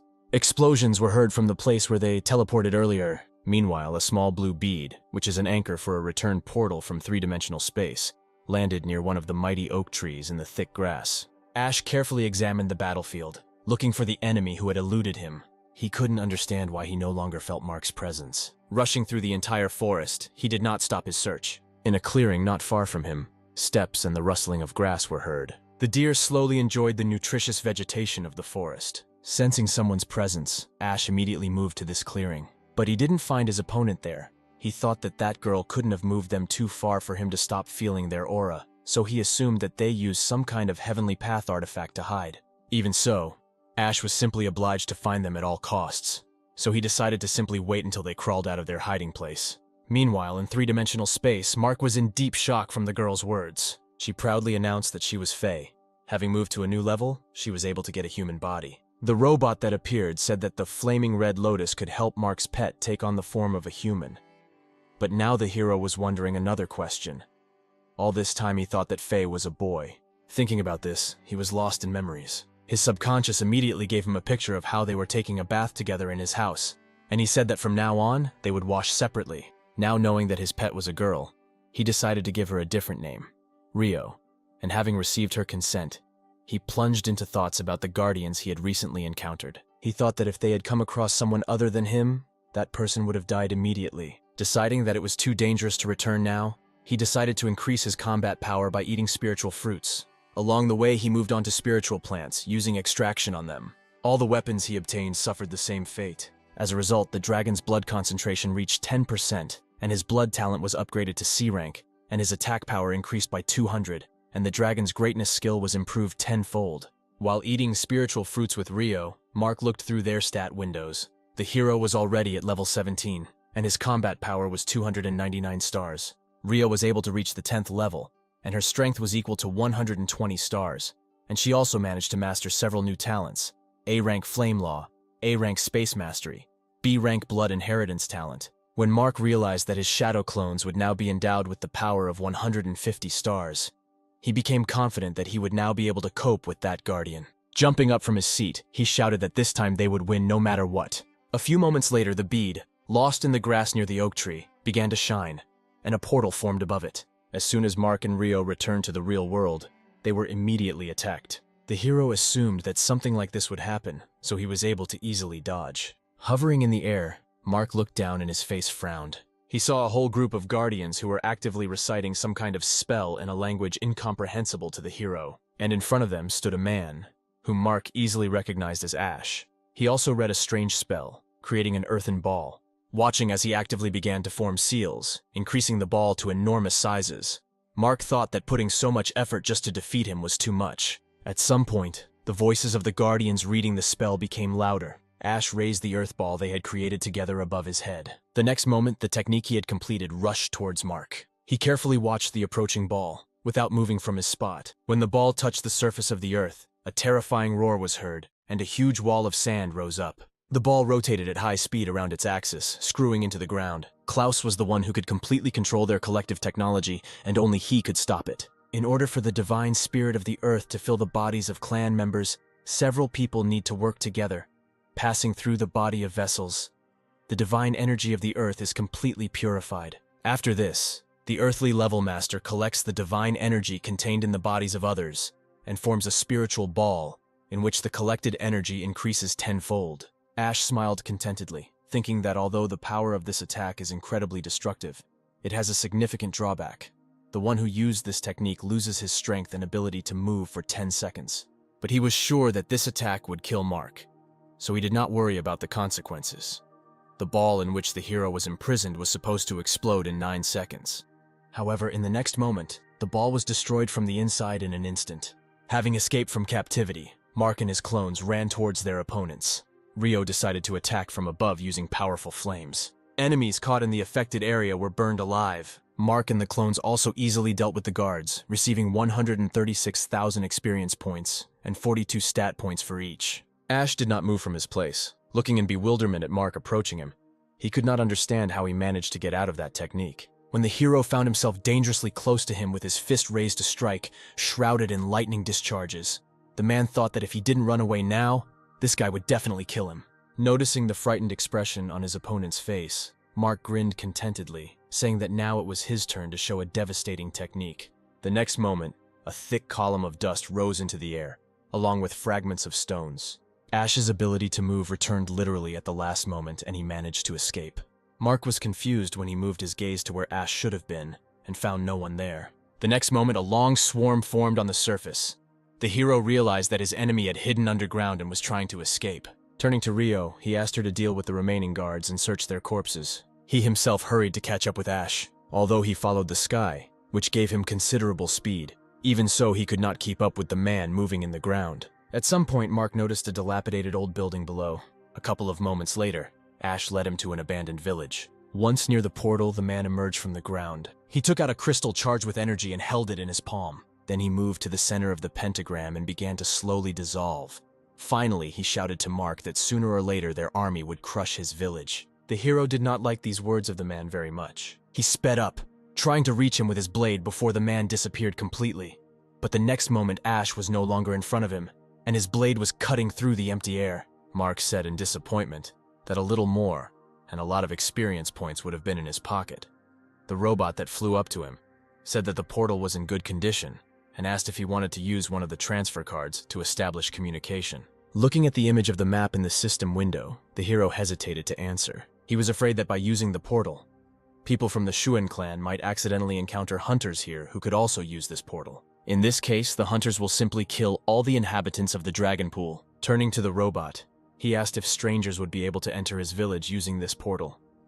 If he decided to use the card, he replied that Mark should not worry about something like that, because someone who is not a resident will not be able to enter it through the portal. The robot's answer calmed the hero, and he decided to use one of the cards. The next moment, a system message appeared in front of Mark, intended for all residents of the Dragon Pool, that he had established a connection between the portals between their village and the village of T. After that, he wrote in the group chat that village T was abandoned, and while he had not had time to explore anything here, it was also not fully known how dangerous it was here, so he asked no one to move here for now. He was immediately told that everyone understood everything and would not visit T's village for now.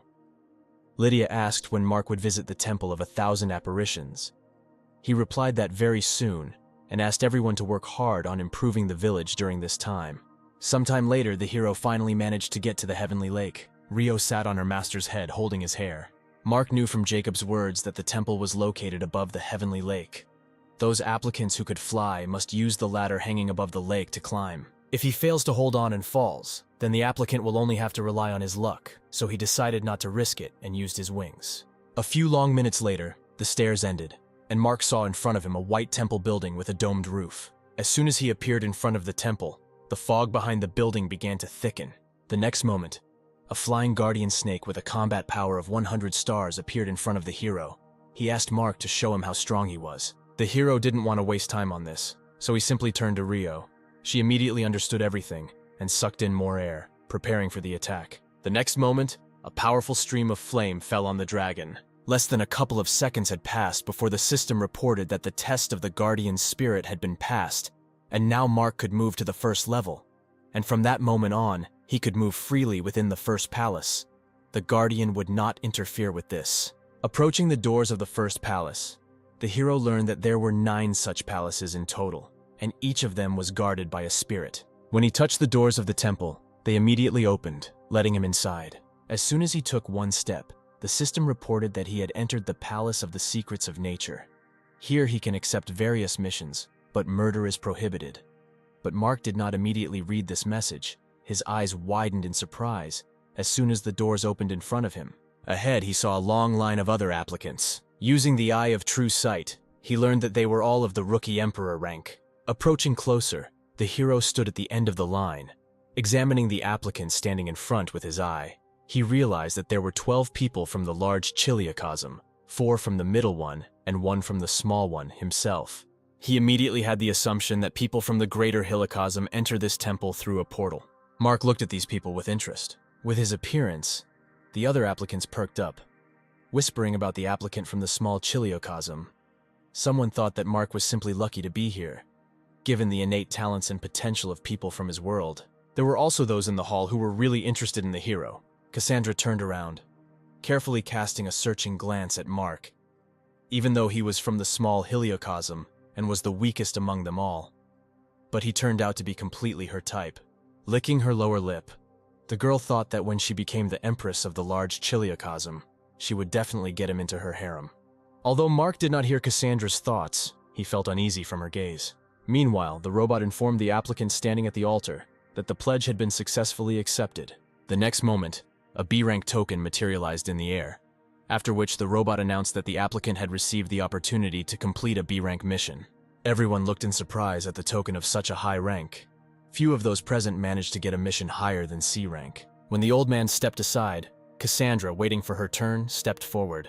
Mark looked puzzled when he realized that some kind of deposit was required to get the token, but he didn't have anything suitable for this. As someone walked past him, disappointed that he had received a C-rank token, the item in his hand caught the hero's attention. He was sure that he had seen her before, but he could not remember where exactly. Mark was pulled out of his thoughts by cheers of admiration when another contender managed to get his hands on a B-rank token. Mina squealed with joy as she received a high-ranking mission. An old man approached her and asked what she offered as collateral.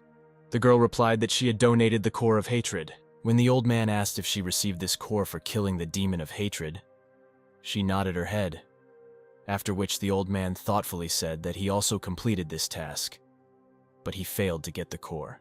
Mina explained that the difficulty of her task had been doubled, and therefore the demon was twice as strong as usual. The next moment she winked at the people around her and said that even so, defeating the demon was not difficult. At this moment, the applicant who received the token stepped aside, giving way to the next one. Mark stepped forward confidently. The other applicants noticed that it was the turn of the man from the small chiliocosm and watched him carefully, waiting with interest for the moment when he would receive the token.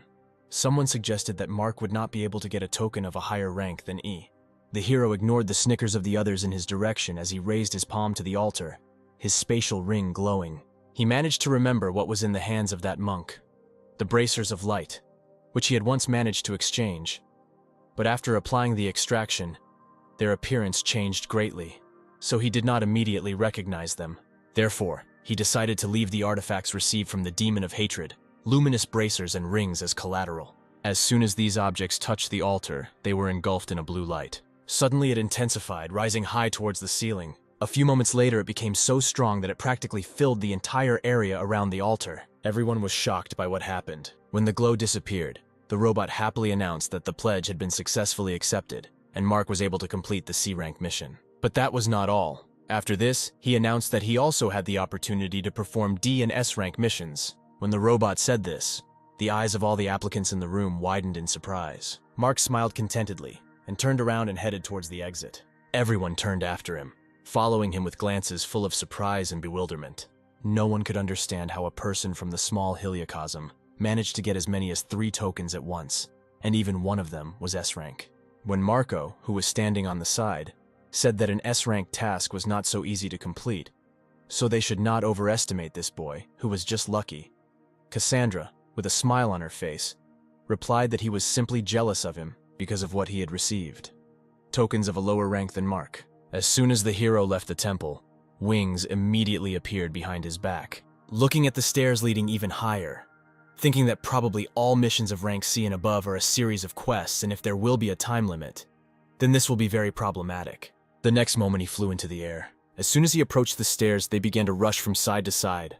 In the next moment, both the stairs and the temple disappeared right before Mark's eyes. The hero was in great bewilderment. The robot that appeared said that when the sun sets, the temple immediately disappears, and at dawn it appears again. At the same time, Ash managed to return to his clan's base, where an urgent meeting was held regarding Mark. He said that the hero was one of the challengers. Ash was sure of this because he saw with his own eyes how a white glow enveloped his body when Mark killed another guard. This only happens when a challenger kills a guard. Many did not believe his words, because the test for newcomers was not yet over, and there was simply nowhere to find such a strong person in the small chiliocosm. Ash slammed his fist on the table, saying that he had no reason to lie about such serious things. One of the men approached the elder, saying that after using their collective technique, Mark not only managed to survive, but also had enough strength left to fight and destroy the majority of their squad. The man was sure that this guy had at least the earthly level of strength. Realizing the seriousness of the situation, some suggested getting rid of Mark as soon as possible before he could become even stronger. Remembering his battle with the hero, Ash felt that Mark was using the power of heaven and earth. Only Earthmasters could use such power, but as far as he understood, this guy had not yet reached that level and was already so strong. Suddenly, the elder slammed his palms on the table, asking everyone to shut up, after which he said that there are more and more new applicants, so they need to use this opportunity and kill as many of them as possible in order to receive a generous reward. As for Mark, he said to use the village of T as a starting point for his search. Rising from his seat, the man reasoned that no matter how strong this boy was, he would not be able to withstand the entire clan alone. Perhaps they would be able to find out where he gets his strength from and deal with him in one fell swoop. Ivan said that at any cost they needed to raise the strength of their clan to a new level in order to be able to participate in the next great battle. Turning to his advisors, he said that 300 people needed to be sent from each department and 500 from the head office, and tomorrow morning an army of 3,000 soldiers would be sent to the village of T. When the meeting ended, the village chief's grandson was waiting for Ash at the exit, saying that it would be better to go to T village not tomorrow morning, but tonight. Ash sighed tiredly and looked up at the full moon, after which he said that a mysterious monster lives in the heavenly lake near this village. Every time night falls, it summons the ghosts of people who did not die a natural death on these lands, and they kill all living things on their way, which is why the village of T has been abandoned for many years. Even Earth-level masters do not dare to approach this place at night. When Mark returned to village T, he saw that it had changed significantly, and became more like one of the prosperous cities. Courtesans tried to lure passing men into entertainment venues with their beauty and drink. One of them noticed Mark passing nearby and decided to try her luck with him. The beauty instantly approached the guy, grabbing his arm. Slowly touching his chest, she asked in a soft voice if he would like to have a snack and rest, or would prefer to lose himself in her arms. Mark immediately activated the Eye of True Vision, so he saw that the transformation of the city was only a well-made illusion. In fact, all the people here were living corpses. The girl in front of him was no exception. Mark immediately pulled away from her, telling her not to dare to play these games with him. He realized at first glance that she was not a person. The girl's eyes widened in surprise at the hero's words. The next moment, all the people on the street began to return to their original forms, realizing that they had been exposed. They couldn't let Mark leave the city so easily after he found out their secret, so they decided to eat him. Suddenly, a spine emerged from the mouth of the corpse that was trying to lure Mark into a trap and rushed towards the hero. He took a defensive stance, preparing for battle. The next moment, hellish flames burst out around him. A fiery cloak enveloped his back and arms. When the sharp end of the vertebra was dangerously close to him, Mark waved his hand, protecting himself from this attack with his cloak. The flames spread to the bones, consuming them. The next moment, many spines that escaped from the bodies of the corpses headed towards Mark at high speed. He easily dodged them. The hero decided to speed up, and now the spines could not keep up with him. Taking advantage of this, Mark grabbed 2 spines and passed the flame through them, spreading it further. The flames instantly reached the corpses, burning their bodies. A few moments later, the blue flames spread everywhere. Some of the corpses screamed in pain, but some were not harmed by the fire and continued to try to attack Mark. The hero's face twisted with dissatisfaction when he realized that fire against them was practically useless. Meanwhile, Ash and Patrick walked through the forest, moving away from the cave where the meeting was taking place. The man said that those spirits living in the village of T are between life and death and do not have their own essence. Therefore, physical attacks will not have any effect on them. Attacking these souls in the usual way is like cutting clouds. There is no point. He also knew that individually these spirits do not pose much of a threat. But when they gather in groups, things take a completely different turn. In such situations, they become dangerous even for Earth-level masters. Many dead spirits with terrifying smiles slowly approached Mark. When they suddenly stopped, they released an ear-piercing, ghostly howl. This sound spread for many kilometers. In an instant, Mark's ice shield was broken and his fiery cloak was dispelled. Mark's eyes widened in horror as the corpses simultaneously rushed at him. Meanwhile, Ash continued his story that the howl of these spirits is capable of causing damage to the soul and splitting consciousness. When the soul of the attacked person is separated from the body, they fly together in attempts to absorb it. Pulling himself together, Mark activated his acoustic protection and began to concentrate power in his right hand.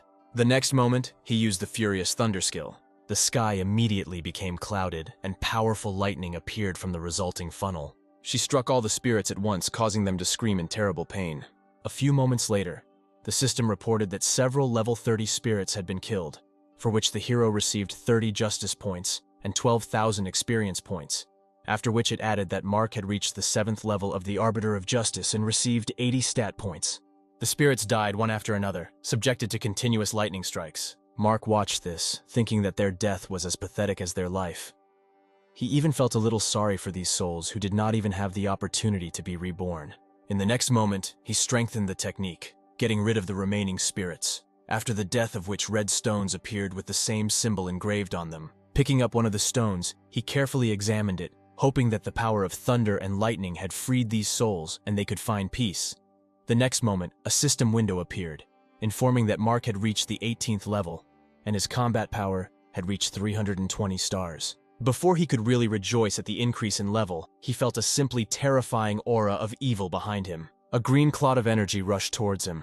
Mark looked in bewilderment at the ominous energy that was rapidly enveloping him, completely not understanding what was happening. In the next moment, he got to his feet, and cutting this energy with his sword, ran to the water, hoping to hide there. However, after his feet barely touched the water, he found himself in a completely different place. Mark's eyes widened in surprise when, instead of the water column, he found himself in a place similar to his old world. Looking around, he realized that he was in the office. Suddenly, his gaze fell on the mirror in which he saw his reflection. The clothes he was wearing were completely different from the ones he was wearing. Suddenly, Sam came up to him and tapped him on the shoulder, reminding him that the director had called him to his place. Mark looked in bewilderment at the retreating back of the guy who approached the girl, whom he recognized as Alicia. Having found out where the director's office was located, he went to a meeting with his superiors. The girl sitting in front of him in the director's chair with a smile on her face said that Mark has been doing his job brilliantly lately, so it was decided to promote him to administrator. His salary will increase to 100,000 yuan, plus paid vacation will be provided 30 days and bonuses. When she asked if he was happy with everything, Mark replied that he was fine. All other thoughts flew away. This was the reality in which he lived all his life and worked hard to get the position he so coveted. That same evening, a corporate party was organized in honor of his promotion, at which they continued to congratulate him, raising glasses with toasts. All this time, Mark was haunted by a strange feeling, as if something was missing. He understood that this promotion should be a joyful event for him, but for some reason he felt absolutely nothing. On the contrary, it seemed to him that he was the odd one out among all these people. Currently, Mark's body was sinking deeper and deeper into the water, surrounded by a green ball of evil energy, which the hungry souls were rapidly approaching. Rio tried to shout to her owner, but no matter how hard she tried, he did not hear her, being immersed in deep sleep. Suddenly, Mark opened his eyes as if waking up from a dream. He found himself on the street in the middle of a pedestrian crossing. Ahead, he noticed a strange couple, a guy with a collar around his neck, obediently following the girl, whose face seemed vaguely familiar to the hero. As soon as they were out of sight, Mark immediately forgot about it, heading on about his business. From time to time, the world in which he lives seems unreal to him. His friends seem to be not his friends at all, and his family is also not his family. All the time he feels an all-consuming emptiness, as if this life does not belong to him at all. He began to become more and more convinced that he had some problems with his head, but he had no one to share his experiences with. Suddenly, a man walking towards Mark stopped and pointed to the sky. The hero, like many other people, turned around looking at the sky. He saw many strange creatures floating in the sky. At this moment, Mark had a feeling of déjà vu, as if he had already experienced a similar situation. The people on the winged serpents said that this planet no longer belongs to its inhabitants, so they must disappear. The next moment, many sand arrows rained down from the sky. When they began to descend to the ground, people panicked and began to scatter in different directions. One of the arrows landed behind the ground where Mark was standing, and he was immediately thrown towards the doors of the building. Having come into contact with the wall, the hero hit his head painfully. When he saw another arrow flying straight at him, he jumped out of his seat, avoiding the threat. Mark ran away from here.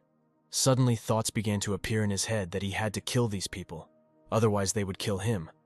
At the same time, his mind told him that this was impossible, and he would never defeat these strange people. Hearing the sound of an arrow approaching behind him, Mark turned around. He sped up, but knew perfectly well that this time he would not be able to escape, and he was about to die. A sudden red flash blinded the hero and he had to cover his eyes with his elbow. When he looked forward again, he saw a small pink-haired girl who saved him from the arrow by creating a shield. Due to too strong an attack, it became cracked. The next moment, the shield collapsed, muffling the girl's cry for help.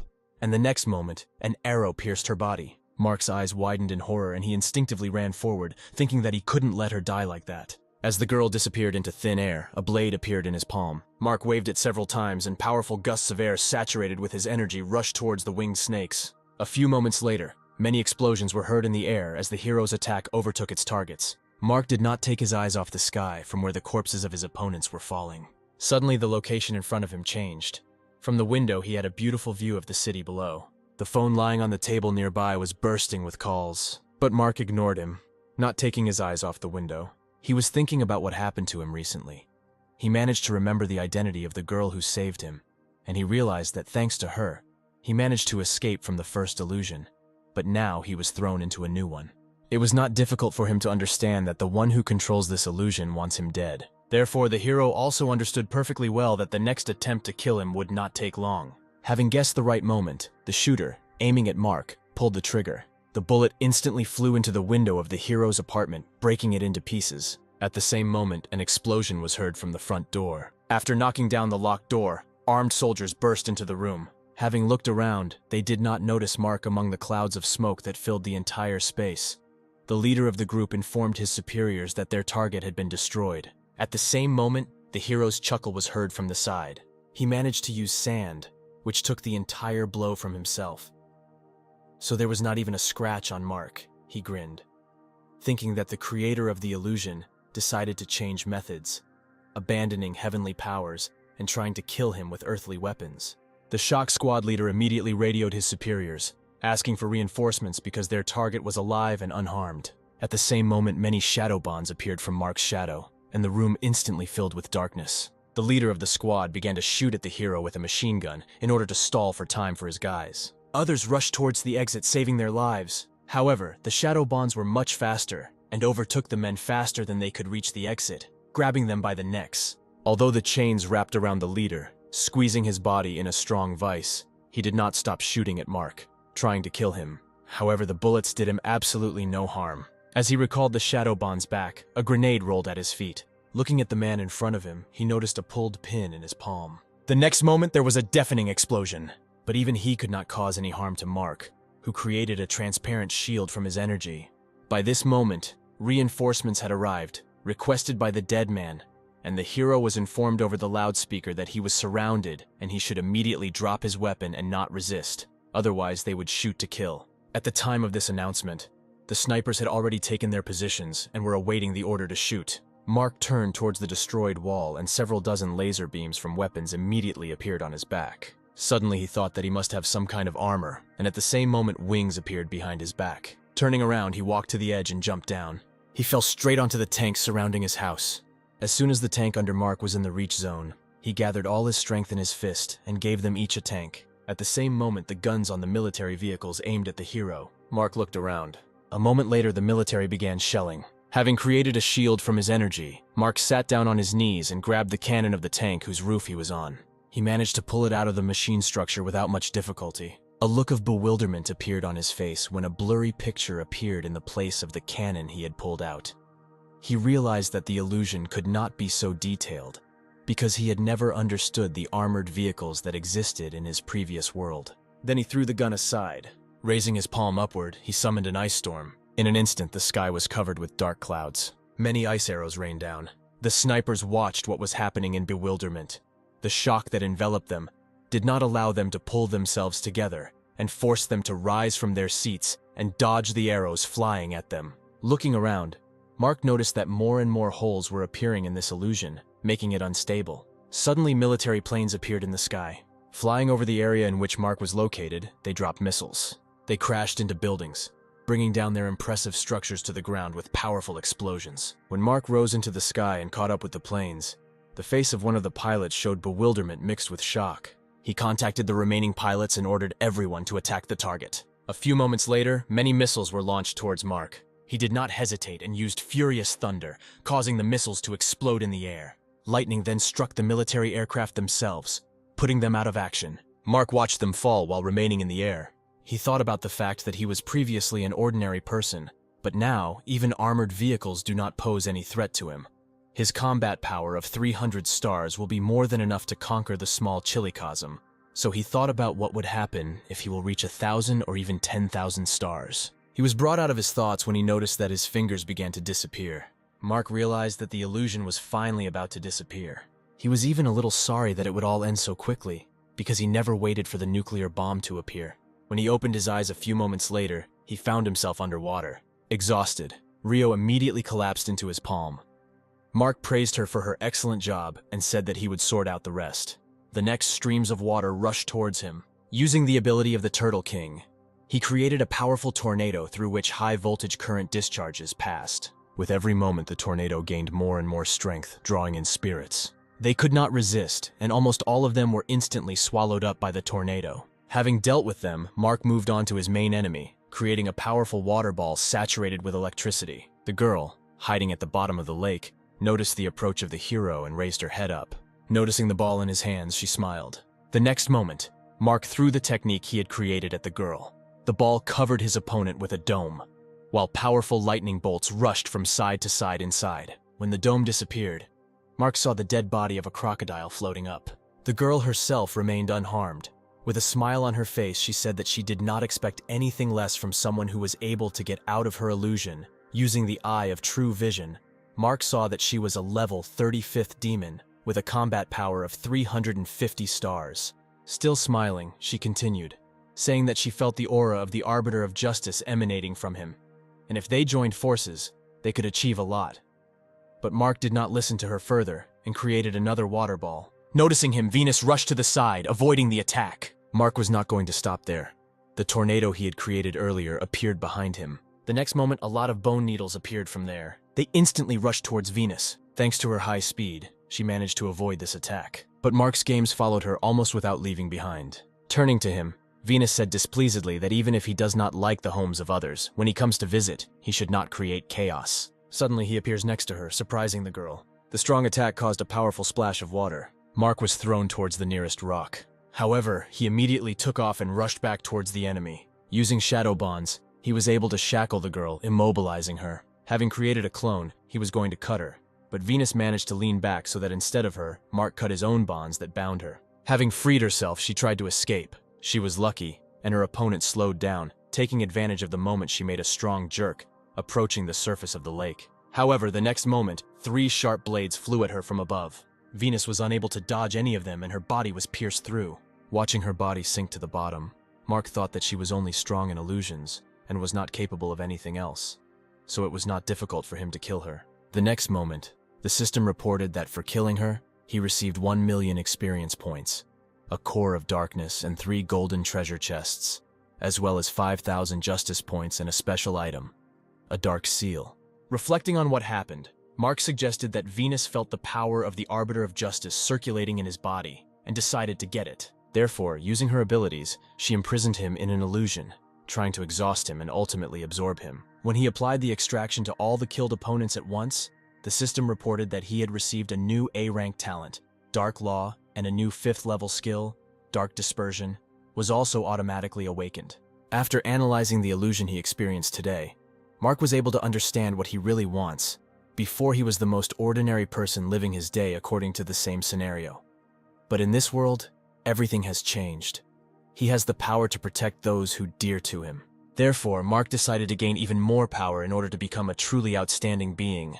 Suddenly, small glowing crystals began to appear from the sand, forming a path. Following with his eyes where they led, he noticed in the distance a building covered with a dome. It took him a couple of minutes to get there. When he was inside, he felt an aura similar to that of Venus everywhere, and assumed that this was her abode. In the middle of the room, he noticed an alchemical seal of the 5th level. He walked towards the shelves with various bottles of pills with a joyful smile, rejoicing at his good fortune. Taking one of the jars, he poured the contents into his hand. When the pill landed on his hand, his face scrunched up in disgust. He didn't even need the eye of true sight to realize how terrible it was. He began to actively explore the remaining jars in the hope of finding something worthwhile. But in the end, he was greatly disappointed. Absolutely all the pills in this room were level 0, unsuitable for consumption. The system window that appeared smoothed out the current situation a little. The system reported that an unusable pill could be exchanged for 1 contribution point. The hero decided that at least this way, he could benefit from them. Just as he was about to exchange the pill in his hand, another idea suddenly came to him. Mark applied extraction to it, and in the next moment, the system reported that he was able to successfully extract impurities and toxins from it.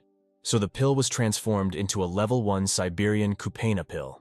The hero's eyes lit up with happiness. He decided to test the effectiveness of this pill and popped it into his mouth, chewing it thoroughly. A few moments later, he felt light in his body, and the system reported that 11 points had been added to his physical characteristics, plus 7 points to his energy, and also warned that after taking 8 of these pills, immunity would be developed. Mark decided to use the extraction on all the pills available in the room. Once their consumption reached the limit, he would simply distribute them to the villagers according to their strengths and contributions to the village, encouraging them to work even harder. Having finished with this, he sat down on the floor, thinking that since there was still a little time left before dawn, he should deal with the tasks he had received. Laying out the tokens in front of him, suddenly the S-rank token in his palm broke into pieces. The system window that appeared in front of him informed him that the S-rank mission called God's Village was divided into 5 stages, the difficulty of which would increase. The first stage was to destroy all the spirits of the T-Village, and the second was to cleanse the heavenly lake by killing the demon living there. Mark smiled contentedly, rubbing his palms together when he realized that he had accidentally completed the first 2 stages of the mission. The robot appeared and congratulated Mark on completing these steps and said that as a reward, he had received a super synthesis card, using which he could combine 5 dark gold chests into 1 amethyst chest. He also received a 5th level artifact, a protective shield, which is temporarily installed in a designated area and no attacks from outside can destroy it.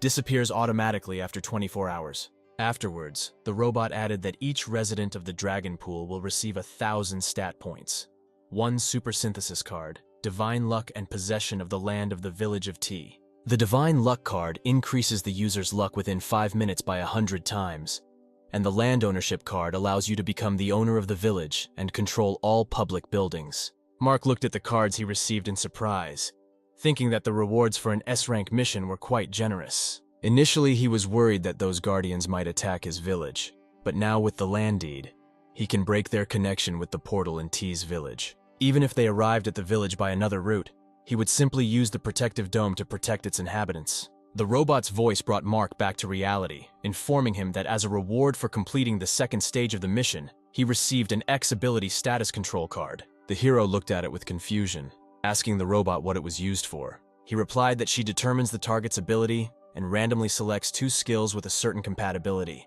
the intensity of which changes after the fusion. To make it clearer, the robot decided to explain with an example. He said that when fighting the dragon, he could use this card at any time.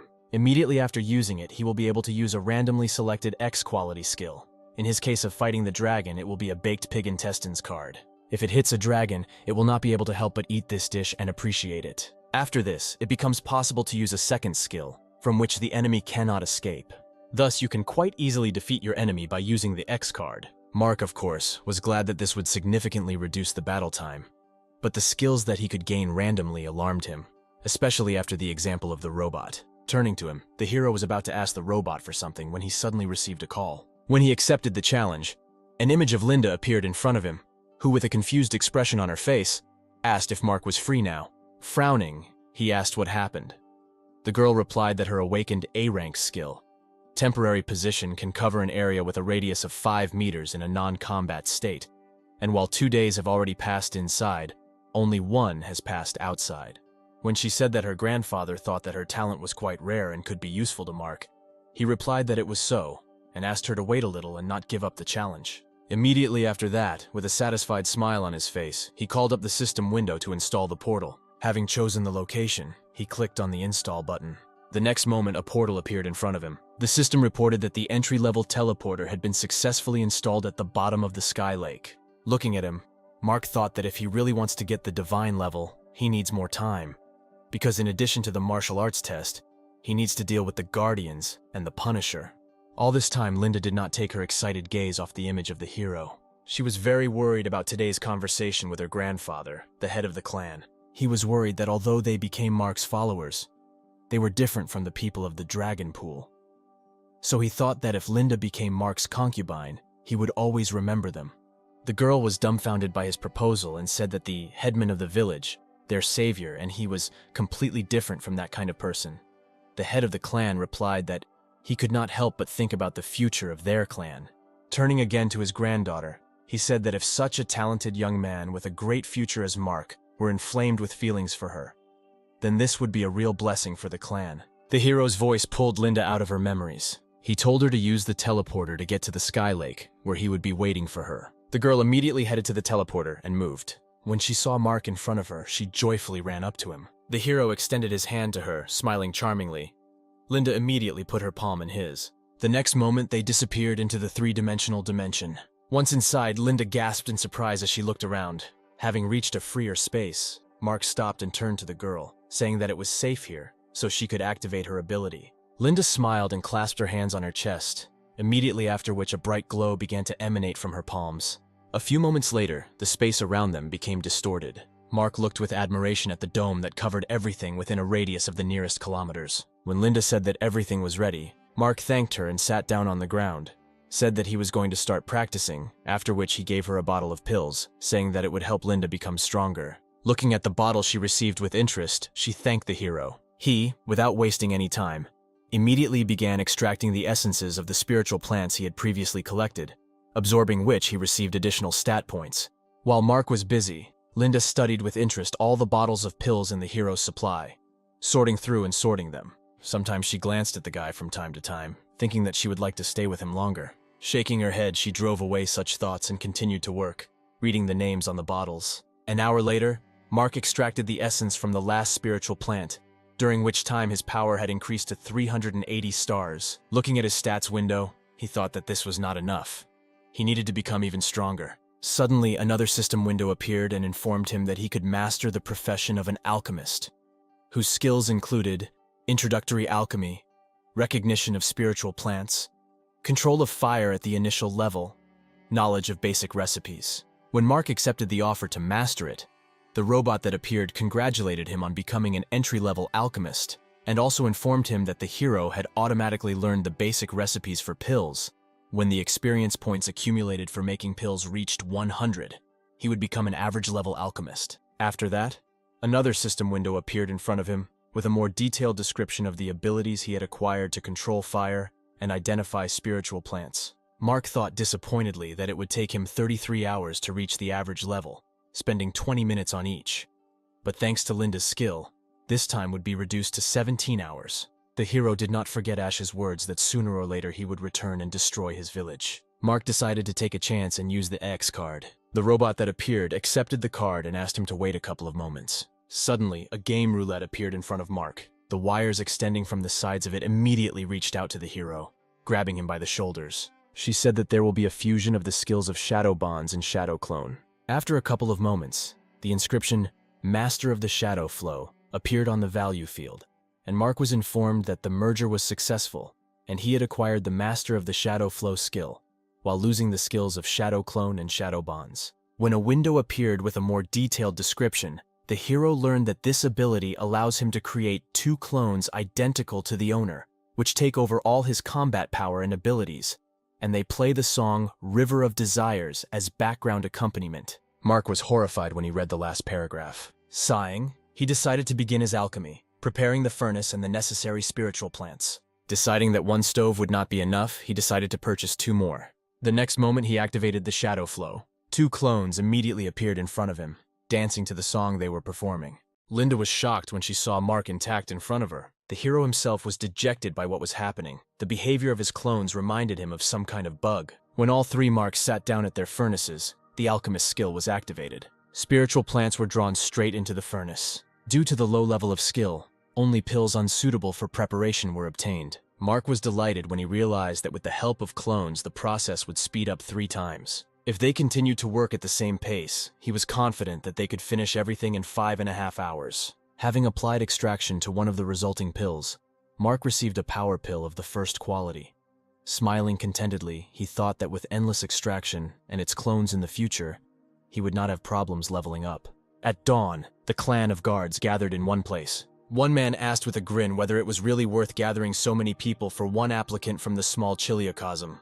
Even one would be enough to smear this little guy on the ground. The guy standing next to him reminded that the advisors who fought with him were greatly injured, so they should be careful with this opponent. Immediately after this, there were whispers in the crowd about how strong Mark must be in order to defeat an Earth-level master. Suddenly, someone said that the earthly level has its own stages. Masters who have reached the combat power of 100 stars but have not passed the martial arts test are called semi-earthly level masters. That, in turn, is divided into 3 stages, which are awarded upon victory over the spiritual beasts guarding the first 3 temples. Those who have passed to the 4th temple and the test of martial arts can be called masters of the earthly level. When the head of the clan came forward, all conversations immediately died down. A man who approached him said that all 9 districts had sent people here, and in total they now had 3,100 warriors. After listening to him, Ivan touched his beard and said that he would have to stay here to protect the territory. So he entrusted the advisors with command of the army. Advisor Flip, standing on his left, said that they would not let him down and would win. Ivan put his palm out in front of him, saying that they should not waste time on empty speeches. The sooner they attack, the better. After this, he turned to his soldiers, saying that it was time for them to set out. The first group of 7 people ascended the portal, anticipating the upcoming battle. However, when the portal was activated, the system reported an error. Ivan went into shock when he realized that the portals between their village and T's village were disconnected. At the same time, Mark fought with the new spirit defender of the second palace. It only took him a couple of minutes to win. As soon as the guardian spirit was defeated, Mark rushed up the stairs. Mark thought with regret that after a night of working on pills, he could no longer improve his performance. Even though the skill acquired was rather strange, it turned out to be useful. The hero hoped that in the future Linda would be able to develop her talent, and it would become even more effective. Mark noticed that this girl turned out to be much more useful than he thought. In addition to helping with clones and alchemy, she also dealt with other issues that arose, which allowed him to fully concentrate on his work. A few moments later, he finally reached the second-level temple. Some immediately drew attention to the appearance of another contender. A robot hovering in the air announced that the number of people present had reached its maximum, and they could now start fighting. Folding his arms across his chest, Marco asked what that meant. The robot replied that there was a large portal under their feet that could take them to any corner of this world. Each use of it must be accompanied by the use of one universal stone. Having materialized one of them, the robot showed everyone what it looked like. After winking at the applicants, he said that in order to get it, they would have to fight with a friend, taking away stones from their opponents. Some were dismayed to hear this condition. In the next moment, 3 purple star-shaped stones appeared in everyone's hands. Mark looked at the stones in his hand in surprise when the robot announced that the applicant who received the most cameos would be declared the winner and receive a secret prize from the organizers. The hero suggested that he needed to get 16 stones. For this, he would have to fight 3 other contenders. Throwing the stones up, Marco asked if he didn't want to participate in the competition. Then he could just give them back and leave. The robot replied that he really could do this and no one would stop him. The man was happy and wanted to say that he was leaving, but the robot did not let him finish. He said Marco didn't listen to him until the end. The next moment, the man felt enormous pressure, and the robot said that if he wanted to leave, he would die immediately. When this pressure disappeared, Marco began to look around, trying to figure out if anyone else felt it. But the faces of the other applicants showed calmness. Raising his gaze back to the robot, Marco thought that he should be more careful with him. Meanwhile, the robot asked everyone to confirm their intention to participate in the competition. After his words, everyone immediately paid attention to the system window with a choice that appeared in front of him. Mark thought that he had not yet fought with other contenders, so this was a great opportunity for him to see their level, and he was also interested in the mysterious prize promised to the winner. Having thought everything over, the applicants, as one, chose to participate in the competition and clicked on the Take Part button. As soon as this happened, the surroundings changed to a huge arena, illuminated by bright spotlights. Mark found himself in the very center. The rest of the crowd was moved to the stands. Opposite him, the enemy froze, examining the hero with a searching gaze. The newly appeared robot happily announced that the first battle of their competition was about to begin. Pointing towards the hero, he said that the right corner was occupied by a participant from the small Chiliacosm, Mark. Pointing in the opposite direction, he announced that in the left corner was a member from the middle Chiliacosm, Ray. When joyful cries were heard from the stands, Mark looked there, wondering why so many people were here. He remembered that there were significantly fewer applicants before moving to the arena. The robot's voice rang out again and said that for the sake of fairness, of all the personal information, only the level of the participants will be displayed here. The opponents will not know each other's skills, abilities, and combat power. After he said that spectators have 10 seconds before the start of the fight to place bets, and those who do not place a bet will automatically lose the right to be a spectator of the next fight, they immediately picked up the device that appeared in front of them, placing a bet. When the robot warned that all gambling is accompanied by certain risks and viewers should make their choices wisely, Mark thought that everything that happens here is perceived as a game. He strongly disliked this attitude towards other people's lives. After the specified time, the robot announced that all bets had been accepted and viewers should put their devices aside. Afterwards, he looked at the first participants in the fight, informing them that there were no rules or restrictions in this battle. Entry could be made by any means. Having said this, the robot announced the beginning. Ray instantly took off, rushing towards Mark. Due to the fact that his opponent turned out to be quite nimble, the hero was unable to jump to the side when he struck him with his fist. The only thing he managed to do was to cover himself with his hand, taking the entire blow on it. Ray applied even more force, trying to break through Mark's defense, but he failed. His opponent turned out to be stronger. Ray was instantly thrown aside. He noted that Mark was not as simple as it might seem. Although he hit him with a force of 30 tons, it was only enough to move his arm a couple of millimeters. Landing on his feet, Ray took a defensive stance. The next moment, the mechanism behind him began to move. Ray decided that if he could not suppress the enemy with physical force, he would do it with weapons. When he put his hands in front of him, 4 shells flew from the rocket launchers on his shoulders towards our hero. Mark did not dodge them, but simply cut them all at once. The next moment, a strong explosion was heard in the arena. When the clouds of smoke cleared a little, the guys were no longer in their original places. Everyone looked at the arena in bewilderment, not understanding where the participants were. Meanwhile, in another part of the arena, a lively battle was going on. When Ray released a stream of fire from his hands, Mark covered himself with his sword. At some point, he felt the presence of an enemy behind him. He instantly turned around, holding his sword in front of him. The blade immediately dug into Ray's palm. He looked at his hand in bewilderment, surprised that Mark was able to detect it so quickly. Deciding to sacrifice his arm, Ray jumped back. In the next moment, the armor on his stomach and ribs separated from his body, exposing his ribs, and turned into a weapon that instantly rushed towards Mark. The hero easily cut one of the mechanisms with his sword. Then he moved on to the next one. Seeing this, Ray released several more mechanisms he controlled, and increasing speed, directed them at Mark from different directions. He successfully dodged every attack. Everyone watched in surprise as a man from the small Chiliacosm confronted a stronger opponent. Suddenly, Ray caught Mark off guard, striking him several times. The guy said that although the hero's speed and defense impressed him, if he were invulnerable, then he would not have the need to dodge. Trying to fight off the enemy's sharp-edged mechanisms, Mark replied that this was quite enough to win. The next moment, he dropped the blade from his palm. Mark intercepted the mechanisms attacking him with both hands. Suddenly, two more mechanisms burst out from behind Ray's back and grabbed our hero's legs. Immediately after this, they began to rapidly spread his legs apart. The spectators in the stands opened their mouths in surprise, realizing what cruelty Ray had planned. Mark decided to use shadow bonds to keep his legs in place. However, he understood that if Ray did not stop, his mechanisms would simply break his legs. Looking ahead, Mark grinned, saying that Ray was indeed a worthy opponent. When the hero called out to him, the guy's eyebrows furrowed. Using a little more force, Mark managed to destroy the mechanisms he was holding, after which he said that he had previously heard that fire was perfectly suppressed by steel. Immediately after these words, he created a huge wall of hellfire, deciding to test these words in practice. The next moment, a powerful stream of flame nailed Ray to the floor. A couple of seconds later, the fire died down and he managed to land on the ground. He looked at his remaining melting hand in horror. He was distracted by noticing movement in his direction. Ray didn't even have time to get to his feet when a purple hand grabbed him. The next moment, she lifted him high into the air, after which Ray was again nailed to the ground with such force that the surface beneath him was destroyed. When the guy was already on the verge of losing consciousness,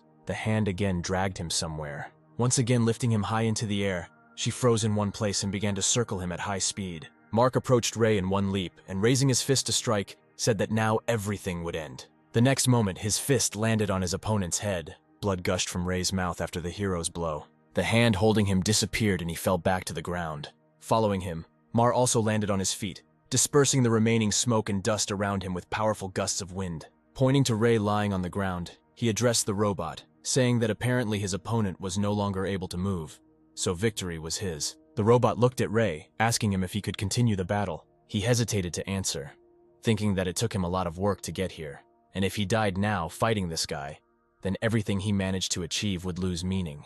Meanwhile, Mark raised his head towards the stands, feeling many searing gazes on him. Having looked around the audience, it seemed to him that the atmosphere that reigned there now was significantly different from what it was before.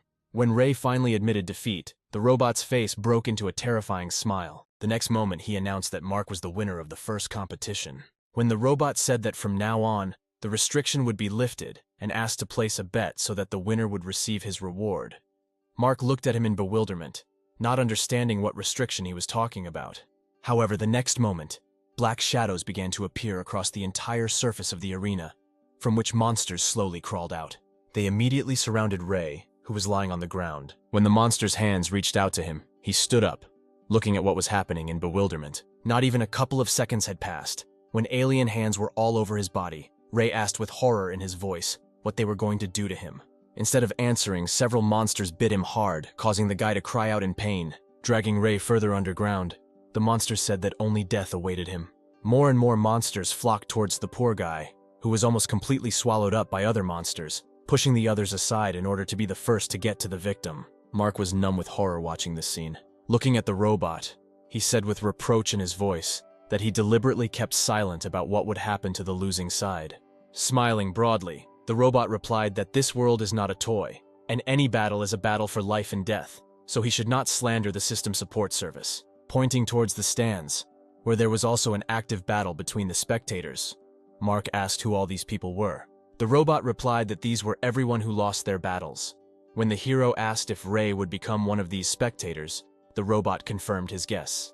He then handed Mark 3 of his opponent's stones, saying that Mark now had to decide whether to continue the battle or not. The hero was in no hurry to answer. thinking that he still needed to get 10 stones, and he could not give up at the very beginning, because his people were impatiently waiting for his return. When Mark said that he would fight further, the robot's expression changed to a joyful one, and he announced to everyone that the participant who won the first battle had decided to continue the competition. After which, he announced that the spectators whose bet was successful in the last round and who collected the required number of soul fragments could take part in this competition.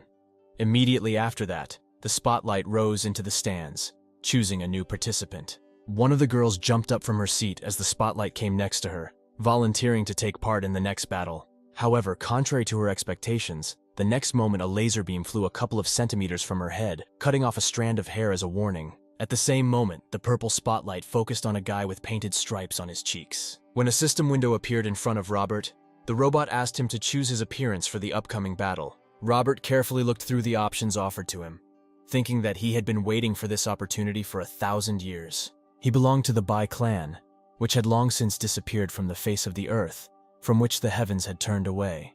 All the time that he could remember, his family did not live, but survived in the foggy forest, waiting for the new emperor. But on one ill-fated day, everything that was dear to him was destroyed after the arrival of a new challenger. His mother, like everyone else in the village, was brutally killed while he and his father were hunting. At that time, Robert could only stand on the sidelines, clenching his fists, watching his father clutch his wife's lifeless body. The image on a piece of cloth left by the killer was forever imprinted in his memory. He swore to himself that one day he would definitely take revenge for what happened on that day. Fueled by hatred and a desire for revenge, several years later he managed to become stronger and was taken to a martial arts trial. However, he lost in the first fight with another contender. Looking carefully at the defeated enemy, the fair-haired guy said that he was vaguely familiar with the name of Robert's clan. Hearing this, he looked in bewilderment at the guy standing in front. A painfully familiar sign on his clothes immediately caught his eye. Recognizing in his opponent the killer of his clan, he shouted that one day he would definitely kill him. Although the hands of the monsters diligently held him back, pulling him towards themselves, Robert, overcome with rage, rushed forward. Looking at this, David said that now he remembers. With disgust in his voice, he admitted that he was surprised that anyone from that clan of scum had managed to survive. But now that was over. After that, he turned around, losing all interest in Robert. The guy lying on the ground did not give up and continued to shout out promises that the day would come and he would kill David no matter what the cost. Having chosen the most convenient form for this battle, Robert pressed the confirm selection button. The next moment, rapid changes began to occur in his body. The robot looked at the guy in surprise, knowing full well what form he had chosen. A terrible pain tore through Robert's entire body as his limbs began to lengthen. A few moments later, a monster appeared in his place before everyone, emitting a terrifying roar. Lowering himself to his paws, he prepared to jump. Letting out another furious roar, he rushed at Mark. Noticing the approach of the enemy, the hero immediately created a flame. The next moment, the monster was right in his face, opening its mouth. Mark was not going to just let it devour himself, and clenching his fist, shrouded in flames, he hit the monster, knocking him to the ground. For a few moments, the monster tried to get up, grabbing a nearby stone with its paw, after which he rushed towards Mark again, surprising him with his speed. Over the next few moments, they moved from one end of the arena to the other, leaving trails of destruction behind them. Spectators tried to follow their movements from the stands. Suddenly, the robot asked them if they were interested in why this time the participants started the fight without bets. He attributed this to Robert's chosen appearance. The robot said that this form is a clone of a mysterious beast that emerged from a cosmic crack. This monster also has the speed and strength of an A rank comparable to a B rank speed talent. In addition, its claws and teeth are so sharp that they can easily tear metal and stones. When the robot said this, Mark's shadow bonds wrapped around the limbs of this monster.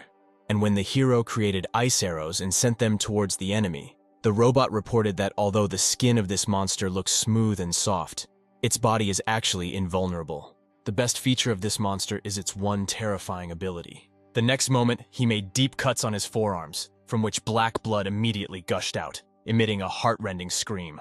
The robot explained that the blood of this creature, like a flammable liquid, immediately explodes upon contact with a victim. No defensive abilities or artifacts below rank 4 will save you from this attack. Immediately after his words, balls formed from the monster's blood rushed towards Mark. The hero tried to dodge the balls flying at him, jumping in different directions. Distracted, he did not notice another ball approaching him, and the next moment it hit him directly. Meanwhile, the robot continued to comment on the strength of the monster Robert had chosen, whose strength was at the level of 400 stars. Turning to the audience, he asked them to place a bet. Meanwhile, the monster rushed towards its weakened victim.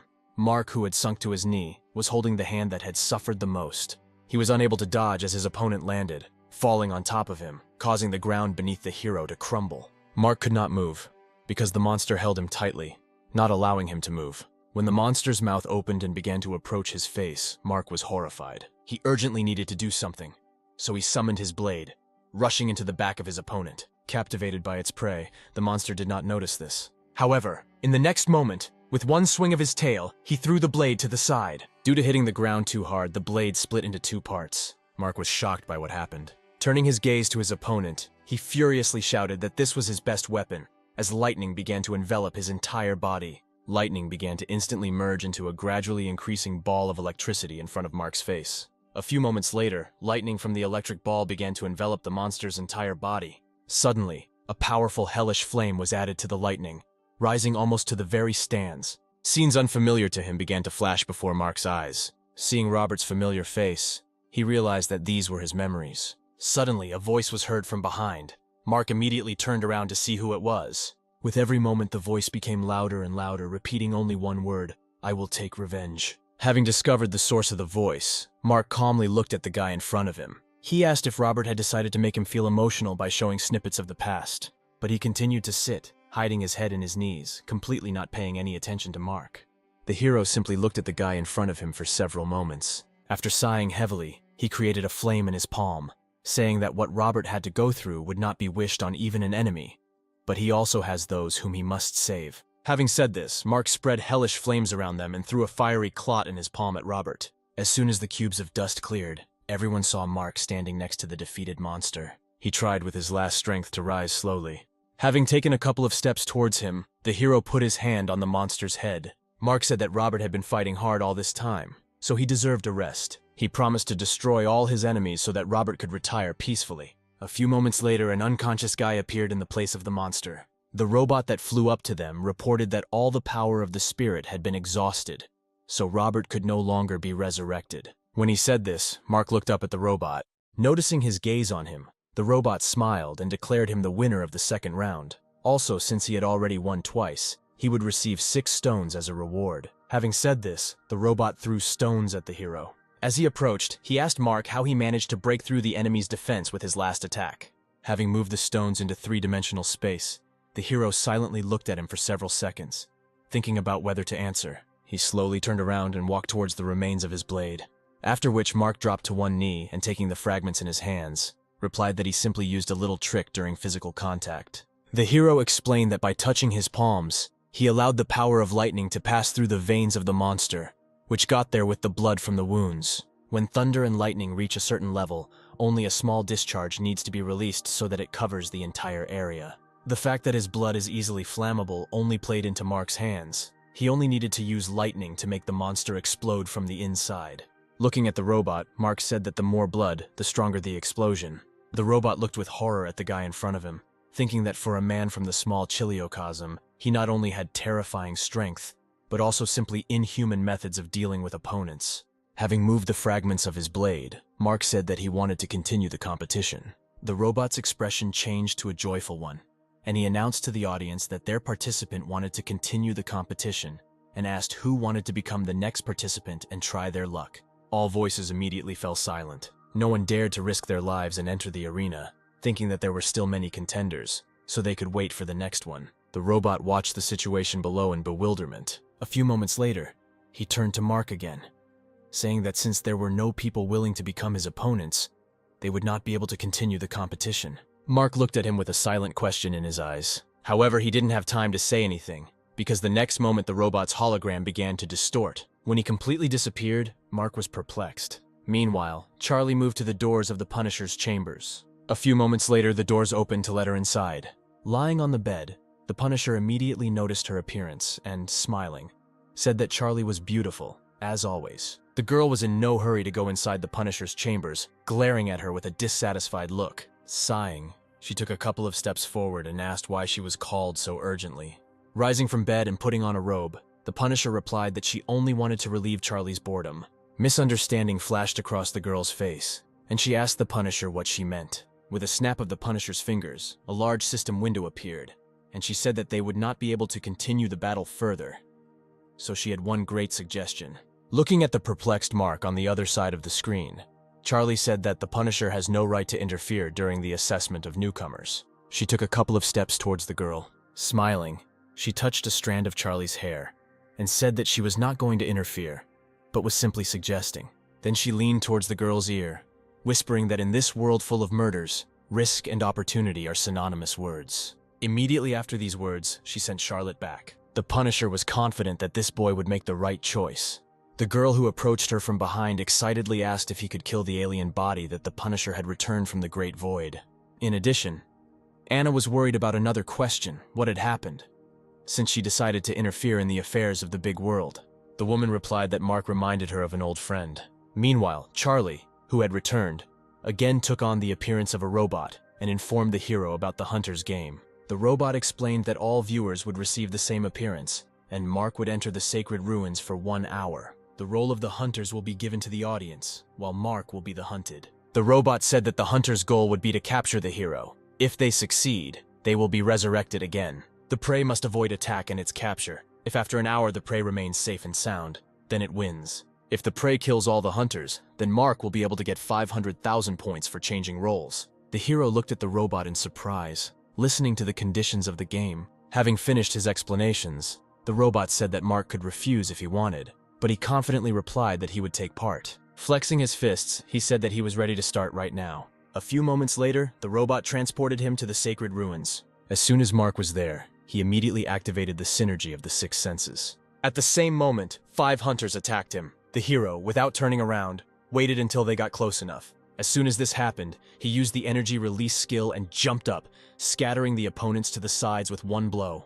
When he landed back on the ground, the unconscious opponents were still in the air, rapidly approaching the ground. Rising to his feet, Mark said that with a combat power of 200 stars, they were too weak for him. When the bodies of the hunters touched the ground, he noticed that they immediately disappeared, and he did not even have time to apply extraction to them. Suddenly, his attention was drawn to a bright ball of light ahead. Recognizing the threat, Mark immediately put up an energy shield around himself, on which a ball of light approaching him crashed. On the roof of the house where this ball came from, Mark noticed another hunter with a machine gun. As he shot upward, a moment later, many fireworks exploded in the sky. However, Mark was not going to give in to the moment and watch the fireworks. He instantly got rid of this hunter. At the same time, other hunters were running through the ruins tracking down Mark. Suddenly, fireworks began to explode in the next block, attracting the attention of the hunters. One of them stopped and shouted that Mark was where the fireworks were. He suggested dividing into 3 teams, 2 of which would go around. Dividing into groups, the hunters immediately rushed to where Mark was. Approaching the target, the hunters developed a strategy of attacking in waves so as not to allow the hero to escape so easily. The hunter with a mace in his hand thought that there were too many hunters, while there was only one prey and the hunter's chance of victory was much higher. They suddenly stopped when they spotted their target. Surrounded by flashes of lightning, the hero rose into the sky in a thunderstorm, preparing for battle.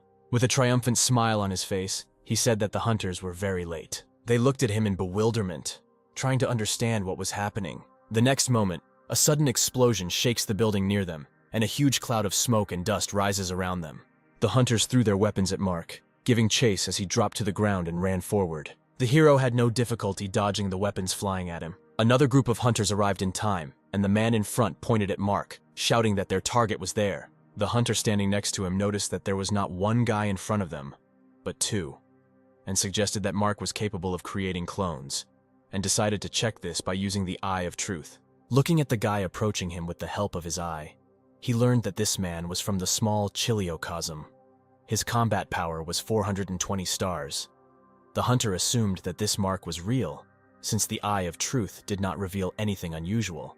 The next moment, one of the hunters caught up with the hero and raised his sword to attack, but Mark disappeared, disappearing into thin air. Douglas, who was using the eye, watched this scene in bewilderment. A skirmish immediately broke out between the hunters, each team blaming the other for missing their target. Meanwhile, Douglas carefully looked around, suggesting that most likely Mark has the ability to move in space. But if he really used such a technique, distortions in space would appear. But there were none. Suddenly, one of the hunters asked if everyone had heard that strange sound. Hearing his question, Douglas instantly turned around. Approaching him, He asked the hunter to tell him more about this. He said that when they were chasing Mark, he made some strange sounds like singing. With these words, he confused the others. Looking at their perplexed faces, the hunter said that in that song something was sung about love, tearful parting, and the bitterness of loss. Of course, none of the hunters took these words seriously. What kind of idiot would run away from being chased and sing songs at the same time when his life was at stake? Meanwhile, Mark managed to escape pursuit, and having climbed a high building, he counted the number of opponents. It took him a few moments to count 54 opponents. Deciding that this was enough, he said that he could begin, immediately after which his body was enveloped in lightning discharges, and his clones, which were placed in neighboring buildings so that the hunters were sandwiched in a triangle, were shrouded in a bright golden light. When Mark raised his hand up, using the furious thunder technique, the other two clones simultaneously used their techniques. The mystery of the 5 elements, earth, and the mystery of the 5 elements, gold. Suddenly, the hunters felt the ground under their feet begin to shake. The next moment, they all fell down deep into the ground. One of them managed to stop his fall by sticking a dagger deep into the ground and hanging on it. However, someone used him as a step and jumped on his face. The hunter could not resist and flew down with a deafening scream. Suddenly, iron began to appear from the walls. Needles. They appeared throughout the tunnel, piercing through someone and preventing them from rising to the surface. Thanks to his instincts, Douglas was able to remain unharmed. Looking down, he wondered who this guy was, who not only had the ability to move in space, but also with metal, thunder, and earth. Other hunters were not as lucky as him, and many who were not pierced by the thorns fell into this bottomless pit. Suddenly, Douglas heard Mark shout out the name of the technique. A bright flash of lightning flashed from the hero's fingertips. The next moment, the spikes, which filled almost the entire space of the pit, were shrouded in powerful lightning bolts, causing horror among the surviving hunters. Those, like Douglas, who grabbed onto the iron spikes, were struck by lightning and began to fall down, unable to move. Douglas managed to avoid this fate thanks to his talent for defense, and remained sitting on one of the spikes riddled with lightning. Deciding that it would be too dangerous to stay here any longer, he began to jump from spike to spike, rapidly moving upward. A few moments later, he still managed to reach the surface. However, as soon as he raised his head up, he was stunned with horror. A huge grate with iron spikes engulfed in blue flames quickly descended directly onto the pit, blocking the exit. The next moment, it sank down with a terrible roar, raising clouds of dust into the air. Mark and his clones remained in their places, watching as the blazing flames of hell engulfed everything around them.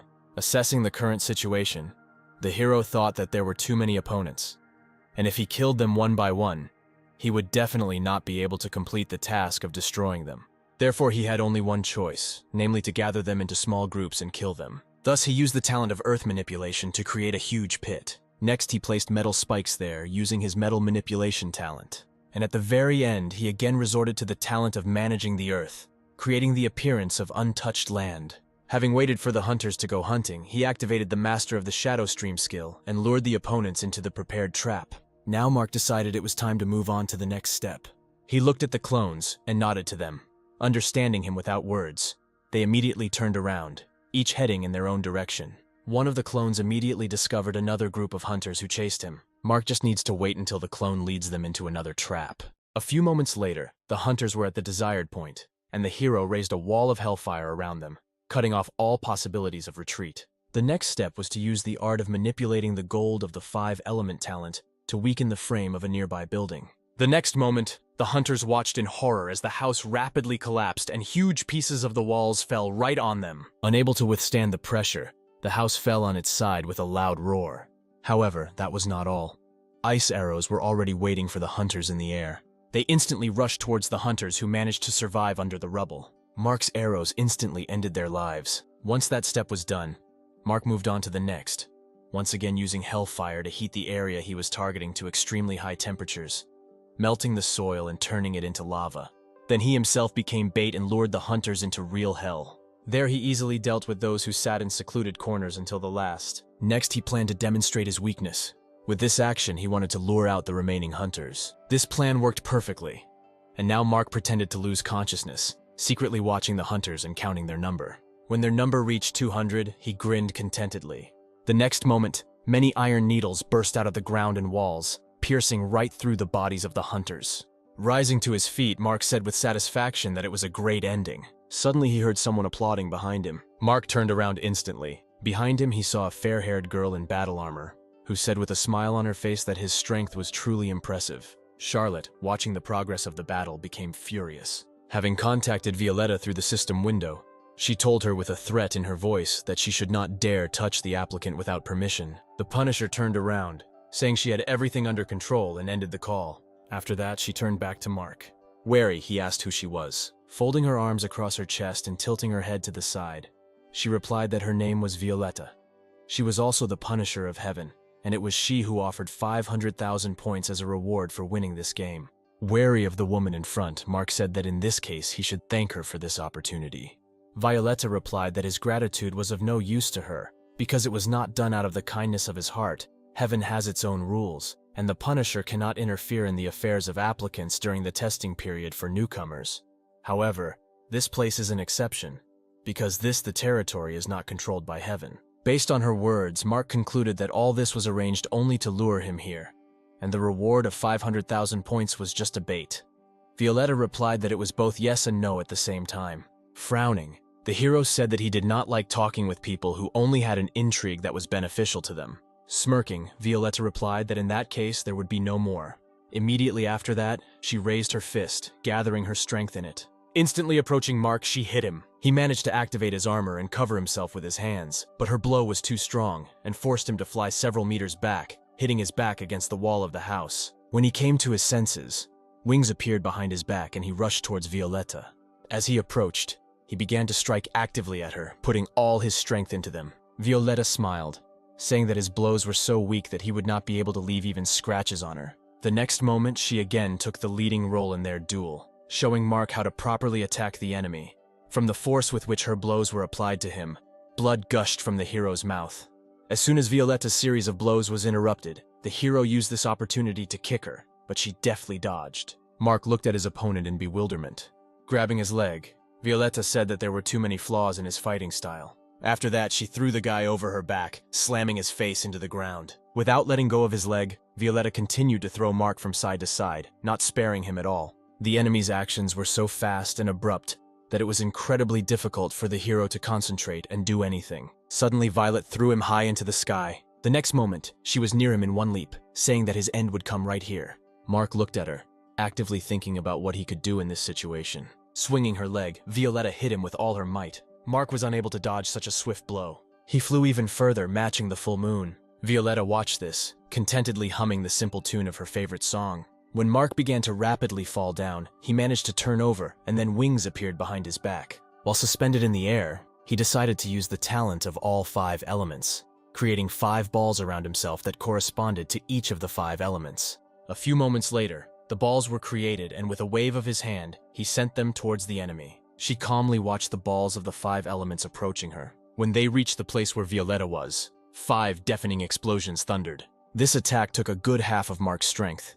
He hoped that the destructive power of these balls, not inferior to a nuclear bomb, was enough to hit Violetta. He peered carefully into the rising column of dust, trying to make out her silhouette. Suddenly, all the columns of smoke sharply dispersed to the sides, revealing to Mark's gaze Violetta standing confidently in the center. Raising her head, she asked the hero with a grin in her voice if this was really his best move. It was only enough to slightly stain her armor. Mark, frowning, noted that the power of the elements against her was useless. Then he decided to turn to Rio for help, releasing her from 3-dimensional space. The next moment, he said that he was using shadow bonds to restrain the enemy, and he asked her to use the golden flame. At Mark's command, Rio took off and rushed towards Violetta. Rio created a powerful flame around herself, preparing to attack the enemy in front with it. However, the next moment something unexpected happened. Violet grabbed it with her bare hands, ignoring the flames covering Rio's body. Without taking her eyes off Mark under her helmet, Violetta said that she had been waiting for Vincent for 1,000 years to take revenge, because it was his fault that she had to become the Punisher and endure the ridicule and bullying of others. So she had been watching new challengers for thousands of years. Immediately after these words, Violetta clenched her fist, trying to crush Rio, adding that now the moment has come when she can finally take her revenge. Mark was horrified as he watched her being killed. He used his thunder control talent and attacked the woman holding Rio in his palm. She was surprised that he had such an ability.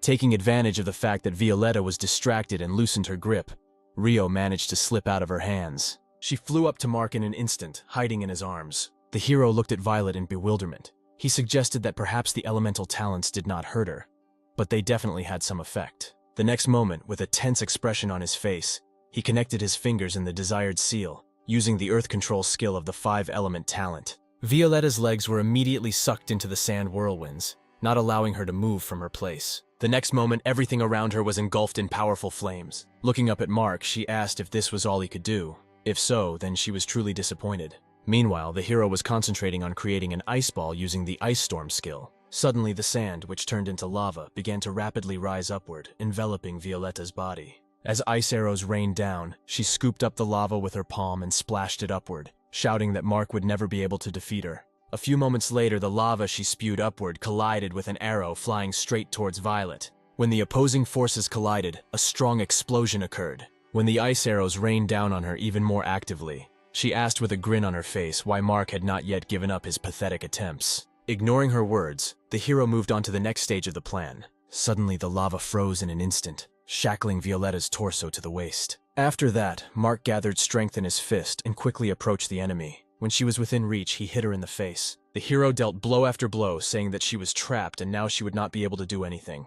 As he was about to strike again, Violetta leaned forward a little, exposing her helmet to the blow. She only had to use a little force to make Mark fly away. The hero could not have foreseen such a turn of events. Having flown a sufficient distance, he fell to the ground with a roar, rolling across it. A few moments later, he flew into a rock, hitting the back of his head hard, and his blood slowly began to spread on the rock behind him. Looking at this picture, Violetta laughed like crazy, shouting that all his vain attempts looked too stupid. The next moment, the ground beneath her began to shake. Mark's eyes widened in horror. The entire surface of the earth, covered with ice, soared into the air in an instant. A huge earthen ball slowly rose higher and higher above the buildings of the ruined city. Looking down at Mark, Violetta said that now she would show him the power of the Punisher of Heaven, with whom he dared to put himself on the same level. Immediately after her words, the huge ball shifted to the side and began to rapidly descend to the ground. Mark looked in horror as this ball approached him. He understood that now he could do practically nothing due to the amount of energy he had, and besides, his regeneration rate was too low. The next moment, the many-kilogram ball fell to the ground with a roar. Violetta, floating in the air, was confused. Turning around, she said with a grin to the guy who appeared behind her that he had a very interesting pet, possessing not only fire, but also spatial skills. Arriving at his side in the blink of an eye, she punched him hard in the stomach, telling him that he was very lucky indeed. Mark fell back again, hitting his head on another rock. With pain in his eyes, he looked at little Rio, who saved him from that block. The next moment, Violetta moved towards him again, about to attack. The hero managed to rise to his knees and dodge her powerful blow. Deciding not to waste time, Mark activated his acceleration skill and rushed away. Watching his attempts to escape from him, Violetta just grinned. The next moment, her fingers touched the boulder into which our hero had flown a couple of moments ago. With almost no effort, she lifted it above her head with her bare hands. Taking aim, she threw it at the retreating guy. Mark suddenly stopped, dropping to one knee. This allowed him to make a powerful jerk and accelerate even more. He thought that he had to urgently heal Rio, even though she teleported him at the last moment. But that block damaged her heart and lungs. Violetta was not going to let him down so easily, and, having caught up, she threw another cobblestone at him, shouting that these games of being a hunter greatly provoked her. Having dodged a stone flying at him, Mark decided to change strategy, realizing that he could not tear himself away from Violetta. Turning towards her, he created several thunder spheres. She immediately ran towards the hero, rapidly approaching him. Smiling, she shouted that she had already seen this trick, and it was time for him to come up with something new. With a wave of Mark's hand, all the spheres flew towards the woman. Suddenly, the spheres transformed into thunder dragons, emitting a terrifying roar. But this didn't stop Violetta. She shouted out that if the hero continues to resist, he will only make his death more painful, so it's better for him to just give up. The next moment, a strong explosion was heard above the ruined city, raising columns of dust into the air. Having lost sight of her opponent, Violetta listened carefully to the sounds around her. Catching quiet footsteps behind her, she turned around and grabbed Mark by the arm, raising her fist to strike. When she hit him in the face, he instantly flew away through clouds of dust, leaving only his severed hand. The guy himself was slammed into the wall of the house. Throwing his hand away, Violetta said with displeasure that Mark had decided to fool her by using a clone. Clenching her fists, she slowly walked towards the clone. Looking at him, Violetta decided that she would unleash all her anger on him. The next moment, she approached him and they exchanged blows. Meanwhile, Mark managed to hide deep underground, thanks to his talent for controlling the earth, while his clone distracted Violet. Once safe, he immediately set about healing Rio. Once all her wounds had healed, he gave her a bottle of pills to quickly replenish her energy. While Rio was actively eating the pill, Mark also ate several, restoring his strength. They were unable to rest for a long time, because soon the hero felt his clones being killed, which Rio reported. He asked to teleport them upstairs, and she immediately moved to his shoulder, fulfilling the hero's request. The next moment, Mark returned back and, deciding to use the effect of surprise, attacked his opponent from behind. Violetta peered ahead carefully, trying to figure out the location of the original. Feeling a presence behind her, she looked back and grinned contentedly, thinking that her prey had come into her hands. Mark exchanged a series of powerful blows with Violetta. Continuing to strike, the woman smiled and said that he could not even touch her, but still continued to make these pathetic attempts. Suddenly, the hero moved behind her, striking. The next moment, the helmet from Violetta's head fell to the ground. Smiling widely, she asked if Mark had decided to find out her weak point by knocking off her helmet. Violetta appeared before his eyes. The gaze of her spiral-shaped eyes, shining with a bright yellow radiance, pierced him, it would seem, to the depths of his soul. When she said that her weakness was not in her eyes, as if to confirm her words, her pupil shrank to an imperceptible point. The next moment, powerful energy waves began to emanate from her body. Mark immediately jumped back. However, the next moment the first wave of energy overtook him.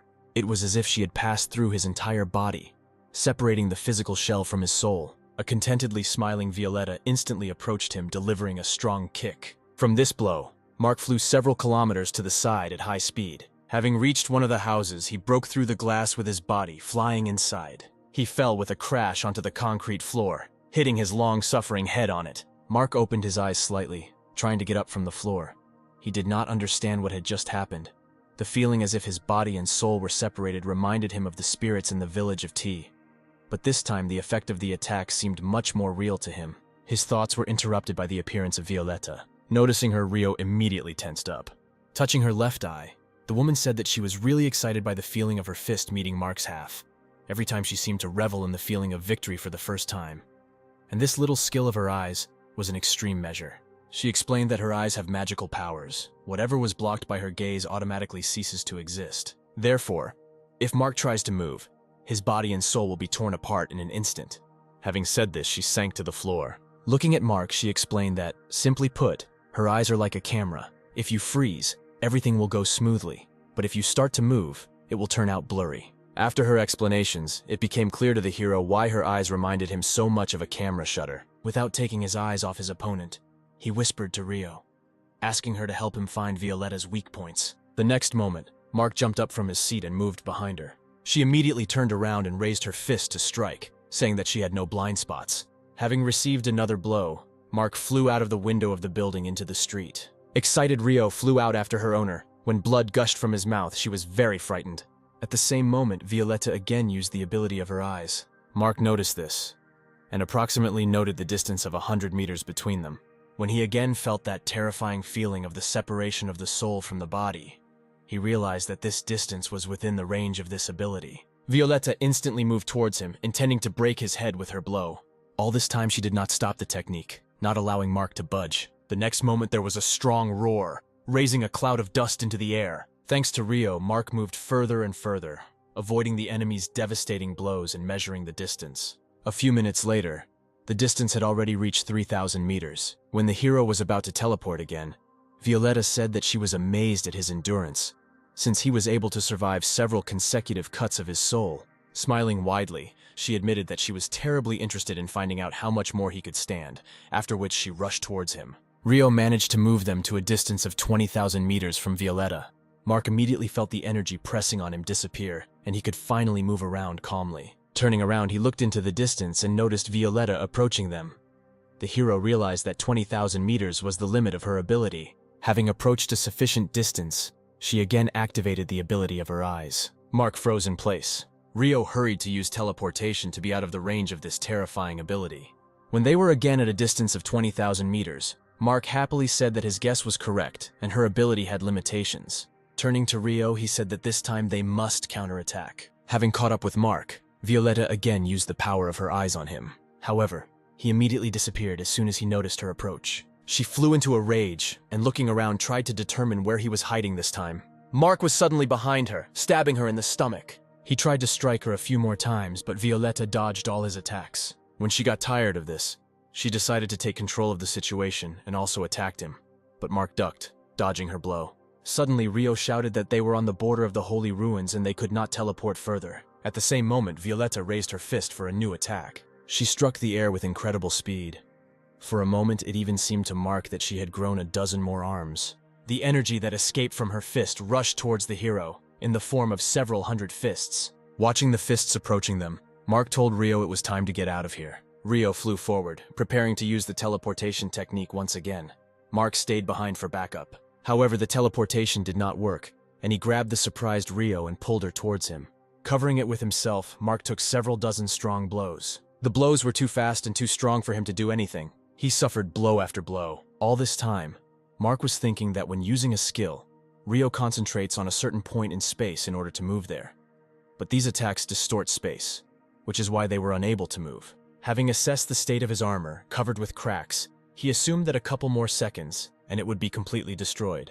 Kneeling down, breathing heavily, Mark told Rio he had an idea. After listening to him, the Phoenix immediately moved on to implementing the plan. Avoiding attacks, she rushed towards Violetta. Noticing her approach, she extended her palm forward to grab Rio. As soon as it was in her palm, Violetta said in a bored voice that the pet, like its owner, completely lacks originality. However, the next moment, Rio exhaled a powerful stream of flame directly into the woman's face. She screamed in terrible pain and grabbed her eyes, releasing a satisfied Rio from her palm. With her free hand, Violet resumed her attack. Avoiding the attacks, which had slowed down significantly, Mark quickly approached his opponent. He was glad that his plan had worked successfully, and now he had a chance to win.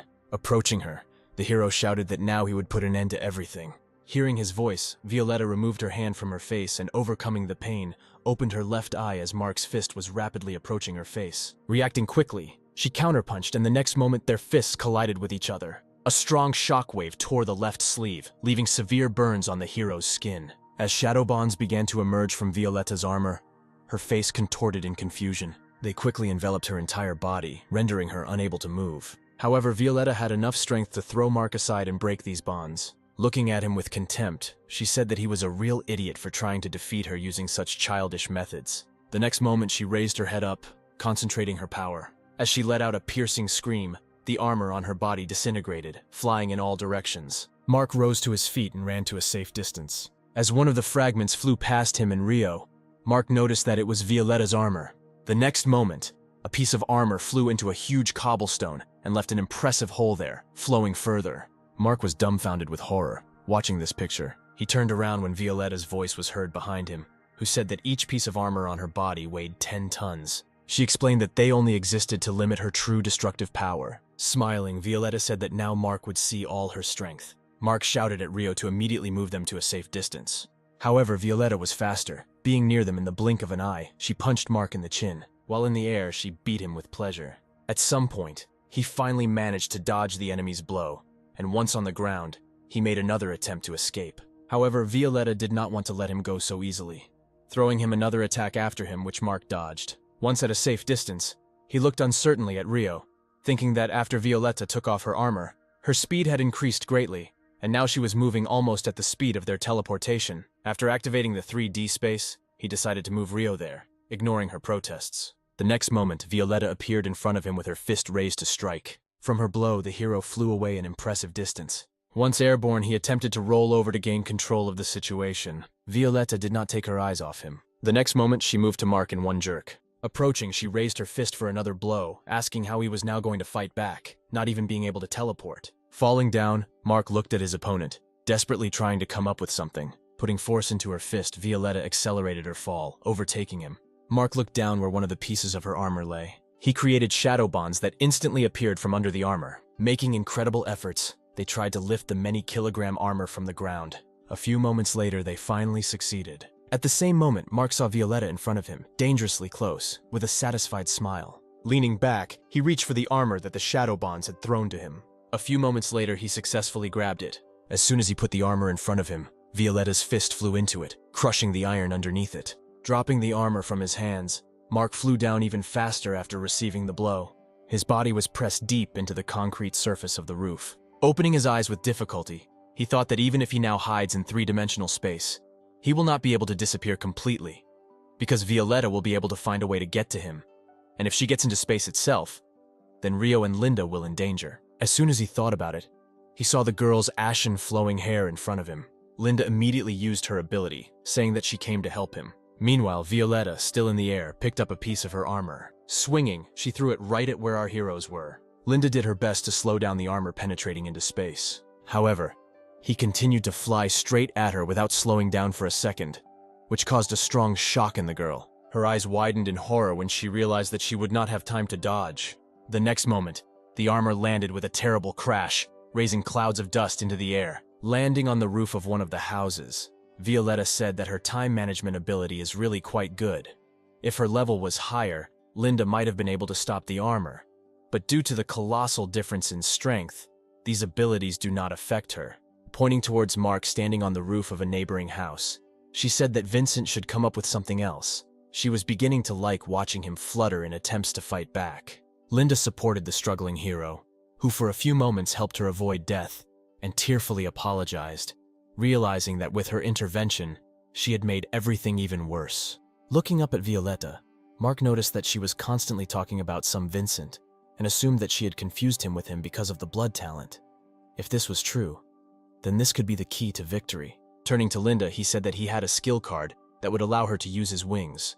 Immediately after using it, she must use her skill to interact with the clones. The next moment, a clone appeared behind Mark with his left arm torn off, and wings began to appear behind the girl's back. Clutching his chest, overcoming the pain, the hero said that they needed to buy just a couple of minutes of time so that he could recover a little. Violetta, standing to the side, was tired of waiting for action from the enemy, and taking a couple of steps forward, she said that it was time for them to end this protracted battle. Concentrating, Mark announced that he would create an explosion, using which Linda and his clone should get close to Violet. The next moment, as he said, the hero created a powerful explosion, sending clouds of smoke into the air. Violetta had to cover her eyes. Just at that moment, Linda and Mark's clone rushed past her from both sides. Turning around, Violetta rushed in pursuit of the girl. Meanwhile, Mark managed to hide inside the building on a flight of stairs and immediately used his self-healing ability, healing his serious wounds. While in the air, Linda used her ability on Violet, trying to slow her down. After healing his wounds, Mark began to actively absorb Dragon Blood's spiritual fruits and eat restorative pills.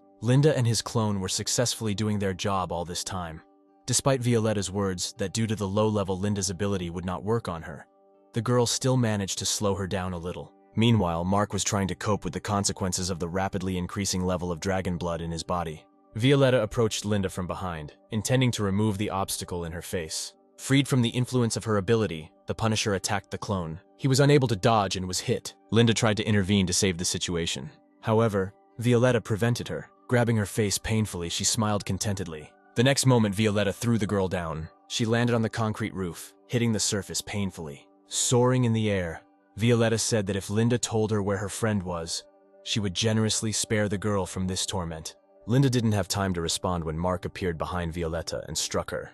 The Punisher flew away an impressive distance. Landing on the roof, the hero picked up fragments from his wings, thinking with regret that he would no longer be able to fly. The next moment, he activated the second form of wind wings, and a mechanism consisting of fragments of broken wings began to assemble on his left hand. It only took a couple of seconds for the new mechanism to be completely assembled. Holding his left hand, Mark looked up at his opponent. Violetta, walking towards him, smiled, asking what the hero would show her this time. Mark slowly rose to his feet. He knew that the wings of the wind are an extremely powerful thing, but all this power is not released in the first form, but in the second it can be released 100%. The next moment, the hero rushed towards his opponent. Approaching Violet, Mark attacked her with all his might, unleashing the power of his wind wings. She did not expect that the blow would be so strong that the hero would be able to move her from her place. When he pinned his opponent against the wall, forcing him to hit his back against it, it collapsed in an instant. Mark noticed with horror that the power of the wings was weakening too quickly. Holding back his fist, Violetta said that now this is more like a real fight, but this is still not enough. The next moment, she knocked Mark off his feet, forcing him to fall on his back. She didn't stop there and picked up a piece of armor lying nearby and threw it at the hero, pinning him to the floor. Immobilized Mark, he thought that his ribs were broken and his energy was only restored by half. No matter how many dragon blood fruits he ate, he would never defeat the Punisher. She slowly approached him, not taking her eyes off the hero.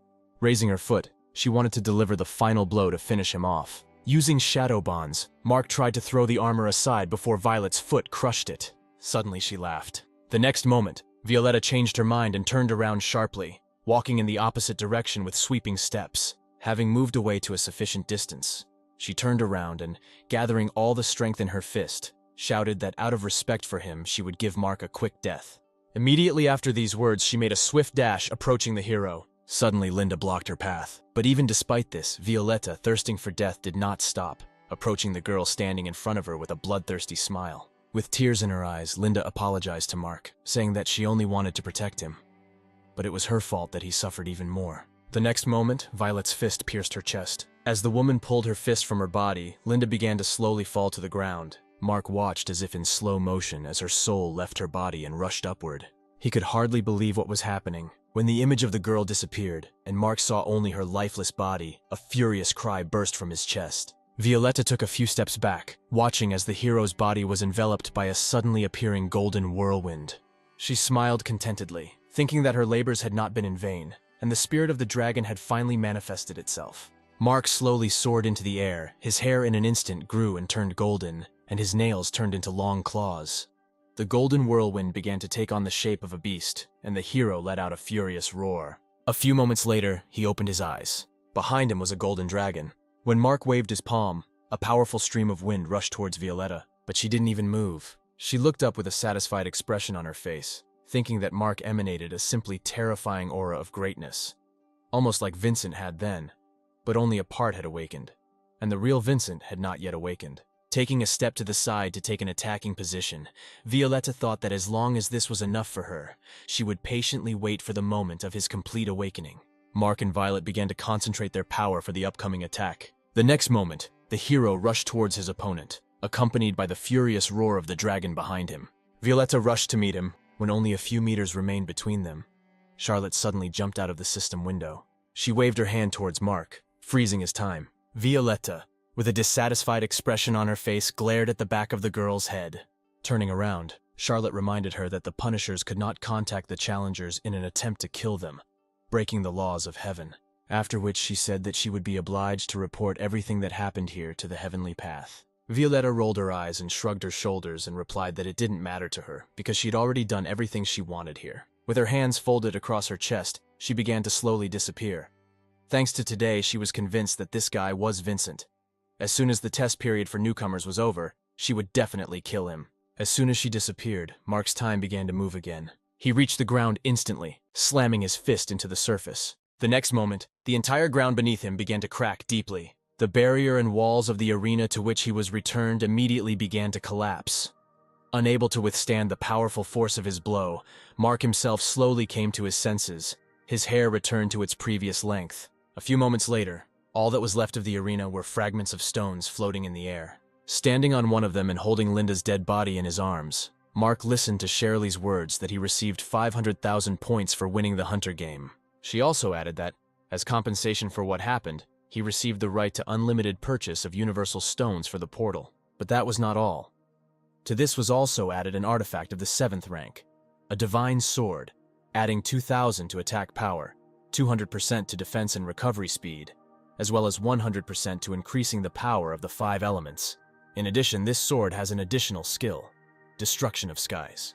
Mark also received level 6 armor, Dragon Armor, which adds 2,000 to protection, 100% resistance to 5 elements, and also has an additional skill, Dragon Experience. The hero accepted all the prizes due to him without saying a word. Raising his head and looking blankly at Charlotte, he asked who Violetta was. The girl was in no hurry to answer, looking at the guy with a searching gaze. A few moments later, she sighed heavily and replied that Violet was a demi-deity who came from the abode of the immortals, but was demoted in rank. That's all she could tell him at the moment. Looking at Linda's cold body, Mark replied that he would definitely return the favor and make her pay for everything she had done. Suddenly, he noticed how the girl's body began to slowly dissipate. Charlotte said that she belonged to one of the losing clans, so there is still a chance to make an extraction before she finally dies. Looking at his hands where Linda was lying a moment ago, Mark just shook his head. Many fireflies rose into the sky, slowly disappearing from his field of vision. As Mark watched them go, he explained in a sad voice that he did not want to extract the dead.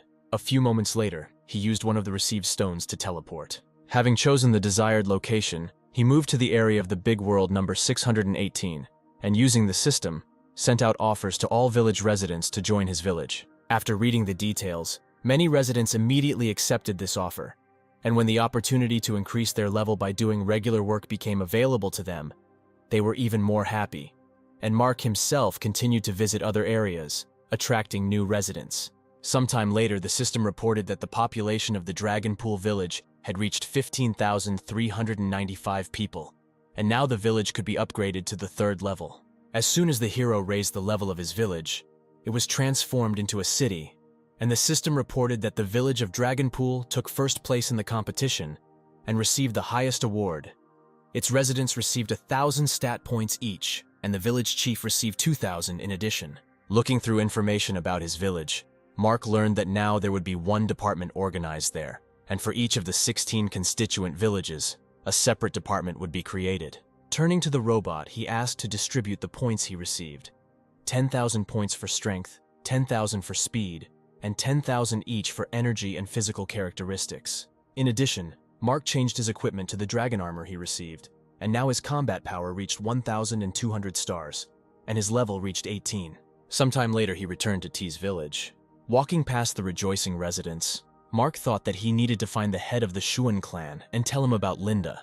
Suddenly, almost after him, a shabby man appeared from the portal and reported that the system had not yet managed to build city systems, and the army of the Guardian clan was about to break through here, and also reported that Kane and others had already headed there. Hearing this, Mark stopped and his eyes widened in shock. He immediately headed to the battlefield.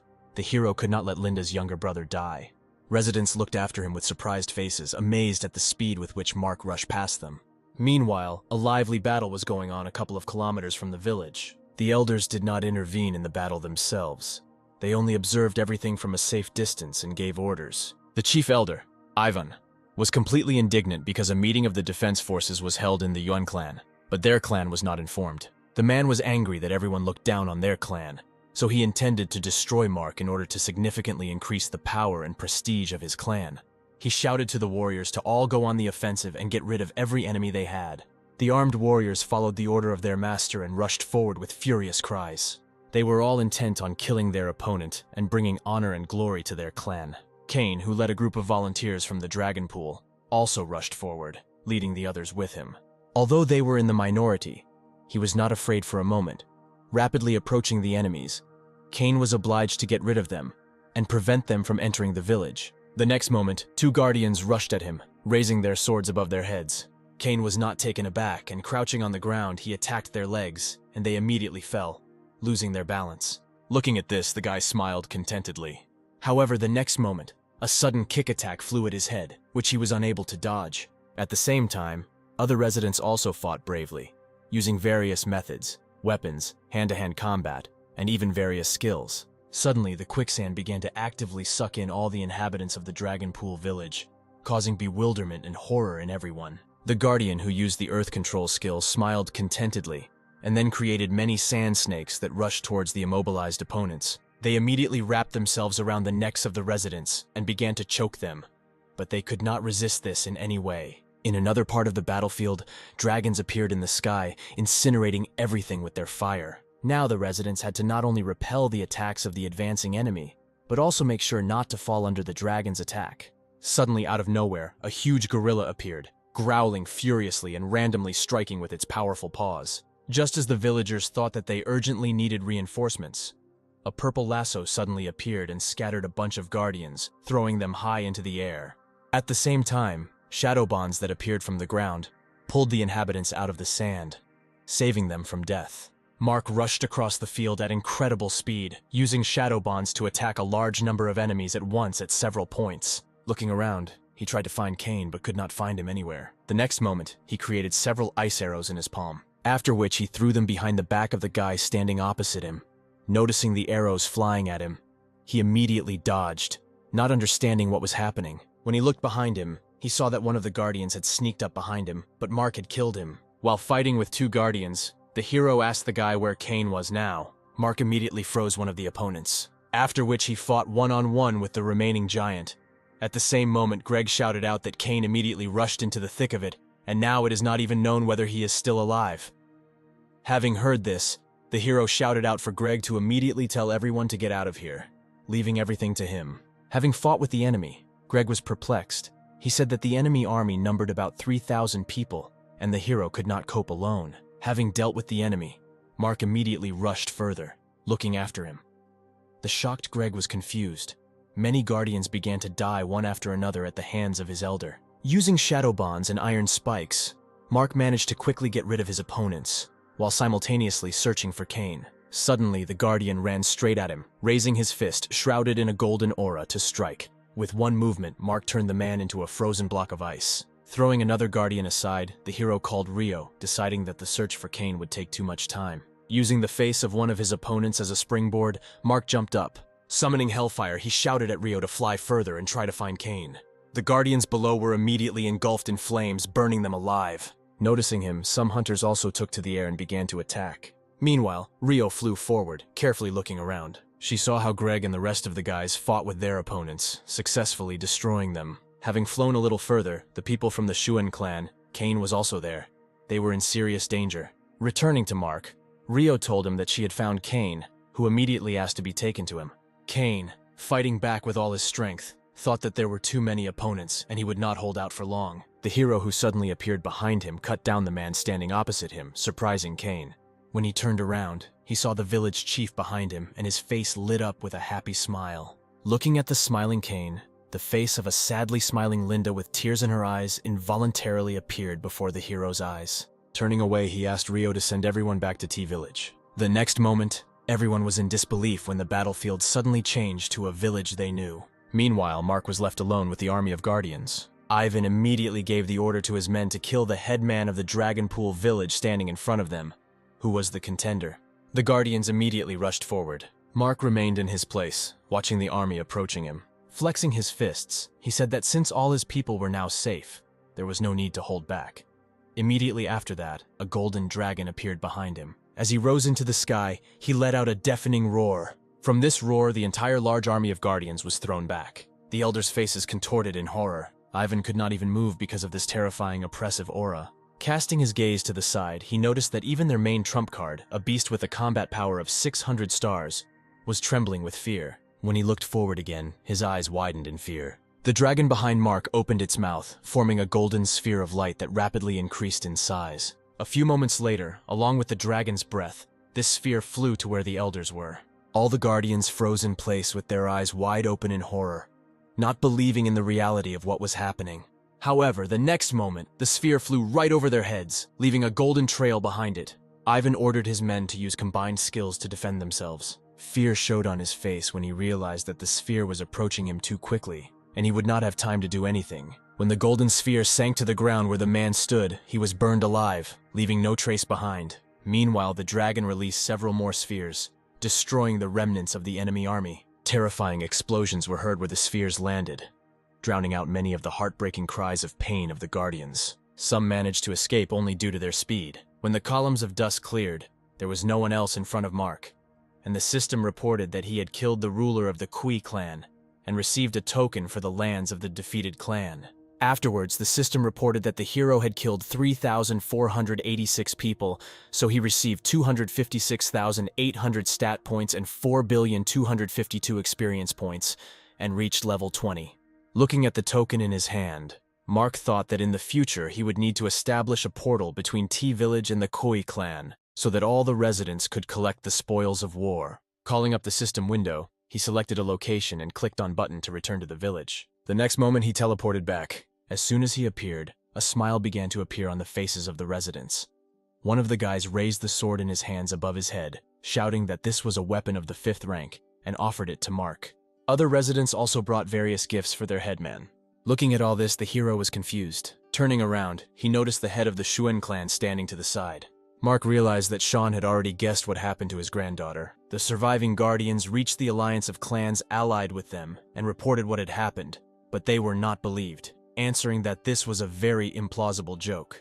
Frank objected that this was the absolute truth, and said that the challenger used some special skill to kill everyone in a matter of moments. Everyone in the room listened carefully to the man when he said that their clan wanted to deal with Mark even earlier, before he reached the peak of his power.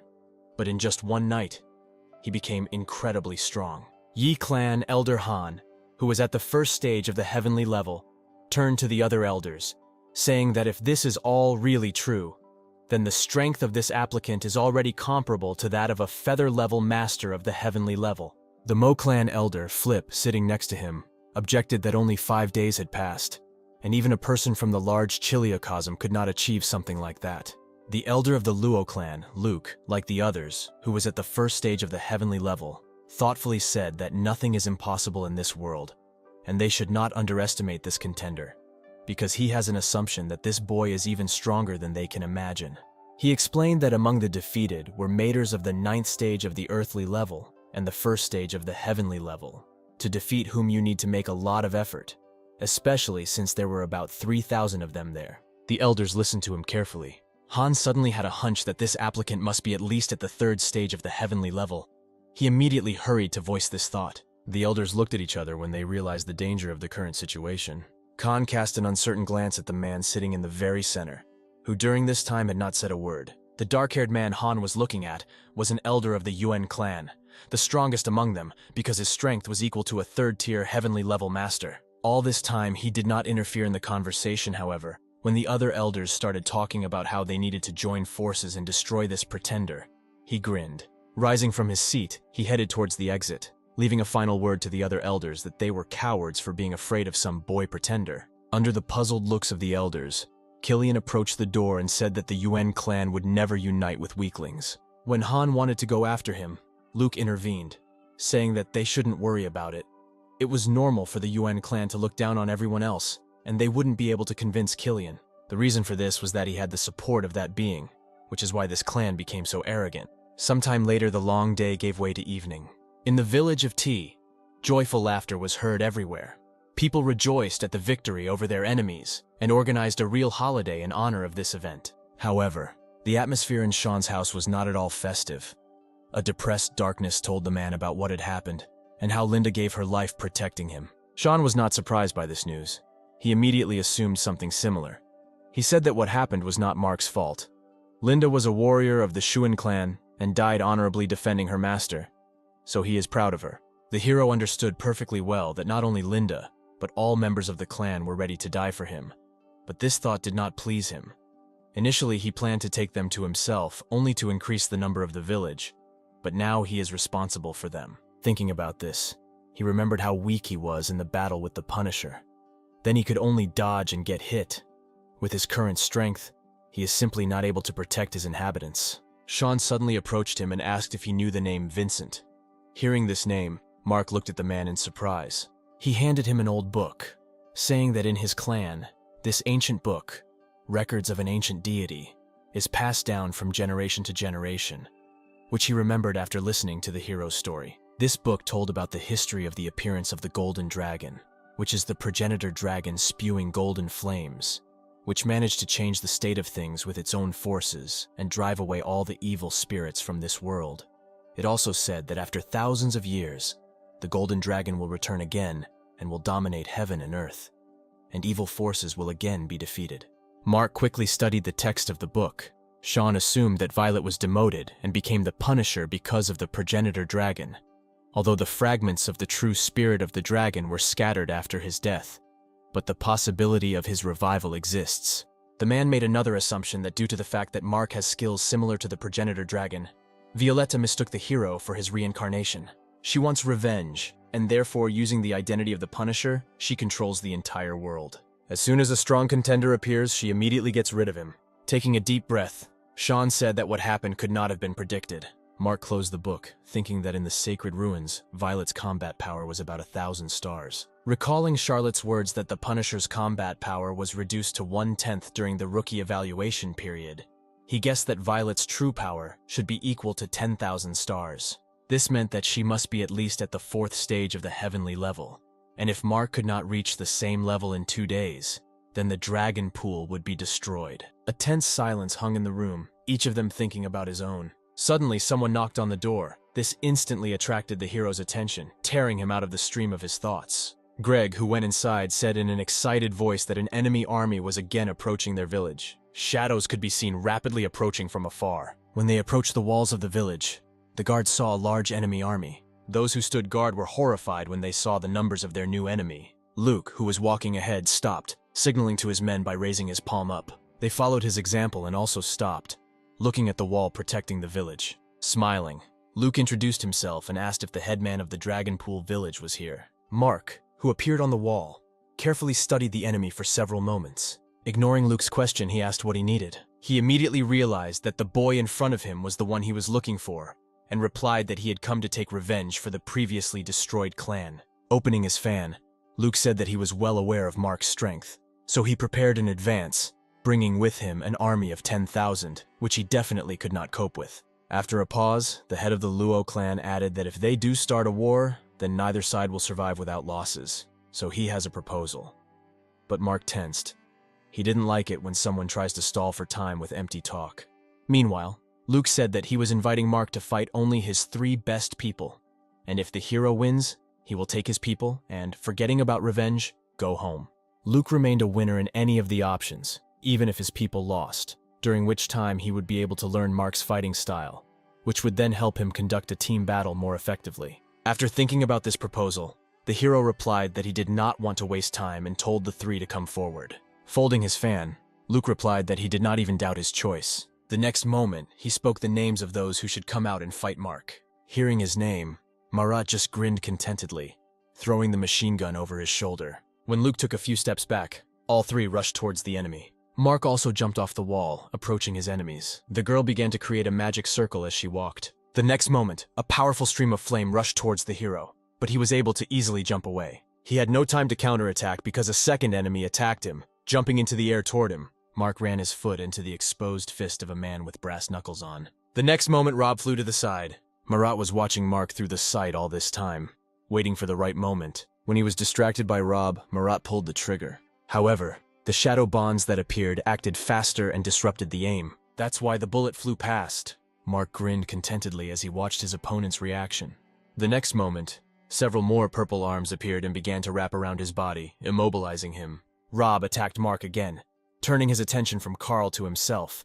He was able to notice the enemy's fist flying at him in time, and clenched his fist, delivering a counterblow, from which the spikes on Rob's brass knuckles broke in an instant. The man's eyes widened in horror. The next moment, the brass knuckles collapsed and Rob was thrown back. Alina, standing to the side, was desperately trying to figure out how she could stall for time. Just before departure, the 3 of them were called by the elders. They reported that the surviving members of the clan attacked this afternoon, shared with them very interesting information that would be useful in battle. Khan said that Mark has at least 3 skills: flight, elemental control, and dragon attack. He said that he was telling them all this because the 3 of them had been found worthy to defeat this challenger. Looking at Marshall, Khan said that his skill could limit Mark's ability to fly. Turning his gaze to Alina, he said that her skill is very similar to the skill of controlling the applicant's elements, which strengthen each other when interacting, even if she cannot kill him. But Alina will definitely be able to detain him. The elder told Rob that he needed to wait for the moment when Marshall and Alina limited the movement of their enemy and strike the final decisive blow. Khan also warned them that the greatest threat to them is the dragon's attack, because they do not know how to resist it, so they must surpass him in strength and get rid of him before he summons the dragon. The next moment, he held out his palm with 3 golden pills and said that they would instantly double their strength twice if they ate these pills before the fight. Smiling, Khan said that the great clans would not forget their efforts. Once everything was completed, the 3 of them would become the youngest prefects in history. Hearing these words, a light lit up in the eyes of the guys. It was quite obvious that they would do anything to defeat their enemy. Rob attacked Mark again. He jumped back, and the ground under the man's fist began to crack deeply. Alice, who watched this, realized that the pills she had taken had finally begun to work. Having freed himself from the bonds, Marat again aimed at Mark, waiting for the right moment. He saw the guy having fun with Rob, beating him with a satisfied smile on his face. Throwing the robot aside, Mark disappeared from Marat's field of vision. The next moment, something flashed through his sight at high speed. Before he could understand what had happened, Marat fell to the ground with a sword blade stuck in his right eye. Alice shouted to Rob that she could detain Mark, and he should take the opportunity to attack. However, the next moment the hero found himself behind her, and with a mockery in his voice said that they were too weak. This was not even enough for him to warm up. Alice's face showed animal horror, and she began to slowly back away. The next moment, Mark raised his hand up, and clouds thickened in the sky, among which thunder was heard. The girl turned towards her comrades, shouting for help. However, no one had time to take a single step when she was struck by a powerful lightning strike. Mark immediately applied absorption to her and received a B-rank elemental control talent. The system tried to combine the elemental control talents, but it failed due to the absorbed talent being too low. Mark exhaled in disappointment as he read the system's message. Then he turned his gaze to Rob standing in front of him, who was struggling to cope with the fear of his enemy that overwhelmed him. In the end, he failed, and succumbing to fear, the man ran back as fast as he could, asking for help from the elder. As Luke watched, he couldn't believe that it only took Mark a couple of moments to defeat his most talented men, and he had a feeling that this young man wasn't even fighting at his full strength. His face showed bewilderment mixed with fear when the hero changed his stance.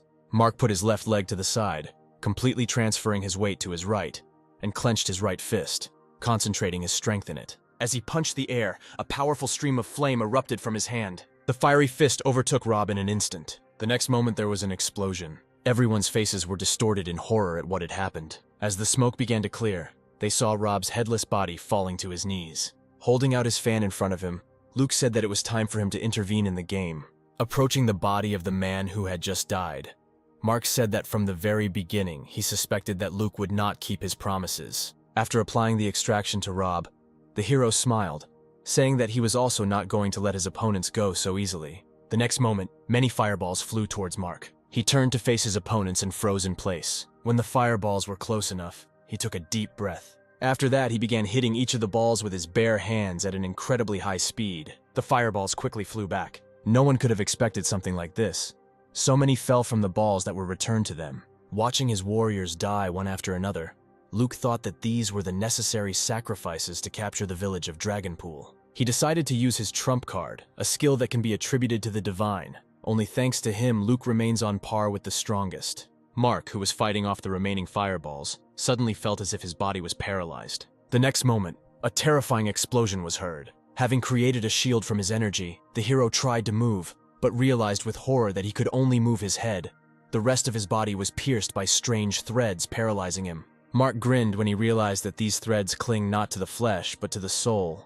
This already reminded him of something. Luke shouted to his men that their enemy was now immobilized, and they needed to use this chance. Immediately after his words, many destructive attacks were directed towards the village wall. Residents became frightened when deep cracks began to appear along the wall. A few moments later, the wall was breached and they realized. Meanwhile, Mark, freed from the effects of the paralyzing technique, attacked Luke, who had difficulty holding back his sword with his fan. He asked in bewilderment how the hero managed to free himself. Grinning, Mark asked if Luke really hoped that he would just reveal all his cards to him. After the battle with Violetta and her eye technique, the hero's soul has significantly hardened, and a couple of strings there will not be able to hold him back for long. Hearing explosions behind him, Luke noticed that his village was in full swing. The three leading clans had been planning this attack for a long time. According to the plan, while the pawns distract the village chief, his men use the Luo clan's stealth skill to destroy the wall from the rear and infiltrate the village. This way, the warriors will be able to mix with the locals, which will stop Mark from summoning the dragon. Mark swung his sword, intending to finish off his enemy.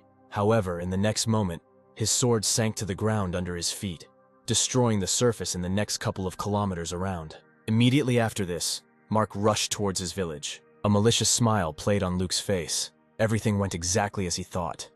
This guy is a responsible leader who immediately rushed to the aid of his subordinates as soon as their lives were in danger. Luke thought contentedly that all he had to do was wait until the challenger reached the village, then victory would be guaranteed to him. Watching Mark's retreating back, he looked forward to the moment when he would receive all the laurels and awards. Suddenly the hero appeared in front of him, and putting the blade of his sword to his throat, said that Luke was just a terrible actor. The next moment, a blue flame flashed behind the collapsed wall of the village. Mark said that he had sent two creatures equal in strength to him to have fun with Luke's friends. The headman of the Luo clan was confused. He had not been informed that there were three beings with such monstrous power in this village. If this was really true, then he would never win. The next moment, he activated his skill again, and one of the threads stuck into Mark's bow holding the sword. Thinking that this would delay the hero, Luke turned around and ran as fast as he could from here, saving his life. Mark looked at the thread in his hand with interest, noticing that it was much stronger than the previous ones. However, this was not enough to stop him. Creating a hellish flame, he sent a powerful stream towards the fleeing Luke. He could not avoid this attack and fell dead. Approaching his corpse, Mark used extraction and received a new skill of the 8th level, the release of divine consciousness, the effect of which depended on the target. Mark looked at his hands in surprise. trying to understand what it meant when he said that the effect depended on the target. He decided not to rack his brains over it, but simply activated the skill by selecting a certain area, and the next moment, the weapon in that area immediately flew up. In addition, extraction was carried out from all the corpses located in the area chosen by him. Mark smiled contentedly, looking at the tape in front of him, which is where the power of the skill lies. He guessed that if you change its shape, you can create threads that pierce the soul, and if you use this on an enemy, then perhaps he will be able to gain complete control over the enemy. The hero decided to check how far this ribbon can stretch. Pointing it towards the city, he could see everything that was happening there. One of his clones made short work of his enemies. Mark decided to help the clones a little by using his new skill on the enemies. When the coverage radius went beyond 30 kilometers, he was very surprised, and the thought even crossed his mind that this ability had no restrictions on the coverage of territories. Suddenly a strong wind rose around. The next moment, the sound of approaching waves was heard. Residents did not understand what was happening when they felt the ground shaking under their feet. Mark stood opposite a giant wave, rapidly approaching him, towards which silhouettes of amazingly sized crabs could be seen. On the crest of the wave, he noticed a stranger with a small octopus on his shoulder. The next moment, the wave hit a wall that appeared from the ground. Killian looked down with interest. A high stone wall surrounded the village on all sides, preventing the water from flowing further. The villagers froze in horror when they saw a wall of earth suddenly grow. "Captured!" Philip shouted in bewilderment whether Killian was really going to warm his hands on someone else's victory. When the next moment, choice curses rained down towards the newly arrived elder, Alicia, standing nearby, covered Rio's ears. For a moment, Killian's face flashed with irritation. He replied that the powerful of the world should not mess around with the weak. Afterwards, he pointed towards the mark, telling his subordinate beasts that this was no ordinary person. He managed to awaken the power of heaven and earth and strengthen his techniques in just a couple of days, and asked them to destroy the wall he created. Using the Eye of True Sight, Mark learned that Killian's combat power was not much different from his, only 1,800 stars. But even so, for some reason, he felt a lot of pressure, and the source of this pressure was very strange. Taking a closer look at the octopus on his shoulder, he suggested that he might be the source. Raising his head up, he noticed falling drops of water. He watched this in bewilderment, not understanding where the rain came from, however. The next moment he realized that the water was moving in the direction of Killian's servants. Their bellies began to rapidly increase in size as they absorbed water.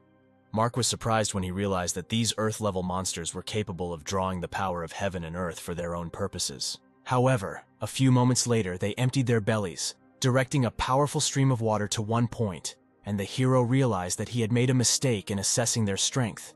Beasts of the heavenly level are capable of extracting the very essence of heaven and earth. Their power can reach 2,000 stars. Having merged into one point, the water took the shape of a huge hand. When it landed in the place where Mark stood, destroying his wall, the hero jumped up, avoiding the attack. Jumping onto this huge hand, he rolled down it. When he was close enough to his opponents, he jumped from his hand, raising his sword above his head. The next moment he slashed his sword through the air, enhancing the attack with his energy release skill. The released energy instantly rushed towards his opponents. The animals watched with eyes wide open in horror as their comrade's head was separated from the body. The next moment they suffered the same fate. When the gust of air cutting everything in its path overtook Killian, he simply put his palm out in front of him, stopping the attack. Mark watched this in bewilderment. Killian smiled, saying that the hero now has a very interesting expression on his face. Clenching his fist, he dispelled the attack aimed at him, saying that he had previously planned to give Mark a quick death, but he killed his subordinates. Therefore, he decided not to hold back and plunged the hero into the very real abyss of pain and suffering. The next moment, the water began to move, spinning like a whirlwind around him. At some point, she began to slowly penetrate his clothes. As soon as this happened, Mark felt his strength increase literally in an instant. His hands turned into water monsters that immediately rushed towards the hero. Dodging the attack, the hero saw that his strength became comparable to Violetta's. However, he is no longer the same as he was then. The next moment, swinging his sword, he cut the monster in half. Mark activated his second form of divine consciousness release, thinking that the abilities and rewards he received for defeating the Guardians had already made him strong enough to stand up to Violet. A few moments later, many threads appeared from the sky. They pierced the bodies of the water monsters, taking control of them. With a sadistic smile, Mark said that it was time to dance a little. Killian at this time was horrified, realizing that he could not get out. This skill reminded him greatly of the one possessed by the elder of the Law clan, but this one was many times stronger. Mark was pleased that his hypothesis was confirmed. He could control the captured victim like a puppet. Killian terribly did not like the expression on his face, that this boy, who thought too much of himself, was looking at him.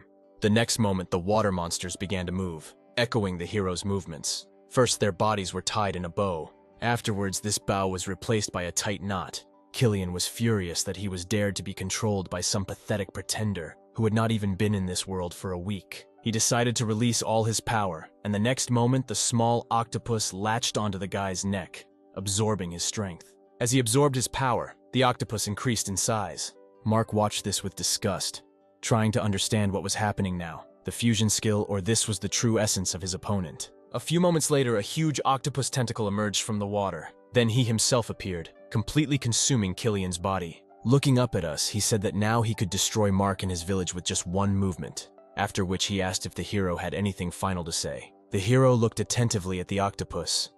He felt that the pressure he exerted was many times stronger than that of Killian, but something about it did not give him peace.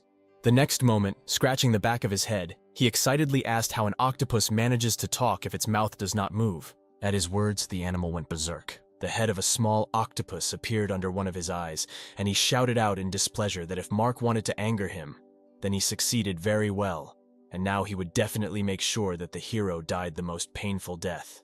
Mark smiled contentedly and thanked his enemy for revealing his location himself and saving him from having to look for a needle in a haystack. These words made Killian even angrier. Shocked residents were numb with horror when a huge monster appeared outside the walls of their village. The bound Khan's face showed doom. As if hypnotized, he constantly repeated the words that now it's all over. This is the end of everything.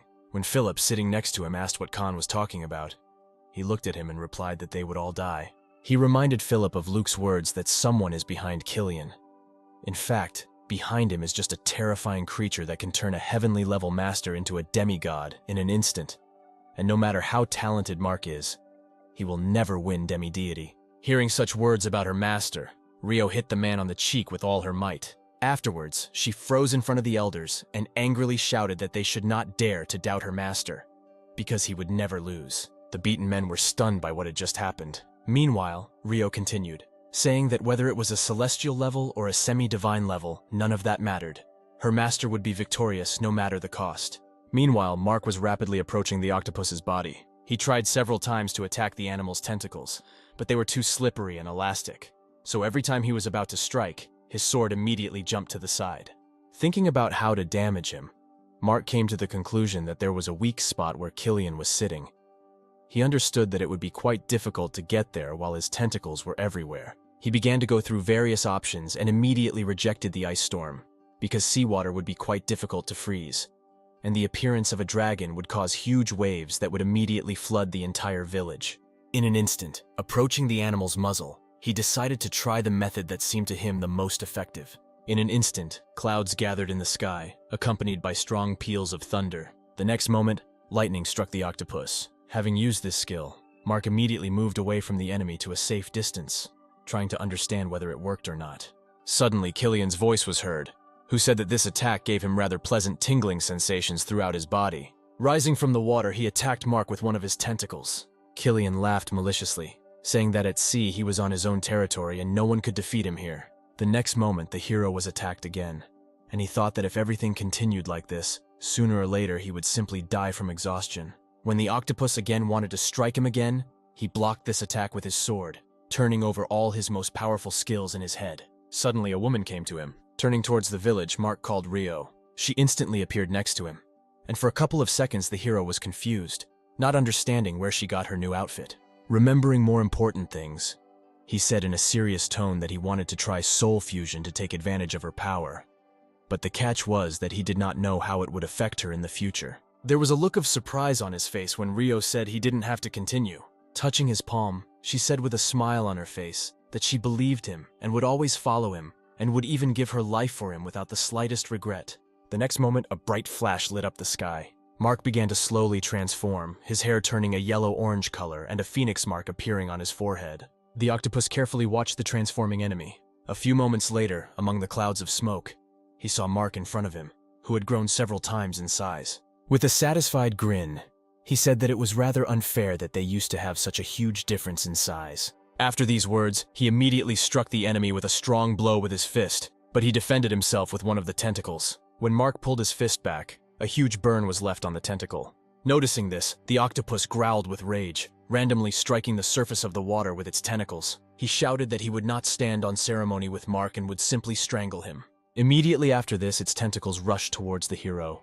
He intercepted them, squeezing them in his palms. Smiling contentedly, Mark thanked his enemy for the opportunity he had been given, which he had no right not to use. The next moment, the flames surrounding him spread to the octopus's tentacles held by the hero. The animal's eyes widened in surprise and horror. He did not understand what kind of flame it was that had deprived him of 2 tentacles. However, it was not difficult for him to restore his lost limbs in a couple of moments. Mark wasn't surprised by this, because he assumed that as long as the octopus was in the water, it could regenerate indefinitely. Therefore, he decided to simply dry up the sea by summoning hellfire. It quickly filled almost the entire space with lightning speed. Feeling the scalding hot air, the residents hurried to move as far away from the wall as possible. Watching everything from the porch of his house, Sean thought that this was truly a war of the gods, and Mark was not a bit inferior to Killian, who had been the leader of the Yuan clan for a millennium. Everyone admired the strength of their elder, rejoicing that such a strong person was on their side. Meanwhile, Mark struck the octopus's body with lightning-fast blows.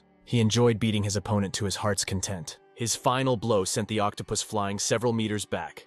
A few moments later, he fell back into the water, sending a lot of splashes into the air. Mark was not going to stop there, and immediately created water whirlwinds that immediately rushed towards the octopus. Every moment, there were more and more of them, completely cutting off the routes of retreat. Suddenly, a huge fire phoenix dressed in armor appeared behind Mark. Mark smiled contentedly, noticing that his opponent was on his last legs. With a wave of his hand, the fiery phoenix rushed towards the octopus. A few moments later, fire and water collided with each other. The octopus, hiding under the water, joyfully thought that it had managed to avoid this blow. Mark rushed towards his opponent, intending to attack him again. Having approached a sufficient distance, he raised the sword above his head, enveloping its blade in flames. The next moment, he cut the octopus's body with one swing. Having dropped to the ground next to the enemy's corpse, Mark sighed with relief, thinking that it was finally over. The system window that appeared reported that as a reward for victory, he received 5,200 stat points and 90,980 experience points. The hero immediately deactivated the fusion and began to rapidly transform back. Having returned to the form of a chick, Rio wearily said that it was quite dangerous. But fortunately, they managed to kill the enemy before he went through the stage of the final unification of souls. Mark smiled tenderly and stroked her. He thanked her for helping him. Activating the 3-dimensional space, he said that Rio had better go back there and regain his strength using the pills he made. Afterwards, he turned back to the dead body of his opponent, thinking that the power of demigods that can move mountains and dry up seas is truly impressive. But unfortunately for him, he can only have such power during a fusion. Pointing his palm at the octopus's body, Mark used extraction on it. A few moments later, the system reported that he had gained a new level 8 skill, Octopus Demigod. She also reported that the hero's skills were found to be compatible. After the merger, he received another new ability of the 8th level, Shadow Octopus. From the description of this skill, Mark learned that the Shadow Octopus hides in the darkness and stretches out its hands containing the power of a demigod at the request of the owner. The number of hands depends on the strength of the owner. As soon as he used the new skill, the hero immediately noticed how much the shadow he cast had increased. The next moment, fingertips slowly began to emerge from the ground. When the hand fully appeared, Mark was shocked by its size. He withdrew the technique, thinking that he had now used half of his power and was only able to summon one hand. Turning around, Mark headed towards the village, thinking that this skill would be best used in case of retreat. As soon as he was a sufficient distance away, the surviving Killian crawled out from under the octopus's carcass. He thought irritably that as soon as he returned to the god of beasts, he would definitely ask him to wash this village with blood. However, his dreams were not destined to come true, because the next moment he was crushed by a huge purple hand. Turning around, Mark grinned, saying that within 30 kilometers, no one and nothing could hide from his divine sense. Returning to the village, he immediately used soul-piercing threads on the captives, taking control of the elders. Closing his eyes and concentrating, he tried to count their memories. Suddenly he opened his eyes, revealing information that shocked him. At the same moment, the elders of the Yi and Mo clans fell dead. Turning around, Mark commanded that low-level residents kill captives in order to raise their level. But he himself thought that if the memory of these men does not lie and he manages to get that thing, he can bring Linda back. The next moment, the hero said that he would activate the full right of movement, so the teleportation array from their village would be able to connect with all the Guardian arrays, after which he asked to gather the strongest warriors, and his clone would go with them to take trophies from the battlefield. Having said this, Mark laid out all the tokens in front of him, activating the land contract, after which the system reported that he became the owner of the territories of the Ye, Mo, Luo, and Yuan clans. For expanding the territory, he received 2,500 stat points, and he also moved to a new level, and its strength became equal to 3,000 stars. The hero sadly thought that he was still very far from reaching the rating of 10,000 stars, so now he needs to go to the lair of the Yuan clan, where he can increase his characteristics by killing the remaining guardians. Rumors about the outstanding contender spread quite quickly, and they managed to reach all members of the Yuan clan. The monster standing at the portal interrupted his conversation with his friend, noticing, out of the corner of his eye, a glow emanating from the portal behind him. However, when he turned around, he saw no one and assumed that the portal might have broken. Mark quietly crept up behind them. He smashed their heads together with all his might. When the hero let them go, the bodies of the monsters fell dead, and he thought that the learned skill of the Mo clan turned out to be incredibly useful. Turning around, he activated the skill of releasing divine consciousness. With his help, Mark learned that there were almost 100,000 people here, of which there were 60,000 of the human level, 30,000 of the earthly level, and 10,000 of the heavenly level. He thought contentedly that if he killed them all, he would definitely move to a new level, and his combat power would reach 4,000 stars. As soon as he snapped his fingers, thousands of lives ended in an instant. Mark deactivated the stealth skill, and walking through the streets of the village, he received continuous messages from the system about the successful extraction, which was carried out automatically, using the skill of releasing divine consciousness. Suddenly, a god-level mission window appeared in front of him, the goal of which was to kill 100,000 ferocious monsters and obtain the seal of the beast god. Mark brushed away this window and stopped after walking a few steps forward. In front of him were many bloodthirsty monsters. Looking at them, the hero said that a miracle capable of resurrecting Linda should be somewhere here. Remembering the contents of the task, he assumed that the number of ferocious beasts here was at least 100,000. Although it was a mission with a time limit of 24 hours, the hero was confident in his abilities. The next moment, he jumped high into the sky. The monsters opened their mouths, concentrating their power and preparing to attack. Mark stubbornly moved forward, making his way through them. Sometime later, he concluded that the monsters located here can be divided into 9 species, the first of which were voracious frogs. Next came the ape-like ones, which the hero dealt with just as easily. Having defeated them, he then came across winged snakes and phoenixes. This list also includes tigers, unicorns, and spiders. The last to complete the list were the golden crows. When fighting monsters, he immediately learned skills from them. Thus, he acquired several more new skills: Feather Arrow, Lucky, and Great Light. In addition, his level 4 Thunder Calamity skills had been upgraded to level 5 Nine Heavens Thunder Calamity. In the Temple of the Ancestors, which was guarded by animals for thousands of years, there was a coffin on a high altar. Suddenly, the lid of the coffin lifted and moved to the side. The man lying there slowly rose to a sitting position. Soaring into the air, he flew towards the guard standing nearby, saying that he could no longer feel the aura of the 9 beast emperors. He already knew that an intruder had entered his lands. Ernest guessed that this person must have at least a 3rd stage of the heavenly level if he was able to beat 9 emperors. The next moment, an ancient artifact materialized in front of him. Using the Beast God seal, Ernest could create countless different beasts. When he activated the seal, many shadows slipped out of the hall. As they walked, these shadows transformed into animals. Having finished extracting the animals from the corpses, Mark spread hellish flames around, burning the bodies. Finding himself in the very center of the raging flames, he sank to the ground, deciding that first he needed to rest a little and regain his strength, and only then he would go to the god of beasts. Chewing the recovery pills, he called up the system window. He had managed to extract one very unusual B-rank talent, Arbitrary Skill Fusion, and he wanted to test it. He chose level 2 armor and level 3 energy release skill to combine.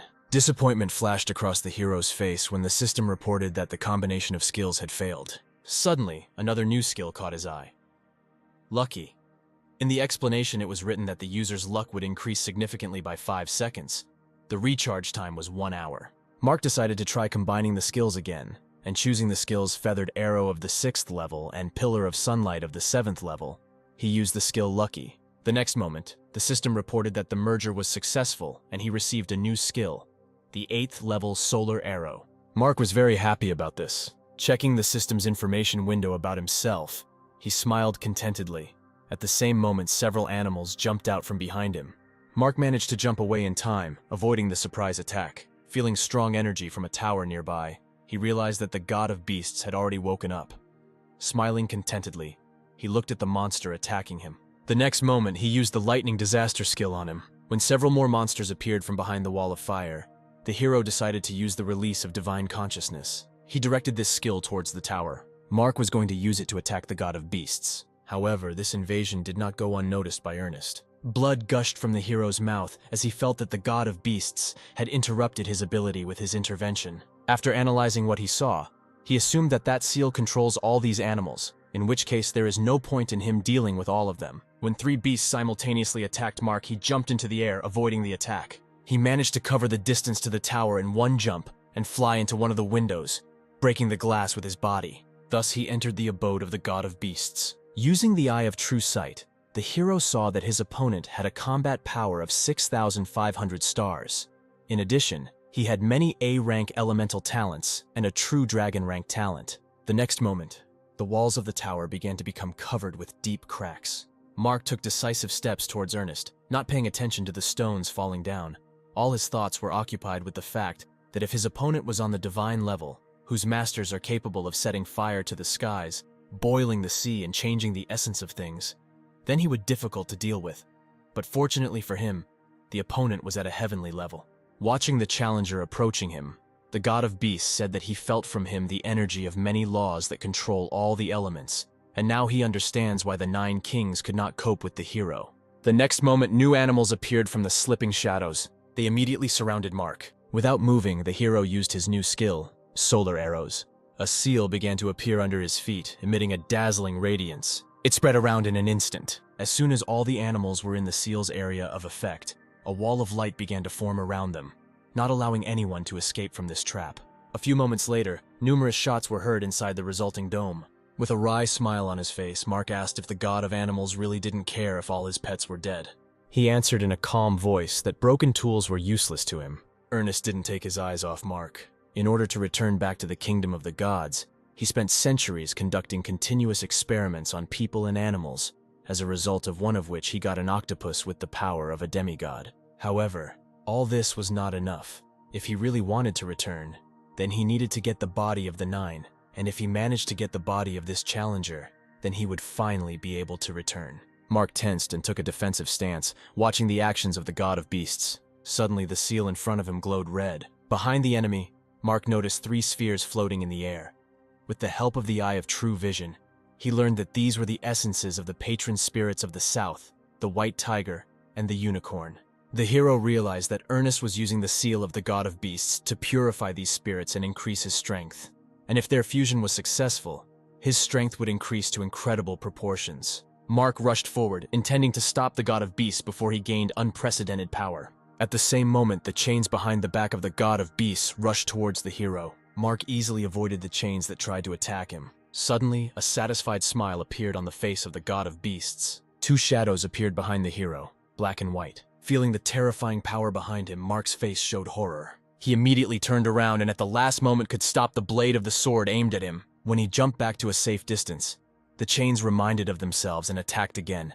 Mark lost sight of them and received a scratch on his cheek. Using the Eye of True Sight, he saw that his new opponents were at the 3rd stage of the heavenly level. Wiping the blood from his cheek, Mark did not take his eyes off them, thinking that these 2 were strikingly different from those monsters that were summoned by the god of beasts earlier. The next moment, the White Knight attacked him with his sword again. Dodging the devastating attack, the hero assumed that the King of Beasts had raised the dead to fight for him. While fighting off the attacks of his opponents, he continued to reason that the probability of successfully resurrecting the dead using the seal of the god of beasts was 90%. While Mark's attention was returned by the Black Knight, the White One decided to attack. However, the hero quickly turned around and got ahead of him, striking first. He jumped above the White Knight's head, pointing his sword at him. The next moment, the knight's body was cut into pieces. Having dealt with him, Mark turned to the remaining Black Knight. He was rapidly approaching our hero along with the chains. Dodging the chains, Mark activated his Shadow Octopus skill. The next moment, strong tentacles wrapped around the knight's entire body, immobilizing him.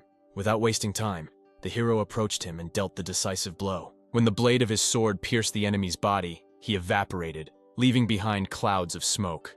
The god of beasts smiled contentedly, saying that Mark's abilities were worthy of admiration, since he was able to deal with the white and dark knights so quickly. Licking his lower lip predatorily, he said that he was looking forward to the moment when he got this body for himself. The next moment, a unicorn appeared from the sphere and landed at the side of the god of beasts. A white tiger appeared behind him, uttering a deafening roar. When the fiery phoenix appeared, Ernest said that the synergy of spirits was completed. The tiger slowly walked towards Mark, emitting a roar that generated unusually powerful gusts of wind. Mark barely managed to stay on his feet, shielding his face from the stones and dust flying in his direction. The next moment, all three animals rushed towards him. When the phoenix screamed, scalding currents of air began to emanate from his body. The unicorn stayed away. Protecting himself from the effects of the phoenix's power, Mark used the ice-brown skill and created an ice wall of many arrows. He decided that he would deal with the phoenix first, and then with everyone else. Suddenly he noticed something strange. As soon as the phoenix approached him, Mark felt as if time around him had slowed down, and the speed of building the ice wall also noticeably decreased. Mark extended his palm forward, using his shadow octopus skill. The octopus's paw slowly stretched towards the phoenix, and with his free hand the hero put his sword forward, realizing that the shadow octopus might simply not have time to stop the phoenix. The next moment the bird flew straight at his sword. The tiger, which had remained on the sidelines until this time, let out a furious roar and ran towards Mark. The hero managed to get out from under the body of the phoenix he killed. One of the octopus's tentacles blocked the tiger's path. However, he easily dealt with him and jumped straight at Mark. The hero managed to jump to the side at the last moment. Kneeling down, the hero tried to determine the source of the strange pressing energy that was greatly slowing down his movements and techniques.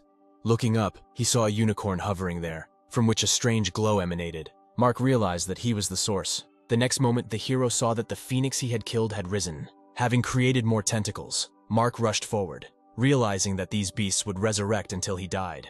So he needed to get rid of all three in one fell swoop. Meanwhile, the white tiger decided to launch a long-range attack. Swinging its clawed paw, it created many powerful gusts of wind, destroying everything in its path. Noticing a green glow rapidly approaching him, Mark looked to the side, checking what it was. The next moment, wings appeared behind him, and he flew into the air, avoiding the attack. Having immobilized the tiger and phoenix with his tentacles, Mark rushed towards the unicorn. As he approached him, he realized that the beast had been motionless all this time due to the fact that the ability that slowed down time had been activated. Raising his sword to attack, the hero smiled contentedly. The next moment, the unicorn's body was cut to pieces. As soon as he got rid of it, he felt his speed return.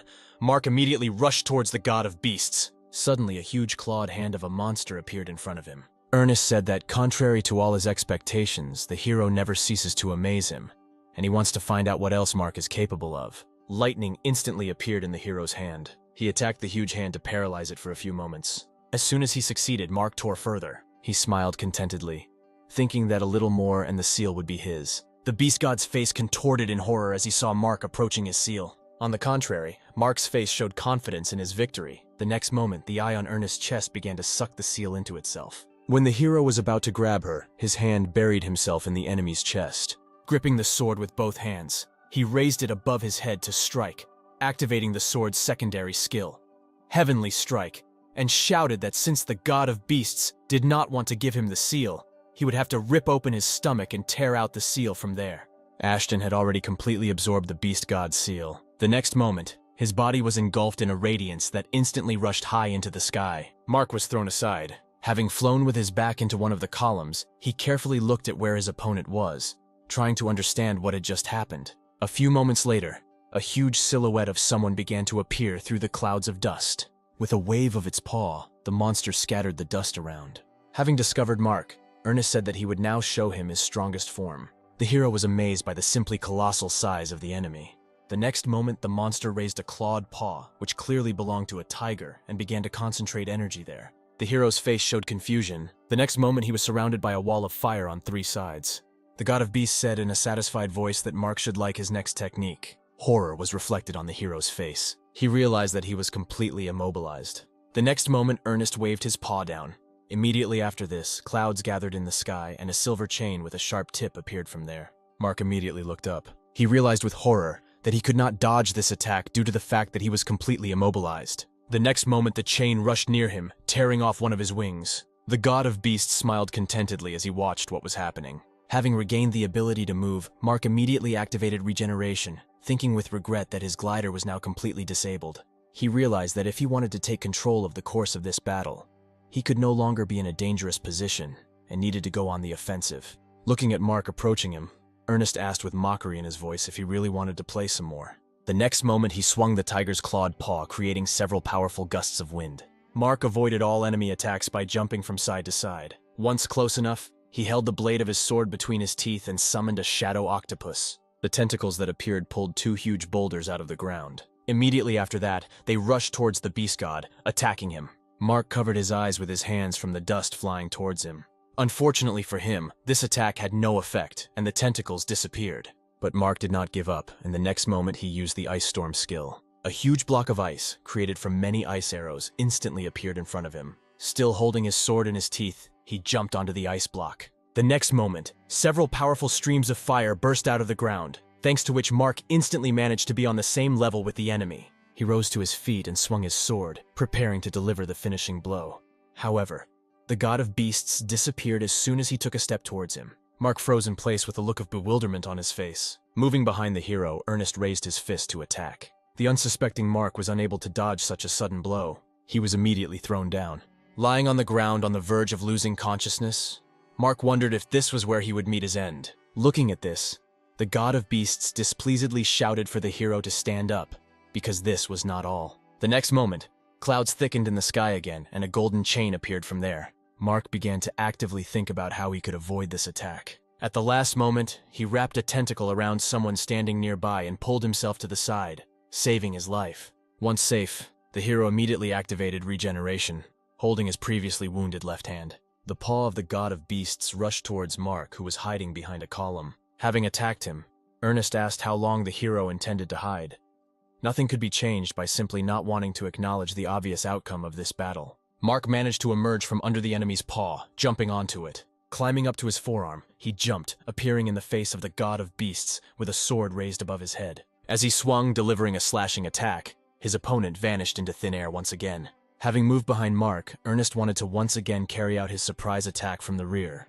This time the hero was ready for something like this, so he wasn't surprised at all.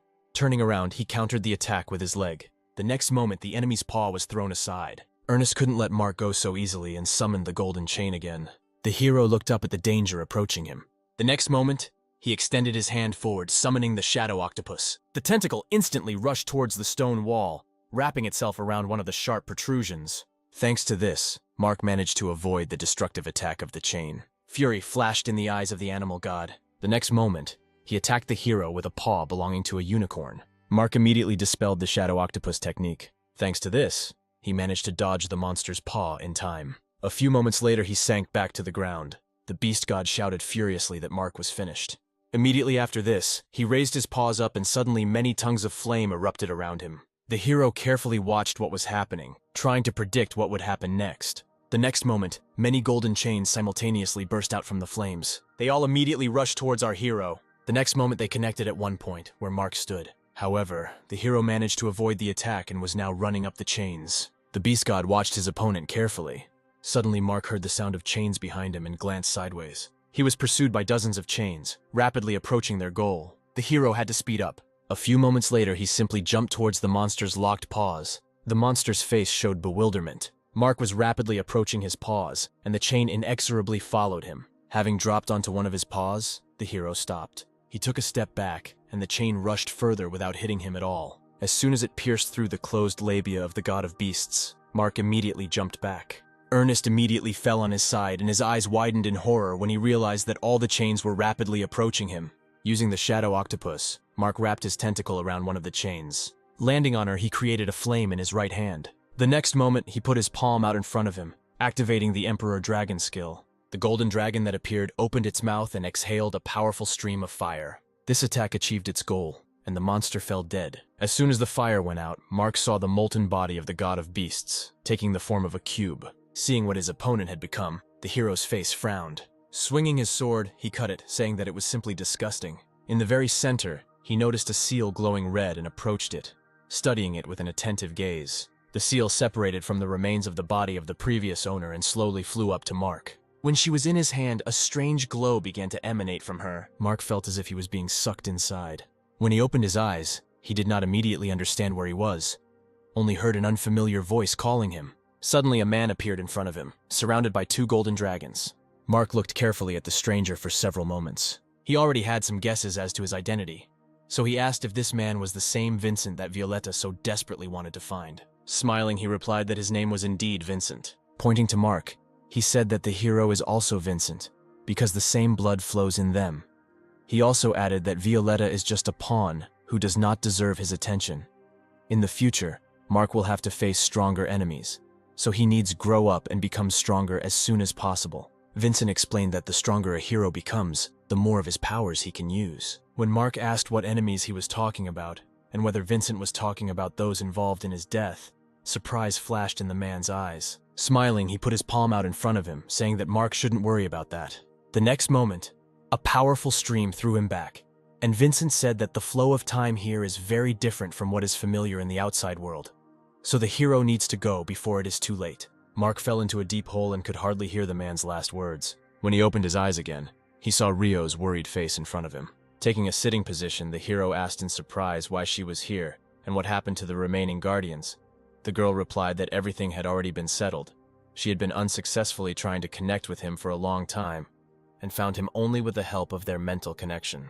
When he asked why she was looking for him, Rio replied that the Punisher was about to appear. Mark's eyes widened in shock when he realized that tomorrow had already arrived. Rio confirmed his guess, saying that he had not regained consciousness for a whole day. Looking up at the rapidly gathering clouds, he realized that Linda's resurrection would have to wait. Now he needed to return to the village as soon as possible in order to protect the inhabitants from the impending disaster. Meanwhile, all the residents gathered together, not taking their eyes off the sky. Sean calmed everyone down, saying that they have a chance to win, because all the residents have reached the 10th level. In addition, they have a reliable defender who will come to their aid. The next moment, everyone saw a pentagram appear in the bloody dawn sky. A golden ray of light emerged from it and fell to the ground. Immediately after this, the Punisher slowly began to emerge from the portal. It only took a couple of seconds for Violet to go through the portal completely. By this time, Mark had managed to return to the village. Looking at the enemy hovering in the air, he noticed that she also did not waste time and became much stronger. Suddenly, her voice rang out over the village, like thunder, and she said that everyone who could not complete the beginner's task must accept punishment. Hearing this, some plunged into despair and sank to the ground, accepting the fact of their imminent death. Some, on the contrary, only clutched their weapons tighter, intending to protect their lives. The village was instantly engulfed in raging flames, taking the lives of its inhabitants with it. The system reported that the death toll in the first district was 57,000 people. Some used their abilities to stop the flames and save their comrades. Violetta's voice rang out again.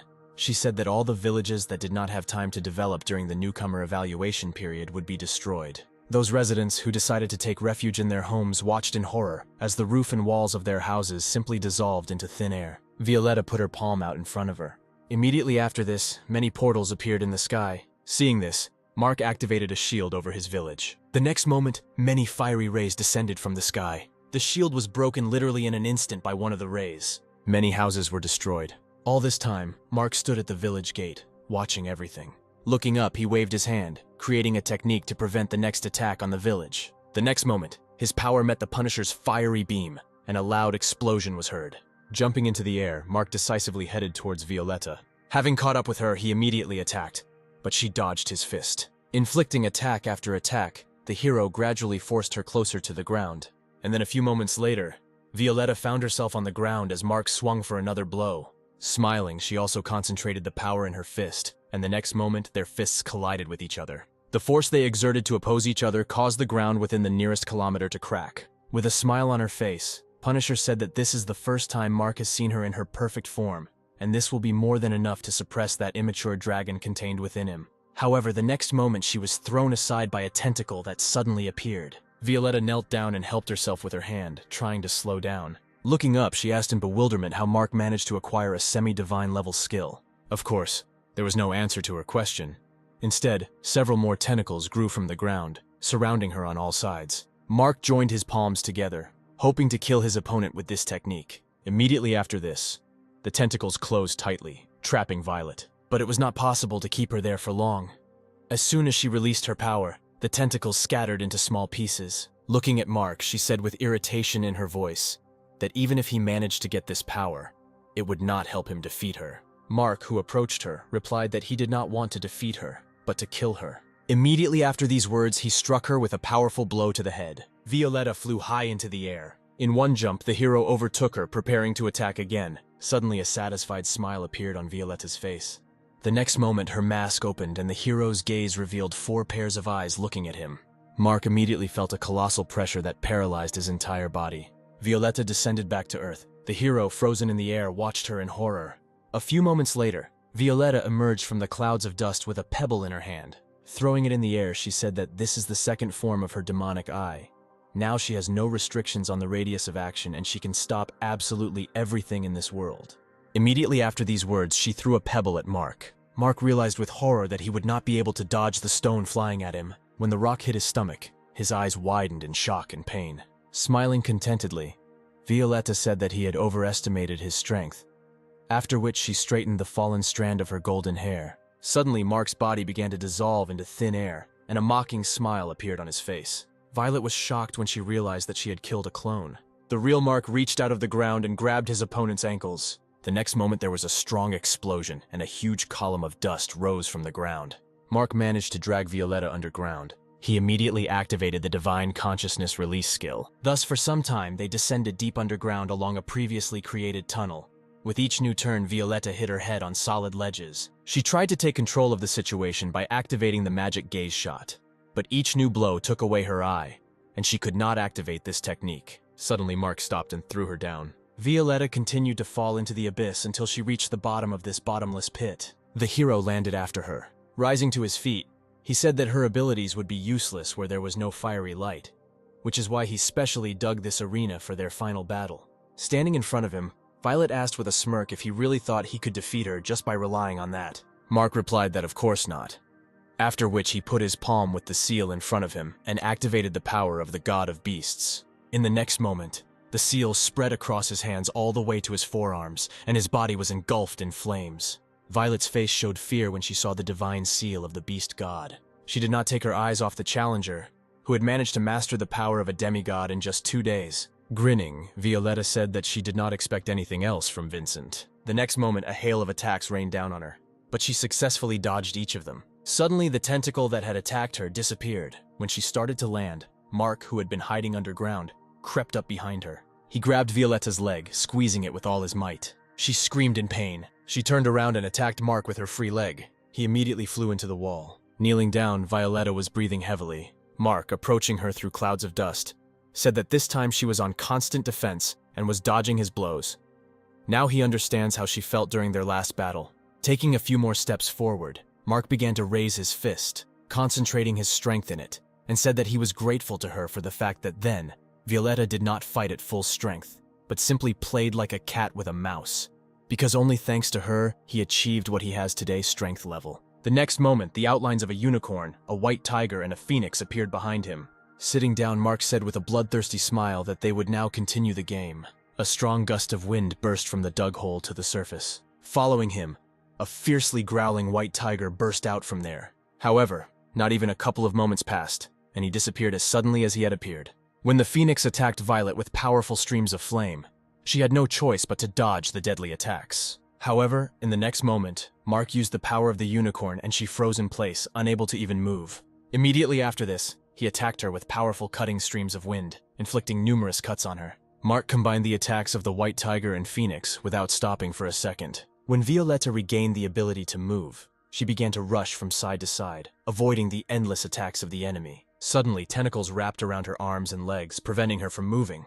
Mark, who appeared next to her at the same moment, hit her in the face with all his might, shouting out what kind of death Linda was. Violetta was stunned by the force with which she was hit. Suddenly, the hero cupped her face in his hands. With a look full of hatred, he said that he had long dreamed of doing this. The next moment, he tore the feathers forming the mask from her face.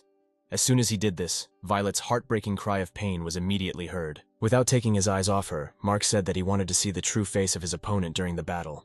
Throwing the plumage to the side, he sank as close to the ground as possible, saying that now everything will be over. Immediately after these words, he hit Violetta with all his might. She immediately flew upward. breaking through the ceiling with her body. A few moments later, she flew to the surface and immediately fell to the ground with a roar. Violetta showed no signs of life, lying motionless on the ground. Mark, approaching her, said that he would not have tormented her so much if at that time she had only mocked him. But his comrade was killed, so she is now paying for it. In the next moment, he summoned the golden dragon, showing her the power that Violet had been chasing all this time. The next moment, golden flames engulfed her body, burning her alive. Mark watched this with an indifferent expression on his face as a robot appeared next to him, informing him that the Dragonpool village had resisted the punishment and destroyed the Guardian, and the hero's reward would be counted in the coming moments. When the robot wanted to say something else, Mark glanced at him, and he immediately cowered in fear. Turning back to Violet's burning corpse, he activated the extraction skill. A few moments later, the system reported that the extraction had resulted in a divine essence. Mark immediately retrieved the seal of the beast god and began to resurrect Linda. Several incredibly long moments later, the pentagram began to glow and expand, and the divine essence and seal were enveloped in golden light. The tense atmosphere around Mark was visible even to the naked eye. The beast god seal began to merge with the divine essence. A few moments later, Linda's body began to appear in their place. Mark watched the resurrection process in disbelief. When everything was completed, the pentagram disappeared and the girl began to fall down. Mark got scared watching this picture. Therefore, activating his wings, he took off and caught the unconscious Linda. Having dropped to the ground, the hero called the girl's name in an excited voice, trying to bring her to consciousness. However, no matter how much he shouted her name, she did not wake up. Turning to the robot, Mark asked in bewilderment why Linda did not open her eyes. The robot explained that in the memory of the person he killed, the hero found an incomplete method of resurrection. The seal of the god of beasts can call upon the soul of the deceased, and his bone marrow can reconstruct the body. However, it is quite difficult to cross the border between life and death. Linda needs help in this. Only after that she can be fully revived. When Mark asked what was needed for this, the robot replied that he needed the divine pearl of Nirvana. The hero immediately asked where it could be found. The robot said that, according to legend, this pearl is the greatest treasure of the Fire Spirit tribe. The robot also added that upon completion of the newcomer testing mission, all restrictions will be lifted, and Mark will be able to find this tribe. A little later, the hero returned to his village and organized a meeting at which he said that now all restrictions have been lifted, but they do not know what the situation is outside.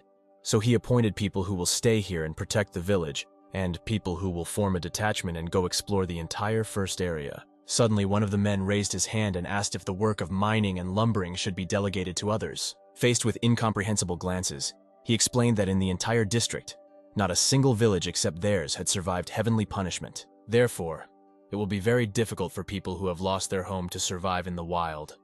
The village could provide these people with shelter in exchange for their labor, and the villagers can engage in hunting and leveling up. Everyone liked this idea. Smiling, Mark praised him and put him in charge. Afterwards, the hero said that he would need to leave the village for a while to study the situation in other areas, and after he was convinced that it was safe there, he would allow the residents to go there. Looking at them, he said that at this time they should take care of the tasks assigned to them. He set a new goal for everyone: victory in the next War of the Worlds. Having finished the meeting, Mark immediately went to the teleporter and, applying the stone, named the location he wanted to go to. The next moment, the circle under the hero's feet shone, and the system reported that a search was underway for the location of the Fire Spirit tribe. However, the next message from the system left Mark confused. Due to the fact that the system was unable to obtain permission to teleport, the hero will be sent to the Temple of the Thousand Directions of the region 1257. Disappearing into the portal, Mark thoughtfully scratched the back of his head. Not far from the temple where the system sent our hero there was a spacious forest filled with various inhabitants. One such animal found a fruit in the grass and leisurely ate it. Suddenly he heard someone approaching him, causing the baby to get scared and drop his treat from his paws. Turning around, he saw a huge lizard ready to devour him. The orc walking next to the lizard immediately reined in his pet. Suddenly, an unfamiliar figure appeared ahead. The orc immediately realized that this was an applicant from another area. As Mark walked past them, Duke realized that he was incredibly strong because he couldn't even sense his presence. He was happy about this, because if he killed this guy, he would get a lot of useful things. Suddenly, Max stopped, grabbing one of the bars of the cage that the orcs were transporting. Taking advantage of the moment, they attacked the hero from behind, who, without turning around, activated three-dimensional space. The next moment, a sword appeared in his hand. He swung his sword around, saying that trafficking in women is illegal. With this blow, he not only got rid of the monsters, but also cut the wooden cage in which the young girl was kept. She covered her mouth with her hands, holding back her screams as the lizard in front of her collapsed dead on the ground. Suddenly, Mark turned to her, saying that he wanted to ask something. She immediately turned her frightened gaze to the guy. Mark was about to ask his question when a girl appeared on the giant mushroom under which he was standing, and releasing an arrow, demanded that he release her sister. The hero's gaze immediately changed, showing a clear intention to kill the enemy. Patricia noticed this immediately, and when he turned towards her sister, she tried to stop him. However, due to her clumsiness, she only pushed him towards the arrow. Having pulled out an arrow from his armor, Mark looked at the girl hanging on his waist and asked irritably whether this is really how they should thank their savior. A few moments later, Mark, sitting on the cut stem of a huge mushroom, listened to the apology of the girl, who turned out to be the princess of the Phoenix Khan, and the girl standing next to her was her sister, who mistook the hero for one of the Kingu clan who kidnapped her sister. When Mark asked if their temple was the guardian of this place, Patricia actively waved her hands, saying that it was not. She explained that the Phoenix clan was abandoned by heaven long ago, so they are neither guardians nor applicants. After listening to her, he asked if she knew where the Fire Spirit tribe was. The sisters exchanged surprised glances. Turning her gaze back to Mark, Patricia replied that if he was looking for guardians from District 1257, then he was too late. When the girl said that they were all destroyed by the Kingu clan, Mark's face showed bewilderment. She said that in each region there are usually from 5 to 10 clans of guardians who function independently, holding each other back. But 1,000 years ago, a new clan called the Kingu appeared in the region of 1257. In a fairly short time, he absorbed the remaining guardian clans, subjugating the entire region. She then said that a week ago, when new applicants arrived, the Kingu clan learned about the location of the remaining villages. So after the Punisher left, they began to personally exterminate the applicants. Mark, with surprise in his voice, asked how the Phoenix clan managed to survive. Ignoring her sister's alarmed look, Patricia replied that their clan was hidden from the outside world and protected by magical law. So for 1,000 years they managed to hide their existence. But in the end, they were discovered by Kingu, and she and her sister were the only survivors of the clan. After listening to the girl's story, Mark became very interested in this clan. He assumed that the Kingu clan had all the treasures of the clans it conquered, and therefore the Divine Pearl should be among them. Standing up and activating the seal of the King of Beasts, Mark asked the sisters to tell him everything they knew about this clan. Suddenly, several monsters came into the clearing. The girls froze in horror, but the hero said that they should not worry, he would deal with them. Sometime later, they reached the city where the Kingu clan settled. Taking on the appearance of an orc and a lizard killed by the hero, they entered unhindered. Suddenly, Patricia noticed that someone was following them. The next moment, the pursuing orc came around the corner, asking what area they were from and asked to see their identification tags. Using the shadow octopus, Mark got rid of this orc and his friends without attracting too much noise. The whole situation with this clan seemed too strange to the hero. The orcs were not that strong, but they somehow managed to kill all the guardians and challengers in the area. Sighing, Mark moved on. They continued on their way and carefully looked around, and the hero thought that the circulating pills that he bought from Charlotte turned out to be really very effective. All this time they were watched by one pair of attentive eyes. Nick immediately identified our heroes as outsiders. The next moment, the seal underneath them suddenly activated. Immediately after this, a purple beam descended from the sky on them. Nick grinned, thinking that these strangers were quite interesting. As soon as the columns of dust cleared, tentacles appeared, covering our heroes. When Mark recalled the octopus, Patricia thanked him for saving them again. The hero did not answer anything, not taking his eyes off the enemy. The next moment, Nick's voice was heard, and Patricia only now paid attention to him. After analyzing Mark's ability, the orc said that it is suitable for both attack and defense. Such an Earth-level attack can stop even a 9th-order Yang destruction formation, after which he said that the hero can join their clan if he gives him the princess.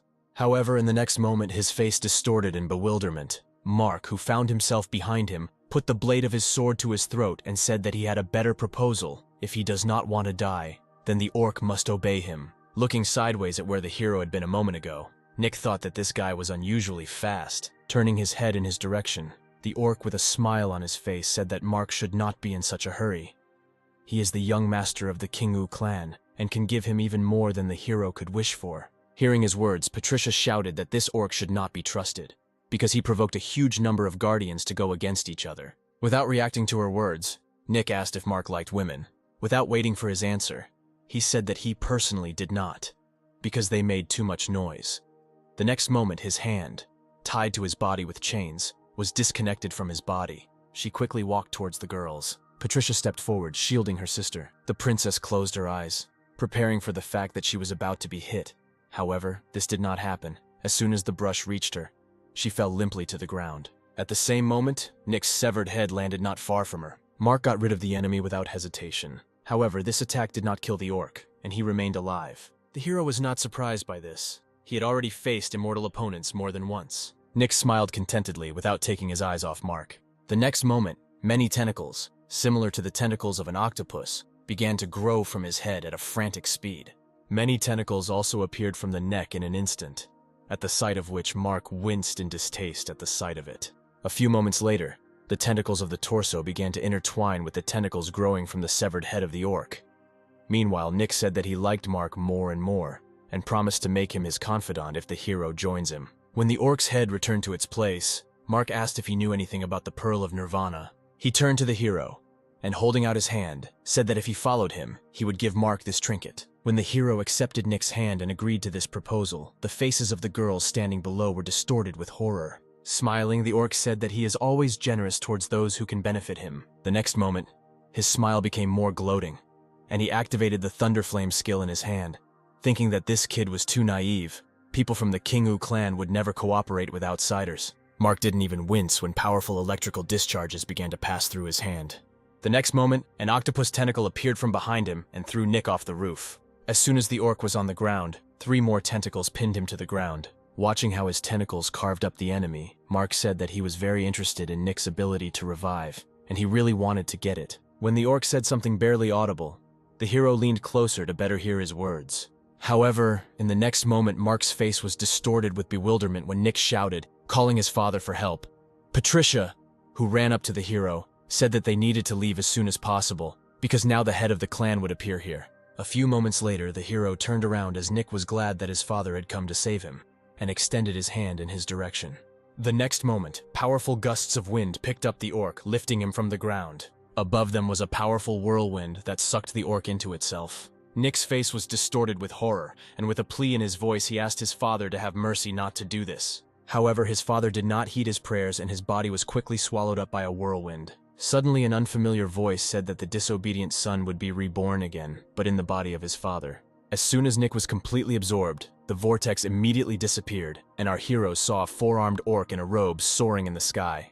Mark looked at him with a searching gaze, while Patricia sank to the ground, feeling the terrifying pressure coming from the head of the Kingu clan. Suddenly, Simon turned to the hero, saying that he had already heard a lot about him and invited him to transfer his place as head of the clan to Mark if he could defeat him. The hero was suspicious of this proposal and asked why he should believe him, because just a couple of moments ago, Nick had already tried to deceive him. The orc was silent for several moments, considering his answer, after which, in front of all his people who came to the square, he gave his word, swearing on behalf of all members of the Kingu clan. Patricia shouted that Mark should not agree to this, because this orc was at the level of a deity, and there was no way he could defeat him. Ignoring her words and summoning a shadow octopus along with a phoenix, the hero replied that he accepted this challenge. The orc patiently watched the hero's transformation. A few moments later, the hero appeared before him in a new form. Smiling broadly, the orc said that combining 3 semi-divine level abilities into one ability is quite a risky step. You need to be either crazy or a genius to decide on this. Having attacked the enemy with a tentacle engulfed in flames, Mark replied that now they would check who he really was. The orc also did not hesitate and created a green sphere. The next moment, a powerful green beam attacked the tentacle. But he did not limit himself to one tentacle. Like a laser, the beam passed throughout the city, attacking the remaining tentacles. Mark, who watched this, was surprised at how calmly his enemy destroyed his city. In addition, the clan members themselves seemed very strange to him. Everything around was engulfed in fire, but no one even moved. The thought even flashed through his mind that these might not be real clan members, but dolls. He didn't understand at all what was happening here, and he didn't like it very much. When he clenched his fist, the tentacles repeated the movement behind him, curling into a huge ball engulfed in flames. The next moment, he waved his hand as if throwing something. The ball immediately flew towards the orc. He did nothing, but simply watched the ball of tentacles rapidly approaching him. At the very last moment, his eyes flashed dangerously. The ball was instantly cut into 2 halves, barely reaching the orc. Mark was rushing towards his opponent when a wave of air blade flew towards him, which he did not have time to dodge. The next moment, an explosion was heard in the air. Patricia's face, holding her sister close, showed horror. The next moment, Mark realized that he had returned to the past. As the hero had foreseen, a few moments later the airblade cut the tentacles in half. The remaining tentacle pulled Mark aside. However, this attack managed to graze him, leaving a deep cut on his right arm. But the hero immediately healed this wound, rejoicing that he had previously used the Eye of the Future, which allows him to see the near future. When the orc said that Mark has a very useful ability that allows him to see the future, the hero was horrified, thinking that his opponent was reading his thoughts. Watching his reaction, the orc replied that the more he lives, the wiser he becomes, and he cannot read the thoughts of others at all necessary to understand what they are thinking. The next moment, he squeezed the divine consciousness release skill ribbon that had enveloped him, saying that the hero should not use this ability by interfering with his affairs. Due to the sudden interruption of his ability, Mark immediately felt the impact, and his mouth was filled with the taste of his own blood. Meanwhile, the orc continued, saying that the first stage of testing was over, and now it was his turn to show what he was capable of. The next moment, he flapped his huge wings, and many golden rays rained down from them. They quickly descended on the city, attacking Mark, but he dodged them quite easily, floating in the air. Suddenly, one of the beams enveloped the tentacle. Mark froze in place, feeling his strength begin to drain. Turning around, he saw that the orc had grabbed his octopus and his powers were being absorbed by these rays. Mark immediately approached the octopus. The next moment, he cut his body, breaking the connection between them. Immediately after, he used a feathered arrow formation, exposing a protective dome over the city. The orc attacked again, and a powerful green beam rushed into the center of the dome created by Mark. Not even a couple of moments passed before it was broken through, letting the beam inside. At some point, the orc's attacks became more intense. Dodging one of them, Mark tried to understand where his opponent gets the strength for such powerful attacks that must consume a huge amount of energy. Suddenly, one of the beams wrapped around his leg. Mark didn't have time to do anything before his entire body was enveloped in rays, turning him into a doll. When the hero opened his eyes again, he discovered that he was in a strange place, suspended upside down. Looking around, he saw many orcs, looking at their withered faces. Mark realized that the head of the clan was using his own people to feed himself. He began to sway from side to side, trying to figure out how to get out of these bonds. However, the more he swayed, the more the bonds squeezed him, causing the hero to cry out in pain. At the same time, the orc switched to Patricia. He asked her to give him an ancient relic of her clan. From her face, the head of the clan realized that she would not give him this thing so easily, and said that if he did not receive the relic, he would have to kill the girl standing next to her. The girl whispered to her sister that she had put her mark on Mark, and in a moment she would move to him. But before they returned back, they needed to stall for time. Taking a step forward, Patricia began to make seals, shouting that the orc did not deserve to receive this divine artifact. The curse placed on him was his fate, and he would never get rid of it. Her words angered Okra. He decided that there was no longer any point in standing on ceremony with her and waved his palm. The next moment the orc attacked the girl, however, she had already moved to our hero. Climbing onto the roof of the house, Alexa jumped straight at the orc, aiming her bow at his left eye. At the same time, Mark did not stop his attempts to get out of the cocoon. He was surprised when Patricia suddenly appeared in front of him. Having created a light flame in her palm, she ran it across the cocoon, freeing the hero. A few moments later, most of the cocoon was destroyed and Mark managed to get out. He thanked the girl for her help. However, she excitedly said that now was not the time for thanks and asked him to use her. The hero's face reflected true bewilderment. Meanwhile, Alexa fought with all her might against a much larger opponent. Towering over the girl lying on the ground, the orc asked where the princess had gone. However, he did not have time to get an answer to his question. Suddenly, his body was cut in half. Mark managed to break out with the help of a bow, which Patricia turned into. Having flown to a safe distance, he turned around, looking at the chopped body of his enemy. Suddenly, the orc let out a heart-rending roar. All the orcs in the city immediately rushed towards him. Their bodies were sucked into a dark purple vortex. A few moments later, a huge monster emerged from the vortex. It immediately rushed at the hero, opening its mouth. However, Mark managed to jump away, avoiding the enemy's attack. The next moment, he raised his bow, aiming for the monster's chest. He did not have time to dodge, and his body was pierced through by a golden arrow.